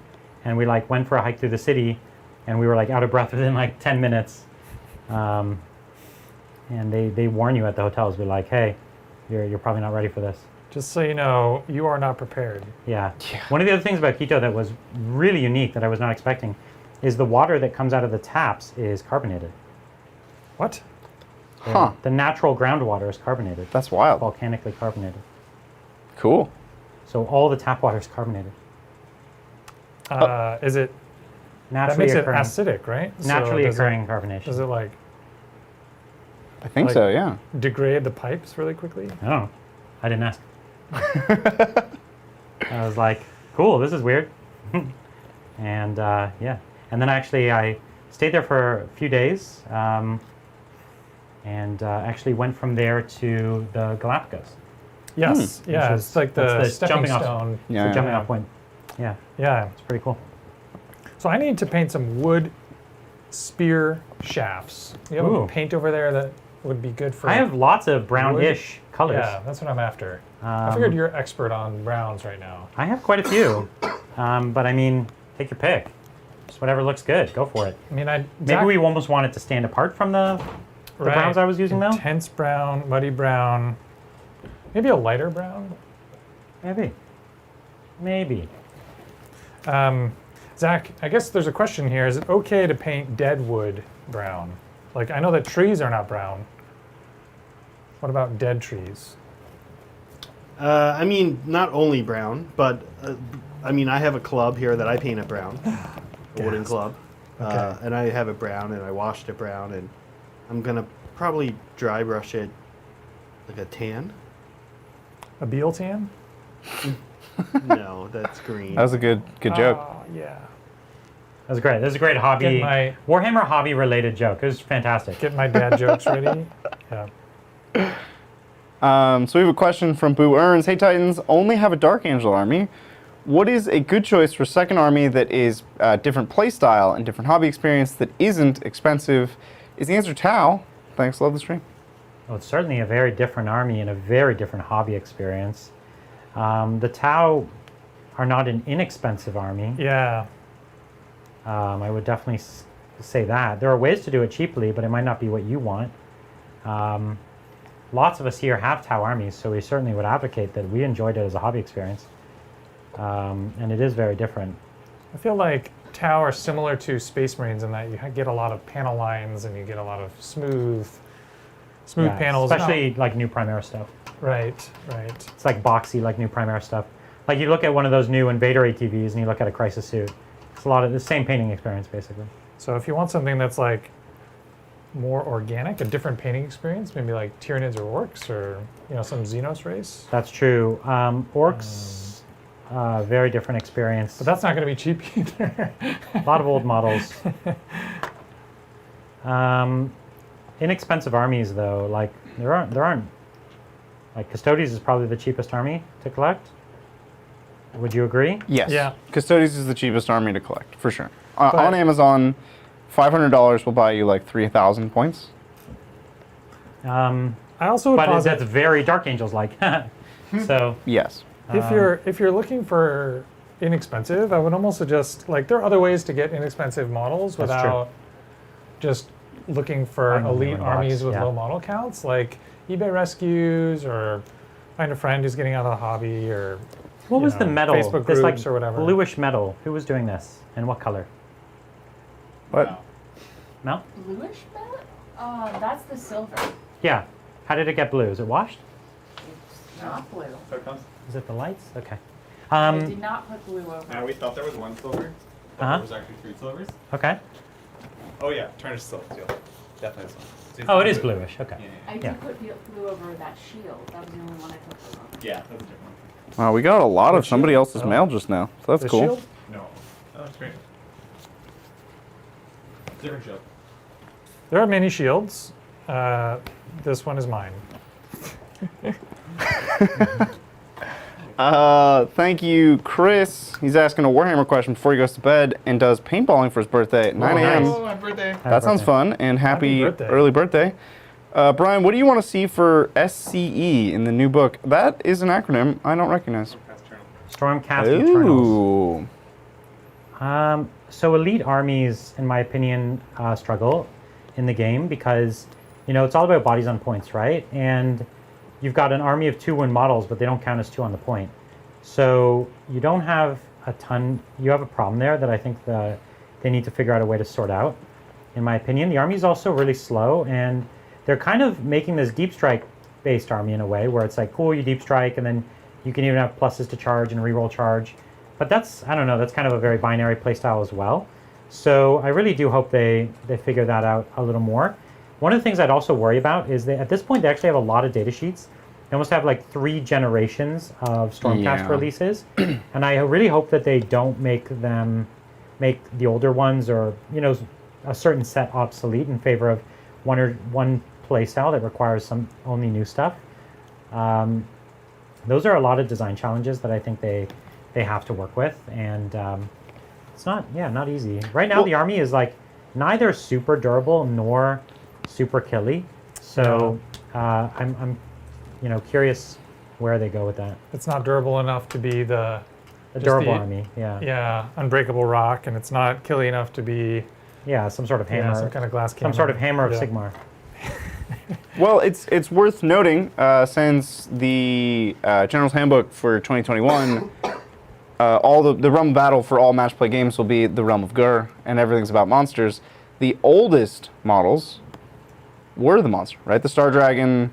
Yeah, but the dragon's really not much of a, you don't fear the dragon. I fear the for dragon. its points. You'll fear like things that are almost monster-like. I think the, things like the Dracoliths and things like that can be scary. If you're interested, Stormcast Eternals, we're going to be playing them tomorrow against the Megagargants. So Tune in tomorrow. yeah, we're going to have a couple. We're going to have a Star Drake for sure. Really excited to get a Star Drake on the board, and we're also going to have some concussors because I think they go well with the Star Drake. You've got your little baby dragons with your mama dragon, and I think that's cool. And we're also going to have the new character. What's her name? Yandrasta, or what's her name? I Yandrasta. realize I've been saying Indrasil, which is a different. That's the name of the mythological tree character. in World of Warcraft. Yeah. Okay, cool. But it's all from Norse mythology. Yggdrasil. Yeah. Everybody based world their tree. wide name off of that, which Yeah. is the world tree. Yeah. Yeah. Any word that starts with Y was based on that. You heard Bridger say it. Well, okay. I mean, the two that we've mentioned, And off from the side of the screen and tackle Brian. the two that we've mentioned definitely were based off of that, but I mean, YMCA is pretty clearly Yeah. based on that too. Yeah. Bridger, thanks for producing. of course, I'm always happy to sit in a chair and reach out. Get harassed by. That's how You're it doing a works. great job, Bridger. The show would man, not happen without Bridger Hall. I've kept this chair warm for a long time. Gross. You don't need to tell us about that, Bridger. Who is Mike 2? Back.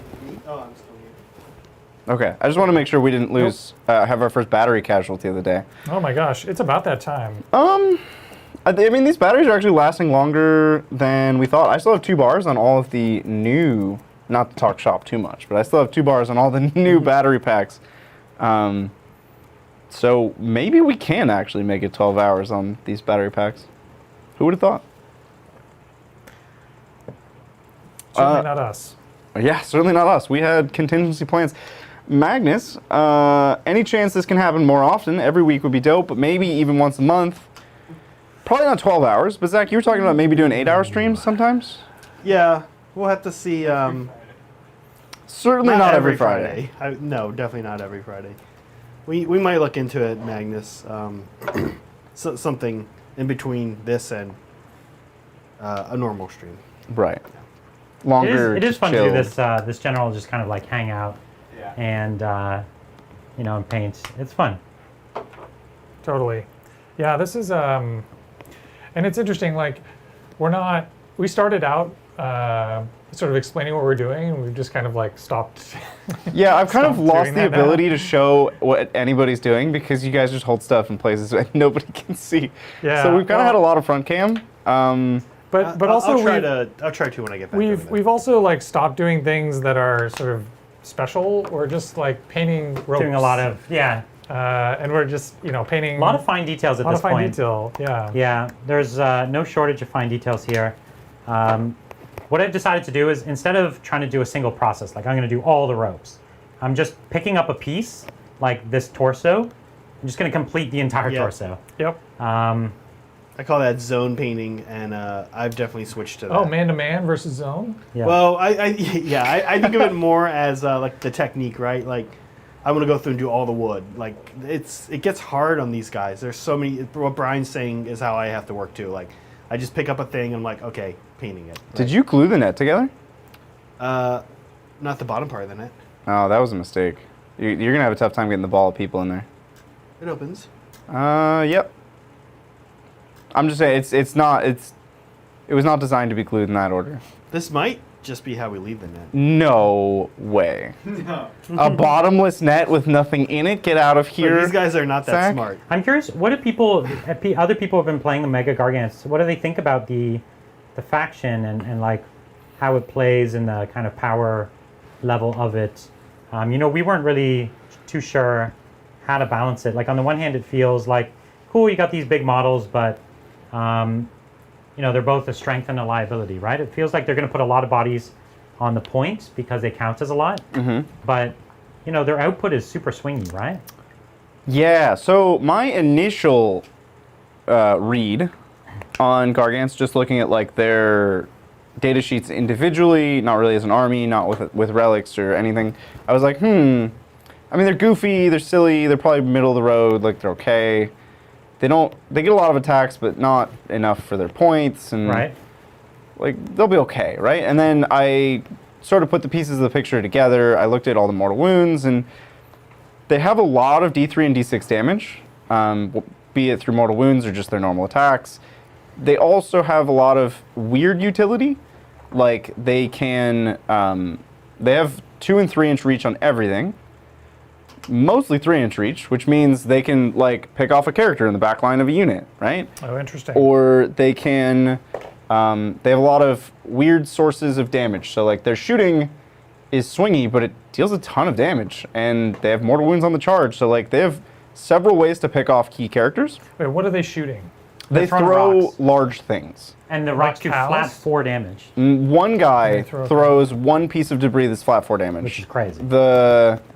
It's one attack though. Like it's I know, crazy swingy. It's super swingy. But the little guys, man crushers, you can pick a unit to throw boulders, and each of them throws D3 boulders that are like hit and wound on 3s, and I think D3 damage as well. So it's like It's nothing crazy. strangely swingy, but also strangely consistent, because a lot of their stuff is 3s and 3s. So like they hit on Yeah. 3s, wound on 3s, which is honestly very consistent for Sigmar. And then I started to look at like combos of saying, okay, I'm Taker Tribe, like the big guys count as 30 models, the small guys count as 15. Okay, all right, so if I put 2 Gargants on an objective, it's mine, definitively. And all right, I'll take a Warlord trait for 2 relics, and one of the relics is the 5-up ward, so one of them's like Do they not indestructible have now. to take? Oh yeah. So you take one from your like chapter, and then one from. And the other one will be the glowy lamp, which is makes him a wizard. Oh, So fun. he'll be able to Mystic Shield. So you'll have three relics. No, 2 relics. One guy takes 2 relics. It's a Warlord trait that takes 2 relics. Oh, fun. So he'll have the 5-up ward that's the generic That's a relic. great one. It's an insane relic. Because that takes his 35 wounds up to like roughly 50. Yeah. That's a big deal. And so there's like a lot of weird buffs you can stack. So you can say, all right, they're all 4-up save. I can all-out defense 1. I can Mystic Shield 1. The 3 big ones are all characters, so they can take turns hulking out for +1 save and reroll wounds. Yep. Like, So they can be surprisingly strong. they can be surprisingly durable. Yeah. That's great. Well, we'll have to see. I'm curious to see how it plays out. Yeah, tomorrow's going to be great. I'm looking forward to that game. Yeah, I'm excited to see them on the table because like a lot of it is just theory and me trying to figure out like, okay, Yeah. how do I Gargant? Because I only have Yeah, so many Gargant. actions. I have to make those actions count. I think they'll do good, but we'll definitely see. I think the Stormcast aren't their scariest opponent, but we did create like a monster hunting force. So we've got Andrasta, and she's like a monster hunter in the lore. But we've also taken the Storm Host, which I'm forgetting the name. Zach, do you remember the name of it? A celestial or astral. Yeah, Astral something. They're the monster hunting host. We've never taken them before, and they have some cool bonuses against monsters. So against like monsters and heroes, I guess. And so should be kind of interesting. Got our little monster hunting force out to go get some monsters. Yeah, should be a cool game. Yeah, it should be fun. Test subject asks, any tips for playing Harlequins against Thousand Suns? Their mortal wound output is destroying me in my playgroup, playing Frozen Stars and Dreaming Shadow. That's Yeah. a tough matchup. So I think the trick here is that you're fast enough to jump over and go for their main sorcerers, and the army, does lose a lot of strength when it loses its sorcerers, and I would say that that's the thing that you threaten them with. You threaten them with losing their sorceress output. The mortal wounds will still be nasty, there's no doubt about it, but you can also be cautious to, like if you have transports, you can fly the transports up and get the transports such that they'll be the closest models. Yeah. So they're not the fastest army, right? So like they can't necessarily reposition quick enough to target someone else with their smites. And then cool, like they killed 2 boats and you're right up in their face. The trick is, Harlequins, their whole thing is they get to pick and choose where they engage and what they engage. Yeah. And so you just have to make sure that you're engaging the things that you want to be engaging and that that your opponent doesn't want you engaging. Yeah. They're so slow, the Thousand Suns, that you can kind of just ignore a portion of the battlefield and say, Yeah. the battle's going to take place over here. I think, and also you don't always have to come to them either. Like that's the thing, you fly up real fast, bounce off them a little bit because they're pretty durable, and now you're standing there right in front of them and then they just smite you to death. That's a really bad outcome. Or you get stuck in and you're doing your thing, you're fighting, but you didn't kill. If you didn't kill what you came to kill, then you're gonna get trouble. smited back because smite works in engagement range. Yeah. Turns out. So yeah, I think, generally a lot to think about there, but try and go for their psychers when you can. Before you can, don't rush in unless you can get the job done. All right. Yeah, it's good advice. We have something from Ape of Justice here. Not to go back too far for something, but I'd love to hear more about Brian's time at the Galapagos. It's a place I've wanted to visit for literally decades now, and I'm interested.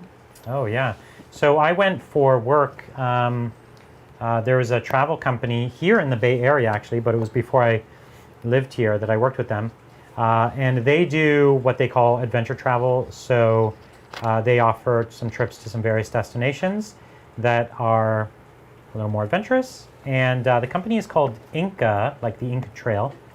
Inca and then the number 1. And so they hired me to help them with a bunch of stuff, their online, or they're just their kind of like ordering experience and their website and what it's like to book with them and their documentation and all that kind of stuff. And so they sent me on a couple of their trips in order to kind of see what their product was that they offered, so that we could, comment on it and go through it. So me and my business partner kind of went through the process. And this was one of their flagship trips, was a private cruise in the Galapagos. And it was truly amazing. Obviously, it's a very unique place. Nothing else like it in the world. It's very protected islands with very unique wildlife. And the wildlife is they don't really have natural predators there, so the wildlife isn't afraid of you. So they'll all just kind of chill next to you. Yeah. And it's pretty great. And if you're going with one of the small tours, you might be one of only 6 people on this whole island at the time you're on it. If you're going with one of the larger tours, like the National Geographic tours, there'll be, larger number of people with you. But in general, it's pretty secluded and unique. There's a lot of there's a little bit of something for everyone on those trips too. Like there's hiking and there's wildlife. Yeah, there was. photography, there's Yeah, a lot exactly. Of scuba diving and snorkeling. Scuba diving, snorkeling is what I did a lot, and then we'd go for. The way it worked is every day we'd wake up, and overnight the ship had gone to a different island, and then so we'd wake up, go for eat on the boat or whatever, and then we would go for a hike on the land somewhere, and we had a travel guide with us who was a conservationist and Yeah. was trained by them, And they have to be locals. that's right? yeah they were By law, I think. she showed us around and would tell us about the wildlife. So we'd go on hikes, and then we could go snorkeling or diving, and then we could go on maybe another walk and explore a different part of the island. And And they're great. they're tour guides, but they're also making sure you're not damaging. 'Cause Oh, they're- yeah, for like sure. they recognize that tourism is their industry. Like that's how they it's their. but whole it's also economy. something they hate, right? Like they don't want people Sure. on the island.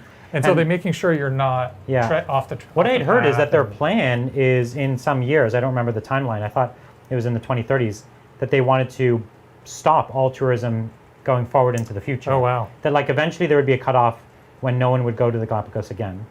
And it would become a place that people can't go to. That's what I had heard, that was That's kind crazy. of part of their plan to keep it kind of naturally preserved.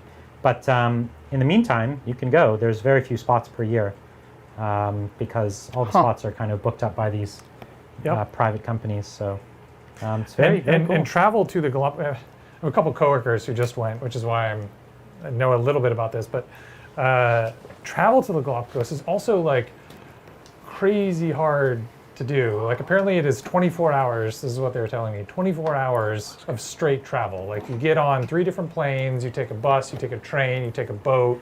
And then you take another plane. It doesn't have. So you can fly into Quito. Yeah, which And is then- like not a direct flight. You have to take 2 planes to get there. That's often the case. And so you fly into Quito, and then from Quito you can fly. You'll fly to the city, the capital city that's right along the ocean, which I'm forgetting the name of. It's right at the bottom of the mountain. Quito's right at the top of the mountain. And then you'll fly from there directly to the main island of Galapagos, which does have a population. And then you'll typically get on your private tour from there, your boat. Right. But yeah, and then you pay specifically to enter the islands, and they're very careful that you're not like smuggling out an iguana or something. Yeah. Because people, unfortunately, like literally, you'll just open their suitcase and they'll have an iguana in it. And That's the iguanas crazy. are like super chill, so Don't they'll do just that. like sit in your suitcase. It's pretty wild. I have a general question for anybody in chat who knows more about AOS. Andrasta has a rule that says monsters count as having taken 10 more wounds than they have. On monsters within 3 or something. But there's a new command ability for match play that says count as having taken 0 wounds. Which happens first? How does that work? I think the way I would read that is you count as taking 10 more, cool, Then 0? and then you count as taking 0 because it doesn't matter how many you've taken, you count as taking 0. So Oh, so you think the 0 would override the 10? in every circumstance, no Huh. matter which order you stack them in. That's crazy. That's cray-cray. I don't know what you think, but that seems to make sense to me. Both orderings seem fine to me. Like it could be I set it to 0 and then it's 10 more, or 10 more than however many I have and then I set it to 0. Both would be reasonable to me. Yeah. Um, Well, if anyone in chat has a strong opinion. Does AOS have a similar rule like in 40K where whoever's turn it is, if things happen simultaneously, whoever's turn it is gets to decide? They might. maybe. I what haven't order read the to rulebook that closely. Those are like very edge cases, very strong edge cases that we don't know. It's generally not that kind of game. Not to say that those situations don't happen, because they do, but that like those aren't the situations they're worried about when they're writing the rules, you know? It's a more relaxed game. I was looking for the rulebook. I can't find it. It'll have It's to in wait. the other room. So Final Scarab asks, what do you guys think CSM need to help them compete in 9th edition? 2 wounds. They need everything. They need a big hug. They need, yes, of course, they need, to be more efficient for their points, 2 wounds, etc. More attacks, more damage. But even their base chapter tactics are not up to snuff. Their stratagems are not quite there. Their only strong abilities are based on things that generally are considered abusive in the current design of the game. So things where you're, buffing up a single unit a ton and then double shooting or something like that. And that's not stuff that, you should have to rely on. They also rely on like a ton of jank that comes from mixing and matching different chapters. Which is Also should not be the way it works. probably not ideal. So I think that they really need a pretty big change. I don't see an easy fix to them. Someone needs to put some real thought into it. But I do hope that they give them as much. I think Chaos Space Marines deserve as many rules as normal Space Marines. I believe they deserve their own supplements. We have Death Guard that has its own book. Cool. But then in the Chaos Space Marine book, why doesn't Black Legion get its own supplement? Why doesn't Night Lords get its own supplement, Yeah. the way Ultramarines do. So that's what I generally think, that there should be a little more love paid to them, and I really hope they do that. CSM have the potential to be, one of the most interesting factions in the game. I thoroughly agree. From a lore standpoint, they absolutely are. But from a gameplay standpoint, it's, even if there are lots of interesting models and rules, like you were saying, if you want to have a good game, or if you want to try to be competitive with them, you're just pushed into one or two really skew play styles and sets of unit choices that are not very fun. Yeah. So. I really want more Primarchs also. Give me more Primarchs. I mean, everybody wants more Primarchs. Exactly. Everybody wants more Primarchs, so just give us more Primarchs. Don't make me ask them. Kaldorf says, just a heads up, sent a small token gift to the studio via Priority Express USPS envelope, but forgot to put any info on the label. I'm only reading this out loud because I will probably not be the person who receives it. Well, thank you so much. We'll keep an eye out for it. Thanks, Kaldorf. And thanks, Kaldorf. Yeah, and hey, Kaldorf, we were messaging last night about where to find the Maw Pot, and I got one on Maw eBay. Pot? Yeah, The it's Great an Maw Ogre's Pot. model. Is this the cauldron? Yeah, still haven't found man-eaters for less than $30 a model, but that might just be the going rate for man-eaters. Yeah, it sounds like it. They're expensive. They're cool though. I'm doing my 2 thin coats on this Ushabti bone. Yeah, oh my but gosh. It's actually, I'm on my 5th thin coat. This Ushabti bone, I'm having the same problem. Well, it's an air paint. It does not cover. It's an air paint. So we're using an air paint. But using an air paint on something that's this white is a good idea anyways, because you probably want it this thin. I'm not convinced that I'm assuming that Ushabti bone just doesn't cover very well anyway. I think it's a paint that's naturally chalky. Yeah. And so you have to thin it a lot to make it a paint that's worth working with. Yep. And so thinning it means that lots of coats. Yep. 7 thin coats, here we come. Yeah, I think I'm on my like 5th or 6th thin coat. That's And funny. it looks like I have 2 left. I'm having the same experience that you are right now. Doing some netting. He's got these giant tusks on his back. Oh yeah, I've got one of those here as well. I was wondering what color to paint it. We'll do Ushabti bone. Let's do it. Again, I've talked about this earlier today. I like this theory of using kind of fewer colors. So the Ushabti bone for the string and the bone here, even though I'll end up washing and treating them a little differently in the end, I generally think too many colors does not make a better model. Yeah, that's a good way to get additional variety, but it kind of ties it all together when you have the same base color. Yeah.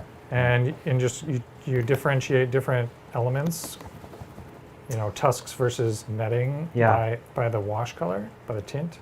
These, I must say, these fine details though, a lot of work. Brian, do you always paint from the pot? I'm not painting from the pot. Well, Chad thinks you are. I painted from the pot on Ushabti because I was going to dip twice from the top and then close it again because I was just doing the million thin coats and it was drying very, very quickly. So otherwise, I'm not painting from the pot. So a couple people have found there is in the new AOS 3 book a rule about simultaneous effects, and it is active player chooses the order. And if it's not in a turn, which apparently is a thing, you just roll off. Oh wow. Which I don't know how that would be possible. 4+ it. Something that takes place before the game, for example. But simultaneously before the game, like what does that? Like we both have units that move pre-game. But that's covered. Is it? Yeah. Right, but something like that. Why is it? How is it covered? That's in a separate pre-game actions section. Oh, okay. Okay. I think. I don't know. I'm not mega concerned about. I just was curious. So apparently on my turn, I'll count as 0 wounds, and on your turn, I'll count as 10 wounds. Okay. I think that's fair, actually. Yeah, you just alternate. Everyone kind of gets their ability. Right. Yep. Woof. Cool. I'm doing my 3 thin coats on a lighter brown for this giant club. Got like a very, I don't know, it's like a reddy brown I'm trying to do here. Kind of into that here. Actually, I think this is a tusk. Brian, what do you think? Is this a tusk or I'll tell you what, or a it's tentacle? It's a tusk if you paint it as a tusk. Yeah, Well, who's it on? It's on a gubbin, so I have no idea. I'm gonna paint it as a tusk. I am pretty sure it's not a tentacle, because all the tentacle gubbins should be over here. Okay, tusk it is. So you're good. I have another weird Gargant question Okay. for the internet at large. I'm just gonna, I'll solve all these rules questions. Yeah, let's farm out all our rules questions. Everybody will figure this out for me. So, Man Crusher Gargants have a rule called Stomping Charge, and it's worded in such a way, they deal mortal wounds on the charge. It's worded in such a way that I could see it going either way. Do you do this per model in the unit? So I have a unit of 3 Gargants. Do each of them roll for Stomping Charge, or does one of them roll for Stomping Charge? If anybody on the internet knows. Do you actually have a unit of Oh Gargants? yeah, Brian. They're not just 3 I have individuals? a unit of 3 Man Crushers. But why don't you just take them as 3 individuals? Because I think it's cool to have a unit of 3. Also, unless you are the Stomper tribe, only 1 unit can throw rocks. And so a unit of 3 could all throw rocks. Oh, okay. Whereas 3 units of 1, you would only throw 1 rock. And that's not as fun. Just not as cool. 3 is greater than 1. Although, Man Crushers will have weird coherency problems, because coherency is now 1 inch in Sigmar, so they'll have to be squished together all the time. Yeah, you might have trouble getting them all into combat sometimes also. Yeah, but that's fine. It is each. Cool. Each of them rolls. Dope. That's great. That's the way it should be too. Do we have maybe a Nuln oil? Oh yeah. Somewhere. Right over there. I'll take it. Sure enough. Here's Do you a have a question. brush that I could use for a Nuln oil? This one looks nice. Oh, this one? I am Looks good. pleased with this one. Here's a question from Brick in the Head. What inspired you guys to get into the streaming scene and turn your hobby into a business? Okay, so we didn't initially want to get into streaming. We just wanted to try and make YouTube content that was like a little more polished. YouTube is always all about a lot of times just doing, quick and easy kind of videos. And we wanted to see some higher quality videos. And so we wanted to do some tests on that. And so we started doing that. We started making higher quality pre-recorded tactics, and we tried a higher quality battle report.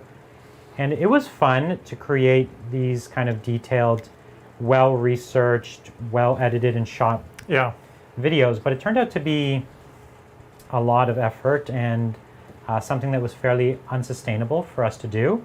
But we got a good response from it. I remember having a conversation with you after one of your early, pre-recorded video takes, and you were just like, I just spent an entire weekend, 20 hours, editing what ended up being an hour and a half long video. Yeah, sure. It took 4, 5, 6 hours to film, and then 20 hours to edit for one battle report. Yeah, that's right. The one test battle report we did that was pre-recorded, that battle report actually was more like a 45-hour edit. Oh my gosh. And it wasn't perfect. It was my first attempt, but you could see a lot of the ideas in there that went on into the show, and actually went on, to inspire a lot of the higher quality battle reports out there that have come since. But we decided to get into streaming because we thought it would be more sustainable. And then as soon as what I mean by that is it's just like we show up and we play, and it's a lot. You know, we don't go Yeah. and edit for 40 hours. Right. So that's The why edit- we got into it. there is zero editing for the. There is less editing. there's We setup. still have That's pre-recorded true. content That's and things true. like that, but And When there's setup and there's teardown, but sorry, Adrian's like, it's like, yes, there is. yeah, there definitely is. That's our choice to do that, but we found that it's It nice. adds a lot of value. Yeah. The producer's also like a live editor, so it's like Correct. in a Sure. 3-hour game, you have 3 hours of live editing and then some number of That's pre-recorded also accurate. editing. But we found that once we went live, it was more than just being less editing time. It was genuinely something unique to be able to engage with the community. And we've always known that Warhammer is about community, more than almost anything else. Yeah, it's a social hobby. It is. You know, it's like it gets a weird reputation because you're like spend all this time by yourself painting small plastic spacemen, and it has a lot. There's a lot of nerd culture that's like, you know, gaming is a solitary thing, and Sure. you know, and but Warhammer is different from a lot of. I mean, I guess it's similar to like more Dungeons and Dragons or something, where you have like you're playing a game with a person. Yeah. And It's a social activity. Social activity. Right. There's a community of people that you meet and become friends with, who you paint with and play with and talk about it with. Exactly. So for us, we discovered what we already knew, but it became more clear that because it's a social game, because it's a community-based game, playing it live is truly transformational. You get to build an audience and have an experience as the people streaming and as the people watching that is very unique and something that we think is pretty special. So we ultimately turned out that we love streaming even more than the pre-recorded reports, not just because they were easier. And then over time, the way we did them, they were not easier. We ended up putting more and more and more effort into improving things. And one of the big things we did to change the way battle reports get made is when we were making battle reports, you might never see the people who are playing, ever. Yeah. They might never show in the entire video. I remember I went years before I saw the face of Winter's SEO or Striking Scorpion or any of those people. They just never showed their face. Behind the camera all the time. Yeah, that's right, always pointing down. And for me, the game was not just about the game, it was about the people, and it was about the fun and the drama and the relationships. Yep. And so we pulled the camera up from the table and showed it at the players and the table. Yep. And we made it about that. And that was a very kind of big change that we tried to bring to battle reports. And I think we've seen that change across the industry even. People agree that it makes for a more interesting game because, surprise, surprise, people like people. Like if you have TV shows that have no people on them, Right. no characters, like it's not very interesting, right? I mean, I think people watch YouTube videos for different reasons. Sometimes you're watching a video to learn a skill, or to, you know, learn, like to learn something. And so they're like information transfer is what you're prioritizing.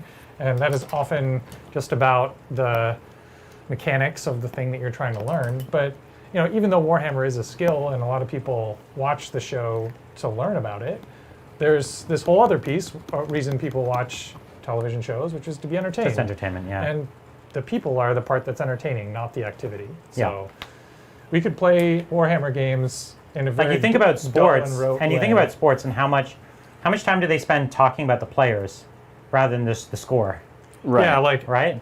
right. What is the score? What is the mechanics of the Yeah.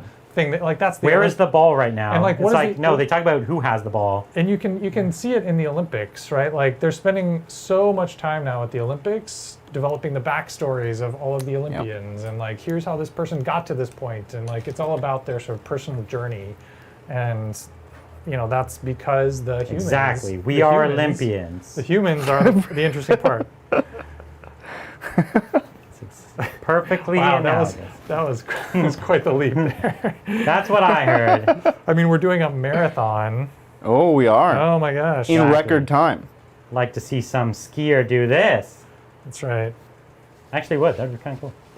We should do another plug. It's 6 o'clock now. It's at 7:30 is the cutoff for the next Hobby Along segment. That's where we're going to take all the pictures that you guys post in the Hobby Progress channel while you're hobbying along with us at home. That's on our Discord. We're going to gather up all those images, and then at 8 our time, the Pacific time, we're going to show them all, talk about them. and ogle your beautiful models. Ooh, sounds like fun. So get on that Discord, post your hobby progress. If you're hobbying along, just put some pics up. Whatever it is, big project, small project, anything. We'll take a look. Yeah, excited to see it. Test subject asks, maybe it's been asked before, if so, how did all of you meet each other? Oh, that's interesting. The majority of us met in the same place. Yep. LARPing. Yes. Right, I was shooting a magic missile at Brett. Lightning bolt, and I failed Yeah. my constitution check, That's right. and the rest was history. That's right. No, we met at a local gaming club Yep. called Fault Line, which is local here to the Bay Area Yep. and has been going for a number of years. And it's a club for people to come and play Warhammer 40K and other games. But it's kind of like a private club that has been meeting at local hobby stores. And a lot of us just kind of were into this game and found our way to the hobby store and discovered that there's a club and decided to join. And we met at the club. And the club is actually had been started by several people, but one of the 3 or 4 people who started was actually Zach. Mm-hmm. And so I met Zach there. Bridger also joined. Mm-hmm. And Brett joined a little after that and actually currently runs the club. Oh, And It's a dubious honor. Someone's got to do it. you're the big boss. it's a lot of work. Adrian was a well-known tournament player in the area, and we always, Bridger and I in particular, started going to tournaments, and we would just always run into Adrian and his crew, his band of people Yeah. who kind of dominate the local tournament scene. You'll rarely see a local tournament without one of the members of the team there, almost always winning the local tournament. What? It's Feel No Shame? Feel No Shame is Yeah. the team. Yeah, that's right. And we just ended up playing a lot at tournaments over the years, and over time, the guys on the team, Adrian and a few others, approached me and said, "Hey, would you be interested in joining our team?" And You also look like playing with somebody us. who feels no shame. That's true. You should join, you should join us. And so yeah, they invited me to join the team. I was playing in like a lot of local leagues with the guys as well. That was a very popular thing back then. Was we would do a lot of leagues, and so a league is also a little more intimate way to play a competitive game with somebody because you're not on quite. It's not like 3 games in a day. You Right. can kind of like hang out and play Yeah. this competitive game at a more leisurely pace, and get to know the people a little more. They're all local. So, anyways, that's how we met each other. Do you and have- eventually I joined the team with Do them. you have a story of the first time you met Adrian? Oh, I don't think so. Do you remember that? No. I'm not good with I that. have a story the first time I met Adrian. Do you? I'd love to hear it. Yeah, I was at it's a tournament that Bridger was running. Yeah, Bridger used to TO a lot of As you tournaments. do, Game yeah. console. Yeah, it was at one of the local stores, and I'd heard of Adrian. You guys had mentioned him to me, but I'd never actually met him before. And this was right after I think it was the London GT. You guys right. had gone to London. Iron Hands had just come out, and Oh, on the, no. I guess on the way back from London, you guys had like theory crafted this like We did. killer Iron Hands list. Yeah, That was just like we're sorry. super nasty. It was mean. And I showed up with my like Your like friendly list. fun narrative fluffy towel list to like Yeah, the you bring first- narrative lists to GTs. Yeah. He's one of those guys. It's because I sort of like the idea of showing up with like a trash list, and then if I win one game, I'm like, yes. You just rub it in their face. like, man, You're the only one who You sucks more than me. I brought this super fluffy narrative list with an army that's not great, and I won one game. I there a just feel sepia good around? about. Like the bar is super low for me to feel good at the end of the day. So I go in with like 0 expectation. Anyway, I showed up with this list, and I had won my one game, so I was fine. But like round 3, the final round, was against Adrian's. And I think you and Adrian both had brought the same. We had Iron the Hands same- list, Yup. exact same. We had list. almost the same list. We deviated probably on like 100 points. Yeah. And so I roll up to the table, and Adrian looks at my list, and he's like, "Oh, that's interesting." Yeah. Like I remember, like in like the super Adrian way of wanting to be like supportive and fun and like positive, but he was like, you could like in hindsight, I could tell that he knew exactly how this was going to go. Oh, for sure. And I did not fully internalize how all of the rules stacked for that, because the Iron Hands had just come out at the time. And so, so it just like Adrian explaining to me, and then I get to do this. Oh, and then my guy's -1 damage, and then he gets to heal for D3, and then another D3. It was actually And then- 3 D3 you could heal back then And in one he's just turn. like, And they could all be flat 3, I think. like, I mean, I can imagine being a fly on the wall, watching Adrian explain to me all of the layered rules, and like, just like me dawning, like the look on my face is it's like dawning on me that, yeah, this is just not. This Yeah, is, his is list not is gonna go invincible. well. Yeah. I'm just not. I have no chance here. And I had a few tricks up my sleeve that I pulled out. Because and your he- Tau lists always have weird tricks. Yeah, and he was like, there were a few moments where he like was like, oh wow, like was not expecting that. Whoa, you did a wound to me. You did a thing, and I was like, yeah, I did a thing. And, like Adrian didn't see that one coming, but then like in the end, it was a foregone conclusion. But he was super nice about it, and we had a good time. We went out to lunch together afterwards, and it was fun. I also have a fun story about when you and I met. Okay, tell me. I'm really bad at this kind of stuff. Oh, so okay. I'm glad that you're good at it. So I was Human stories? What's Yes. that? You're really bad at human stories? Now, you know I am. You don't have to rub it in. I wasn't programmed for it. I had applied to the narrative club fault line that Brian mentioned, that Zach was the president of at the time, and Brian had been a member for a few months, and so the way the club works is you play trial games with other club members, just to kind of get a feel for how the club See if works. you're a good fit too, right? Right. It's for See if you want the same things if you out of the want the same- game. exactly. And you've kind of got the same attitude as the rest of the crew. Yeah, so I showed up and was like, and Zach was like, oh, you play Tau, Brian plays Tau. Why don't you guys do like a 2v? I think that was the theme for the night, was like 2v2s.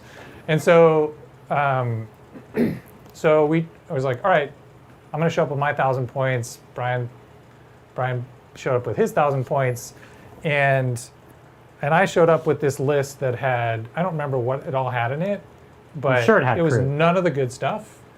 And in fact, the one thing I remember about it is it had the sentry turrets, not like the not the DS8 support turrets that come with the like Fire Warriors, but the like standalone Forge World sentry. Forge World like fortifications, and They're they're like, just the like light towers. they're like small towers, Yeah. and they have pop-up things, and they're like just super bad, but they're so cool. They're very flavorful. Yeah, I'm a huge fan of them actually. So I showed up with my 1,000-point list, and I had 2 of these turrets in it, and I remember being like, I just like gotten the 8 Dead book, so I was like kind of figuring out how all the things worked, and I remember there's one rule, like they overwatch on 5s, like that's their like one sort of weird special rule. And I remember being like, but Brian, they overwatch in 5s, and you just looked at me. You were like, uh-huh. and you're like, okay, cool. And I just like, I could see in your face, you're like, this is how this game's gonna go. Yeah. And I was just like so excited to put my like weird models on the table. And you're like, all right, cool. And I feel like your expectations for the game went from like, cool, maybe we've got a chance, to like, this is just gonna be for fun. We're just gonna play this. But yeah, it was fine. I'm pretty sure we lost. I don't even remember what happened that game, but Well, sentry turret sounds like fun. I showed up with like a weird set of units, and it just completely set sort of the tone for the game, because you're like, all right, this is going to be we're not going to play like Riptides and Commanders. We're going to play sentry turrets and Kroot. Well, and probably at that time, the only good thing was commanders. Right, exactly. Right? Yeah. The Riptide was actually like 300 points too many. Oh, wow. And Okay. remember he only did 1 damage? He had 12 shots at 1 damage. At 1 damage. And then okay. he was like 200 points more than when he eventually got 18 shots at 2 damage. Yeah, I was They like dropped him 200 points and increased his output. We were all like, okay, 3 Riptides, I guess. I was coming from 5th Ed at the time. I hadn't played in a really long time, and so I didn't have any of the new models. Right, yeah, that's right. I didn't own any Riptides or Ghost Keels or any of that stuff. So None of that newfangled, none of that newfangled battle stuff. suit nonsense. Yeah, We were out here with our support turrets and our Kroot, and we liked it. that's right. When Kroot could ride in Devilfish and got +1 to their save for being in woods and could see through Yeah, +1 to saving woods, yeah. 6 inches of woods instead of 3 inches of That's woods right. like everyone else, and The good old blah days. blah blah. All right, well, what do we think That was a about long Choco story. Tacos? Tommy went to Oh, the that's a store, local got a Choco place. Taco. Do you know that place? No, that's Actually- an ice cream sandwich type thing. Yeah, Yeah, it's it's like a a- prepackaged ice cream food. Oh, okay. No, there's an actual local chocolate, or sorry, ice cream taco place. It's it. No. They literally make taco What? styled ice cream. It Oh, is a in San Jose. there's in one. San Jose. Well, it's actually just around the corner from here. It's Are like next to they the university. attempting to directly compete with the international chain that makes Choco Taco? Maybe they are. Huh. Sounds like a bad idea. I didn't know this place existed. It's close to the university, so it's probably like 4 minutes from here. It's very close. I've never been there though. I've always driven past it and I've been like, okay, that's weird. But let's talk about actual Choco Tacos, because that was the question. What do you think? I've never had one. You've never had a Choco Taco? I think I've had one in my life. It's like if you flattened a waffle cone Uh-huh. and made a taco shell out of it, Yeah. Sounds great. and you put ice cream in the taco, Uh-huh. and then you put chocolate over the ice cream to cover the shell Yep. with nuts in it. It sounds great. It sounds like it feels like a meme to me. Like there are, if you just want ice cream, like there's probably better ways to get ice cream, I guess. I don't know. Like you said, waffle cone. Yeah. Like, what's wrong with that? Why does it need I guess it needs to be. So you don't like that the waffle cone is in a taco Is shape? everything better in taco shape? Yeah. No, it's just a gimmick. It's like a Yeah. Okay. you know, why do they make ice cream popsicles into shapes of superheroes with gumdrop eyes? Waffle. Because it's amazing. Because it's What's wrong cool. with that? That's a pretzel. Yeah. Well, yeah, in my day, we had waffle cones and we waffle liked it. cones. What's wrong with waffle cones? You know what, guys? No, I feel like I'm the party pooper now. Yeah, for sure you are. Why didn't we just stop at waffle cones? I feel like those were fine. Yeah, like if you're telling me about this ice cream thing, I just want a waffle cone. You're like, it's like a waffle cone. I'm like, cool, I'm good. I want one of those. Yeah, waffle cone, got it. Yes, please. Can I have it not Can I turned have on it? its side and Can I no have it layer on top? Not in taco format.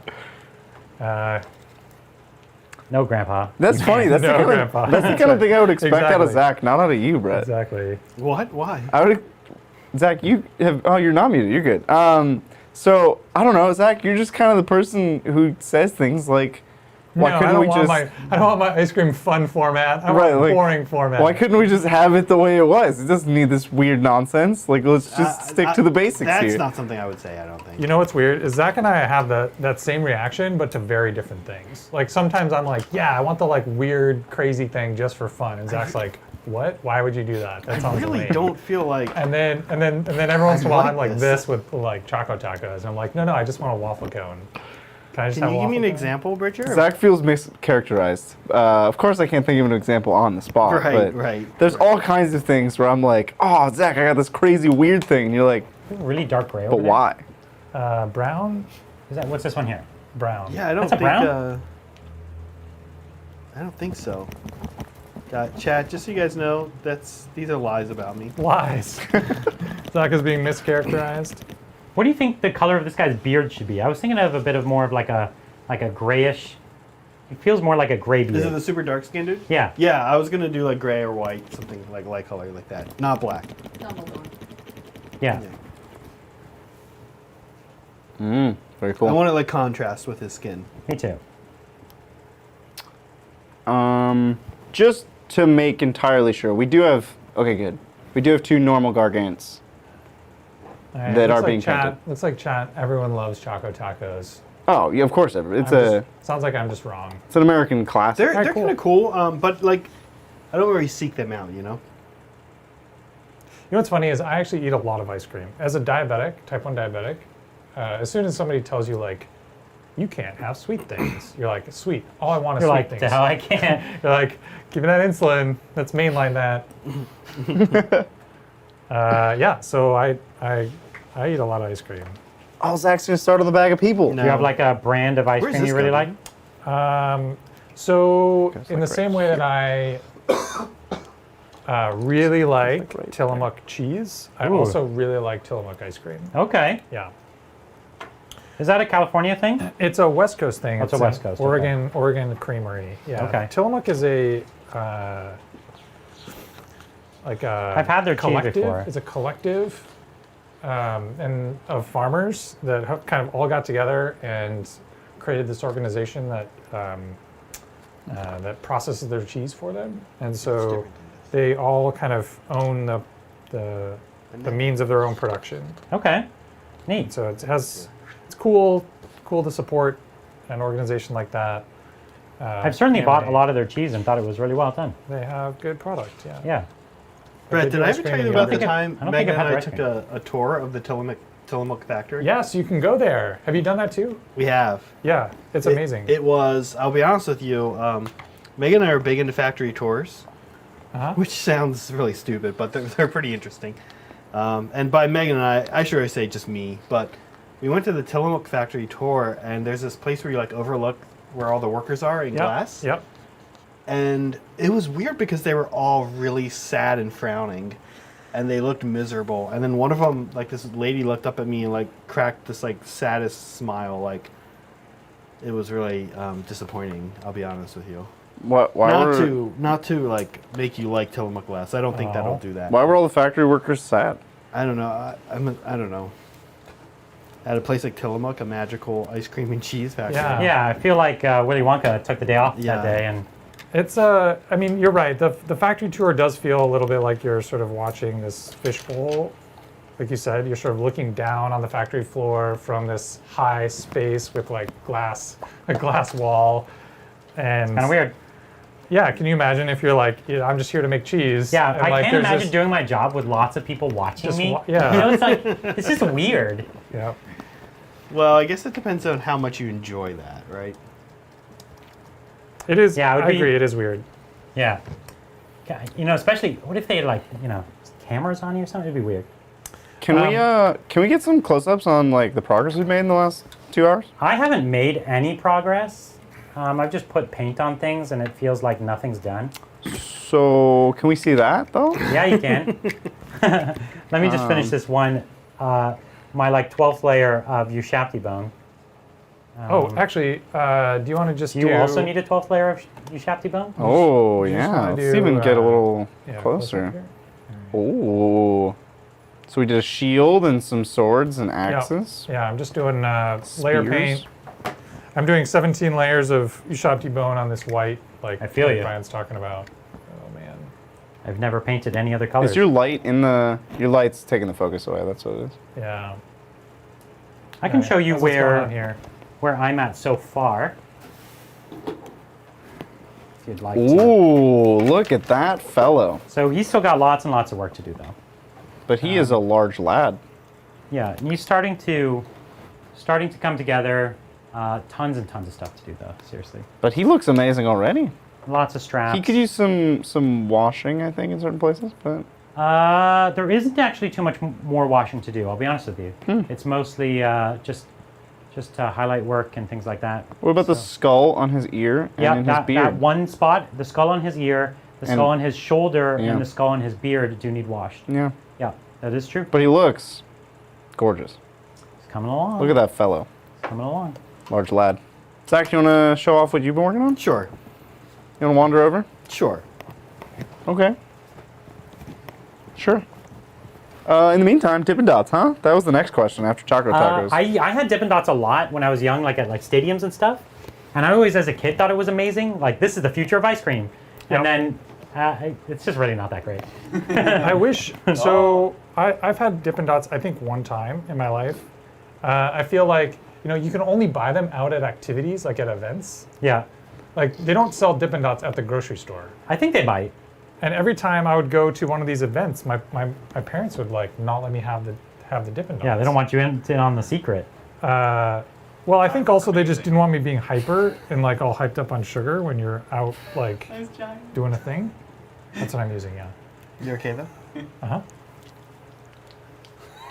What's funny? They just like kept talking about ice cream. It's okay. Oh yeah, Zach. Giant. Tell us about your giant, Zach. Sorry. No, there's nothing to say. We just were taking a look at him, right? Right. He is there's nothing to gorgeous. say. Nothing Back to to say. Dippin' Dots. Back to Dippin' Dots. That's what we thought. Captain Athenos does have a great observation. I did somehow trick everyone in this room into painting an army for me without doing anything. Yeah. Oh, Bridger did all the assembly. Everybody came to me and they were like, hey guys, we're going to make Gargants. And I was like, uh-huh. And And they were like, in 12 hours. And I was like, uh-huh. And we're going to paint all of it for you. Uh-huh. Where's the catch?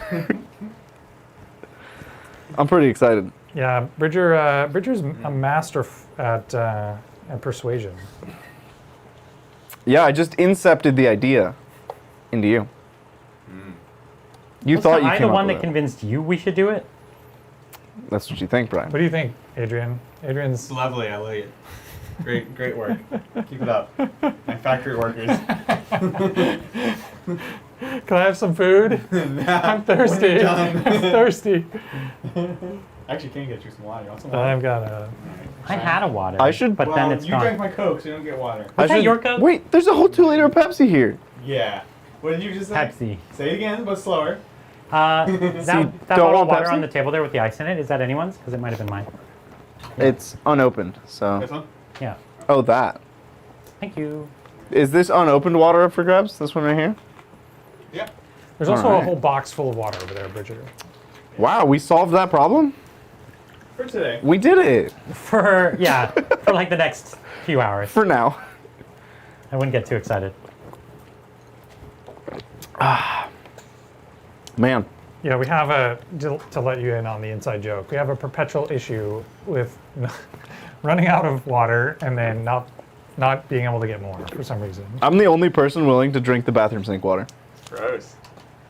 Also, the women's water comes out a different color than the men's water. Yeah, it does actually. What? So I went to It is make not us clear at coffee, all. and it's not clear. That's at all. frightening. And I realized it's because none of you would have gone into the women's restroom to get water, only me. Yeah. Well, yeah. And so I was like, "This is the water you use," and he was like, "That's not what." That's it's not, supposed to look that's, like." yeah, no. That's not okay.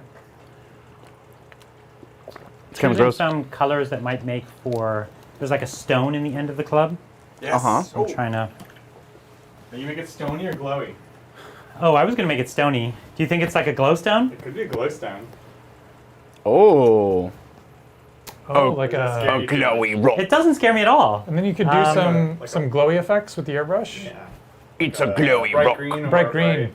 Yeah, bright green. Okay. I'm into it. Yeah. like So it. like a glowy emerald. Or moot green. Definitely moot green. Man, All right. It's moments like these where we're just like, we're just like 8 hours into a hobby stream and we're like, what if we That was a glowy rock. made a glowy rock? That's fun. That's nice. That's how you end up with the best decisions happen 8 hours into a hobby marathon. Yeah. You're like, this is a good idea. And you wake up the next day and you're like, And you have a glowy this was rock still a good idea. Yeah. Oh. Yeah. Man, so what's everybody in chat working on? It's been Yeah. 1 week Is, since you looked at me. Is the Discord full? The hobby progress Oh, Discord I full of? I'm afraid to There's open it many and other look at ones. how many images I have to So download. let's just- Yeah. That's cool. So how long do we have before people have to get their submissions? want in? We have 1 more hour for the submission deadline in the Hobby Along marathon, streamathon, picture-a-thon of all of your hobbying at home. Okay. This like easy stone is now a lot of work. We turned 1 little rock into another 30 minutes. My work is done. So what we're gonna do, if you show top down, there's a little rock at the end of this tree, and we're gonna turn it into like a glowy magical emerald type thing, because that's way cooler than a rock. So cool. So let's see how it goes. I'm just gonna put a base coat of this viper green. Does that club do mortal wounds? It does now. Yeah. Yeah. I mean, if you paint it green, it probably does mortal wounds, right? Yeah, yeah. So So I get to go and say my goodbyes because I actually get to leave the hobby stream. No one leaves the hobby stream. That was terrifying, Brian. That eye contact. But I will be on chat when I make it home, so I will be able to check on the boys. And you better finish my turtle shell. Oh, yeah, that's right.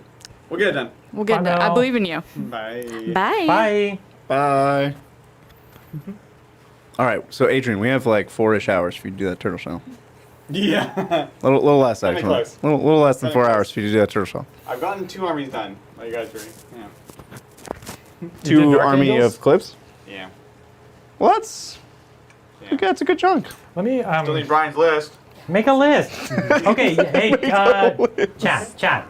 I'm playing White Scars. Let's crowdsource Should the I list. have more? Should I lean into my infantry, which is like my assault intercessors, or should I lean into my bikers, which are like my old school bikers plus, and I have the outriders. Pole. We need a pole. I think no matter what, I'll take the Vanguard vets because they're amazing in White Scars. They're fun and cool. Yeah, let me know. Should I have a lot of assault intercessors. I could kind of go heavy on assault intercessors. I think I have like 50 or 60. Or I could go heavier on the bikes. Or, All you right, know. let's make a poll. Here we Let's go. see. So, having never played White Scars, only against them, my take on it is assault intercessors. I feel like the bikes, I mean, you should include a unit of bikes, maybe two, but not like an all-bike army. I feel like the bikes are already fast enough. They don't need the White Scars buff. But if you take assault intercessors, which are sort of a slow unit, and then you give them the Advance and charge. and all of a sudden they go from just being this like, yeah, they're good. They have good like efficiency once they get there, but they don't have a great delivery mechanism. And you put them in a White Scars attachment, and now they get this amazing delivery mechanism. Those things are also true. They become The thing is, the bikes also move like 20 inches in charge right because they auto advance 6, Yep. which is pretty good. And actually, auto advance is like dependable, right? So it's not this like, because the assault intercessors could be amazing if they roll well for their advances, Yeah. or they could just be moving 7, Correct. which isn't amazing. Not really. So that consistency. And also the bikes are thematic for the army. it is. But the assault intercessors are still very fighty and they fit the theme. So Yeah, I'm happy with it all. it's good either way. We do have, unfortunately, we were trying to get some new models done for the White Scars in time. I just contacted my friend who's painting them up, and it seems like he's still a couple of days out. So unfortunately, I was trying to get some of the the new Storm Speeders, they're called, right? I was trying to get a couple of the new Storm Speeders, but it looks like that'll have to be the next time we play them. Not quite ready yet. So most of chat was in support of bikes. I think that's believable. And then I put up a poll, but not a very useful poll. Vroom or So Zoom Vroom or- is winning over Zoom and Burr. So wait, Vroom, Zoom, or Burr? Okay, so You know, like, Burr is like Is shooting? no, Burr is shooting. Yeah, that's Burr shooting. is DACA. No, Burr is like... Burr's 3D printed. Burr is DACA. With time goes Vroom is bikes, and Zoom is speeders. Yeah. So Yeah. So bikes are winning? unfortunately, it feels like Vroom won, which is bikes. Which is what people were supporting with their words. So, you know. I've done one thin coat of this Viper green, and it's already amazing. Well, let's take a look, Brian. Show me. Show That me. looks It's, great. it's already way more interesting. Yeah. It hasn't, I put it over black, so it hasn't come through yet. Oh, it's But it's already going to make it far more magical. No, It looks like a warpstone thing. Yeah, it looks like it could kind of become warpstone in the end. Well, I have to make him my wizard? No, he's not the... He can't. Yes, He can't be though. No, you do actually. He legally... you do. It's, It's not... against the rules. I can't... I literally can't. It's not... My command trait has to go on not him. Why not him? Because for it to be Taker Tribe, it has to be the Kraken Eater. We're trying to min-max this? No, Yeah, I listen to just- this guy. that's not not- taking the wizardy one as his wizard. No, this... He got a this wizard one stack. from Ollivanders, and All right, you're what not about even this? counting. What about the wizard, who is the underwater dude? Like before the game, like blessed, cast a spell on this guy's club and made it glow. Oh, that'll be the guy that I give Mystic Shield to. There we go. Every turn. Every turn. You have to. I have to. And if I fail it, the model dies, actually. Yep. Good. Yeah. So, lot of pictures in the Hobby Progress channel. Can't wait to see him. I think it's like a couple hundred. It's... Maybe pick some faves. That might have to be what we do, because there are Oh. a lot. Yeah. That's exciting. Way to go, guys. That's awesome. It is awesome. Well, other conversation topics. We talked about ice cream. We talked about cocktails. Well, I'm out of ideas. Yeah, that's pretty much it. That's pretty much it, right? That's all we got. Can we talk about why they made every match play game in the realm of Gur? and the implications that has on all of Sigmar? Because I don't know if you know this, you might have missed it, but you actually have to have giants in one side of every game. Okay. So it's basically you roll off. The one who loses has to play giants. Well, the loser has to play giants? Yeah, no, You the one get who outta wins gets here. to play the army that they brought. Everyone else has to play the like donated giants army that's at the tournament. Wow, so that's like a huge barrier to entry for tournament organizers. Yeah, they have Just to show have up like 400 giant armies. Yeah, That's unfortunate. but I forgot to tell you, you'll be here every Friday painting giants Right. because I said we'd do it. Well, I'm not. I'm just painting the gubbins. I think Zach's the one that really needs to Yeah, Zach opted out though. get on the skin. So it's just It's just going to be an army of giant gubbins. pretty much what they are. You know what the relic section of the Orc book is called? Or it might have been from the last one, but Shiny Gubbins. Orchimedes Gubbins. Oh, that's cool. The great scholar Orchimedes. That's great. He developed all of these gubbins. Yeah, he's a genius. It's the new setting for the narrative of the Third Age of Destruction. Okay, but all right, but it, like the last two editions of Warhammer, they didn't mandate you be on a realm, did they? At any point? No, but they had the realm war kind of stuff where it's like, oh, we're fighting across all the realms. Like, yeah, it doesn't actually justify why rules-wise they would enforce it. It's like, oh yeah, there's literally nothing else happening in the other realms now. Turns out. It's just everybody went to Gur and battled. Look, I like the concept, but it's if I was actually a competitive Sigmar, actually, just even casually, it just has had such a huge impact on how you play the game that it's like it really changes the game. I mean, are there factions without any monsters? There's certain factions that don't want to take monsters. There's certainly factions that don't really. Dwarves, the flying dwarves. Their boats are Caragons, yeah, monsters. They're not monsters. What? What are They're they? siege engines or whatever they're called. Oh, so they don't have any monsters. And the savage orcs explicitly hate monsters. So at least they're good at killing them. But they literally have Yeah. no monsters. It seems like everybody either has monsters or has a way to be good at killing monsters. Like Fire Slayers Yeah. have monsters, the Magma Droths, And but they they're also good. are just like, we're going to kill all the They're monsters. self-hating monster lovers. The last two Fire editions were Slayers. worldwide events, so I guess this edition is just like, nah, we're going to chill in Gur for a year. And then next year we'll talk. We'll come back. It'll be like Shaiish or something. I hope it's not Shaiish. That would be even weirder. But like, yeah, everyone, you res a unit every turn. And, yeah. I don't know. I think it's a bit extreme. something? It feels extreme. Yes. I like the flavor of like we're gonna focus a year of gameplay on this unit type, and like we want everybody to play with or against that unit type. It's cool, but I think they were a bit heavy-handed with like, okay, we established a system of primary, secondary, tertiary points. Oh, by the way, if you have monsters, you just get more secondaries, just Yeah. cause. Exactly. Do you think have they hinted at anything like that with 40K with these book expansion books, Caradon and Oh boy, I hope not. No. If anything, they're explicitly the opposite. You know, it really feels like, oh, here's your army of renown. We're really trying to like, it feels like they're trying to not make those very commonly played in competitive play, and they're trying to separate that a bit more. And then the campaign stuff is all separate. It's all crusade. So, no, I'd say no. It doesn't feel like it, at least. There's a spell to give any hero monster keyword, sure, but like that can be denied, and that's like not really And now you have to be doing spells too. What? right. Like Caradon can't do that. I guess can they spell in the bottle it maybe? Nope. So like You'd have to. Wait, yeah.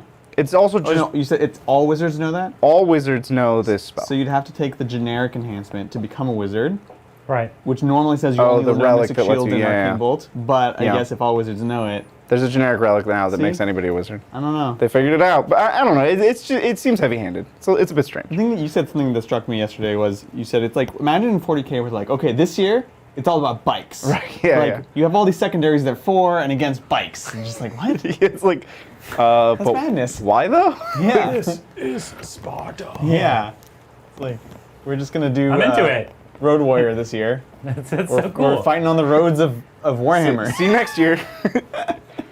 If it wasn't a year, also, I would be totally cool with it. If it was like 3 months. Like an actual season. Yeah. Right. It's like 3 months, we're going to chill, playing with monsters. Everybody get your monsters out. We're going to have Monster Mash. Okay, next 3 months, we're going to have wizards. Let's wizard battle. And next 3 months, it's hordes. Like, that could be fun. But a whole year of monsters? A lot. There's a lot of people out there who don't like monsters. Yeah.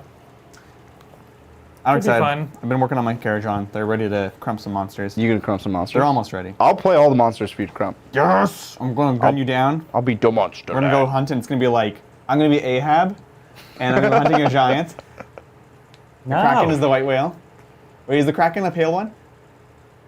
Is the Kraken Eater pale? I don't think so. Oh, did you find your glue for He's putting his like finger back medium on? Yeah, but it's complexion. barely working. Bridger, did you glue these together with plastic glue or super I did. I used plastic glue. This dude's hand keeps falling off. Although some of the contact points aren't great. What part of his hand? Whose hand His and what entire part? hand. Who? Norman's. Is it the gauntlet? the armory gauntlet thing? Yeah. Yeah.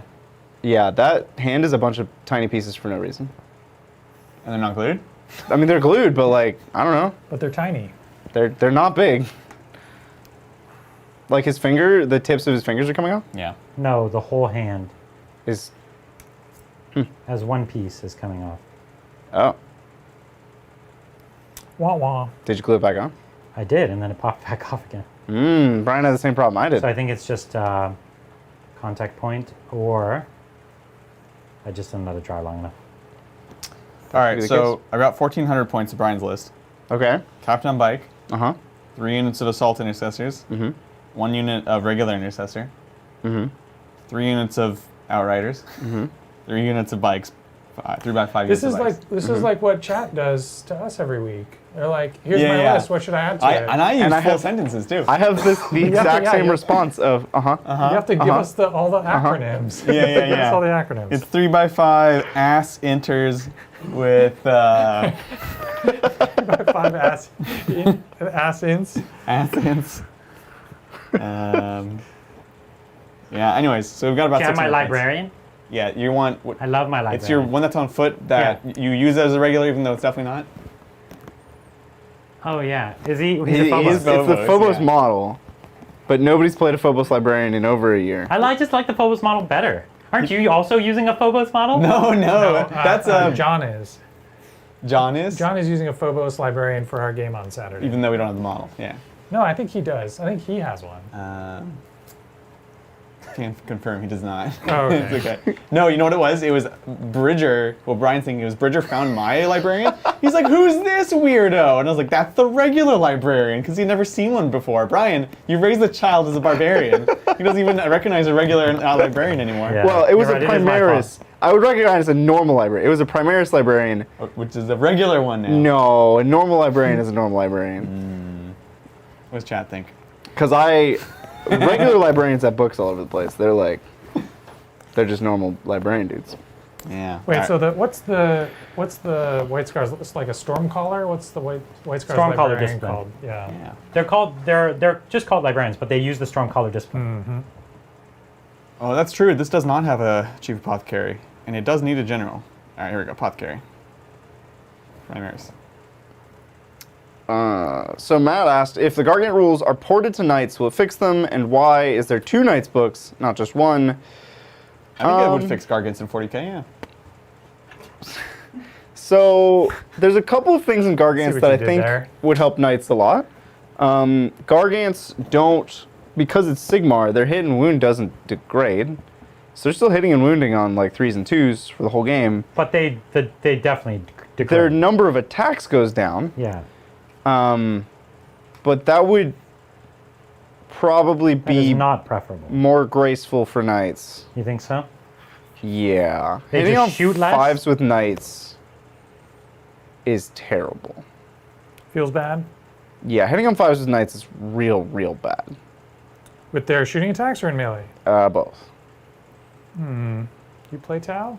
You've played Tau? Yeah, it's like that's what I hit on all the time. What if Knights got Markolites? Would that make them hitting on 5s feel better?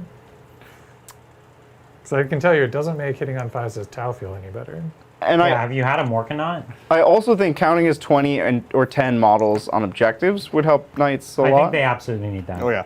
But there are other problems with knights that are Warhammer specific problems that aren't AOS problems. Like knights are not obscurable, and all the rules are asymmetrically against them because they're titanics. They don't benefit from dense, and they're just weird to balance because it's like they're either going to be too good or too bad. You know, they're on this. You have to balance them on a knife's edge, and it's just so hard to do.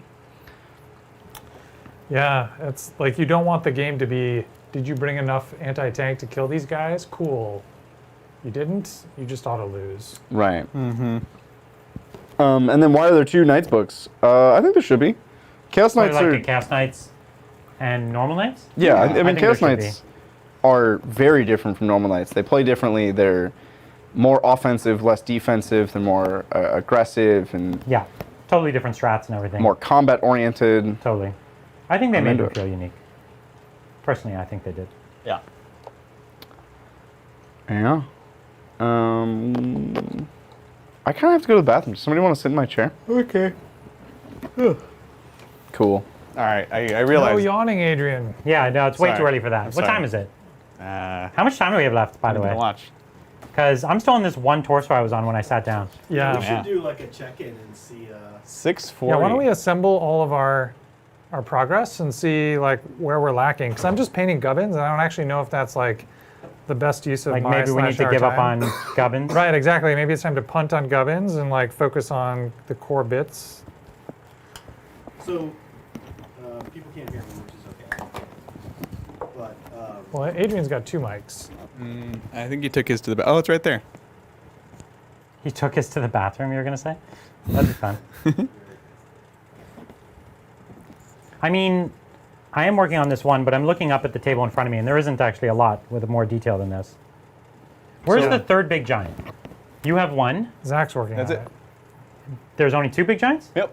no, there's 3. And So where's the third? Oh, Where's- it's over here. They're both over here. Zach's Okay. hoarding them. Do you want one? No, I have one already. Because I could work I'm just on saying that maybe I could work on a maybe big giant Brett working rather on a than- big giant. rather than Yeah, on, yeah, on but gubbins. What I'm doing right now is Oh, yeah. what I'm doing right now is finger and toenails. Yeah, that sounds great. And, Oh, that's such a fun one. and I actually need Brian's guy. Oh my goodness. Quick when I can get So for those of you who didn't hear what Zach just said, he's working on finger and toenails. That's fun. It's crazy that these models are big enough to warrant that, you To know? warrant that, like, say that. painting fingernails is like a step. All Yeah, yeah. right, I'm on the fingernail step. Speaking of fingernails, Grotworks asks, what are our favorite paints and methods to paint skulls? I'm pretty basic when it comes to this. I use bone and then do a Agrax, like a sepia wash, and I'm done. Do you use Agrax or Sepia? So I also don't distinguish between them. I use Vallejo sepia Okay. sepia wash. I will typically do what I'm doing right now, which is actually something like a Ushabti bone here, I think is good. Good bone.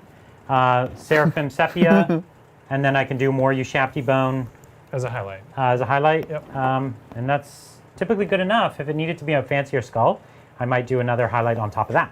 I think most skulls are like decoration, and Yeah. so it's fine to have them be very basic. What I will do if I want a more detailed skull that's richer, I won't start with Ushabti bone, I'll start with Xandri dust, Yes. which is almost always better. But it's just more work.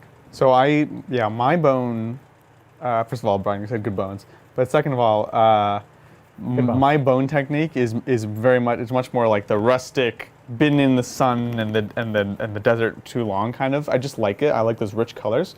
So I actually use that Americana fawn color, which is like a Xandri dust base. Yeah. And then I will almost always do a bit of brown, medium brown airbrush and make a bit of a fade, and then wash it in. It used to be Agrax, but now I use Skeleton Horde on top, and it just has this really nice, almost like old, burnished, ancient bone look, which is very different than in most people's bones. And I only realized that like a few months ago, where you guys all kind of have more grayish bone, like grayish bones. Interesting. Things like you take for granted, right? Yeah. Yeah, that's cool. Lots of different bone recipes. Good bone recipes. So I'm just going back to do an extra layer on the glowing club. You're doing a highlight layer? No, I'm Same doing color? a second layer of the base green. Yeah. Because it's actually a pretty thin green. Yep. And I was putting it over top of like almost a black. So. Do you have a color picked out for the airbrush highlight? Oh yeah, I do. Probably be a mixture between a green and then even a yellow. Yep. Do the yellow as a separate step after the fact? Yes.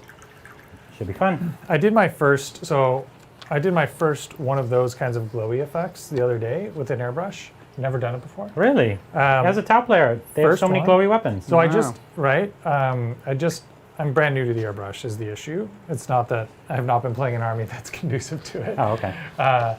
But I did a headlight on a Space Marine bike. Oh yeah, right. And it was like, it was game changing. I was like, wait, do all I do is just done? Whoa, oh my gosh, that's it. I'm a master. I'm so good at this. Yeah, it was. Golden Demon, here I come. It was life changing. Yeah, I feel like a new hobbyist. That's fun. Pretty amazing. That's another thing that gets a lot of fear mongering around it. It's like, oh, we're gonna do glow, we're gonna do OSL. It's like, oh man, like obviously doing like photorealistic, ridiculous OSL is really tough, but like doing OSL that a basic OSL is extremely easy. Just that glow, it's easy and looks amazing. Yeah, agreed. Michael Clark wants to know, do y'all have a Tybros the Red Wake model? Because I kind of want to see Carcharodons in a match. We don't actually have him. I can almost guarantee we will get a Carcharodon army eventually, but we have a lot of Space Marines already. Just a few. Just a couple. That's the Leviathan, right? Yeah. So then, we got 4 Leviathans in one game, Brian? Yeah. That's too many Leviathans. Literally no such thing. The Leviathan Dreadnought? He's a Leviathan character. And then you can put normal Leviathans next to him. So is that themed, like because it's the Shark Marine chapter? No, they're not like, really as a supposed to be nautical Leviathans. themed. No, nothing like that. Oh, that's funny. No, it's just he in specific is a Leviathan. That's all. When a captain, like captains, typically just go into Leviathan dreadnoughts. It seems. Gotcha. Hey, Brian. Hello. Do you think I could borrow that guy and not get? Is there something else you can work with for like a second? He wants to get his nails did. Yeah. Can you borrow him? I mean, yes. Zach's doing nails right now. How long do you need him for? Like 5 minutes. Time Then to do go his for it. nails. Do you Just want long to enough borrow? for green paint to dry? Do you want to borrow the Kraken Eater, Brian? Sure. Hook me up. I'd also love to Can I borrow do a. his nails as Well, Oh well, then No, never you know mind. what? I'm just going to do this guy. Can't have him, Brian. Not allowed. But not his feet. I need those two. Here's his feet. I wasn't about to pick up his feet. Off camera, Zach is like so brusque today. He's like, I'm doing this thing, and then this thing. He's like pottering in the background. Thanks, on a MB. What AOS rule would you all like to see in 40K? And what 40K rule would you like to see in AOS? Great question. does AOS have vehicle facings? Yeah. So I'd love to see that in 40K. Oh God. I want more warlord traits and Adrian's so relics disappointed. Yeah. in AOS. Like 40K has this standard now of like, well, you just get 3 warlord traits and 3 relics. Like, just have fun. And having that in AOS would be so awesome. Yeah. They're so good and So many. they're so good in Age of Sigmar. So that's always, that might impact the game. Well, many level. books have like 1 or 2 really good ones and then That's a bunch true. of like okay ones. Just total garbage, yeah. Like honestly, in the Gargant book, like there's nothing that really stands out to me as crazy. But even For- the generic ones are pretty good. Well, that's another yes, thing, the right? generic ones are nuts. So the generic 40K ones are like a joke, whereas these new Sigmar ones seem amazing, and they're also interesting because what they do is they function as a way to kind of patch different armies, Exactly. and that's really, really clever, I think. Well, and a lot of the best stratagems or command traits are the generic. So even if your book's not out yet, you're using all the same best abilities as everyone else too. Right. So it's almost like they found a way to make your codex matter a teeny bit less. Yep. What 40K rule do you want to see in AOS, I guess? You mean the other way? What AOS rule do I want in 40K? because I wanted the 40k aspect of You having know a what I bunch of royal want? traits and I relics. want the in it. psychic. Oh. I want the magic phase to be a separate phase like the psychic phase. I want to be able to move first. I don't That actually would like. change the game a lot. I don't actually like doing my magic in the command phase. I don't love it. Yeah, it doesn't feel great. It's much more challenging, yeah. Yeah, And it feels hard to set up. Yeah. exactly. I would like to have you roll off to see who goes first. That would be probably one of the single biggest and best changes you can make to Age of Sigmar currently, I think. Yep. I want the double turn in 40k. Yes. Oh, that's Hot take. controversial. That's a hot take. I would say just alternating activation in combat, just in general. Oh. That would impact the game so much. So big. So big. Like, if you took away charge matters, it'd be crazy. I don't know. I feel like with all the interrupts and fight first, fight last, like it's shaken up enough. And it's not like at the beginning of 8th where it was just like, Whoever all right, charged, yeah. just be charging, you know? Now it's like there are so many factors, which is a kind of another way of not making it all always alternating, but kind of shaking that up a bit. I don't know. Captain Athenos, so I kind of get the religious icons shoved through the Repentia skin, but the head with the knives through the face. Gotta draw the line somewhere. They're a pretty thing? gross models. That's man. a thing? Yeah, they're pretty gnarly. Why? Which ones? The Repentia, because they have all like, you know, Ew. nastiness in them. And yeah, they're pretty gross. That's gross. They're that's the whole point. They're not having a good time. I Man. don't like that. They're just straight up not having a good time. I don't. It's pretty intense. When are we going to see Bridger painting in front of the camera? I mean, I still think I would just slow things down. How are we on the schedule? Are we doing all right for time? I'm not. If we want to be going fast, I should not be sitting in this chair. I'm just sort of idly painting gubbins. Well, I think Unless Zach, do you want Zach me is to, being productive off camera. yeah, Do it's you not want me where to you're at. be- It's what you're doing. do you want me to be Zach? Can you give me something more productive to be painting than? When I'm done these nails, I'll pass you the Kraken. I mean the Yeah, the Kraken eater. mask head. Oh. Bag head. No, we can't call him that. You weren't here? That's not. It's slang in Apparently the UK. means something. It means a glue sniffer. Really? Yeah, because they always have their head in a bag. So Well, we can't. welcome back to Ruckus. What's up? That's Shane. Oh, is it almost? What time is it? Yeah, so this is a good reminder. So it is 6:55. Y'all have 25 minutes to submit what you're working on. Just send it into the hobby Discord. It's a hobby channel on the Discord, and at 8 o'clock our time. So that's going to be in an hour and a half or so. We will do another roundup and see what everyone's working on. Yeah, that'll be cool. Yeah, and Marcos apparently left us a surprise in there. Yeah. Ooh. Yeah. In the hobby channel. Dude, these spams. It's just the bot Getting keeps bad. making new accounts, and the time it takes for YouTube to actually have the ban go through. Yeah. It gets like 8 messages in. And they're And so then clever. Even when they're banned, it still shows the username. Yeah. And the username is the Is the this thing. message. Yeah. Yeah. So It's smart. clever. I don't know. They're why out of YouTube- line, but they're right. I don't know why YouTube hasn't fixed this yet, but Yeah. I guess it's a hard problem to solve. I don't know, Stuart. They No just one can love us. comment ever. They're obsessed with us. Maybe they think that whatever they're advertising is interesting to our audience. Well, I Spammers assume you're not generally- seeing these messages then. I'm not seeing the messages. You're right. You You're, would not be saying. Brett just has empathy for all spammers. they're just trying to sell stuff. What's the big deal? It's just- Spammers are people and robots too. That's right. People in robots. I am eating enough, Shane. We had a ton of food sent. We to us. actually had a dangerous amount. I was really concerned. We still have like 2 pizzas, 30, I 40 tried churros. the pizza and it was really good. It's good. The slices were so big though, so I only had one. Bunch of bean dip. We still have cheesecake, only slightly warm now. I actually would really like to try some. Oh. Was the cheesecake good? Yeah, it's excellent. Okay. What? We're past the hour of being able to control the AC. I just realized. What? It doesn't work. We can't control it anymore. I'm not past 6 p.m. Really? Yeah. We should have been cooling it down. Well, Well, no. I turned Missed it opportunity. when we first got here. I turned it on, but all the way to 70. 69. Can we Can we message our landlord and tell them? I thought she said we could do that. That's like a longer term thing. Yeah. It's like getting water here. Yeah. It's like getting water. It's not as easy as it sounds. Yeah. I know you guys think this is probably a solvable problem, but Just can't get it. It's tough. Taking submissions now or all submissions from previous check? All from the previous check. Like basically everything after.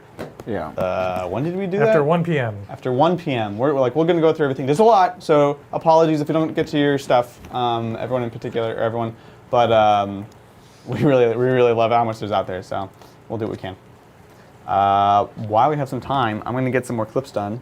If you want to. Oh yeah, I can resume my Kind of stole your seat. my post. All right, guys. I will see you in a bit. Farewell, Adrian. We have most of Brian's list.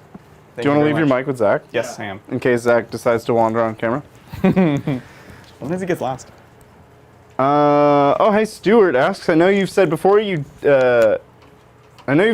before about disliking oil painting, but you should check out Marco on YouTube. The highlighting and fades he does are insane, and you can erase mistakes with spirits. Yeah, there are people who use oil paints for miniatures. I remember in the past somebody asked us, should you use oil paints for miniatures? And I was like, no, you really shouldn't. And I gave that feedback. And then I got a bunch of messages being like, you're wrong, you can use oil paints. And I was like, well, yes, you can. I'm sure you could use watercolors too. Like, if you really wanted to, it's just not better. And if he's an expert with that medium, that's good, but it's not easier. And for what it's worth, White Spirit can also erase acrylics if that was a big thing you were interested in. Depends how fast you put it on there. It's a very different style, and it gives a different look. It's great for, I think oils are great for like weathering, Sure. and you can get a lot of sort of, if you want to go for like the grimdark, grungy style, Yeah. it can be a great way to achieve that. But I think we would agree it's a more advanced technique. It's a more advanced technique, and there are ways to achieve the same look, or very similar look with acrylics that don't require, as sort of smelly chemicals to deal with. Agreed. I've got, when we did, on the episode of the hobby stream that Zach painted his Simon Hornet, and I was painting a Tau Hammerhead, I had a little container of Tamiya, the panel line. Cool. It's their black wash. They're essentially their null oil equivalent, but it's an oil paint, and you use it for panel lining, and that's kind of the one thing I do with oil paints is use it for panel lining. But because it wicks really well, you just touch it into the groove, and it just out into all the different little cracks and crevices. That's cool. Sort of like super duper null oil. But yeah, there's a lot you can do with from a weathering standpoint. But yeah, if you're just into like the clean style, I don't know that it adds a lot. Agreed. Hey, Zach. Yes. You're not mic'd, but while you're not mic'd, Megan is ordering Pizza My Heart just for her, not for you. She wanted you to know that. Well, that makes sense because I'm going to be here for a while. Which is as she should. Yeah, way to go making basic decisions, Meg. You got this. Honestly, I was the one rooting for you to stay home alone. I knew you could handle it. So Base Dorothy asks, did we see the Warcom article about the Seraphon army converted out of Necrons and the sure did. stylistic paint? Yep. Looks pretty awesome. I agree. Looks pretty great. This is one of the best parts of this hobby, is your ability to kind of mix and match things. Yeah. Now, a project like that is an enormous effort, but the rewards are well worth it. And every time you come to a big event, like an LVO or something, you're going to find like maybe 3 armies like that, maybe 2. Yep. And they're so beautiful to see. Well, how would you guys feel about mixing and matching the feet of the giants? Don't do it. Well, Did you paint them the wrong color? No. Okay, good. Did you mix them not, up? No, they're not glued together yet. We have the ability to do it, though, if we want. The Kraken Slayer has sandals. There's Kraken Eater has sandals. Nobody else does. Everybody else's feet are the same. Well, we've painted them. I can tell the difference. I'm asking if you guys like the idea of mixing the feet up. But then the colors will be wrong. Yeah, why would we do that? Well, the colors won't be wrong. They'll just be different. So the model will have yeah, wrong. one colored feet and another colored body. Are you trolling us right now, or do you actually? Hey guys, I'm joking. I don't think we should do this. Okay. We've put a lot of work. Good recovery, that'd be a Zach. goofy way to just Good recovery. be a goofy way to just ruin everything. You know what? I'm with you. We shouldn't do it. Yeah. I'm like 50-50 on it, let's say. But Oh so- man, after however many hours of hobbying, I like thought Zach was serious for a second. I'm losing it. I'm losing it. Well, hey, we're only 9 hours in. Yeah. But you guys are asking me like weird questions, like trying to tell me how the feet are different. These feet are fully painted. I can tell that they're different. Didn't you bring up the feet? I You did, did- but you then did bring up mixing the are like, feet. you guys are like, wait, the feet are different though, Zach. That what we meant by that is you've painted the skin tones differently. You opened by proposing we swap the feet. We were telling you no, the feet are not swappable. And then I think you went on some weird rant we don't understand. And now we're here, and I'm really lost. This is an epic troll on Zach's part. Yeah. Zach, Remember, there's a left foot and a right foot. Zach, Gargant What if? culture is all about feet. We can't mix their feet What up. if? Hold on. So there's a left foot and right foot, and neither of that matters. So what are you getting at? None of that impacts anything we were talking about. I'm fairly Well, no, because sure we Zach can is mix lost. them. No, you can't. How could you? The skin colors prevent that. Can't No. do it. The skin colors are different, but we can still mix them. So someone would have the wrong colored feet. But is it really Well, wrong though? Right, thank you. Brett is starting to warm up to the idea. What you're trying to say is we should also swap heads and arms. This is why and have, Brett and I are so close. and have He's skin starting color. to get into the idea. He's like, wait a minute, it's not wrong. I love Andrew's response. Andrew in chat says Zach is smelling burnt toast, which is a great way to say that you might have blood flow problems to your brain right now. Zach's been airbrushing without ventilation for a little too long. No, we use ventilation. Chat, you would tell us if we're all getting loopy, right? Yeah. If we Right? all breathe too much paint, you have to tell us. Someone would tell us, right? All right, Zach. I'm done with Gubbins. Nice. I've had my fill of Gubbins. All right, I need a break. I'm coming over. I'm gonna. Joe, do you want to swap out spots, or what I do can you- either swap out spots. Yeah, take or a break. You've give been me here a while. something else. Take a break. All right. And by a break, I mean go paint over there. All right, cool. We Oh, nice. got No, lots I to want you do. to sit down. I'm gonna keep you an We got to apron. do an apron swap. Yeah. And Brett, are you mic 3? I'm one, I believe. Okay. I feel like I've been doing Ushabti Bone for as long as I can remember. There's like no other colors that exist to me. Just, there's so many ropes on these guys. I haven't painted Who makes at a lot all, of ropes? and I feel like painting might take the edge off, but Do you want to paint? I don't. Not on camera. Certainly not that. Anything but that. Anything but that. Anything but the army that we're all working together that day. I could. I don't even know what I could do. I don't know. Well, Could you give me a task, Zach? Yeah. Seems like the problem is people finding tasks. It is hard. It is hard. It is not. There's so much to do. Okay. Don't believe anything he says. All right, all right, all right. Well, Brian, actually, then, what do you think? These two giants. Finish them. Well, that's too broad of it. I need smaller steps. Okay, do their clubs. They're clubs? Yes. In what colors? Colors that clubs would be in. Uh-huh. Yeah, yeah. You can do it. Megan does have a great idea. We could mix the, not mix the feet. No, mix the feet. But make a ball pit board.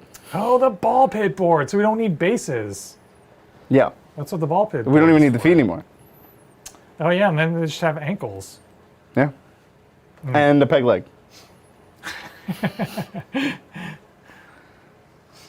All right, Zach, you good? It's a good Yeah. option. All right. Good. What I'd like to do, let's take some stock about and figure out where we are. Yeah, that's Like, a great idea. Remaining tasks. Yep. Yeah.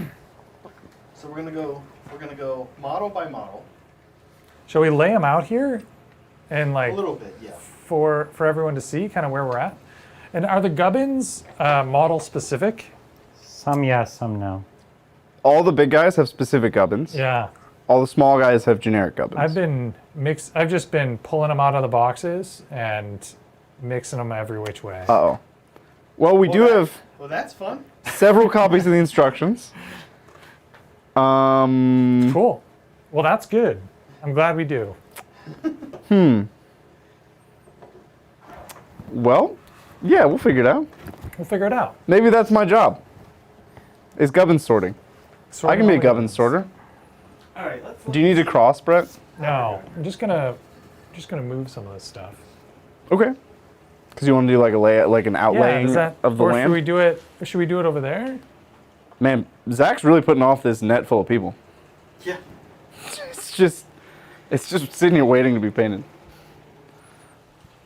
I think he said several times that Brett would do it. Oh, Brett, do you want to do the net full of people? Man, why is It's this a gubbin. Why is this Necron model back here? Because we were looking at how cool it was. It is cool. We were. That's true. All right, why don't we use this area back here for taking our stock, Okay. and then we can move the. Oh, we can do. We can point the glam cam at it. Yeah. Yeah. Just create a Jira item on each gubbin, then epoch, Exactly. then start on a burn down chart. Yeah. That's what we need, actually. And then we can assign task owners, and people can observe the tasks. We will have Measure to our have velocity. It'll be great. several meetings with stakeholders, though. Yeah. This is a great idea. Who suggested this? I think we could probably get this project done in a month or two. Yeah. We can hold stand-ups. We can hold 2-week sprints. I'm just going to be painting rope here, regardless of what you put on the board for me, for months. There's just endless rope. Oh gosh. Really a nightmare. It's actually a lot of rope. See how much Guess we rope don't is on need just these this one? guys. That's awful. It's crazy. Honestly, dry brush might have caught a lot of that. Yeah, but not all of it, and that's the problem. Well, no, all of it, but It wouldn't have. Absolutely not. What about heads? Where are we with heads? Oh, here's There's a head. that. There's This that. is this is cloth head. Yep. Mm-hmm. Is Clothhead Where's- done? Where's I mean, he's where's got this? progress. where's this gentleman's head? Norm? it's cloth head. He's cloth head. Oh, I got the wrong head. I thought the cloth head went with this guy. No, cloth head goes here, All right, so then we need Norm's head. which Right. Brian's working on. Oh yeah. What's up? Which is okay. We know that's It actually has good progress, and I'm not far from being what done. Brian's doing is exactly what we need to happen. Yeah. Why is so cool? Okay. Brad, do you need these tomorrow? No, but yeah, let me come help. Cool. So I've done everything on the track. Zach, your mic's off or muted or something. Did you? Or the batteries are dead. Did you intend to do that? It's possible the batteries are dead. Okay. Nope. I still have 2 bars on all the batteries though. This is my bad. Yeah. Okay. So. Let's put the. Can so we what are we? pop the glam cam on, Bridger? Let's have a Okay. look here. Sure, everyone sure. can see Pop the glam cam. kind of where we're Are we at. gonna like sweep the glam cam over this table? Yeah. Could you? All right. Hopefully, chat doesn't puke. We're gonna go on an adventure chat. Oh, and then I'm gonna do some zooming here. That's what we've got so far. I think we're a little out of focus. I'll just fix that. Yeah, I'll show you. We got this guy too. Okay. So that's what is done so far. So. It's more than it looks like. It's more than it looks like, and then the thing that we want to think Oh, and the about fully is- done guy. You want to put him? Yeah, and we want to think about just like any kind of things we want to do. Just kidding. We'll do it the right way. Okay, so let's have the fully done guy. Oh, no, we don't need him. Oh, okay. Okay. So let's There's a bunch of butts on this table. Yeah, these are arms. They're done. They're all finished though, right? And Well, but those the are butts legs. need to be taken into account. Those are the legs for the little guys. All right? butts need to be accounted for. We've got some gubbins. There's some major Kraken meter gubbins that need to still happen. Who has a butt and who doesn't have a butt? Okay, so honestly, what I would really like to do but this is not good for Adrian, is assemble them at this point. Because I feel like I don't know about you guys, but I just feel like I can see Yeah. Well, I'm going to what's finish left my to be torso, done. and then Yeah. I'll assemble my guy. Okay. And Well, no, because Adrian wants us to wait for tattoos. Right. Yeah. So Okay. so we have to wait, which is okay. I can try to work around that then that's fine. visually. What I think I'm gonna do, Brian, have you about had it with painting rope? No, I'm going to do this rope on this one thing, and I'm never going to paint any more. So you have had it. You have. Yeah, had I'm it done. with rope. Okay. I'm finished with I'll work on- shafty bone. Okay, I'll do the Kraken Eater. Actually, I'm giving the Kraken Eater a different rope color anyway. Great. Okay. Okay, so honestly, I think the big thing that's left is All the gubs. all the gubbins, and then these guys who I need to get. We I actually should really take stock of gub. kind of been neglecting them. So how many hours left? 3-ish. Okay. A little less than 3 finish hours. everything to do with this giant within the next hour. Okay, that sounds awesome. I will do the same with Kraken. Kraken will be finished in an hour, Yeah. including his bag Oh, his bag. and his little tentacle and things. Yeah, I'm not going to do the tentacle, maybe. Okay. This is kind of looking at now that we actually got. It's funny. We actually got what the models look like from the book that comes with it, and I'm like, wow, Bridger made so many choices that were not that made this harder. What? No, there are no. The big guys have no options. So a lot of the gubbins don't need to be there. Well, but they do though. Yeah, no, you got to have the gubbins. All right, some of them. It's none of. There are no optional. We'll you know how they see. put the multiple shields? They don't do that with the big guys. Yeah. Okay. All right. So we do need the small guys. We need a plan to finish the small guys. We need a plan to fish the small guys and this guy, frankly. What's left on him? Quite a bit. His weapon's not done, and his He's holding a guy. and the guy he's holding. So it's still quite a bit. We gotta snap to it.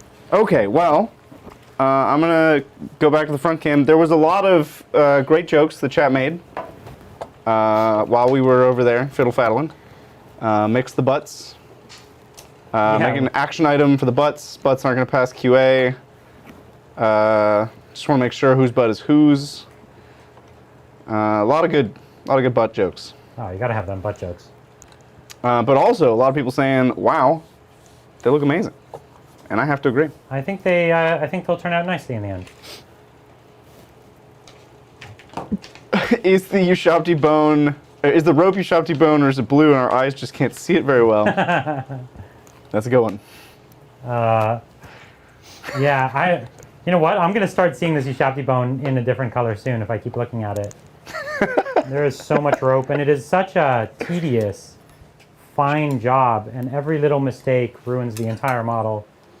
And you have to do it in several coats. So it's like, oh, here, paint all this fine rope 4 times.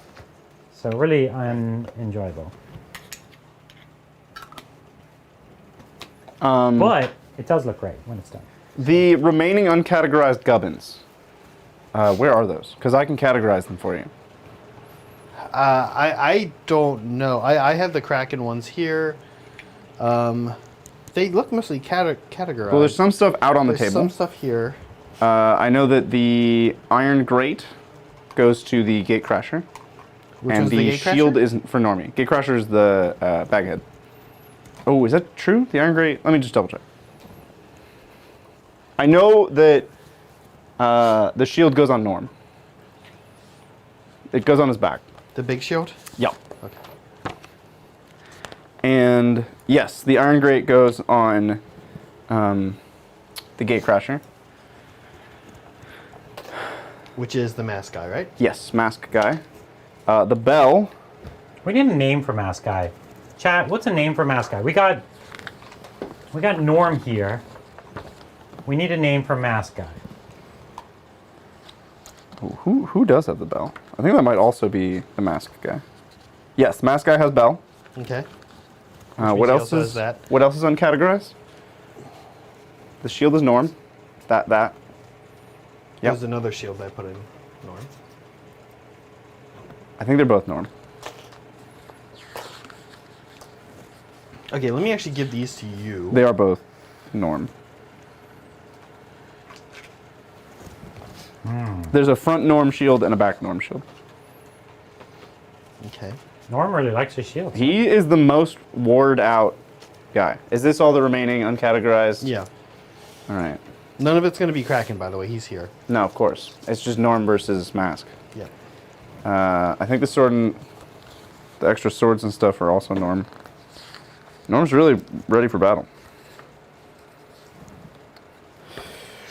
What's up, Brian? Hey, just, painting you shafty bone. Well, that's kind of your life at this point. Yeah. Yep. This is Norm. Where's Norm? Which I'm of holding these? him. No, which bin? This is Norm? The Norm bin? This is Norm. Oh, okay. Then can I get that? Hi, chat. This is me. Meh. Thank you. Okay. Norm. Norm. That I don't know. This is Norm. Ooh. Wait, they can't all be Norm. Can they? That you said Norm was ready for war. You had the most accessories. No, but there's 3 rope pieces, 3 belly rope pieces here, and that can't be. There better be no more rope pieces. Tell you. Well, you did paint them already, so we're good on that. I did not. Brett did. Well, somebody painted them. They are painted. Good enough for me. Okay, so this is definitely Norm. Is the one with the shield not Norm? Chad, does anybody know the rope piece that doesn't have a shield on it, or does have a shield on it? The thing is, you're not really watching chat, so you'll have no way No, to I'm know not. what This is they me say. trolling chat for sure. Hi, chat. Still not looking. Do the tiny ones have names, or are their names just mini name of bigger giant? They're not associated with the bigger giants. We could give them names. They are associated. They're their children. Nope. We established that early on today. I mean, I guess we could have that as part of our headcanon. Isn't that all of this? Guess this goes in here. Pretty sure this guy's name isn't Norm, other than when we say he is. But their culture is actually very weird. So the big ones, the leader of the clan, or of the stomp, is called Big Heel. And everybody beneath him, everybody who's not him, the despot, are underfoot. That's what they're called. Because their whole culture is about feet. And Let's it's call really him just Littlefoot, like the dinosaur. no underfoot. Because Littlefoot. they're trampled underfoot and they get in the way. No, I get it. But I'm naming them Littlefoot, like the land before time. They're all named Littlefoot, Brian? Yeah. No, one can be named Rosie. Alright, these go here. Wow, Norm has a lot of gubs. I guess the other one could be Petrie. Norm's really into gubs. And one could be named Sarah. Perfect. We did it. We have 7 little ones, Brian. Not in this game, we don't. That's true. That's true. I'll name the rest when they've earned their name. Savage. Oh, some kind of bot is back, Bridger. Yeah, I'm kind of far away. And they also kind of give up after a second. They'll dump a bunch of messages and then move on. But yeah, I can ban him. Goodbye, bot. Is this so far our longest live stream ever? Yeah. Because we did what, yes. 7.5 hours? Yes, this is our longest live stream ever. The VOD for this might take days to process. So, if you're here live, you're gonna sneak peek that nobody else will see for a long time. That's true. It does take a long time to process a really long VOD. Especially for a new channel. Yeah. I think this is a little man gub. Is that possible? Yes. All right, I'll put it in the little man gub spot. All right, gubs have been sorted. Job done. Job well done. Well, job done. Did we need Brett back? We do. Should I? We got a lot to go do, actually. We get actually have a lot Brett? to do. We're clowning. Yeah.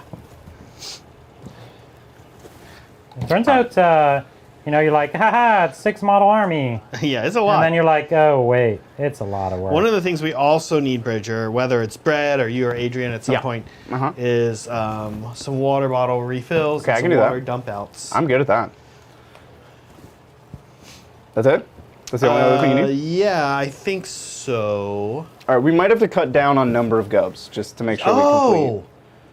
Oh, really, Bridger? You think so? This is why you were anti-gub the whole time? Yes. I think of we should have course. just had a 16-hour stream with all the gubs. Yeah, like a 16-hour stream only for the gubs. All right, Yeah, I will retrieve I'm Brett. about to paint It's a gubathon. Let me ask you this right now before I move on. The full boat That needs to be painted. Oh, yes. you Are you kidding definitely me? have to paint Are the you But Is that at a some joke, point, Zach? guys, we've got to make decisions No, on things no. that are. We The made a boat is decision. in. You're painting the boat. Okay, what about this jawbone? Yeah. I'm not doing the tentacle. What? Tentacle's definitely in. Are you insane? The guy's called a Kraken Eater, and you're not going to paint the Kraken? Man, Zach Then is he's just an eater. Okay. such a gub hater. One of those two guys probably needs to get on the Yeah, I'm getting Brett. extra table. You hate gubs, though. You will forever be known as the Orc hater and the gub hater. There's some realities in play here that just need to. It's starting to sink in. Yeah. That's all. Brian, actually, I'll get it. So how's it going though, Brian? You know, I'm really excited about this guy. I think he's looking great. I think they're all looking great. So I'm having fun. I'm excited to see them come together. I'm generally, I've got a good energy still left. I feel like we'll get this done. Yeah, But I think it'll be a bit of a crunch at the end. Yeah. I'm actually really excited about this like glowy rock. Mm-hmm. I think it's actually going to turn out to be a really cool decision. Like it'll have quite a bit of personality. Yeah, All it's right. looking pretty good. Chad is saying gubs are bust. So I'm totally with them.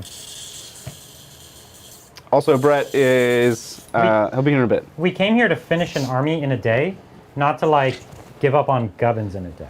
All right. No, it sounds great. So what you're telling me, Bridger, is Brett's not helping right now, and we're doing all the guns. Well, Just wanted to confirm. what just can wanted to I confirm do that for was you? the takeaway from. I have to compile all of the community submissions that will probably take us an hour to play through. Huzzah. Coming together. Whoa, you made all the rocks green and glowy? Yeah. It's so cool. Yeah, it's going to be great, man. Ah, you're Wait until I do the OSL. You're it's going to be genius. popping off. I got to do this guy's eyes. Oh, he only has one eye? Who? Norm? Yeah, Norm. Norm has a metal plate in his head that probably also hasn't been painted. He has. I did paint the metal plate. Nice. And just not highlighted yet. That's pretty great. Yeah, he's coming together. Oh my, he just has a socket? An eye socket? Yeah. Oh, that's gross. Yeah, one gross eye socket. That's where it's Oh, at. man. Norm is turning out to have a storied past. Yeah. So Bridger, if you or one of those guys could Yep. Do something? The water? You need the water that- sitch? yes, that's one thing part of it, but Okay. the water needs this needs to be refilled. Okay. And these need to be Refill dumped this out. and then dump these. Yes, please. So I am Uh-huh. going to attempt to do an eye. And do you want to know how we've done the eyes already? you already did eye? Show me an eye. What we did is just Glossy black. yeah, the glossy. We gave him kind of glossy black eyes. Show me. It's not especially hard to do. It's kind of quick, but you take where's that clear gloss black? Let me try something. Do we have any gloss finish that's not black? Like just straight There Vallejo might gloss be or some something? in the Reaper thing, here or up here. Okay. But I think so. Okay, because I think I might want to try to do like a milky eye. That'd be cool. Like a glossy milky eye. That would be cool. Okay, I don't know what this is or where it goes. Oops, that just broke. A bunch of that just broke. Some of these gubbins are also very fragile, I will say. So mixing, oh, do we have no water? There we go. Oh, that looked like water, but it was not. Do we have any good water? That's fine, it's close to the color I'm creating. So I'm mixing light color with a brown. When I try to create like an eye, I don't go pure white or anything close to it. I do something just like several degrees brighter than the skin tone, actually. So let's get some real light in here and see if we can hit this eyeball. What if we had a glowy green eye? Thanks, Bridger. The other thing we actually do need, Brian, which is like a cup of, if we could, Cup of water? like dump these out and get, clean water in them. Or here, I can give you 2 clean things. Thank you.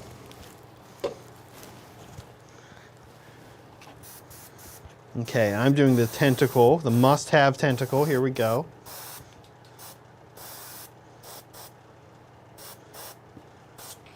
Quick tentacle crank out here. Oh, you gotta have the tentacle. Okay. Did he give us water? He's going to get it. And we do or do not have a gloss finish? I don't know where it is, Brian. I think it's behind us in these Reaper cases. Well, either this one up here or the one directly behind me. I think we do, though. Looking for like a paint on gloss. Oh, yes. Yes, we do. So what I'm going to do is gloss the eye. Makes it look a little wet, sickly. And kind of giving him more of a milky eye. These guys aren't, like, they look kind of grossly monstrous. That's kind of what we've been doing in general with them. And then his eye socket that is, doesn't have an eye in it. I'm just giving it a bit more warmth.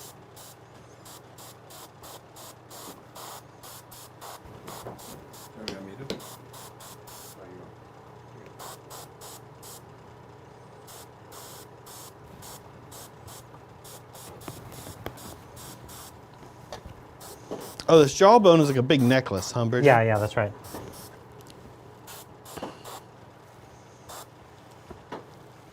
Well, that's good because there were straps on his back and they didn't go anywhere. And I was like, well, this is weird. There's straps on this guy's back as well, so there must be one of these Gubbins. It's like a shield or something. This is called Gloss Sealer. I think that's it. Thank you. That is exactly what I'm looking for. All right, we're going to sepia wash the Ushapti bone, the ropes that we had, and what do we got? This is the flesh shade. Where'd my sepia go? The sepia might be over by back on the table. Brett, do you see the sepia wash back over on the table there? I could use it. Thank you. He's getting close. He's getting close. Okay, I'm gonna do the boat. Ooh, you know it's, yeah. I don't know what some of this stuff is. Okay. Like here. I have to say, as an engineer, I've really been appreciating all of Bill's engineering jokes. Zach's closing all the gubs as won't fix. Yeah. Great joke. Working as intended. I love that that's an option in Jira. Just like, no, I'm not. No, sorry. Not gonna. Yeah. Tough. No. But it is one of the best options in engineering. So it should exist in Jira. Oh, I had just had a terrible realization. What's that? That there was like 7 ropes that I missed here. Yep. Oh, Brian, your rope life is getting extended. Yeah. Uh, So really more like a rope existence at this point. Rope life. It's not much of a life. so, Brian, Hello. Jeremy would love to hear your opinion on running a Wolf Lord with jump pack as and a pair of Frost Claws, Imperium Sword, and Saga of the Hunter. Ooh, that sounds fun. I don't love Frost Claws, but I think it's really thematic. Go for it, yeah. Sounds great. I think you can create a lot of killy Space Wolf characters, so there's definitely no shortage of ideas there. I have a new plan since the slideshow ended up not working anyway. We just did a screen capture. Okay. We can just screen capture Discord and then save me half an hour work. Okay. Like screen capture you scrolling through Discord? Yeah, and then It's we'll like get the a video? attributions as well. Is that a good idea? Like, will I have vetted these? I didn't actually comment. I was just curious. I mean, I'm doing a scroll right now to make sure there's nothing offensive or terms of service violating. So he says. I mean, I would be incredibly disappointed if somebody in our community posted in the hobby channel. That's not what I was something- worried about at all. Your mind went there, not mine. Well, contingency plans. I was man. worried if like the image sizes would be effective and things like that. I mean, it's a screen portion share, so I could click on them and enlarge them. Oh, it's a doggo. Hi, doggo. All right. Unfortunately, back to the Ushapti bone. You know what? I'm going to break it up. I'm going to do a little bit of this metal here. Tarnished steel, as it's called. I'm going to do a teeny bit of that. Let's do it. And several of these small giants have those scales on their arm as well. Are you doing them the same color? Uh, I think all the small giants have those scales on their arm. yeah, I've done purple and I've done teal. Yeah. We do, we've got a lot left to do. Did we talk about this already? I don't think you mentioned it. Yeah. I'm just kind of wondering. I don't want to be that guy again, but Well, Zach, what are you worried about? When someone usually finds themselves saying, I don't want to be that guy, well, it's but fine. I just see that you and I are the only ones painting, and there's a lot. What can I? There's a lot. What can left to I? do. A simpleton. How can I you can help read more questions. Read more questions. Okay. I'm trying to convert a new. This is base Dorothy. I'm trying to convert a new Lilith model into a razor flail succubus. Any Ooh. advice or ideas on attaching or handling tiny little elf hands? Yeah, Lilith is a cool model and a great basis for creating your own succubus. I think that's really great. But you're right. The succubi are very fine, detailed models, and you're going to have to do fine work. It's not very easy to even like pin them or anything because they're so small. What I would say is you could potentially use green stuff to kind of sculpt a connector portion, and that might actually end up working for you pretty well. I've had to do a similar thing in the past with a very fine model, and it's not easy, but it can work out very well. That's probably what I'd suggest. Hmm. All right, back to you, Shafty Bone. I only avoided it for 5 seconds.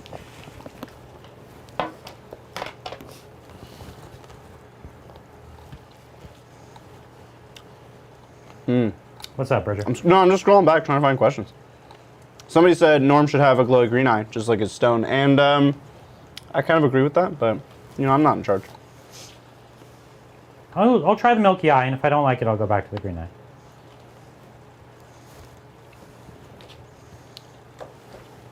Wait, you said you'll try the green eye? So what you said? No, I'm going to try the milky eye, and if it looks good, then I'll keep it. If it looks a little bland, then I'll consider the milky eye. All right, or well, the green eye, sorry. I'm going to set up for the Discord hobby along. We did say we would wait till 8, but I'm going to set up. Okay. And then if there are any tasks that I could do over here. Zach, could you show me the base color that the skin was painted in case I need to do a touch-up? Or like the main color that would be showing near the top? Something closest to that? Yeah, maybe this or. Okay, cool. Where's the other one? There's this, one of these two. Great, thanks.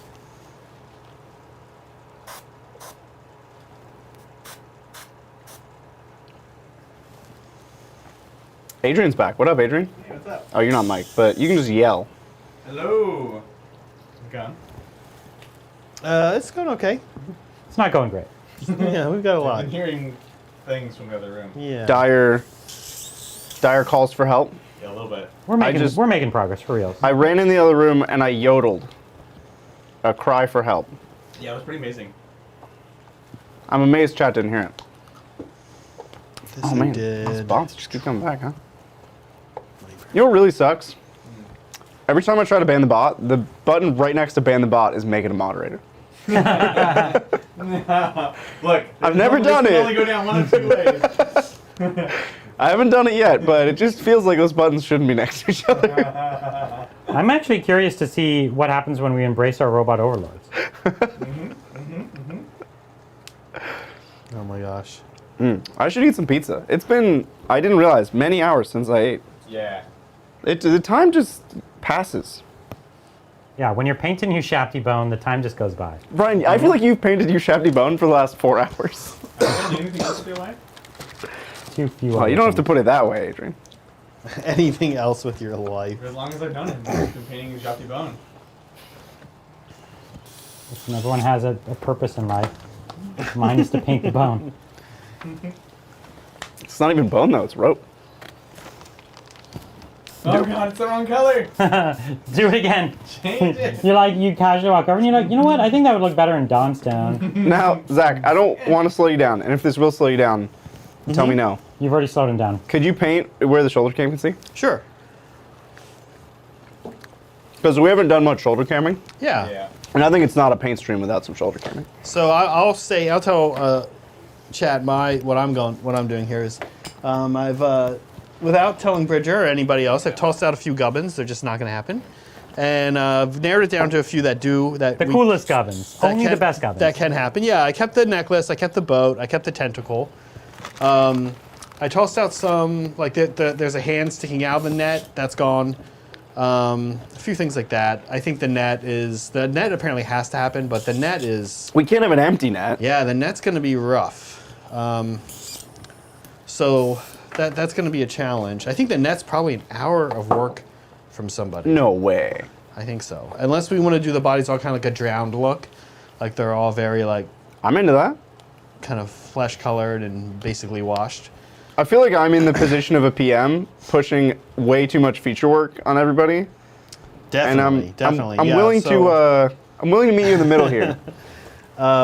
And yeah, there's a lot. There's still a lot of we had the kind of light skinned giant has not been touched much, and quite frankly, the two little guys haven't been touched much. So what I'm doing is isolating a few of the gubbins I know these guys cannot live without, and kind of doing a quick job on them. Sometimes you just got to do that. Man, I have become You've become everything you hate. everything that makes me and my friends miserable. Yeah, how's it feel? Oh, I'm just going to reflect on that for a little bit. Wow. And I've become you. You've become me, Brian. How so? That he's the PM assigning the work that's unreasonable, and I'm the person having One to of the deliver. people do, yeah. Like, we're pretty much just playing out the average engineer life of, okay, well, here's how much each feature is going to take, and here's how much time we have. Okay, so pick 3 of these 18 features. And then it's like 17. And then I'm like, yeah, I picked these 17 in this order. And 1 day early because the customer needs it. Yeah. So we're kind of doing this thing where like the process for these types of bits is airbrush with a base color, airbrush with a wash, and then dry brush. And that's kind of going to be slightly it. I'm going to do something a little cute with the tentacle, which is I'm also going to dry brush. There's some yellow. Oh, here we go. There's a aqua color nearby here. I'll put a little bit of that so I get a little more than, so it's not just only a purple tentacle. The tentacle is going to look very fresh, to be honest. It should. That's I think how Like- it should look. Like wherever he was just, this tentacle is like, he was fishing this morning, you know? Definitely. That's how I think it should come across. It's a snack for later. He went fishing in the morning. He's going to war in the afternoon. He's going to eat the snack in the evening. Hey guys, Hey, how can I help? grab something that's black or has like ropes on it, like the middle titan, and start painting. His feet, his sandals need to be done. Yeah, the Okay. light titan in general has a lot of work left on him. Not titan, sorry, Gargant. Gargant. Oh, paint sandals. Yeah. Sounds good. You know what color the sandals could be? You Shabty Bone. Not gonna do that because Brian's got the Ashanti bone tied up though. We're Ushabti bone can go off itself.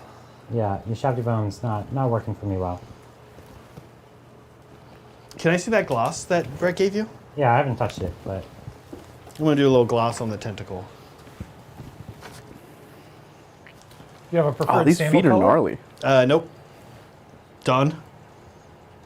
Done ASAP as possible, as we like to as say. possible. Yeah. These feet are so gnarly. I'm loving how this project's coming along. This is what I want. Are you still thinking about swapping the feet around, Sorry. or You know, can't believe you were ever considering that, Bridget. if it buys you some gubs, like if we can get a few extra gubs here and there, we're maybe a way cow, past that, Bridger. then it's past double o'clock. It's Yeah. we're past that. then I'd be open to feet swapping if Gub we could 30 get. is come and gone. Yeah. All right, Brian, this is from Rob. Thousand Suns and Tzeentch Demon's army. Yep. 2,000 points. It's skew elite. What balance should I look for? Okay, so listen, you want to play the mission, and then you want to have like a few hammers. So you have to ask yourself, what and all of this is your fast throwaway.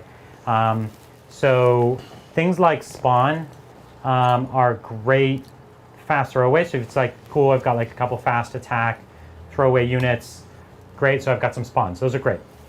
And then you're trying to say, okay, Tzeentch Demons. What is it that's interesting about Tzeentch Demons that I can represent my army? Then I would say, one Exalted Lord of Change, cool Warlord traits and relics, great.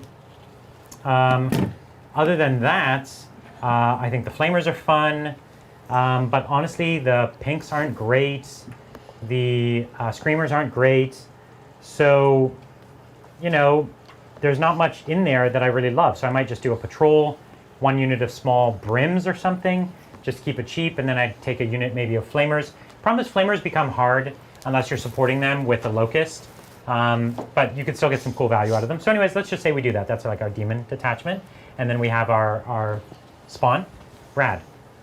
Then we go over to the Thousand Suns, and obviously you want to have a couple sorcerers and a demon prince. I think that goes without saying.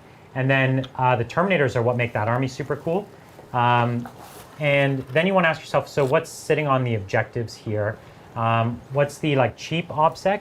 You could either go back and say, I'm going to put more brims in, and those are the OBSEC that I run up the board and they, you know, just toe in, and then I've got the rest of my models on. Or you could say, I'm going to go for Zangors. Zangors are troops, I believe, right? Zangors are troops. In Zangors Thousand Suns they are. Yeah, so yeah, Zangors.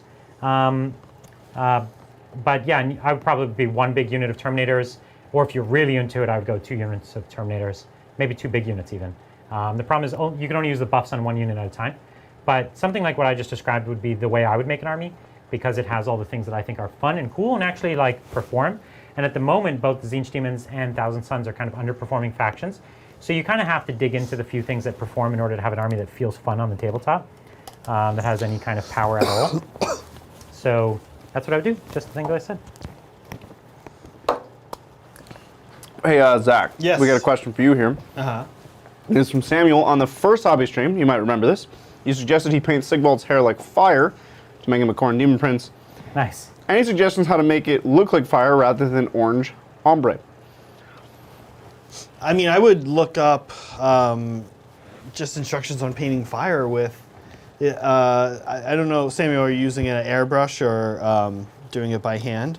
It's, either way, it's gonna work. It's many layers. Yeah. One of the things I would do to make it feel more like real fire, rather than just a glow, is thinking about how to get into the like a smoky layer, because typically if someone has red, like even fiery hair, it never goes to a smoky layer. It never goes to like a you know, to a gray or black, smoke or an ash or something like Yeah. that. So maybe that will really help sell it. I'm not sure. That might I think be that could look really cool. an interesting technique. Brett and I did campfires a few streams back. I know you're not going to believe this, but I actually need to borrow your Ushanti bone. Yeah, that'd be a good source of inspiration. You could also explore the idea of OSL, like the fire Glowing onto would- other things, yeah. would glow onto other things in a way that red hair on its own would not. Would not. That's a good point. That's obviously a Everybody more needs advanced to use technique. Shafty Bone. Shafty Bone is the color of these giants. It's actually really interesting when you look at Typhon Ash right next to it. It's almost hard to tell a difference. No, the Type Nash is lighter. I think it's supposed to be the other way around, though, isn't it? Doesn't look that way to me. Okay, maybe But I'm it, wrong. you know, could be wrong. That's awesome, though, Samuel. I hope you do that because I think that would look super cool. But what I would say, like, yeah. So did he mention that he's doing an airbrush, Bridger, or He didn't say. is that? So if you're doing airbrush, yeah, do like the glow effect, I would say, and then typically, like what we do at the campfire is you do go up from like actually, Bridger, if you, it doesn't pick up that well because it's kind of tiny, but if you do the over the shoulder, oh, it is a lot better though now. So like you can see it's lighter down at the bottom, it gets red or oranger, and then up to red towards the top. Right. And then almost like Brian was saying, I hit it with like, I want to say Corvus black, like Yeah. very lightly, right around the tip, and that's like the smoke thing And he's you can kind of definitely see talking it. about. And then there's also the glow in there that, Yeah. that Brett was talking about. Yeah. So it's actually pretty easy to do, just like these guys were saying earlier. I think that glow effects with a airbrush are one of the easiest things to do, and they like people always love them, and you get a lot of bang for your buck out of a low amount of work. We also excited have to several see that. people saying, Zach, you're a legend, and they really appreciate all the work we're putting into the stream. Oh, they feel bad for me because I'm the one who's like, hey guys, this is not gonna happen. He's complaining a lot, and so Well, I'm not complaining, and I do think this is gonna happen, but we gotta sorry, haul- did you just we gotta say haul I'm butt. not complaining? I must have a different Oh, I guess my understanding of complaining is centered around the Gubbins. Yeah, the Gubbins are a real time sink. Lots of these Gubbins, like the boat is a model, like right. You're basically I'm painting a. Yeah, It's almost like this equivalent of a Nighthaunt character. yeah, yeah. Actually, it's more complex than Nighthaunt character. No, I don't think that's true, but Well, Nighthaunt. it's definitely in the realm. Yeah, it's kind of crazy. So, okay, his necklace is just about done, which is great. The jaw of the megalodon. Yeah. That's pretty cool. C-Ray asks, Coronis grav tank, yay or nay? It is a beached whale. It is the embodiment of a beached whale. If you would like a beached whale on the tabletop, then get a Coronis grav played it. tank. I have two of them, and I've played them several times. And funny enough, we always laugh at like how bad of a decision it is. And in every game I play it, it's totally unnecessary and superfluous. But it always ends up actually being somewhat okay because no one ever kills it because It's still a whale. Yeah, because it's way too tough and it's not really that important, so no one kills it. And then it actually has decent guns, and it's kind of like a big chunky thing that can run around and actually do damage. And so, in a funny way, I actually get a lot of value out of it every time I bring it. But that's like despite of how useless it is. I've never heard of a Coronis grav tank. It is the Custodes ground transport. Oh. It is like a Land Raider in It's like a flying land a raider. whale The shape. Shanty bone's a little lighter, right? And I can't tell. so it's T8. Looks like just the case. I On the think it has back, 2-up it looks- save, Look at the paint itself though on the Yeah. lid. but Maybe true. I can't tell. They it's look like different. 400 points with almost no I gun. can't It tell. was 400 points. Now it's way cheaper. Oh, it went down? It's been cheaper for a while. Maybe we should play it again. I did play it since it went down. Oh, still bad? I mean, still unnecessary, but in all those games, I just didn't need the extra speed. But Right. if It's there like was what do you put in it is really the question. Yeah, I tried to put like a banner in it. The problem is that the banner comes out of it, and then you can't do it until the next turn, I think. No, that's correct. But you know what I will put in it? Adricite spears. Yeah, Adricites. So if you have something like that to deliver that's Yeah. genuinely interesting, and it holds 6, so you can have a pretty big unit. You can and have a then unit of character. 6. And then you can have like a Terminator character or something like that. And if you're careful, you could advance it up right next to like a building. And then if they blow it up, you kind of get out into the building safely. Yeah. And it can be used. This problem is such an elite army. It's hard to give up actual combat units to take a transport, you know? So an update from Samuel. He only has hand brushes. I imagine doing things like fire without an airbrush is going to be very difficult. No, it's totally fine. It's totally doable. As Yeah. long as it's not a whole lot of fire. Like if it's just the one model's hair, it's totally in the range of fine. Yeah, don't be scared of it. You can do it. It's like a wet blending, shading kind of exercise. Totally. What would you practice on? Just paper? The blend, because the Sure, blend is yeah. the key. It's always a good idea to practice on or never a bad idea anyway. Because that's not a cheap model. You could practice on a campfire. You could. What are our thoughts on the triple Telmon list? They got second at a GT recently. Yeah, people have been running triple Telmon for a long time. Telemon are really tough. I'm probably taking something like that to Charity Hammer. So you're It's gonna go easy to- like all dreadnoughts. Easy to travel with. Yeah. Easy to play too. They're, So you're gonna they're go fine. double Telemon? Do we only own 2, right? We only have 2. I might be able to borrow a third. Peter the Falcon's bringing his Custodes, I think. I think he has a tell him on. Okay. I don't know. I'll ask around.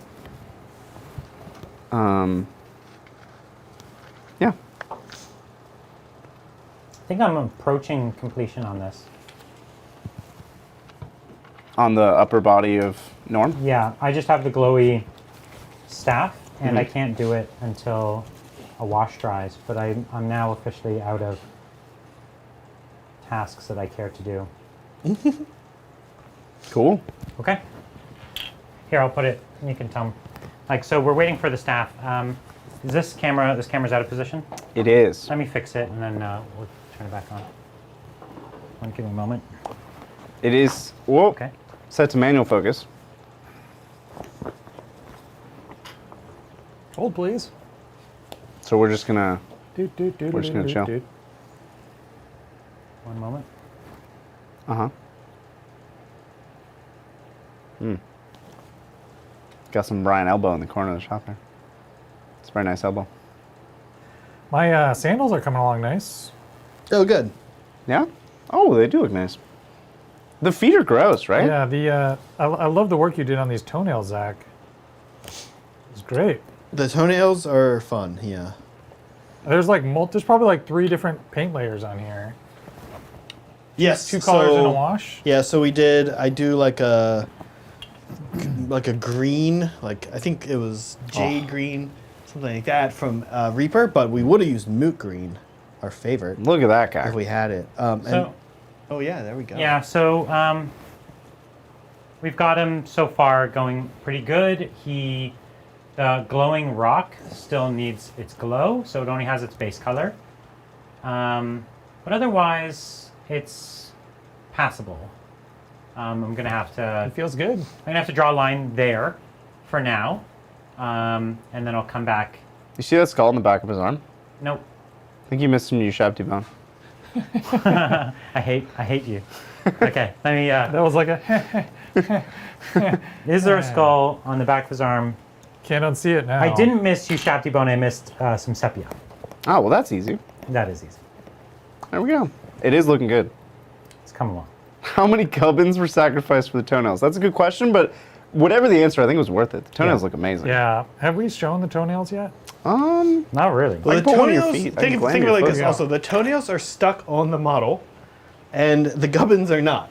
So Well, that's kind of the. Not yet. Gubbins the could be. toenails- We are stuck. going to glow them all on whether they're finished or not at the end. So Oh yeah, my great gosh. plastic Gubbs.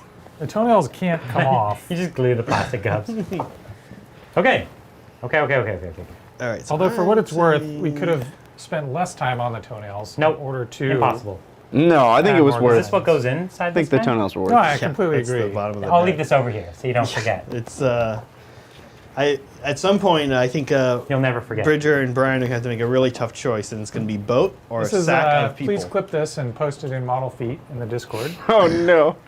I think the funny thing about toenail versus Gubb is you can always go back and paint and reattach Gubbs later.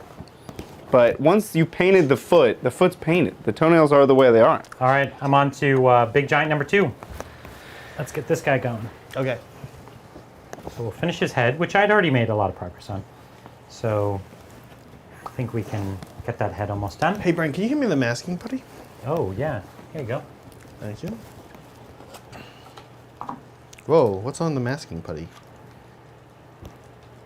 It's got like a film layer. Have we not opened this one Unopened. yet? So use the Also, open Zach, one. there's a giant puddle of it right in the middle of the table. No, I put it away. Oh, okay. It's by you actually, Brett. Oh, I didn't realize we hadn't opened one yet. It's funny. Oh yeah, there it is. What are you working? Oh, you're doing the sandals. Sandal number 2. Is there anything I can do from this chair? Does Adrian might need or could use help maybe with clips, but you can't do that from the chair. That's not a chair activity. How is our what's our Discord timing look like? We have a few minutes before. Last 4 chance. minutes. Last chance to post your hobby progress pics. Couple of minutes, we'll be doing that. I'm excited to see that actually. Did you narrow it down from like the 1,000 that were sent in, Bridger? Now we're just gonna scroll through Discord, man. Oh, okay. Oh, fun. It'll be Oh, that's right. You said we're going to look at screen share. it'll be faster, yeah, Okay. and easier. And we have attributions now, so you can see who did what, That's kind of cool. which is always nice to have.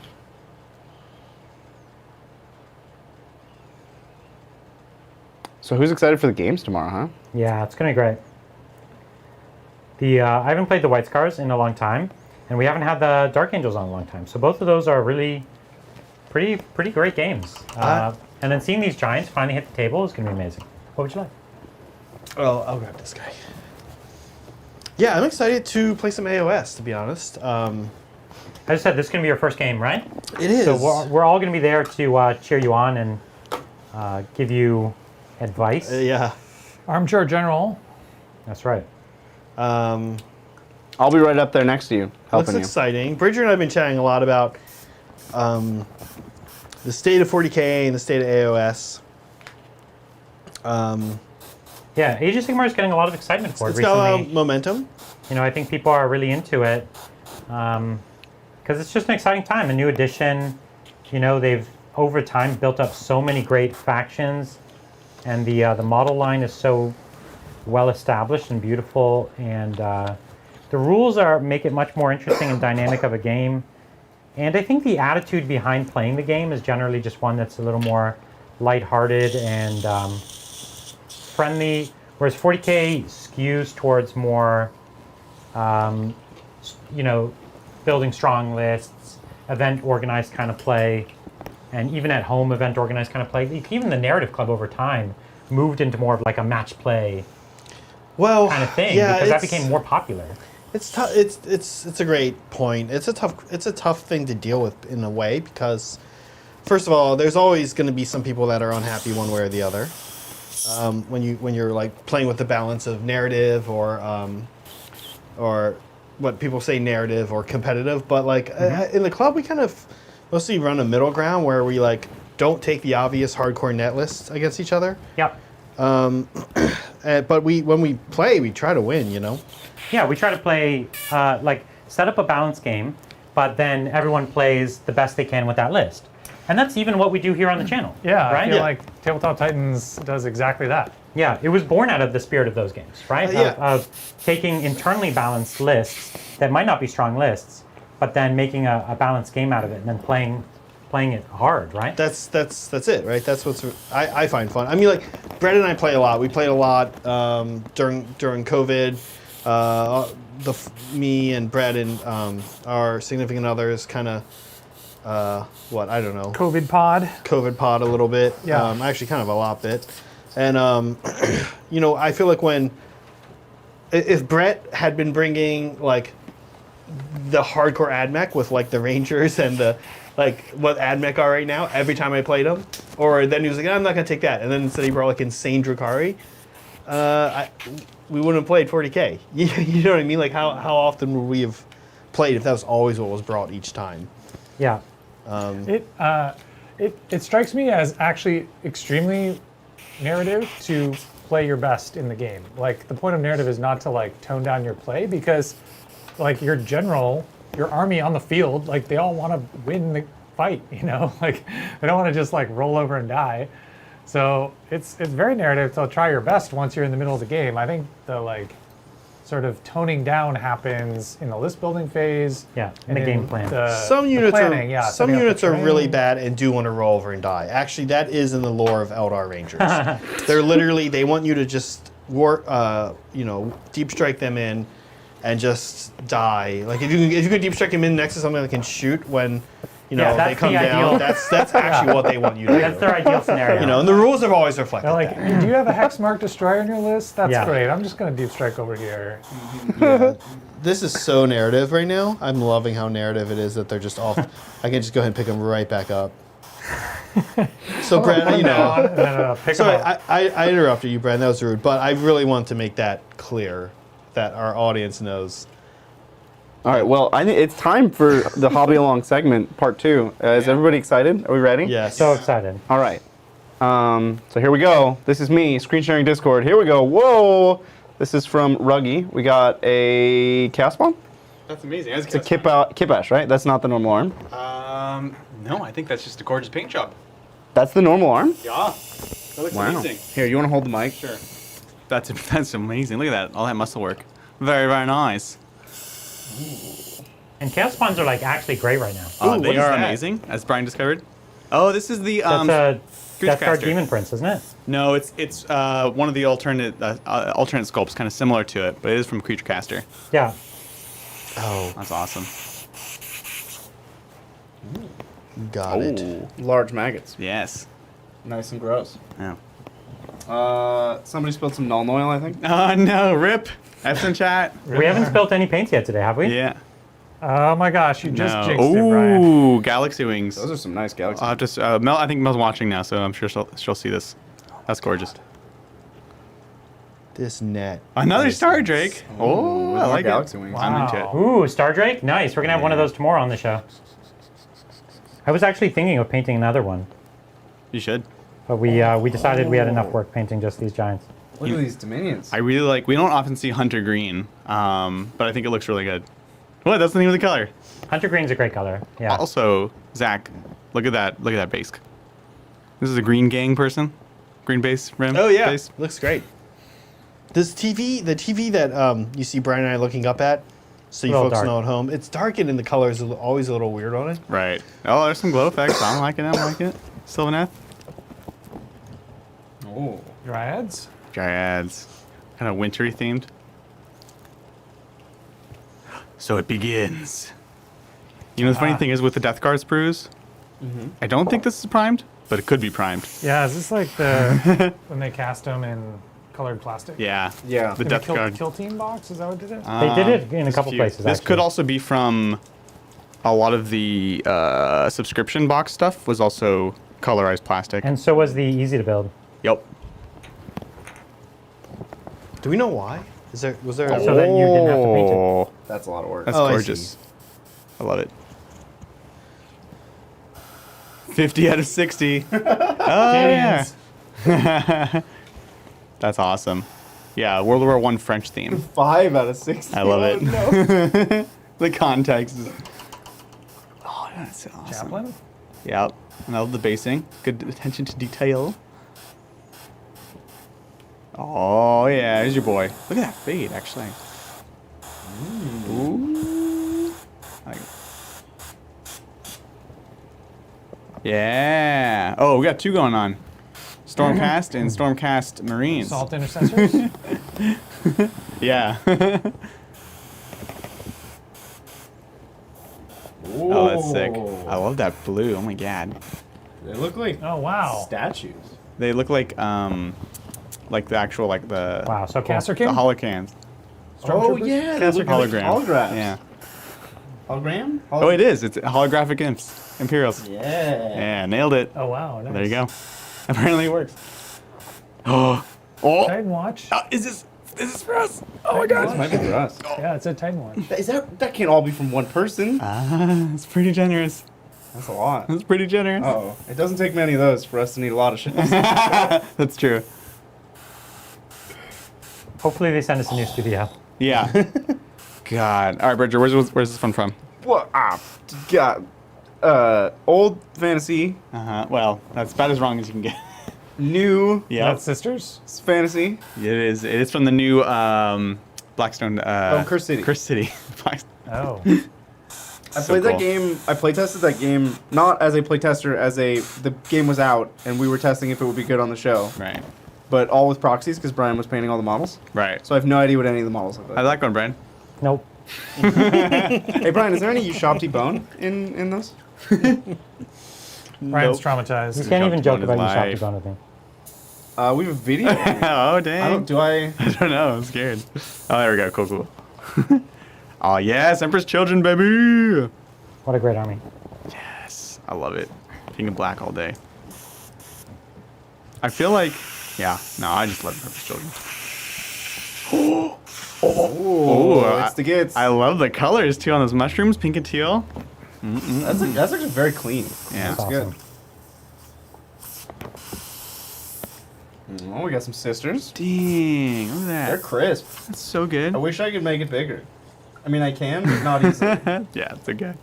That's impressive. Oh, and their backs. Look at these capes. And the Oh, bases. And the bases. This is nice. Wow. Very good. Whoa. Oh, yes. Legion of the Damned. That guy's awesome. Oh my Are god. there rules for Legion of the Damned?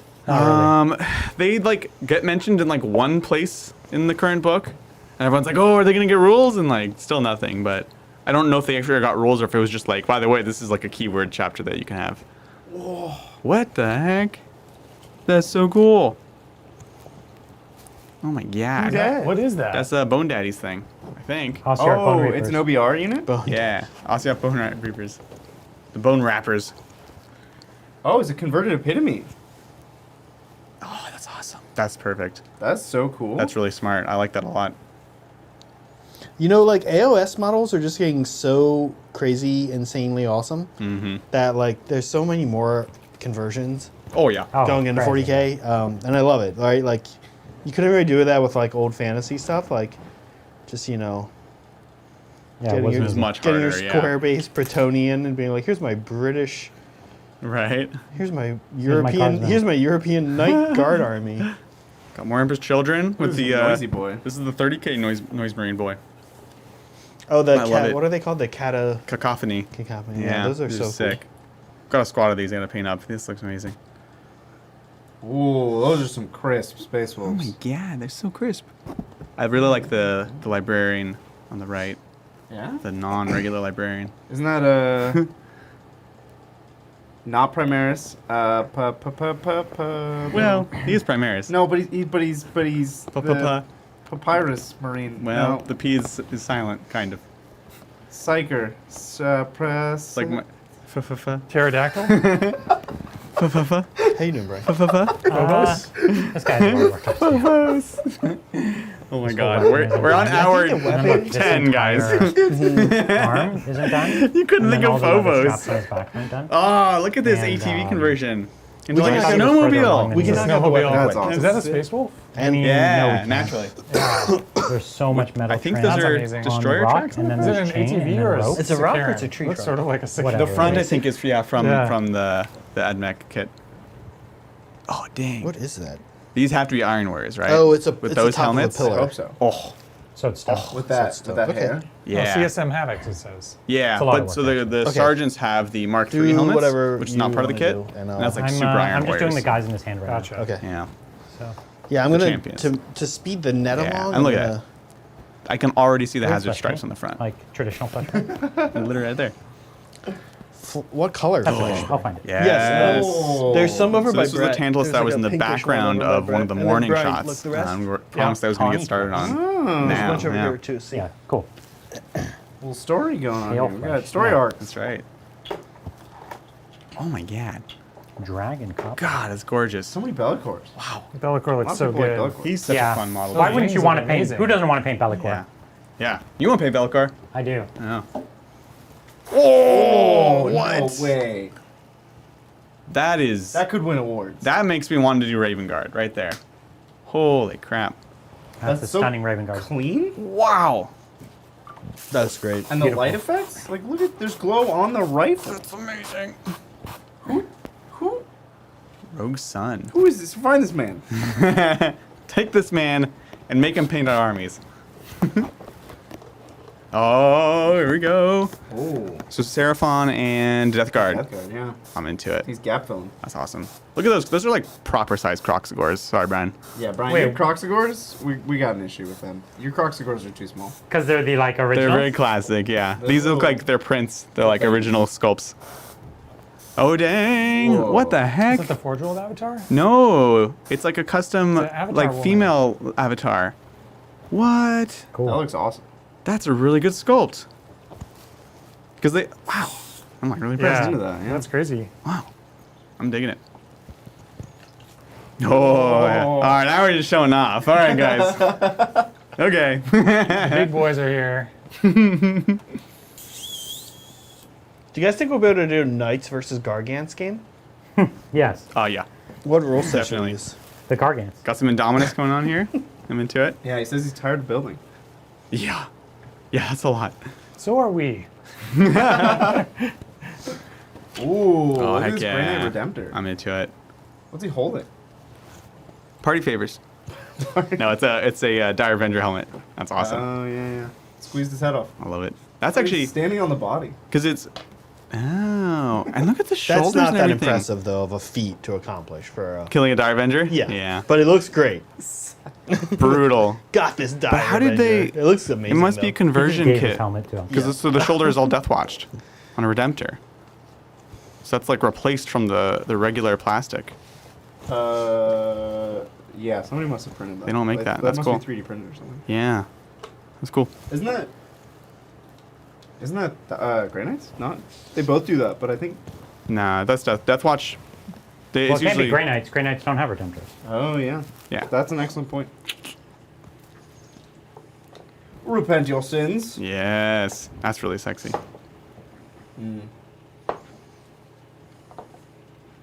Ooh, some obliterators. I'm hilarious. I like it. Oh, Nice chappy boy. it's Don't say it. I mean, say it, but it's Chaplain Cassius. Cassius. Thank you. I actually I knew that one. choked up for a second there. Here you go. The original One master. Bridger. 1 point to me. The original Master of Sanctity. That's right. Yeah. That's the normal Primaris. That librarian. exactly. That is the classic one now. This is the fist one. Looks like that shoulder. Could be. It's definitely fists. Could be. Could be a custom chapter. Could be the so bumblebees. They don't have to play fists. I know. Yeah. Don't put your fist logos on too soon. Ooh. Oh. The etching on the sword. He's got some runes on his That's sword. gorgeous. I love it. And that is also a library. Yes. And that I think is also from that Death Watch kit that Cassius also comes in. It's the amazing one, right? So cool. The Kill Team Cassius box. Yeah. So he's Primaris? He's not Primaris. No. He's not. Is small. Yeah. Small. This base is librarian. tiny. There's two versions of him. There's the version of him that's in the Death Watch, and then there's the version of him that returned to the Ultramarines super wounded. For Cassius, yeah. Oh, this is the Underworlds team. That's just also really cool sculpts for some brutes. I'm into it. We are the law. Oh, it's happening. Oh, it's happening. it's the A team. This is the A team. Not the B team, not the C team. The A team. Love it. Ooh. Wow. I love that hair. What model is that? It's a Blood Hag for Sigmar. Yeah. So cool. Dodgers of Cain. Yeah. The big boy. Loving it. God, such a fun model. Oh, look at all the colors. Yeah. There's a lot of colors here. This is still one of my favorite models, hands down. Yeah. The sharp lines with the sharp colors, it looks amazing. Yeah. Oh my God, Bridger! I just want to say real quick, the bag of people. It's not just a bag of people. There's like a lobster and a clam in here. With the paint. This is insanity. Sorry, Zach. Yeah, I'm gonna get a stool. Hold this. It looks like a seafood boil. It's well, That's dark. he went fishing. Yeah, there's dolphin fins in here. He went fishing, Zach. What do you want me to say? Look, it's not like he caught the dolphins on porpoise. That's pretty good though, actually. Thank I you. love it. Oh, Fusion Blades and Farsight? I like that. You think that's Moot Green? Not. Could be. Oh, that's Moot Green. We know Moot Yeah. Green when we see it. Could be. Moot Green TM. Brett's taking a closer look. Yeah, what is the head on that dude on the left? That's really cool. It's some great posing work, yeah. And It's the Fusion Blaster with an add-on Fusion Blade. yeah, That's from De- that, Deadly Prince Studios. Deadly Prince, yeah. Very But I don't recognize the head on Those the, called? on the left. That's awesome. Great job. So cool. All right, let me just paint some clams or Wow. Got some Yeah, combo just ends. make a I claim love real that quick. scheme. No big deal. Just a couple clams. I was distracted by the name.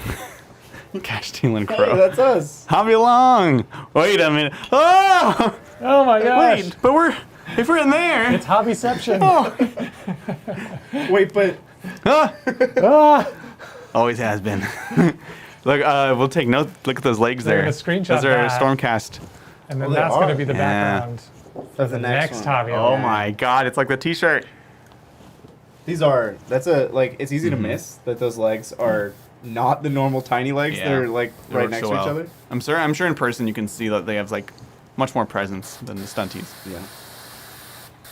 Oh, galaxy wings. Oh no, Oh, it's no. tiny. But if I click this link, we might go bad places. That looks awesome, though. I love it. Also, nice magic box Yeah. into it. I really like that conversion. Cool. With an airbrush? It's a great plan. Oh, snowy Oh, stormcast. yes. Maybe they could fight our snowy Gargants. Maybe that's a challenge. Maybe. That's awesome. I love that. That is clean. Mm-hmm. Look at this. This guy's Zeus hair. guy. He's Oh like, my God. I'm gonna channel lightning on you. Lightning, yes. That's awesome. Stormcasts are so much more epic than normal Space Marines. They are. Wow, hurtful. I mean, just look at the like The they have normal Space expressions Marines. on their helmets. Like, look at this. I was just telling Brian when we were in the other room going over Sigmar stuff that Yeah. like I'm actually kind of low key into the Stormcast. Oh, wow. Super cool. Bretonians. Square-based Bretonians. Oh, that's people true. People get so excited about square-based Bretonians. Zach, it's It's one of the you best just gotta. they've ever made. You can't. Enjoys long walks on the beach and Okay. square-based Bretonians. Whoa. Whoa. These are for Chaos Hounds. They're Yeah. spooky. Oh. That's a great sculpt. Oh my god. Oh my god. It's so fleshy and gross. I think this pillar I kind love of like it. a sandstone. That's a lot of blood. Yeah. That's a lot of blood. Do whatever. Yeah. Yeah. Ashanti bone sounds like. Oh. Don't I like say that. I like this like But airbrush, sunset let's kind of airbrush it. scheme. There's yeah, that's really this is nice. supposed to be the fabric or the leather color. I've rarely seen it, but Let me every see the time I've color. seen You it, I want me to love knock it. I'll knock out the airbrushing on it real quick. You want me to? Oh, those are also Stormcasts. Yeah, those are Well, we wanna do like a Titans sandstone? Like Stormcast. a Grimdarky Stormcast. They're kind of covered in blood. They are. But they're also purple. They are foible. I'm coming to look at the pictures. Ah, enjoy. Standing up for a minute. Yeah. More Empire in this case. Yes. Gosh, Yeah. those models are surprisingly difficult to paint, let me tell you. Yeah, they are. Especially with the quartering like the they have quartering? there. Yeah. Oh my god. Oh my god. Wow. I love this building. Wow. And you did such a good job. That's striking. That's Really an beautiful. amazing job. Whew. Oh, that's great. Oh, it's an orc. No, it's a kabuki mask. It's like a samurai. Oh, that's even cooler. Look at, see, he's got the katana. Yeah. Mmm. That's dope. I'm into that. Oh, and he has the banner in the back. Yeah. I'm totally into Yeah, that. that's sick. More salamanders. It's a salamander day. I'm into it. It's a lot of edge highlighting. Yeah, it's like a lot it of work. is, yeah. That's so much work. I love the purity seal. Yeah, there's even the text on it. Yeah. Most of mine are just blank. Look at those They're eyes. empty oaths. I do like half and half. Yeah. They can fill in the oath after the fact when they do something. It's a promise, you know? No, Yeah. they like blow up the tank and they're like, "Will blow up tank," and then they come back and be like, "Look, I did it." It's a blank check. It's a for blank sure. check. It's like when you get Themselves an a blank award check. at the end of the school year, but you have to write it in. Yeah. Read 5 books. How many books did you read? Just write it in yourself. Nailed it. That's very specific, Zach. It's like kind of concerning. Ooh, some. I've never read boys. 5 books in my Yeah, life. score don't worry. grunt is. Yeah. I'm more of a TV guy, you know? Oh, golden boys. Look at the gems. Dang. Nice pink gems. Oh. Dang, that's awesome. Ragnar's one of my favorite Space Wolf models. The new one's just so good. Yeah, he's so dynamic. Yeah. Leaping into battle. Oh, yes. There you go. Get him in there. Look- Looking Yeah. great. Charge him in. First turn. Turn 1 charge. Wow. ABC. I didn't do this. I did like a silver. Oh, Dry yeah. brush. The white's really The nice. white is crisp. If you then recess shade like you did here, Yeah, it's clean. that's super sharp. Oh, look at that gold color. That's so rich. Yeah, I like it. So warm. Yeah. That's amazing. Oh my god. Wow. That's the reason to start Custodies right there. Yeah. Right? Yeah. Oh, we got some Yanari. Look at those conversions. Those are made out of the old High Elf Shadow Warriors. Oh yeah. Yeah. Oh my gosh, that's awesome. Oh. my Oh, more God. samurai Space Marines. It's like Minotaurs or something? No, they're samurais. Oh. Yeah. They have They've got kabuki the masks Yeah, and really the- cool. thing in the front. Those puppets wore bits. And their shoulder pads are replaced The too. back there. They might be, yeah. And I Yeah, I know think Pups War has some. Shields are different too. Yeah. sure. Yeah. That's cool. That's cool. Awesome. That's fun. Wow. Oh, he has them as company veterans. Oh, that's cool. Yeah, chaos. That's a lot of Terminators. What do you think, Alpha Legion? I think so, yeah. It's a nice blue, though. It's Yeah, different. I like the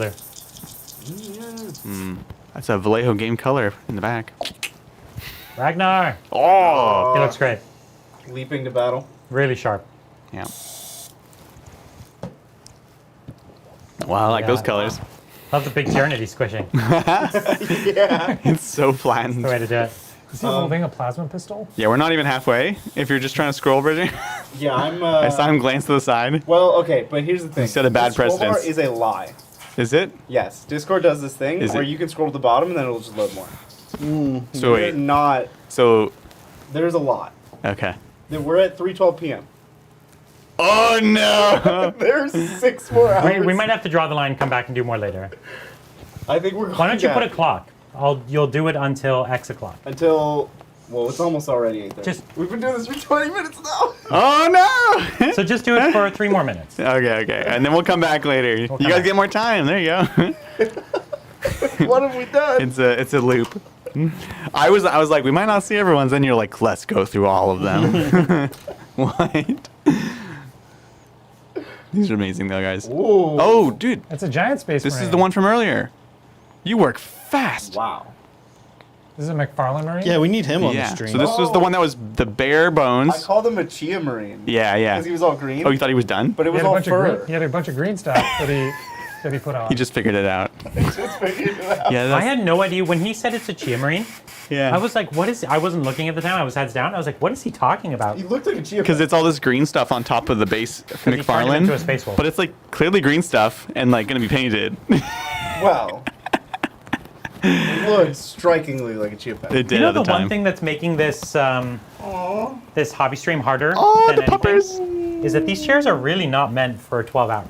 These Yeah. stools, Yeah. these are not 12-hour stools. Is These are any- 30-minute stools. Yeah, Hey, Brian. this is where I want to stand up. You know, we had that conversation.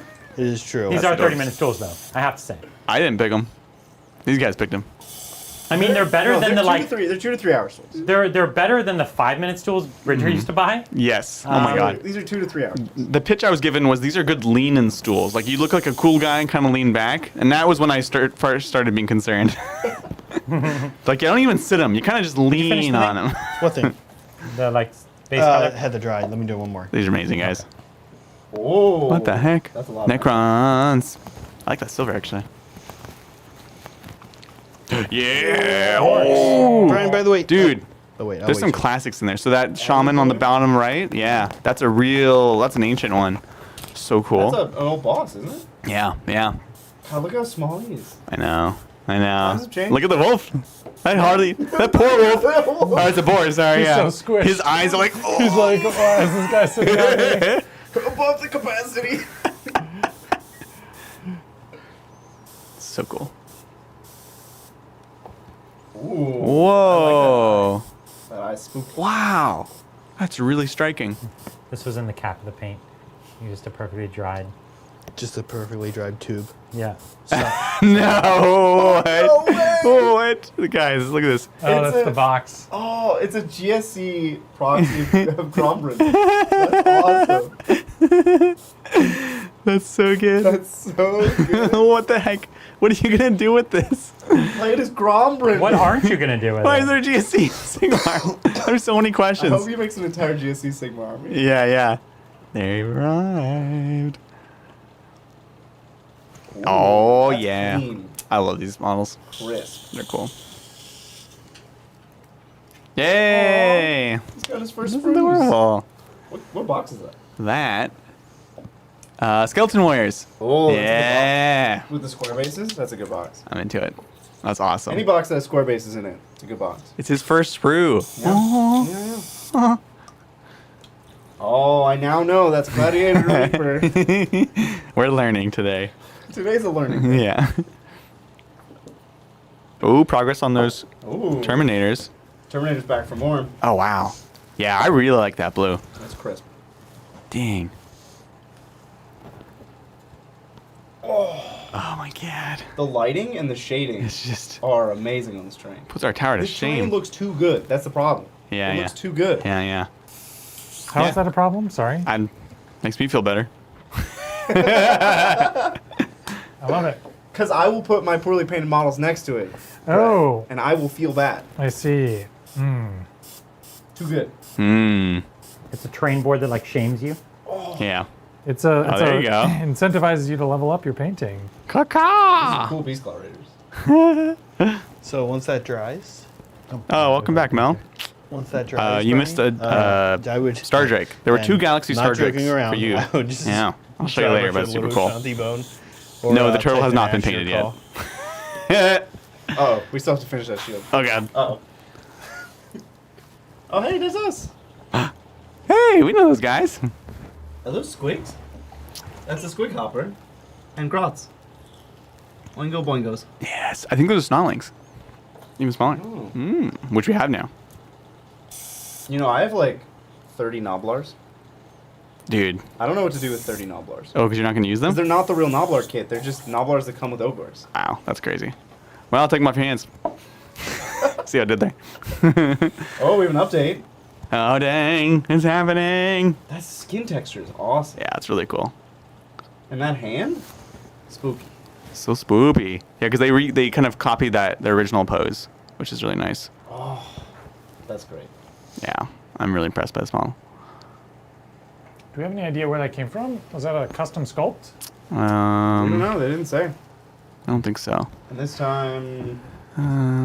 Separating the tops of robes, blood-soaked look, but it blends. Doesn't say. All good points, but not about where it's from. I just noticed the gems. Yeah, gems are nice. Gems are nice. What's Matt Wood working on? Poxies? What is... Oh, it's the 20 poxwalkers per pint. That's the Yeah. conversion. I love it. Is our time is far elapsed, but we're gonna keep going. 2 more minutes, Brian. 2 more minutes. 2 more minutes. We're already Brian. 3 over, so we're gonna go 2 more. No. Can't stop us. 2 more minutes, Brian. Yeah. Oh my gosh, Bridger, you know what I just found in the net? A coral reef. Coral reef. Oh, an entire I'm painting- coral reef. I'm painting, not the entire reef, but a bunch of it. Like a lot of it. Entire coral reef. Zach, Can you believe that, found Bridger? Can you believe an you picked entire out? island nation in there? Can you believe you picked out a Gubbins kit for me that's got Right. coral in it? Oh my It's god. actually got a legitimate kitchen sink. Right. I Brett. like this one. Dude. It's a nice remora. Oh my gosh, love it. That is an You orange know, I'm a sherbet. huge fan of the remora at a crooked angle. Me too.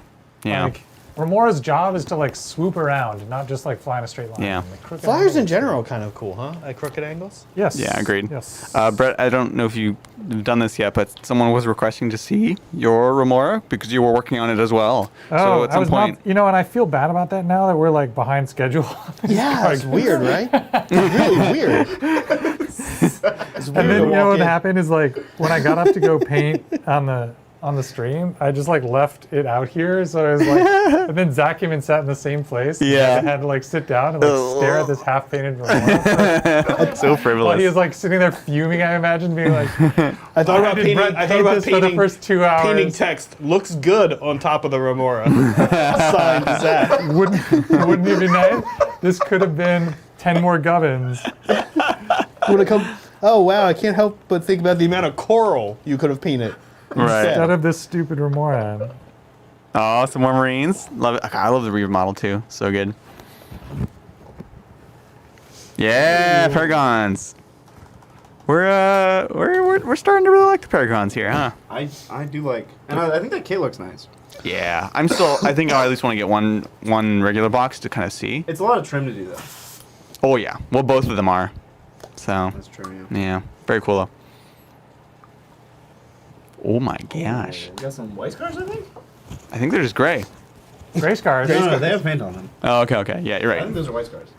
Wait, that's Alfarius. Is it? No, like actually this time.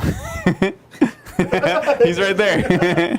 He's right here. He's not, if you can identify him as Alfarius, it's not Alfarius. yeah, that's true. It's like you cried wolf every. Ooh, Oh. goodbye. In front of Sigvald. You know what? Sigvald, goodbye. Is that Sigvald, Master Blades?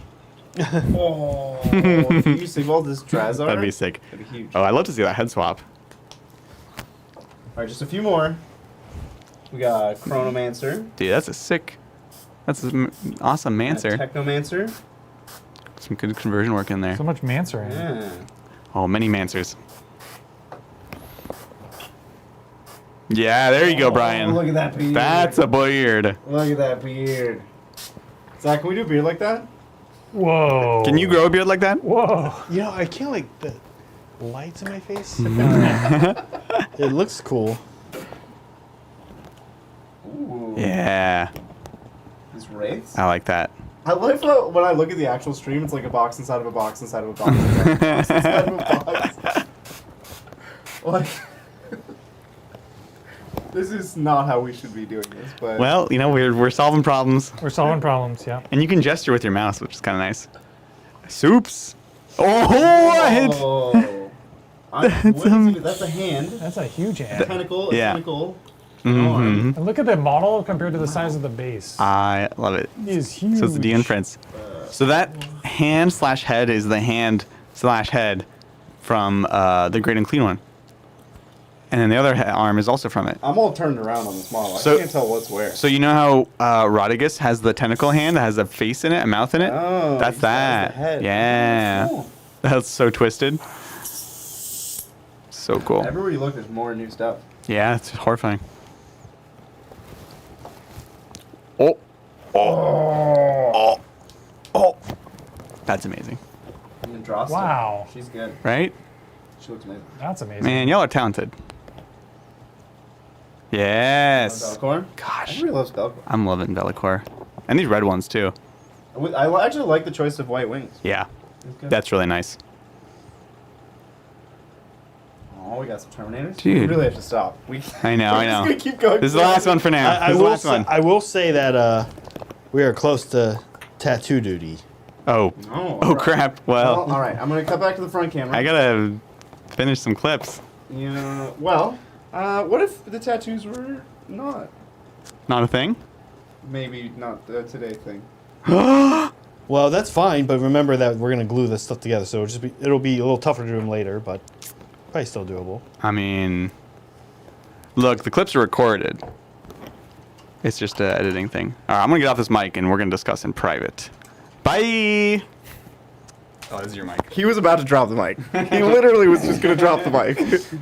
But it was clipped not to his even that shirt, kind of- so it's it not even wasn't that going to kind of fall that mic. far. No, That it was his mic, I forgot.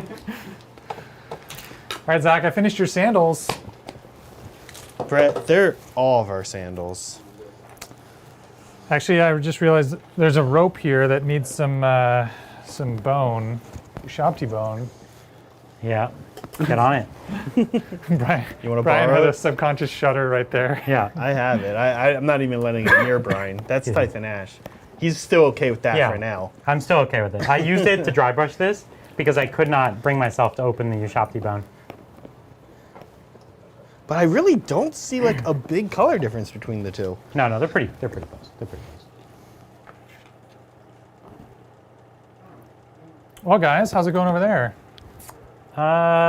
Still a lot to do. There's a lot to do, and you get to these, you get like done the airbrushing. Like we did the skin, we did the cloth, we knocked it out fast. It's like 95% of the model's coverage, but you get to these details, and it's just like It just slows They're very way detailed down. models. they've very got detailed they've models. got wood, they've got metal, they've got 3 different types of wood, they've got 5 different types of metal. They've got They've got cloth, rope. cloth They've got and leather humans. and stone.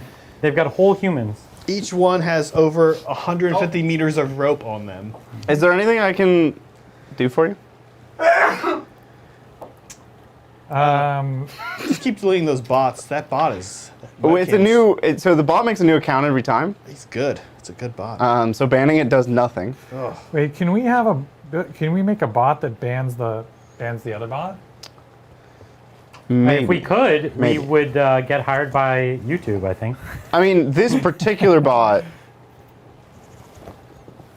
we could probably figure out a way to systemically ban. But it would be the same as what I'm doing now, where it like would take a while to go through. It would click the thing and then, Right. yeah, It would see one message and auto ban, yep. and then like they would still have the time to paste a few more and then disappear, but not really disappear. This is a YouTube problem for them to solve, but I don't know how high of a priority it is for them. Back to the PM talk. How many Gubbins versus deleting bots, you know? Yep. That's right. Gubbins come first. Gotta paint those gubbins. They're not gonna paint themselves, that's for sure. But the bots might delete themselves. Maybe we can make a bot that paints gubbins. Here's what I will say to anyone that wants to paint a Gargant. And this is in all seriousness. I would probably, kind of like Brian and I did, just knock out the skin and the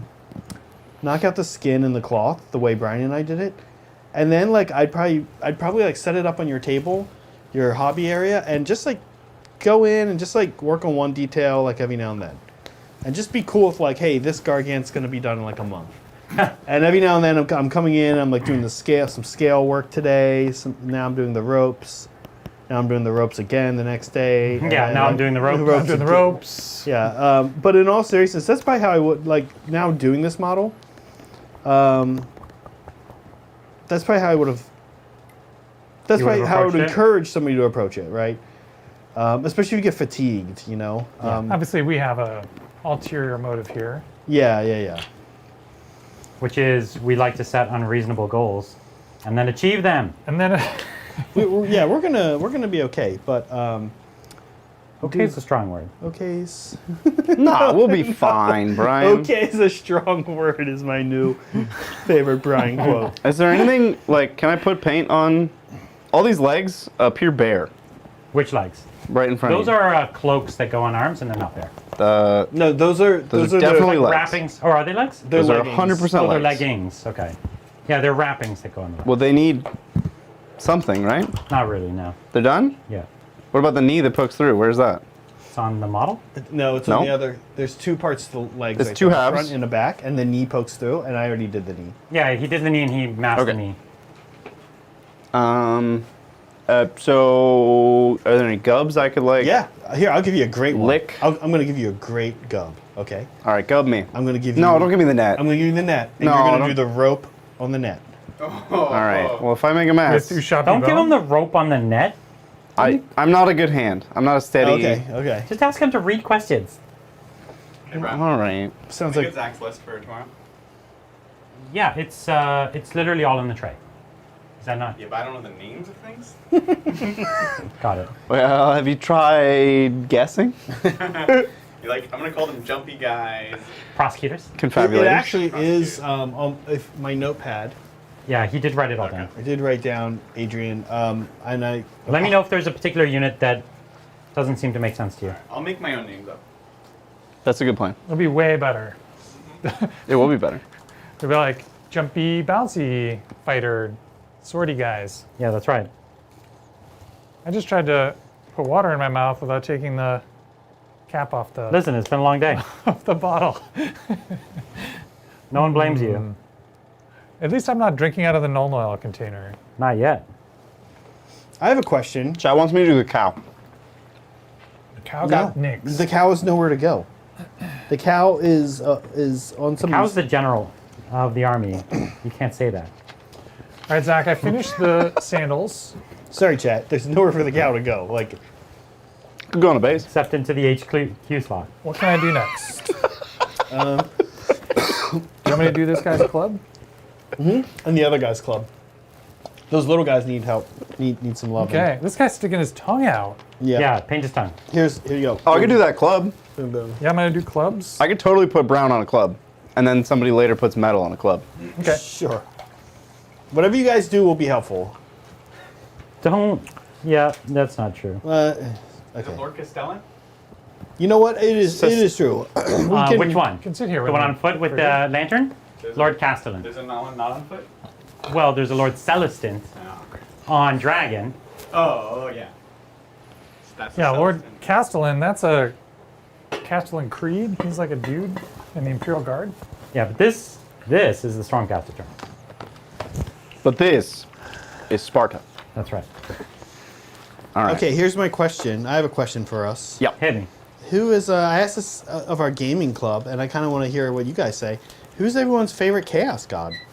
And Corn, why? but then Zinch. Corn because ABC. That's right. Zinch because then you know everything. And you Because get to then do it's ABC, right. right? Then it's alpha, beta, kappa. Or it's just he's always be considering. Oh, I see the You direction should you're always going be with it. considering. Yeah, and we can share this with. What about you, Brian? What brown should I use? Zinch is my favorite. Zinch is everyone's favorite in what here, except for brush maybe should I Adrian. I have these two, really. I like Zinch. I mean, I got a lot of ground to cover. Yeah, I think this one's probably good. Okay. I don't know. I like his like. He feels like what I would expect Ground a cast guy sand? to be like. Always like planning so many steps that ahead. here? The other ones feel Yeah. so fallible, and Zinch is always like Yeah. you know always ahead of everyone, the way he should be. Somebody in chat's asking thoughts on painting bits while on the sprue. dark brown. If the clip point is going to be hidden, then go for it, Then I yes, say. it comes down to the clip point. But frequently the clip point is not. And so in that case, I don't do it. And that's why MB, I use the cork thingies. that one That's right kind of what they do for me instead. Yep, I agree with that. I tried painting on sprue at one point. Just like the base coat, like I would spray it. Yep, I've done it too. And then clipped. And it basically saves you from having to do the cork thing that we did at the start. You just prime it, base coat, and then clip. And I found it didn't really save me all that much time. Yeah. Like the cleanup after the clipping was, essentially the same amount of time as. I agree. Yeah, I tried to do it to save me some time with some custodies. I had some like custody shields and stuff, and it didn't save me any time in the end with the cleanup. All right, Bridger, what we're going to do with these clubs is we're going to do this dark brown, and then we're going to dry brush a lighter brown over it. Nice. So they're And- off camera. We've got Bridger hobbying. We should get Bridger hobbying on the. I don't think that's a good idea. Totally should. I feel like everyone wants to see it. Yeah, so we've converted the Good Talk studio into alternate. Yeah, we have like a separate painting table. Hobby Studio B is what we'll call it. Well, Bridger, this is what I'm going to say. Like, first of all, I will say that Bridger is, he's fine in hobbying. I don't know about that. He doesn't have a lot of confidence in himself, but he's fine. Like, he can do it. He's good. And you just, fine. like, I don't think he wants to pick his own things to do, so we can just get him going. But Bridger, when we do Beast Claw Raiders on the stream, if we do that, I will sit right next to you. you're gonna be on fur duty, man. You got it. We'll do I a will little dry bit of brush practice, all the fur. but it's gonna be easy. We'll do a little bit of practice. Isn't it like 90% dry brush? Fur is one of the most rewarding things to paint. Yeah, you're gonna be on fur duty. It's a lot of fur in that army. It's like all fur, and But- we're gonna do some cool stuff with the fur.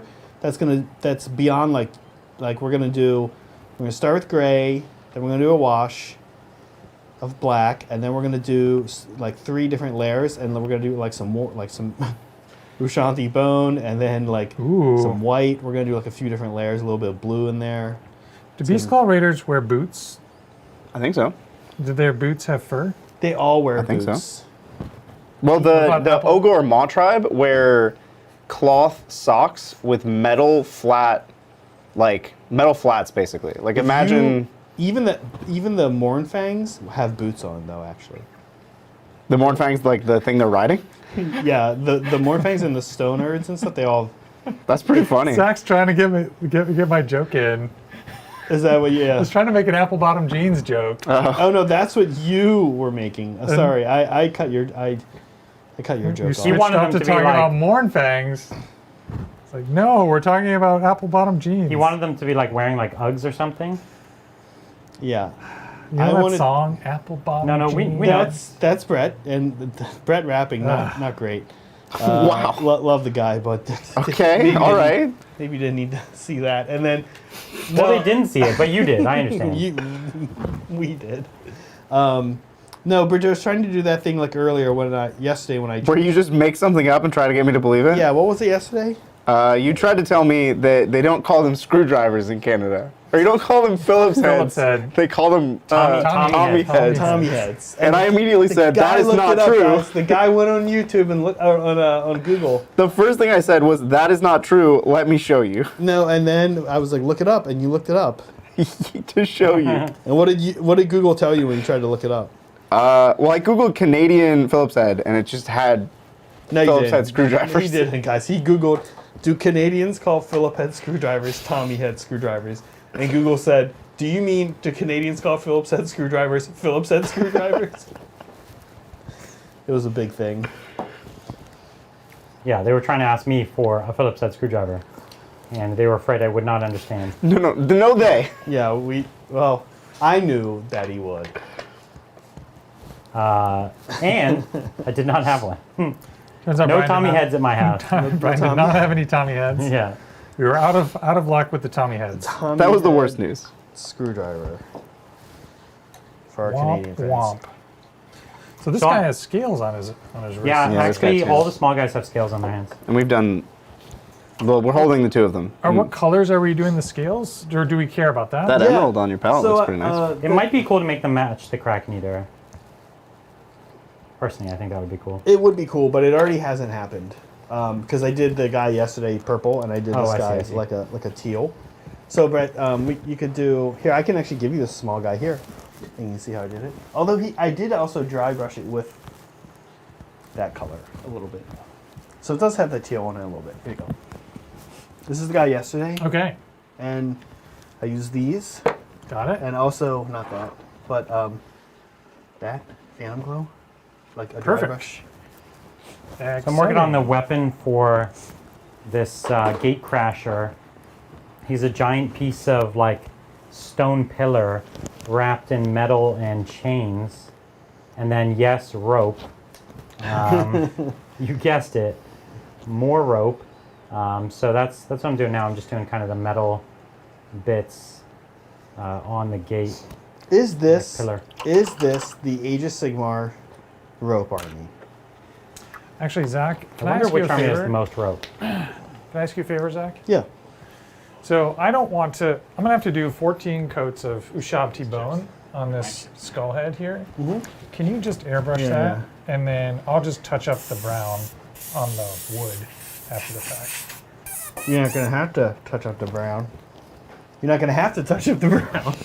Because you're like, I got such good airbrush aim. Well, no, that's not Right. it. But I have such a good airbrush. Awesome. That will save me a lot of pain. You know what we should have done? We should have just airbrushed the whole thing you shafty You know, bone, you're absolutely right. and then paint the skin. By hand. Yeah, and just Yeah. omit the, and then maybe, yeah, and then omit the, or masked off the, No, that wouldn't have been worth it. masked off the rope. Mask off the rope. No, you're a madman. All your It would have been bone. less. It would have been less work than painting Ushabti bone on rope. All this Ushabti bone has driven you mad, Brett. It's crazy how many coats you have to do. It just does not cover. We should have just picked a different color. Yeah. You picked it. You did pick it, Brett. But here, I didn't. He picked it. no, I didn't. Definitely not. In fact, I wasn't even in the room when you guys picked Ushan. He was. I never had the Ushabti bone. literally handed it. Listen, Well, we have here's this the all thing. on camera. Here's the thing, guys. We have it all on camera. That's right, Brian. Chad will We have tell it us. all on camera. Chad will tell us who picked Ushabti bone. Go get it now. Yeah, totally. It was not me. It was. Listen, I know who it was. Yeah, you. No, Okay. it was. I get it. It Here's what actually happened. You proposed it. I agreed. No, wasn't me. So I definitely had a part to play in agreeing to your proposal, but you Brian, proposed it. you don't remember any of the human stories we established earlier. Someone go back and look. Here's who it was. It was a team effort, Yes, that's and what I I don't just want to throw proposed. them under the bus, but it was the Phillipses. Oh, they were both on The camera. Phillipses picked. I remember the that. Phillipses picked Well- Ushanti Bone for the rope. No. They I was- were both on camera. No. Guys, it was definitely 100%. Well, if the anything, Phillips. we were advised by Brian. We were told after you got off stream, Zach, that we had complete creative Sure. freedom to make any No, change. it was more condescending than that. There was like nothing we could possibly screw up. That's basically what he said. I've been told that all the creative decisions have been already made and done. No. I actually didn't have a rope. In fact, the Kraken has a different color rope than everybody Yeah, else. I'm looking on this guy to see if he has rope on him, and he's got like cloth, like Banding, wrappings. yeah. But Oh, I'm no not saying actual you rope. did the rope first. I'm saying you proposed the color for No. the rope. Yes. In fact, I That we wouldn't can all do. agree The on. first person Even who Zach. painted a rope was the Phillipses, but the color choice was made by you, Again. seconded by me, Again, guys. it's and like- then executed on by the Phillipses. So it was a team effort. We're blameless in this. And then, wasn't it Adrian? Thanks, Sean Tunner. Yeah, like everybody knows. It was. I think it was Adrian. I don't even want to say it was Mel. Sorry, Mel. I think it was. Mel would never make such a heinous color choice. No, it's a great color. Actually, I would never made the choice, and I think you guys made the best choice. It looks better. I You think. made the best choice. He's congratulating himself on the choice. No, you guys picked it. I didn't pick Is this it. guy done? Yes, I'm sorry. I was about to walk him over. Where's you. Where's All right. Peg Leg? I love it. Are we not? Is Peg Leg not included No, in peg today's leg show? isn't made. Okay, this club is brown. Now, would you like to inspect my work, Brett? Some places are dry and others aren't, so it looks a little spotty, but I swear it's brown. That sound you just heard was the bus backing up over Mel and Adrian. True story. Thanks, Sean. It's not all dry, so it looks It looks great. patchy, but Well done. it is all So brown. now we need to get some silver. Okay. I have this over here. Oh, There's a bunch of Unless them. you There should just be took some it. over there too. now we've got, this one's a very shiny silver. Does this brown need to go on anything else? No, Needs to go on everything. that's it. Cool. I mean, it needs to go on the parts that Zach airbrushed over this guy. Okay, I can do that. While I still have brown on the brush. And Okay, you want to swap? sure. I will say that this is the most fun I've gotten to have with the Sotar. Mostly Brett and I have been doing a lot of terrain, so doesn't really, do a lot for that. Yeah, you haven't been doing the fine detail work. Yeah. There's everyone in chat pointing out how's the Phillipses on the Ushanti. And actually, here's what I will say, Brian. You're really stressed about the Ushanti bow, and you've done a great job. But let's not kid ourselves. Whatever color we pick for the Yeah, rope, would have sucked. it would have sucked. I think we can all agree it sucks no matter what. It's funny because when you do there are classic things that were like, this is gonna suck on this army. Both Adrian and I right now are doing Thousand Suns, and everyone's like, the trim's gonna suck.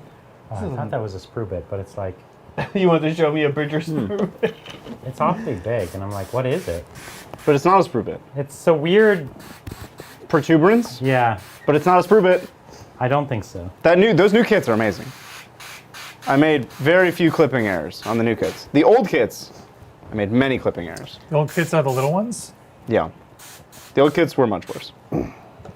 Anyway, we were saying, or I was saying, Is that what? like think Thousand so. Suns Kinda and just the blends trim. together. This is significantly a rope I think it's Yeah. wood. and I'm kind of not Yeah. joking. Like Yeah. I would tell somebody, I would tell you guys at home, like, get ready.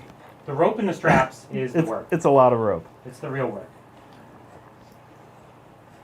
And then are we leaving these spikes as bone, or are they going to be metal? That's a good question. Because they could be like What teeth. do you think? I think I just got a little brown on it. I think they're bone. That's my thought. All right, that means they're done. No, we got to go over them with more bone because that's not enough bone. Oh, You're right. There's always requires more bone. Let's be real. Never Infinite, actually done the infinite Ushabti bone. Needs more bone. Yeah. Rope. I never would have thought. I never would have thought we would have had a rope army in the studio. You know what? We need to invent a process that makes rope really, really easy. Like a combination of a specific Here's what it paint is. and a Here's what it specific is. process. The model has no rope on it. and done. And then Go on. they sell you little like putty ropes, What color's his beard? and they come painted, and you wrap them around. Even if they didn't come painted, You do a red it'd be beard. super easy to paint them at that point, right? Yeah, but I wouldn't want to. We haven't done a You're red never beard. going to want to paint rope I think again. he would look really good with a red I beard. never will paint rope Yep. again.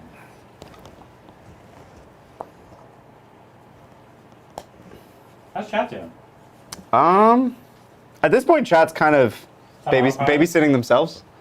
Oh my God, Scott, great comment. Yeah, if we have another bot coming to chat, it's gonna just have its own its way with the place. It'll have free reign. It'll have Yeah, free just- reign. Just We're just lean gonna in. promote it to admin, just like we said. We're full on hobby mode here. I do all love hands on deck Scott's to get comment this here. thing In Canada, finished. they call it blaming the Phillipses, blaming the Tommies.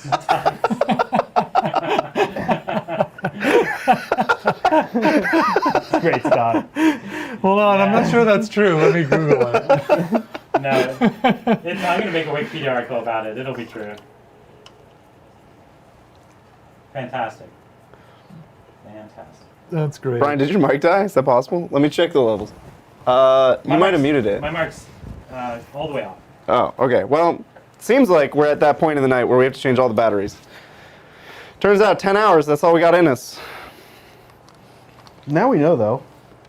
Now we know. Uh-huh.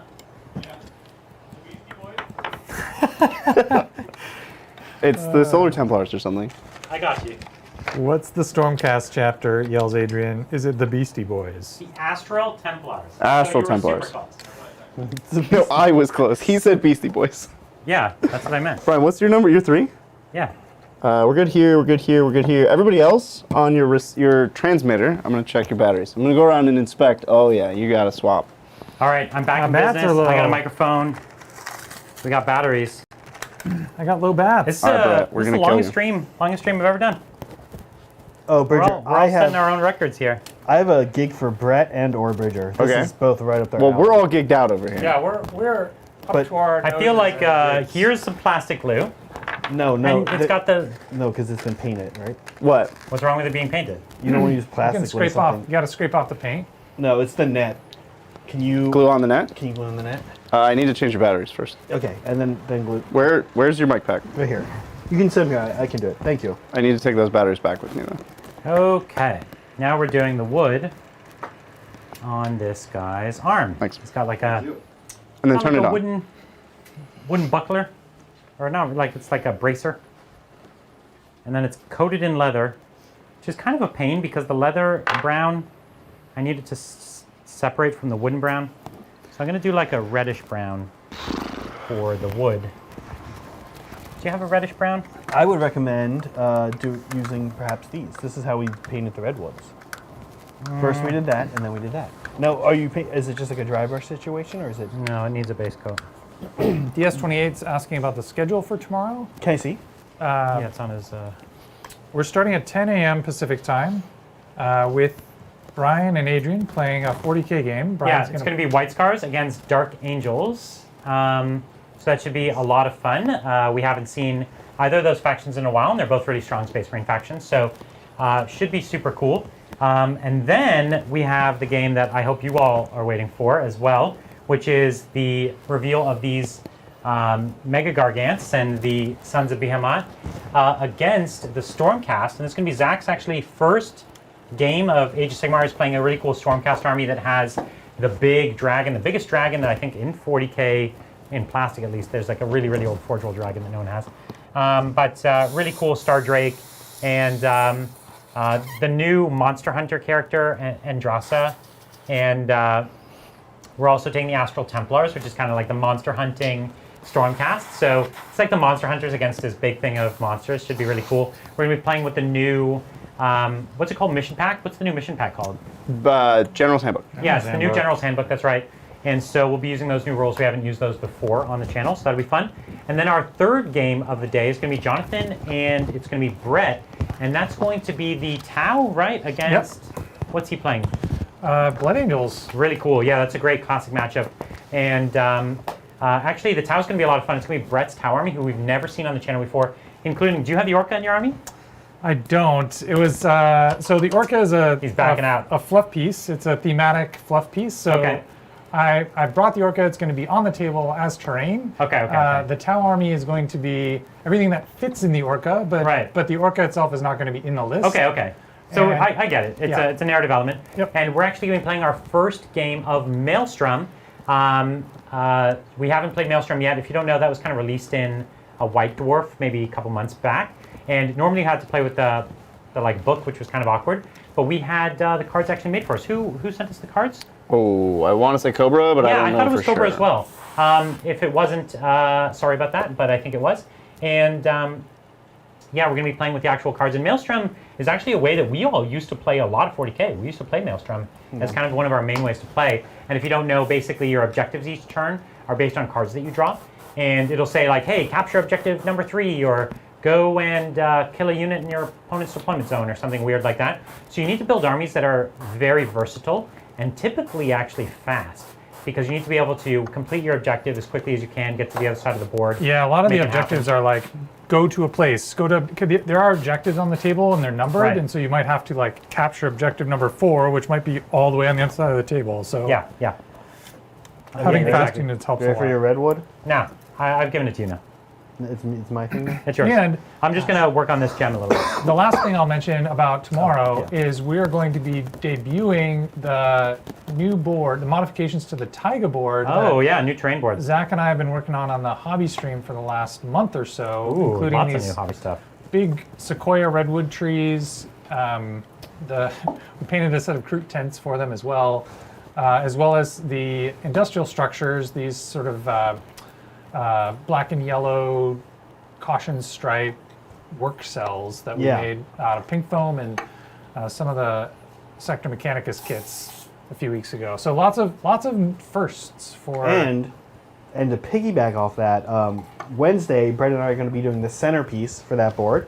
So then you'll see that board if you're a member on Tuesday's game. They'll use it again. And then Thursday, the centerpiece will be ready. So you can see it with the centerpiece. Yeah, exciting stuff. Oh, and then also, I think I roped Adrian into making I think we're doing a video for that board, and where we'll kind of talk about inspiration and how we made it, like we did for the Mars board. Should be exciting. Fun. Now I gotta say, putting this net together is kind of a pain. Yeah, the net ended up being kind of a bummer. No, putting it together because like we shouldn't have glued it. Just putting it together. We shouldn't have glued it. Oh, okay. Yeah, well. Zach asked, what happened to playing something against Adrian's tournament add-back list? Yeah, there's That was- actually a couple things that happened there. One of them, in no particular order, there's really two real reasons. One, we had only a few ideas about lists that would make for a nice competitive matchup. As we all know, that is basically the strongest list in the game right now, and not just anything has a chance at an interesting matchup against it. And none of what we had ideas, but they required models that we didn't actually have. So none of what we had in the studio was going to be a good matchup. And the other problem is that Adrian's tournament list, actually, we don't have all the models in studio up to our typical quality. Adrian's actually working on that list still, his Dark Mechanicus, and it's kind of up to tournament grade.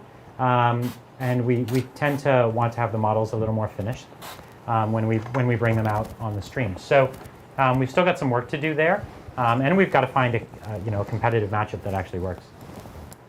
So it's not easy. Where does this stupid sword poke out? That's what I'm trying to figure out. Yeah, same Bridger.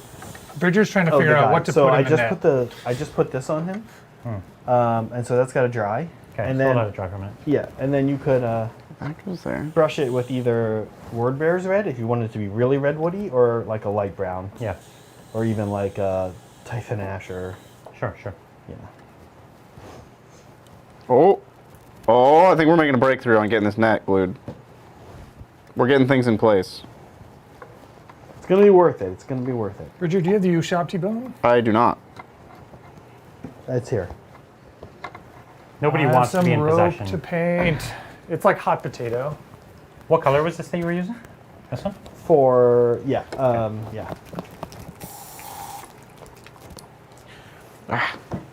All right.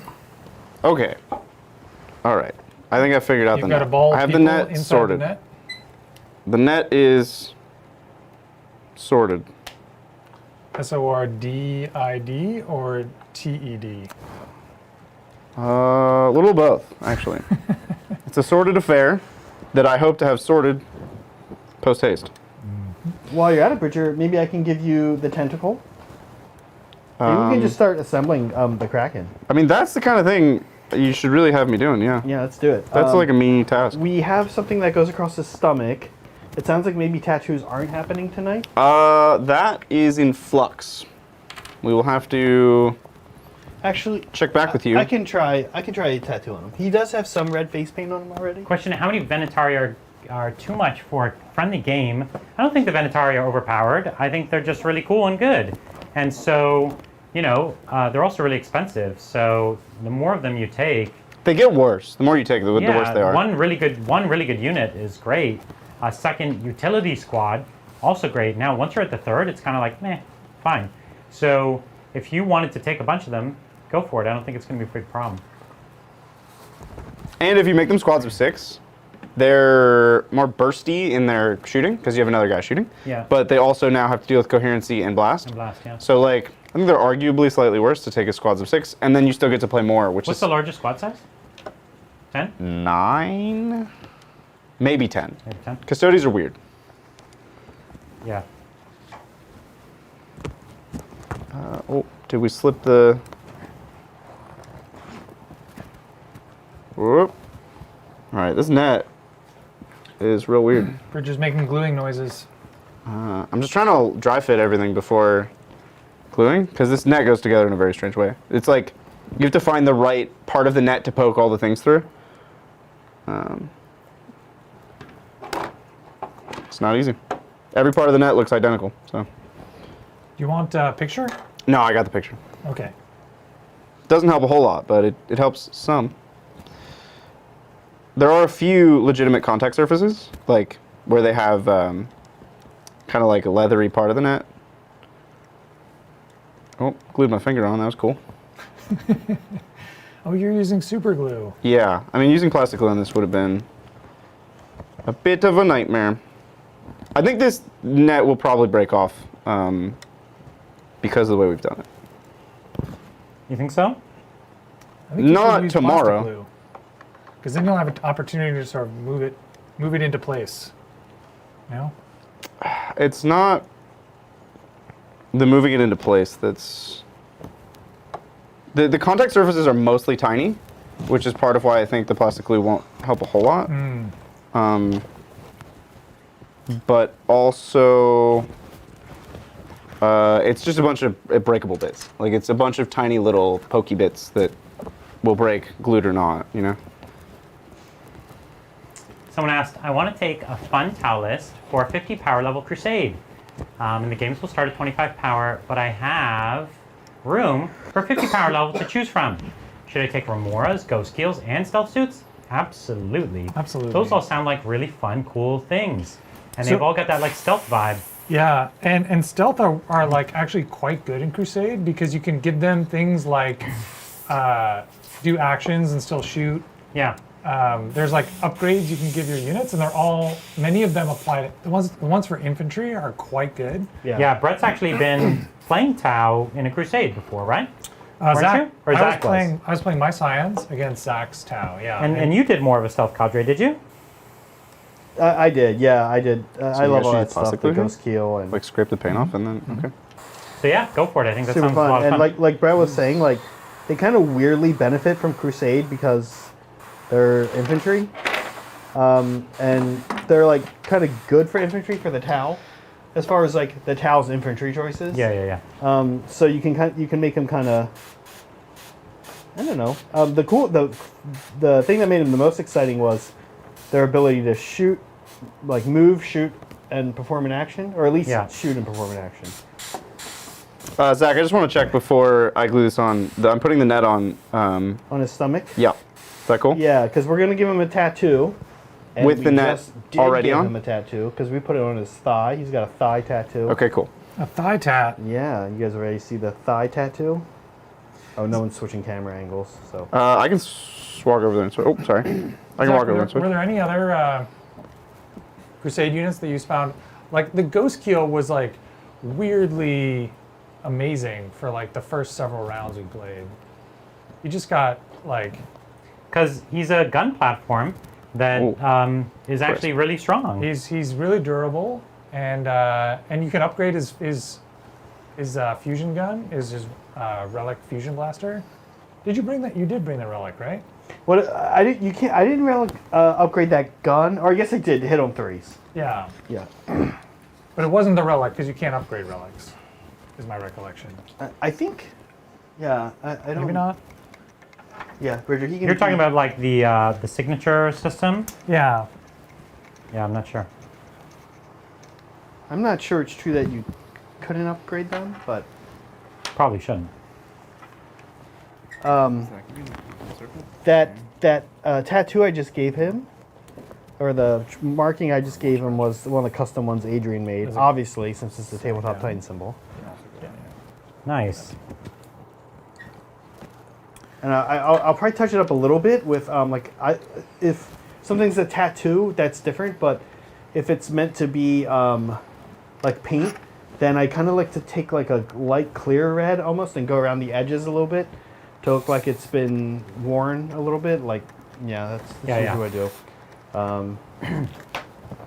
So yeah, all I have left on the Kraken Eater actually, Bridger, is the boat, which I'm finishing up now. Oh, the bad. boat is pretty Yeah. cool. Brett did the sandals. I'm gonna be calling the norm done. If Bridger, you want to take a moment to switch to the main cam, I'm gonna call norm done for now. I might do some OSL glow, Oh, look at that! but for now I think he's fun and cool.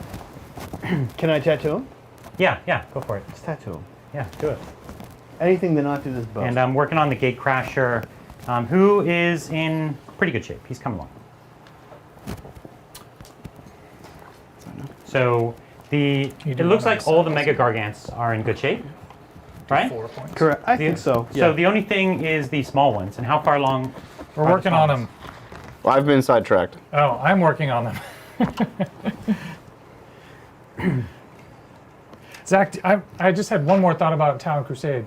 Do you recall things with the drone keyword don't benefit from anything, right? They can't get experience or anything. Yeah, like so So that. that's like Remoras and stuff? Yeah, so that might dissuade me from recommending taking Remoras. But I mean, it's a cool unit. They just don't get experience, which Yeah, it's a shame.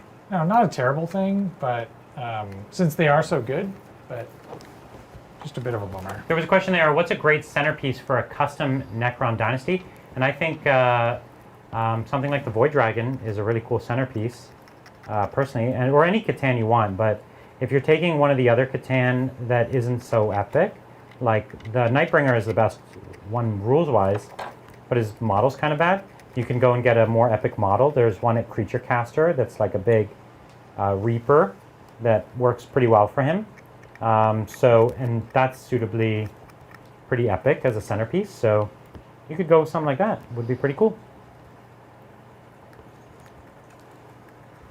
Someone's also asking if they ever release the Loyalist 3rd Legion, what rules would they have? I think this is one of the legions that was killed by The Space Wolves. Wolves. So they say. We'll never know. So if we're going to come up with a new legion, what's their ability? I'm going to say they're underwater fighters, and they Oh, that's only cool. fight better underwater. Are But- they like fish people? No. They're just Space Marines, because Space Marines can fight underwater. No, but they had to have succumbed to a curse. You guys just making stuff up now? Or is No, this that's real? like why the Space Wolves had to kill the 2 missing legions because they succumbed to some weakness, some flaw in their design. Oh. And that's why the Thousand Sons were terrified that the Space Wolves were going to kill them because they were They were succumbing like to their Kevin flaw. Costner in Waterworld. They started growing gills, and everyone hated them. Just like Kevin Costner. Just because they Yeah. grew gills. They Yeah. were like, oh, Yeah, gills? No, you're right. Gross. I know. No, You're I'm mutants. great. I love it. I'm into it. Yeah, it's a gold idea. So, I think that's what I'm going with.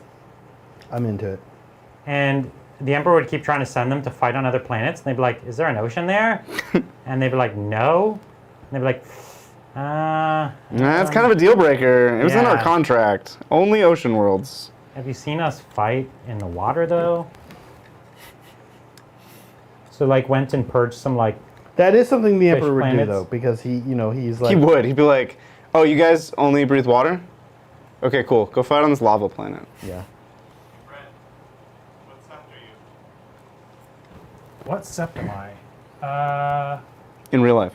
Farsight. In real life, what is your sept? Farsight. Another question's, give us your idea for a Custodes super heavy centerpiece. Which Custodes flyer is your favorite flyer, Bridger? The Ares? All right, it's an Ares gunship. That's very easy. There's choice. only 2. the Orion and the Ares. And the That's it. Orion is awful. Okay, It so is it's the Ares. awful. So that's the answer. Hobby Titans, okay. What's the cheapest way, money-wise, to build an Orc army with 2,000 points and gas? Well, I'll tell you, 2,000 points, gas, and... Oh, it asks Stompa? I can tell you what, it's not going to be those mech guns, because I think those are like $60. Those for are like- real expensive. For like a 30-point model. Yeah. That's one of the worst things you could do. I bet you could eBay a bunch of Orc models for really cheap, actually, money-wise. Oh, that's true. But But it's things that, if you're looking for things that take up a lot of points, sure, the Stompa takes up a ton of points. Not the best. I think like if you want to start an army, so, like being locked into a Stompa it's just gonna be a weird experience. Well, like, you won't get to use it very often. or it'll be funky, right? It's like it's gonna be like I don't know. I think like those are the types of things where after you have the army What's for a it going? while, you're like now I want to have this so I can have it every now and then. I'm not That's sure. true. Like I'd ever recommend something like a Stomper or a Storm Surge. Mega Knobs are really expensive points wise, and I think you could convert them up pretty cheap if you wanted to. I also think some of the shooting units like Burnas and what's the rocket squad called? Tank Busters. Tank Busters, yeah. Tank Busters are super pricey and their models are not super expensive. So that's a more elite build. Get some commandos. Wait for the new Kill Team box actually. Get those commandos. If you want a super, do they still have Ard Boys? Is that still a thing? It's a command point upgrade. Oh, okay. Yeah. The question was also they didn't want us to come up with a new legion. They wanted Emperor's Children. What was Loyalist Emperor's Children? That's what I was thinking. 2 is the one that got wiped out, not 3. So Loyalist Emperor's Children. I'm gonna go with like their chapter tactic is exploding 6s to hit in combat. And their super doctrine is +1 to hit on the charge. They're reverse Space Wolves. No, I don't want +1 to hit. It's actually not terrible for them, but I don't know. They're all about perfection and pride. Like, what would go for that? +1 to hit is a very perfection kind of thing, though, isn't Yeah. it? It is, yeah. But no Yeah. no reroll ones. Just +1 to hit. Auto hit. 2 CP, 1 attack, auto hit. Sure.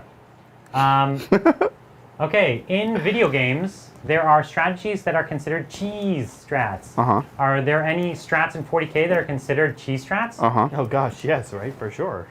Yeah, I'd say that's about a third of the competitive game is like finding things that are, you know, what you'd consider cheese in the sense that it's like no, your opponent has no Well, play against them.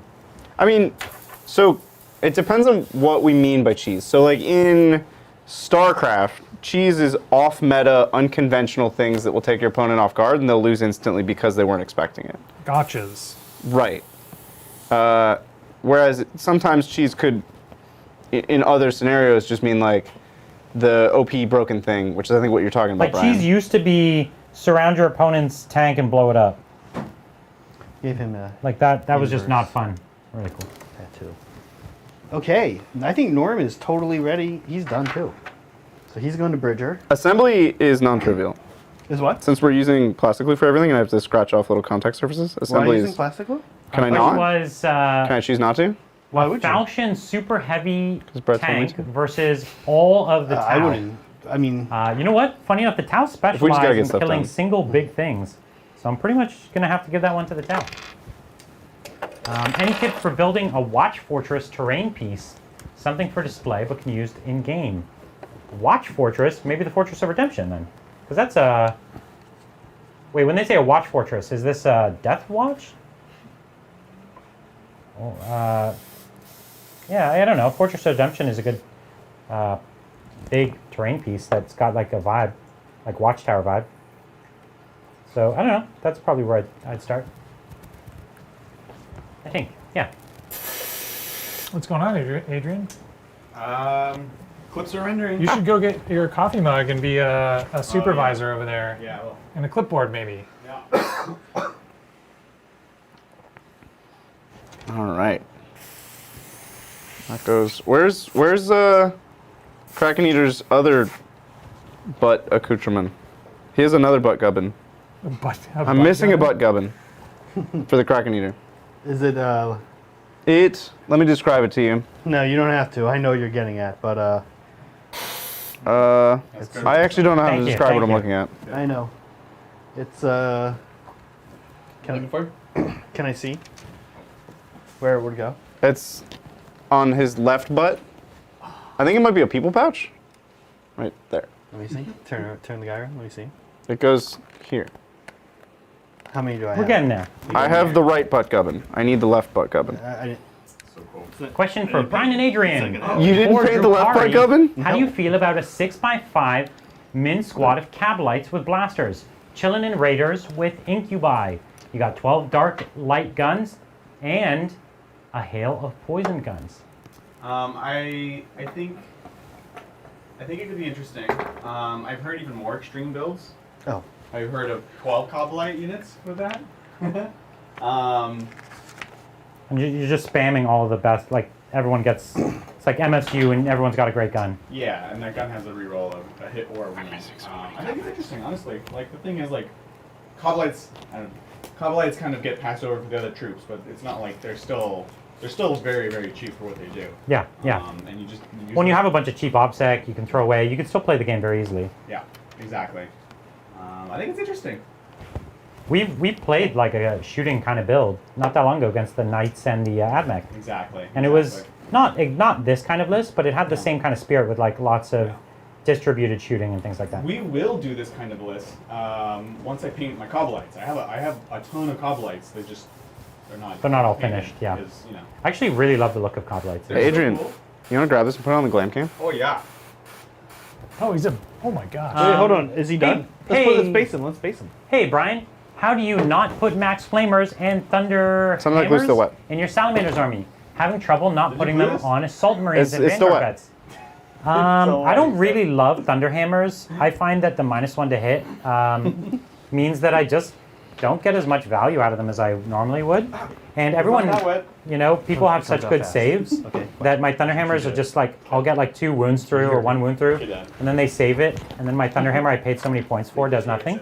I'd much rather have like a Lightning Claw and wound and get more tax, and I just get more value out of it. So now as far as Flamers, I usually like a single purpose squad, and so I usually only take the Flamers on my aggressors, and I have taken veteran squads with Flamers before, and they're just so expensive for combi Flamers.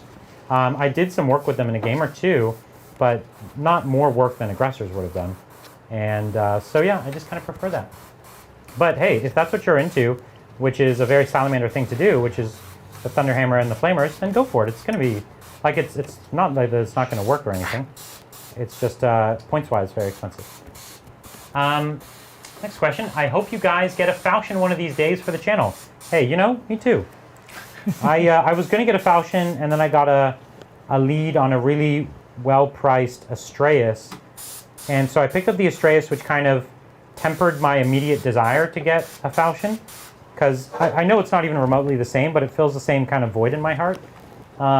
Which is like, I want to put a giant tank on the board. The same kind of void in my heart. Wait, before you flip, Adrian, 1 sec. So that's kind of the thing that Oh, he's not. that held me off for now. It's kept me placated. Sorry, there's some gunk on his base. Is this our first completed Gargant? Oh my gosh. Which Gargant is this one? Crackeneer. Oh, the Crack Neater. He's the best one. Wait, where's his boat? He's too big to the. Wait, where's His boat is Zoom not out. finished. Okay, so the boat is not finished. So he's not actually finished. I'm working on the boat right now. I almost got excited that something was done, and then I realized nothing's done. Then remember that Reveal. this model has a unit attached to it that I have to That paint. looks amazing. He's got a Titans logo on his leg. Yeah. Look at that guy. So good. He's ready to go to war with his cannon club Oh my gosh. and his net full of people That I'm looks pretty excited. amazing. and one butt gubbin. God, they're so cool. Well, I have to say, I don't want to get too sentimental, but I will say that this Kraken Eater, Yeah. well, this will always be a unit that me, Brian, and, well, actually, really, who didn't work on the Kraken Eater? Yeah, because that's the person we don't care about anymore. Wow. Yeah, who didn't? Fess up. You know what? Fess up. Kind of what it sounded like, right? Yeah. That's the person I won't remember warmly in my Guys, head. I don't want to get too sentimental, but whoever didn't work on the Kraken Eater, they're dead to me. All right, Off my now Christmas card list. I'm gonna blow your mind. Is he not glued on? Nope. Excellent. Oh my Oh. gosh. Oh, look at Norm. Oh. Norm is ready for battle. And he is Norman. pretty much I done, right? love Norman. He's very, very, very close to being done. Norm is missing 90% of his gubs. I'm gonna be honest. Them gubs. He's missing the majority of the gubs. Norm is gubless. He's gub free. Also, no way those Gargants figured out how to put a negative space tattoo on I him. know. But you know what? I just thought it looked cool. I was And like, that's a look. It does look cool. it looks great. I'm happy with how it looks, but yeah, don't think about how they ever. Well, I think most of us are proponents of. I think what they did is they put the paint in their mouth and they spit it on him, Yeah, exactly. and that's how it works. They took a Humy out of the bag and they said, Humy, paint me. Yeah. No, they So- chewed up a Humy. Paint me. Paint me. Well, it's like Ralph Steadman, who did the art for Fear and Loathing in Las Vegas. He does a lot of like airbrushy looking stuff and like paint splattery kind of stuff. But he doesn't use an airbrush. He uses a straw, and he like gets the paint and he goes, and then like shoots it out on the paint. It's like that. Yeah, it's crazy. Yeah. That's pretty cool. That's a much more drug-fueled way to do That's it. like airbrushing. a super old. That's like Normal on the there are metal? cave paintings where they do that. Yeah. Yeah, like the revert. Yeah, Totally. Yeah, it's like that. yeah, just like that, just like those cave paintings. Ralph Steadman, caveman, basically the same thing. Sorry if I missed your question. I have no way to scroll. GSC need a durable objective holder. How about an over-mutated hybrid? Think neophytes, but without guns, and with some chitin armor and some aberrant bestial vigor for 5+++.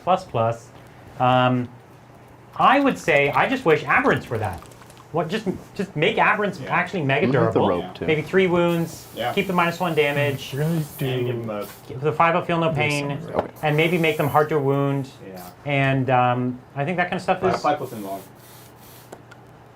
Yeah. can do, What would the involve come from in your mind? Dilute it with a Just little so bit of tough. water. Just tough. I think they And you can started then write getting over that the point where it's just like they don't screw it. care. They don't care. Wood You as know, well. force field super tough. And this Yeah. Same leather. idea. Slaves to Darkness question, which by the way, amazing army. Everything but the rope. Since my poor Karos doesn't fit anymore, how would y'all run a non-Marauder spam Slaves to Darkness? I'm thinking Slanesh Chaos Knights and Chariots, but I don't know what subfaction. Here's the thing.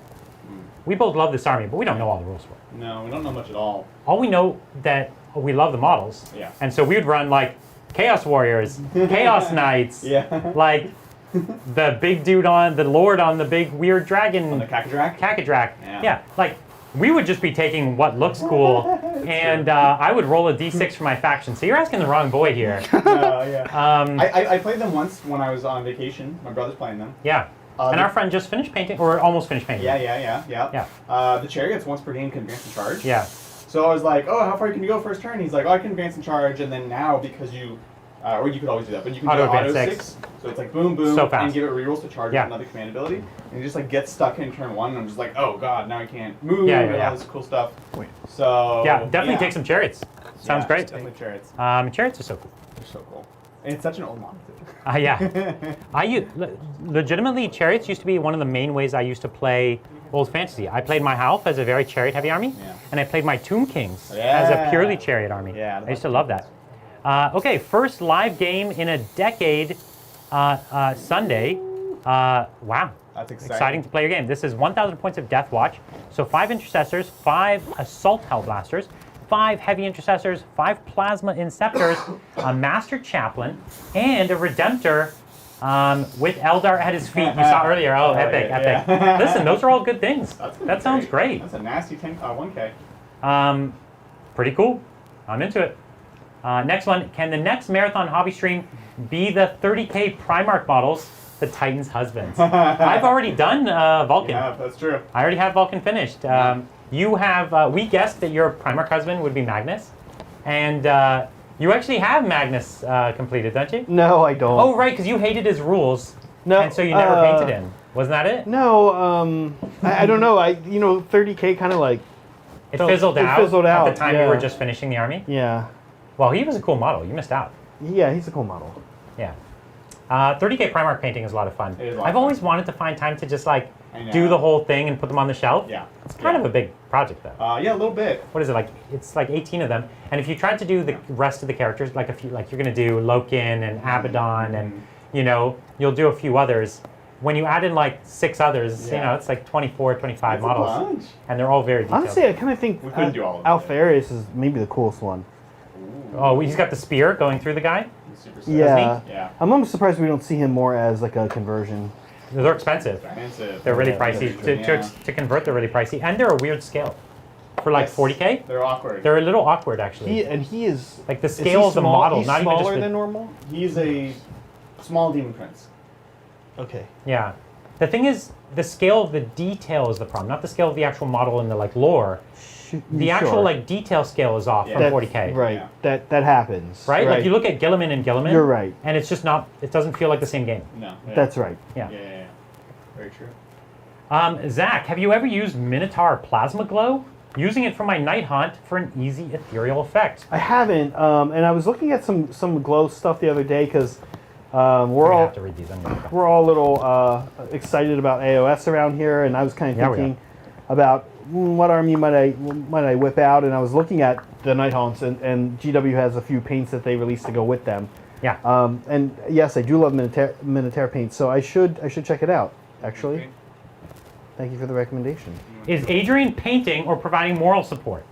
Is the next question. Oh, that's what I was about to say. Do you guys have anything you want me to paint, or am I providing I moral feel like support? every model is in a hand right now. Although those legs, do those legs have anything left to do? Is there? Well, is there? Glue any- them together Oh, that's the worst job. and put them on a model. Adrian, are there tattoos you can do?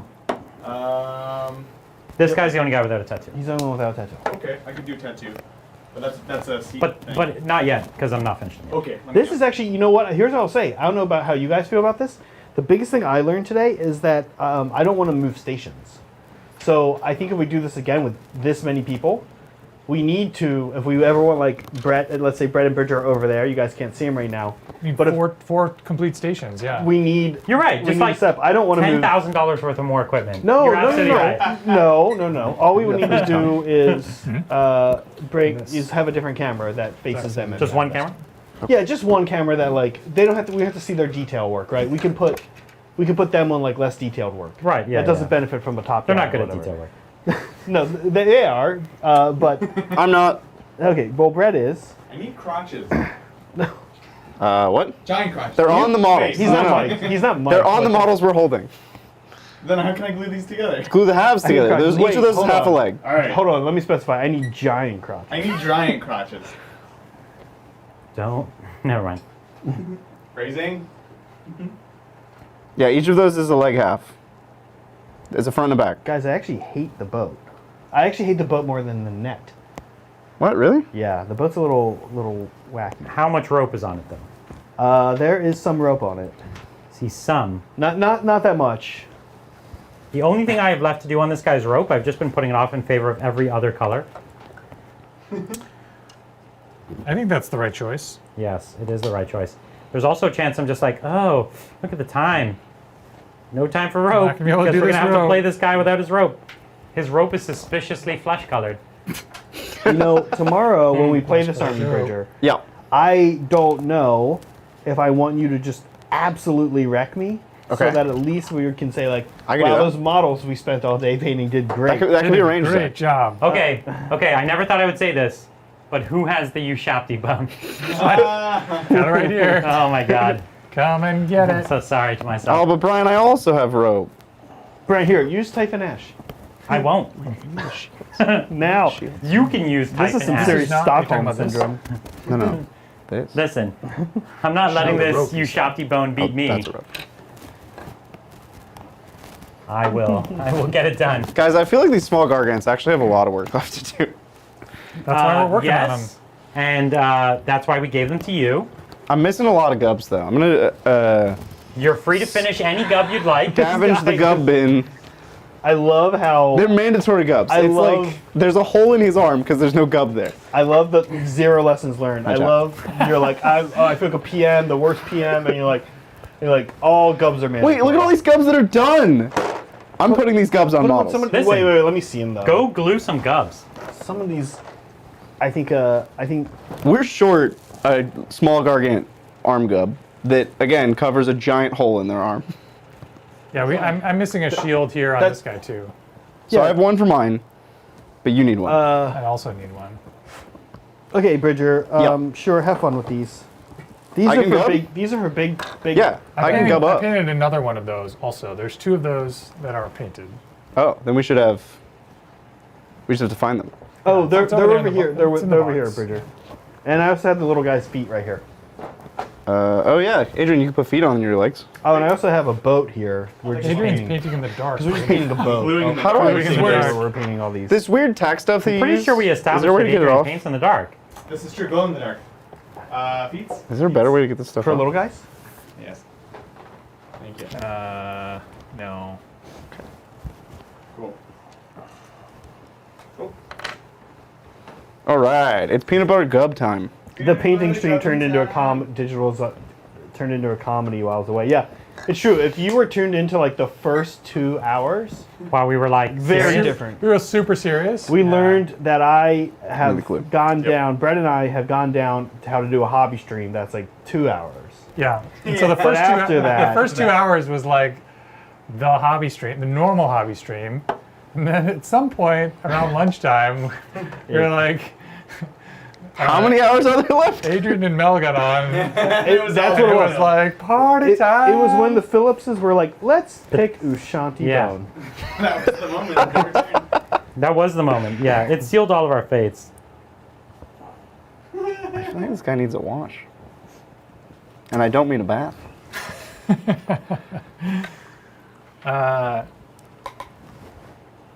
What do you think? Yeah. Yeah? I think his tongue needs a wash. Okay. You should Nolan oil his tongue. Are these all the legs? That's We only need 4. Actually, I know, but these feet don't match the legs. let's do a We different can thing mix here. the feet up. I did overhear that. I need light. The feet don't need to be on the particular god. So put White. put some white on his teeth. Yeah. And Hey, Brian, can I get a shabby bone? Now you no, can use I the already gave other- you typhus whatever. All right, I'll use They, typhus guys, whatever. they're literally the same color. This stream has devolved. No, that's valuable information. Ushanti Bone, type and need- ash, same color. I need the bumbly How's that bone. not? That's Yeah. real I need hobby the bumbly information. bone. No, you have the typhus whatever. I don't know the name of it, but it's typhus something. Okay, the boat is coming along. What I think the Kraken Eater actually has some themes is that like it looks like maybe he raided some deepkin or something in that bag. Oh, that's kind of cool. Yeah, he's got a turtle shell, right? Did we finish the turtle shell? Nope. Oh, you got some- Adrian's on to paint the turtle shell. This is actually, That's guys, also airbrush. guys, weird. What's the 20 turtle minutes shell? from when we're supposed to stop, which Yeah, but like that I'll be kid? here for another 2 hours. at We're, least, so- listen, I'm actually really close on this boy. But what I was gonna say is, this is the first I'm hearing of a turtle shell. I'll be honest.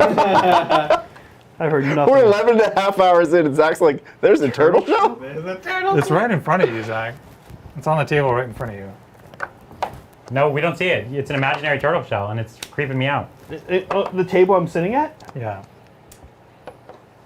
Are you?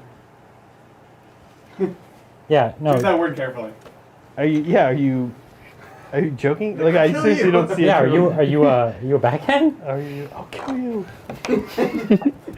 I lost it. Is it over there? One of those, you mean? Yeah. This is a Oh, we got to do a little work on this that. is Yeah, the yeah. turtle shell. yeah. So, take some dark brown, and then do some airbrush fades on that if you don't mind. On the turtle shell? Yeah. Because we're making it match Mel's, like we ripped one of them. Then can I maybe I can do it. maybe? Okay. Is it okay to put bottles of Ushabti bone in the garbage disposal? Absolutely. Now we're coming full circle. Absolutely it is. I'm Uncle glad you Cody, stuck with that- us long enough to make that joke. That's a great question, Michael. How many unique viewers came through tonight? We have no idea. We have never looked. But we can. People were asking for a family photo. Here we are. Let's all Oh, get. yeah. It's the whole. Come on. Actually, Adrian's off. this is great. Someone can do a screenshot. So wholesome. Wait, did anyone get a screenshot of that? Because we were there literally. For like Literally, 30 someone seconds. else got No, a screenshot, somebody- and if you, I want to tell you, YouTube can be rewound. Oh, that's right. No, that's Not right. for And a we're few going to days, do it because Brian. we want to figure out, not figure out, we want to confirm that the Phillipses suggested Ushanti vote. So we have to. Great. Where do you Yep. yeah. I got a Okay, little sloppy adding on the bottom, 500 but- points to my Iron Legs. Warriors. Body. Thoughts on Demon Engines? The Time? best and worst. Okay, the best is the Mauler Fiend. I think it's just airbrush anyways. And I think he goes really well with Iron Warriors. So I think you Model hear Fiend this best guy's demon engine. Would you say? Goop out. Yeah. And can what's the degoop. worst demon engine? Worst demon engine? Well, there's a few. There's a few worse. The absolute worst. Bottom of the barrel demon engine. Probably one we can't even remember. Like plastic one? Yeah, let's talk about a plastic one. Let's forget Forge World for a minute, because there's a lot of Forge World. Actually, Lord of Skulls? It's kind of wacky. pretty wacky. Um, This is the worst one, anyways. Actually, because it's not the Venom Crawler's not that bad. they're all not that bad on paper. Yeah. Is the problem. Yeah. Is it the venom crawler? Do you want to let me? Do you want me? Sure. Yeah. Is it the defiler? I don't know. And it's a tough call. Yeah. It is a tough call. They're all not great. What Yeah. mic are you, Zach? 2. All right, I have muted you. Who did we mute? Oh, we're muting. Okay. Muting we're switching. Zach. We're doing it live. Do you want the apron too? We're aproning live? We're aproning live. Yeah, it's happening. It breaks the illusion. We're aproning live. Okay. Now everyone knows we weren't born with these aprons. And now everyone knows we only have 2 aprons. Oh no! We've been discovered! Like desperate times, all right? This is the like tag in WWE I think moment. the best thing would be if my shirt was there was no shirt here. Actually, not wearing pants. Yeah, I don't need a shirt that has. Yeah, the Helldrake. They're saying the Helldrake's the worst. I think the Oh, Helldrake. the Helldrake. Helldrake's pretty bad. Thank you. Yeah. No, Hellbird's not the worst. Well, I guess the You want to glue this guy? Hellbird? Hellbird's not Yeah, the I can do worst. The Chaos Hellbird. The Chaos Hellbird's pretty bad. CSM one. The CSM one is not great. Yeah. Almost there, guys. Wait, where'd you go with the glue, Adrian? It's over here. It's on the left or You can right. use- Yeah, Lord of Plastic glue for Skulls. that. They're saying did Lord of Skulls do well at a tournament? And the truth is, Lord of Skulls is one of those binary models. Like if you get a good matchup and nobody can deal with it, then it is quite a lot of shooting. I remember there was a list This going is not the glue. crazy at LVO, the last LVO that existed, and the dude was smashing all the other opponents. Yeah. And I think I played him turn 3, and I was Tau and I killed both of them in one turn. Yeah. And it's like, well, that can happen with a big model like that. It's So, yeah. And it's funny people forget even at a GT or even at a major like LVO, you need to look at someone's path. Who did they play? Yeah, what were their armies matchups, were they? Remember there was that one time we were so excited. We're like, look at this Slanesh list. It did great. So exciting. And then you look at who they played and It they had- kind it of had got good lucky. favorable matchups, Yeah, yeah. favorable matchups. So Ship of the Lego? that's the thing. Nothing against the player, but somebody wants to kit bash Horse Heresy Night Raptors. What jump packs are okay for 30K? Well, I imagine you're not considering 30K jump packs because those are okay for 30K, and they're actually pretty unique and interesting. They've got the big fan blades and things like that, so they're pretty rad. yeah. There isn't anything close in 40K. The old Vanguard veterans have the big boxy jetpacks, and they don't look anything like that. Yeah. Yeah. So I would get the 30K Marines if you can get them. They will look really, really good, and they'll be unique and cool. Right. So go for it. Okay, need some further advice. I was confirmed to be able to bring an Acastus Knight to the Night Joust. I just need a scheme. I'm thinking purple and with gold as accents, but I need a primary color. Primary color. Okay, Like so the main color? yeah. So they want purple and gold as accents. What's something that goes with gold and purple? You're looking at more basic colors like metals and silver and blacks and I grays. think you could always Right. go Vallejo blue green. No. I think it actually could work. It could definitely work. It's gonna be like Charlotte Hornet. Purples and greens. So the purple is the gold, like the gold's easy, but it's the purple that's a little tricky. Yeah. It's tough because the purple is like what you'd call that accent color, that big hit of color, which means inherently your other color is probably a supporting color. Yeah, it needs to take the back seat a little bit. Yeah. The knight itself is so big that I don't really have a big need for it to be mega vibrant, Correct. because it's already imposing on its own. Yeah. Most of the when Forge World does them, they all have them in browns and stuff. Like they're pretty neutral. Oh right? yeah. Actually, they have them in metallics and stuff, right? Ooh, that's cool. Actually, even like a khaki base. Yeah. That'd be pretty sick. Could be neat. Yeah. I Yeah, like that. love to see your ideas. It's an amazing model. We were just looking at the rules the other day, and really, it's pretty So neat. cool. Okay, I have access to the Betrayal at Calth and have a Leviathan Suggestions to mildly convert and bring them into 40K. Yeah, you can play those 30K models into 40K. Yep. First of all, if you use them as loyalists, you can play them as old school Marines, and it's just old pattern armor. And the old pattern armor works really well as like Iron Warriors and things like that as well, because it's got that material health had that iron armor. Yeah, it's a Mark III. Yeah, it had that iron armor. So it works really well as like Iron Warriors, which I think, pretty great. It's got a great theme. So you can do it as Chaos as well, whatever. There's no problem bringing that stuff into 40K. Yeah. Okay, hey Titans, I want to use the Falchion in my Iron Hands. What faction should I be scared of? Well, AdMech. Yeah. Because, cool, you've got a durable thing, but they've got it's like, oh, cool, I have T8 and I'm -1 damage. And they're like, well, I have Strength 9 and D3 +3 damage. Right. And then you're like, well, I die. So that'll get you. AdMech. AdMech, I think AdMech probably... That's the only one. AdMech with the Dark Lances... You mean Drukhari? Or Drukhari, sorry, with the Dark Lances, probably would surprisingly struggle. They'll do, yes. Because of the T8. It's just not enough and the volume. invuln. Yeah. And then the minus damage. Yeah. I think they'll take like a bite out of it. Like maybe, I don't even know what to quote you here. Like maybe they'll take 15 wounds, 16 wounds in a turn. Yeah. Big bite. They'll spook you. Yeah, but then you can turn around and survive. kill half their stuff. Yeah. And then it survives for the rest of the game. So Exactly. not too many things are going to pop you right away. Yeah. Entropy cannons, funny enough, could probably put in a hurt on you too. But Yes. if they had 3 Plague Burst Crawlers, I bet you they could hurt you badly. They would need 3, yeah. But if They they would had need 3, three. they could do the money. The problem is if they don't have 3, they won't get through you, and then you'll just blast them back in return. Exactly. That's a tricky one. And if they don't kill you. The problem is that not many things will be able to kill your tank, but your tank takes up your points that you need to play the game, so you might just lose on the mission. Exactly. I'm working on painting my Foul Blight spawn. Do you think this beautiful boy and his Nurgling are too mean to bring up against Drukhari in a crusade? Ooh, that's a good question. They're really nasty. You don't have to give him the Revolting Stench Vats. That is also true. And then he's totally manageable. That is also true. So I don't need, in a crusade, can you just give him any upgrade to begin with? Don't you have to wait and get those?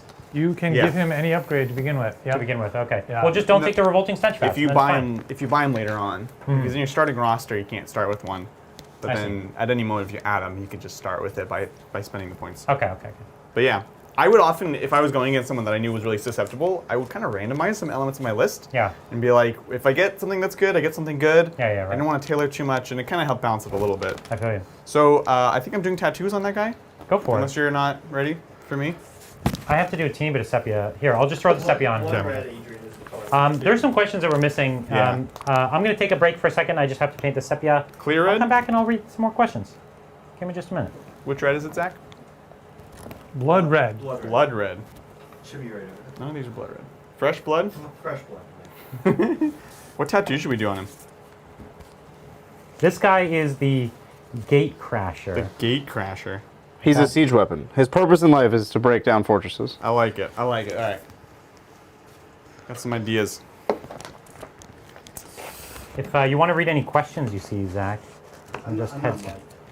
My Drukhari ended up in Vallejo Blue Green. Hey, thanks, Zero. Again. It's all ended up in all my armies as a main color. My Dark Eldar is cyan and magenta for a synthwave vibe. I blame Adrian. Look, once you start going Vallejo Blue Green, it's hard to do anything else because it is just such an amazing color. Every other color, just inferior. I mean, yeah, literally, what are you supposed to do? Yeah. All right, Norm has some additional gubs. Get them gubs. These gubs are for that man, so I will leave them. Sounds good. Get that man some gubs. Get them gubs. Yeah, I put some shields and stuff on. Is that boat done? That was kind of a noise that was neither. I mean, it looks real good. Thank you. Okay. No? Yeah, get Where's it. the cat? All right, so I picked out a stencil.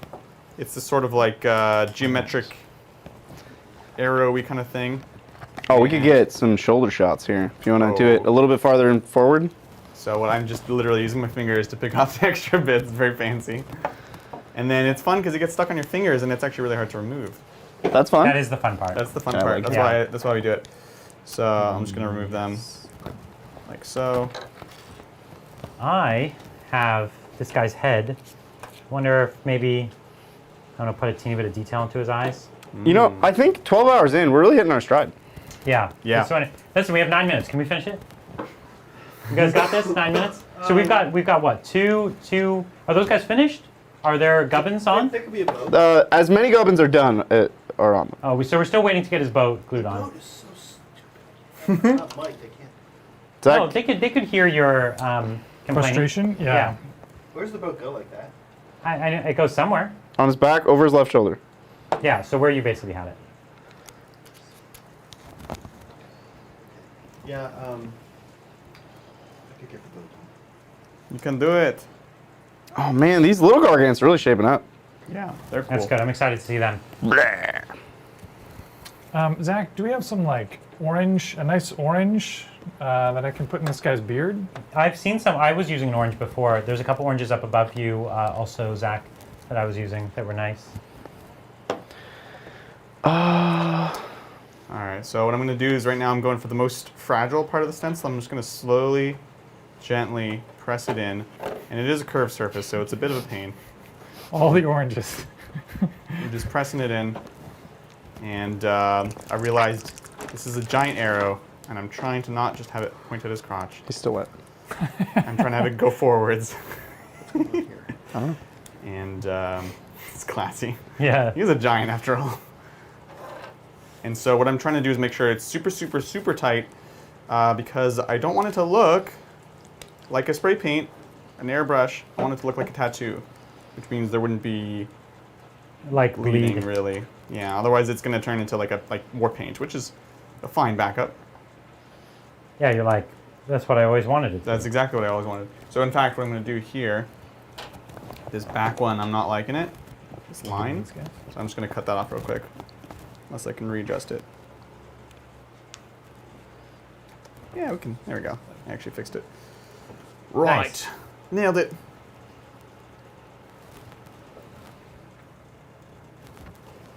Very particular.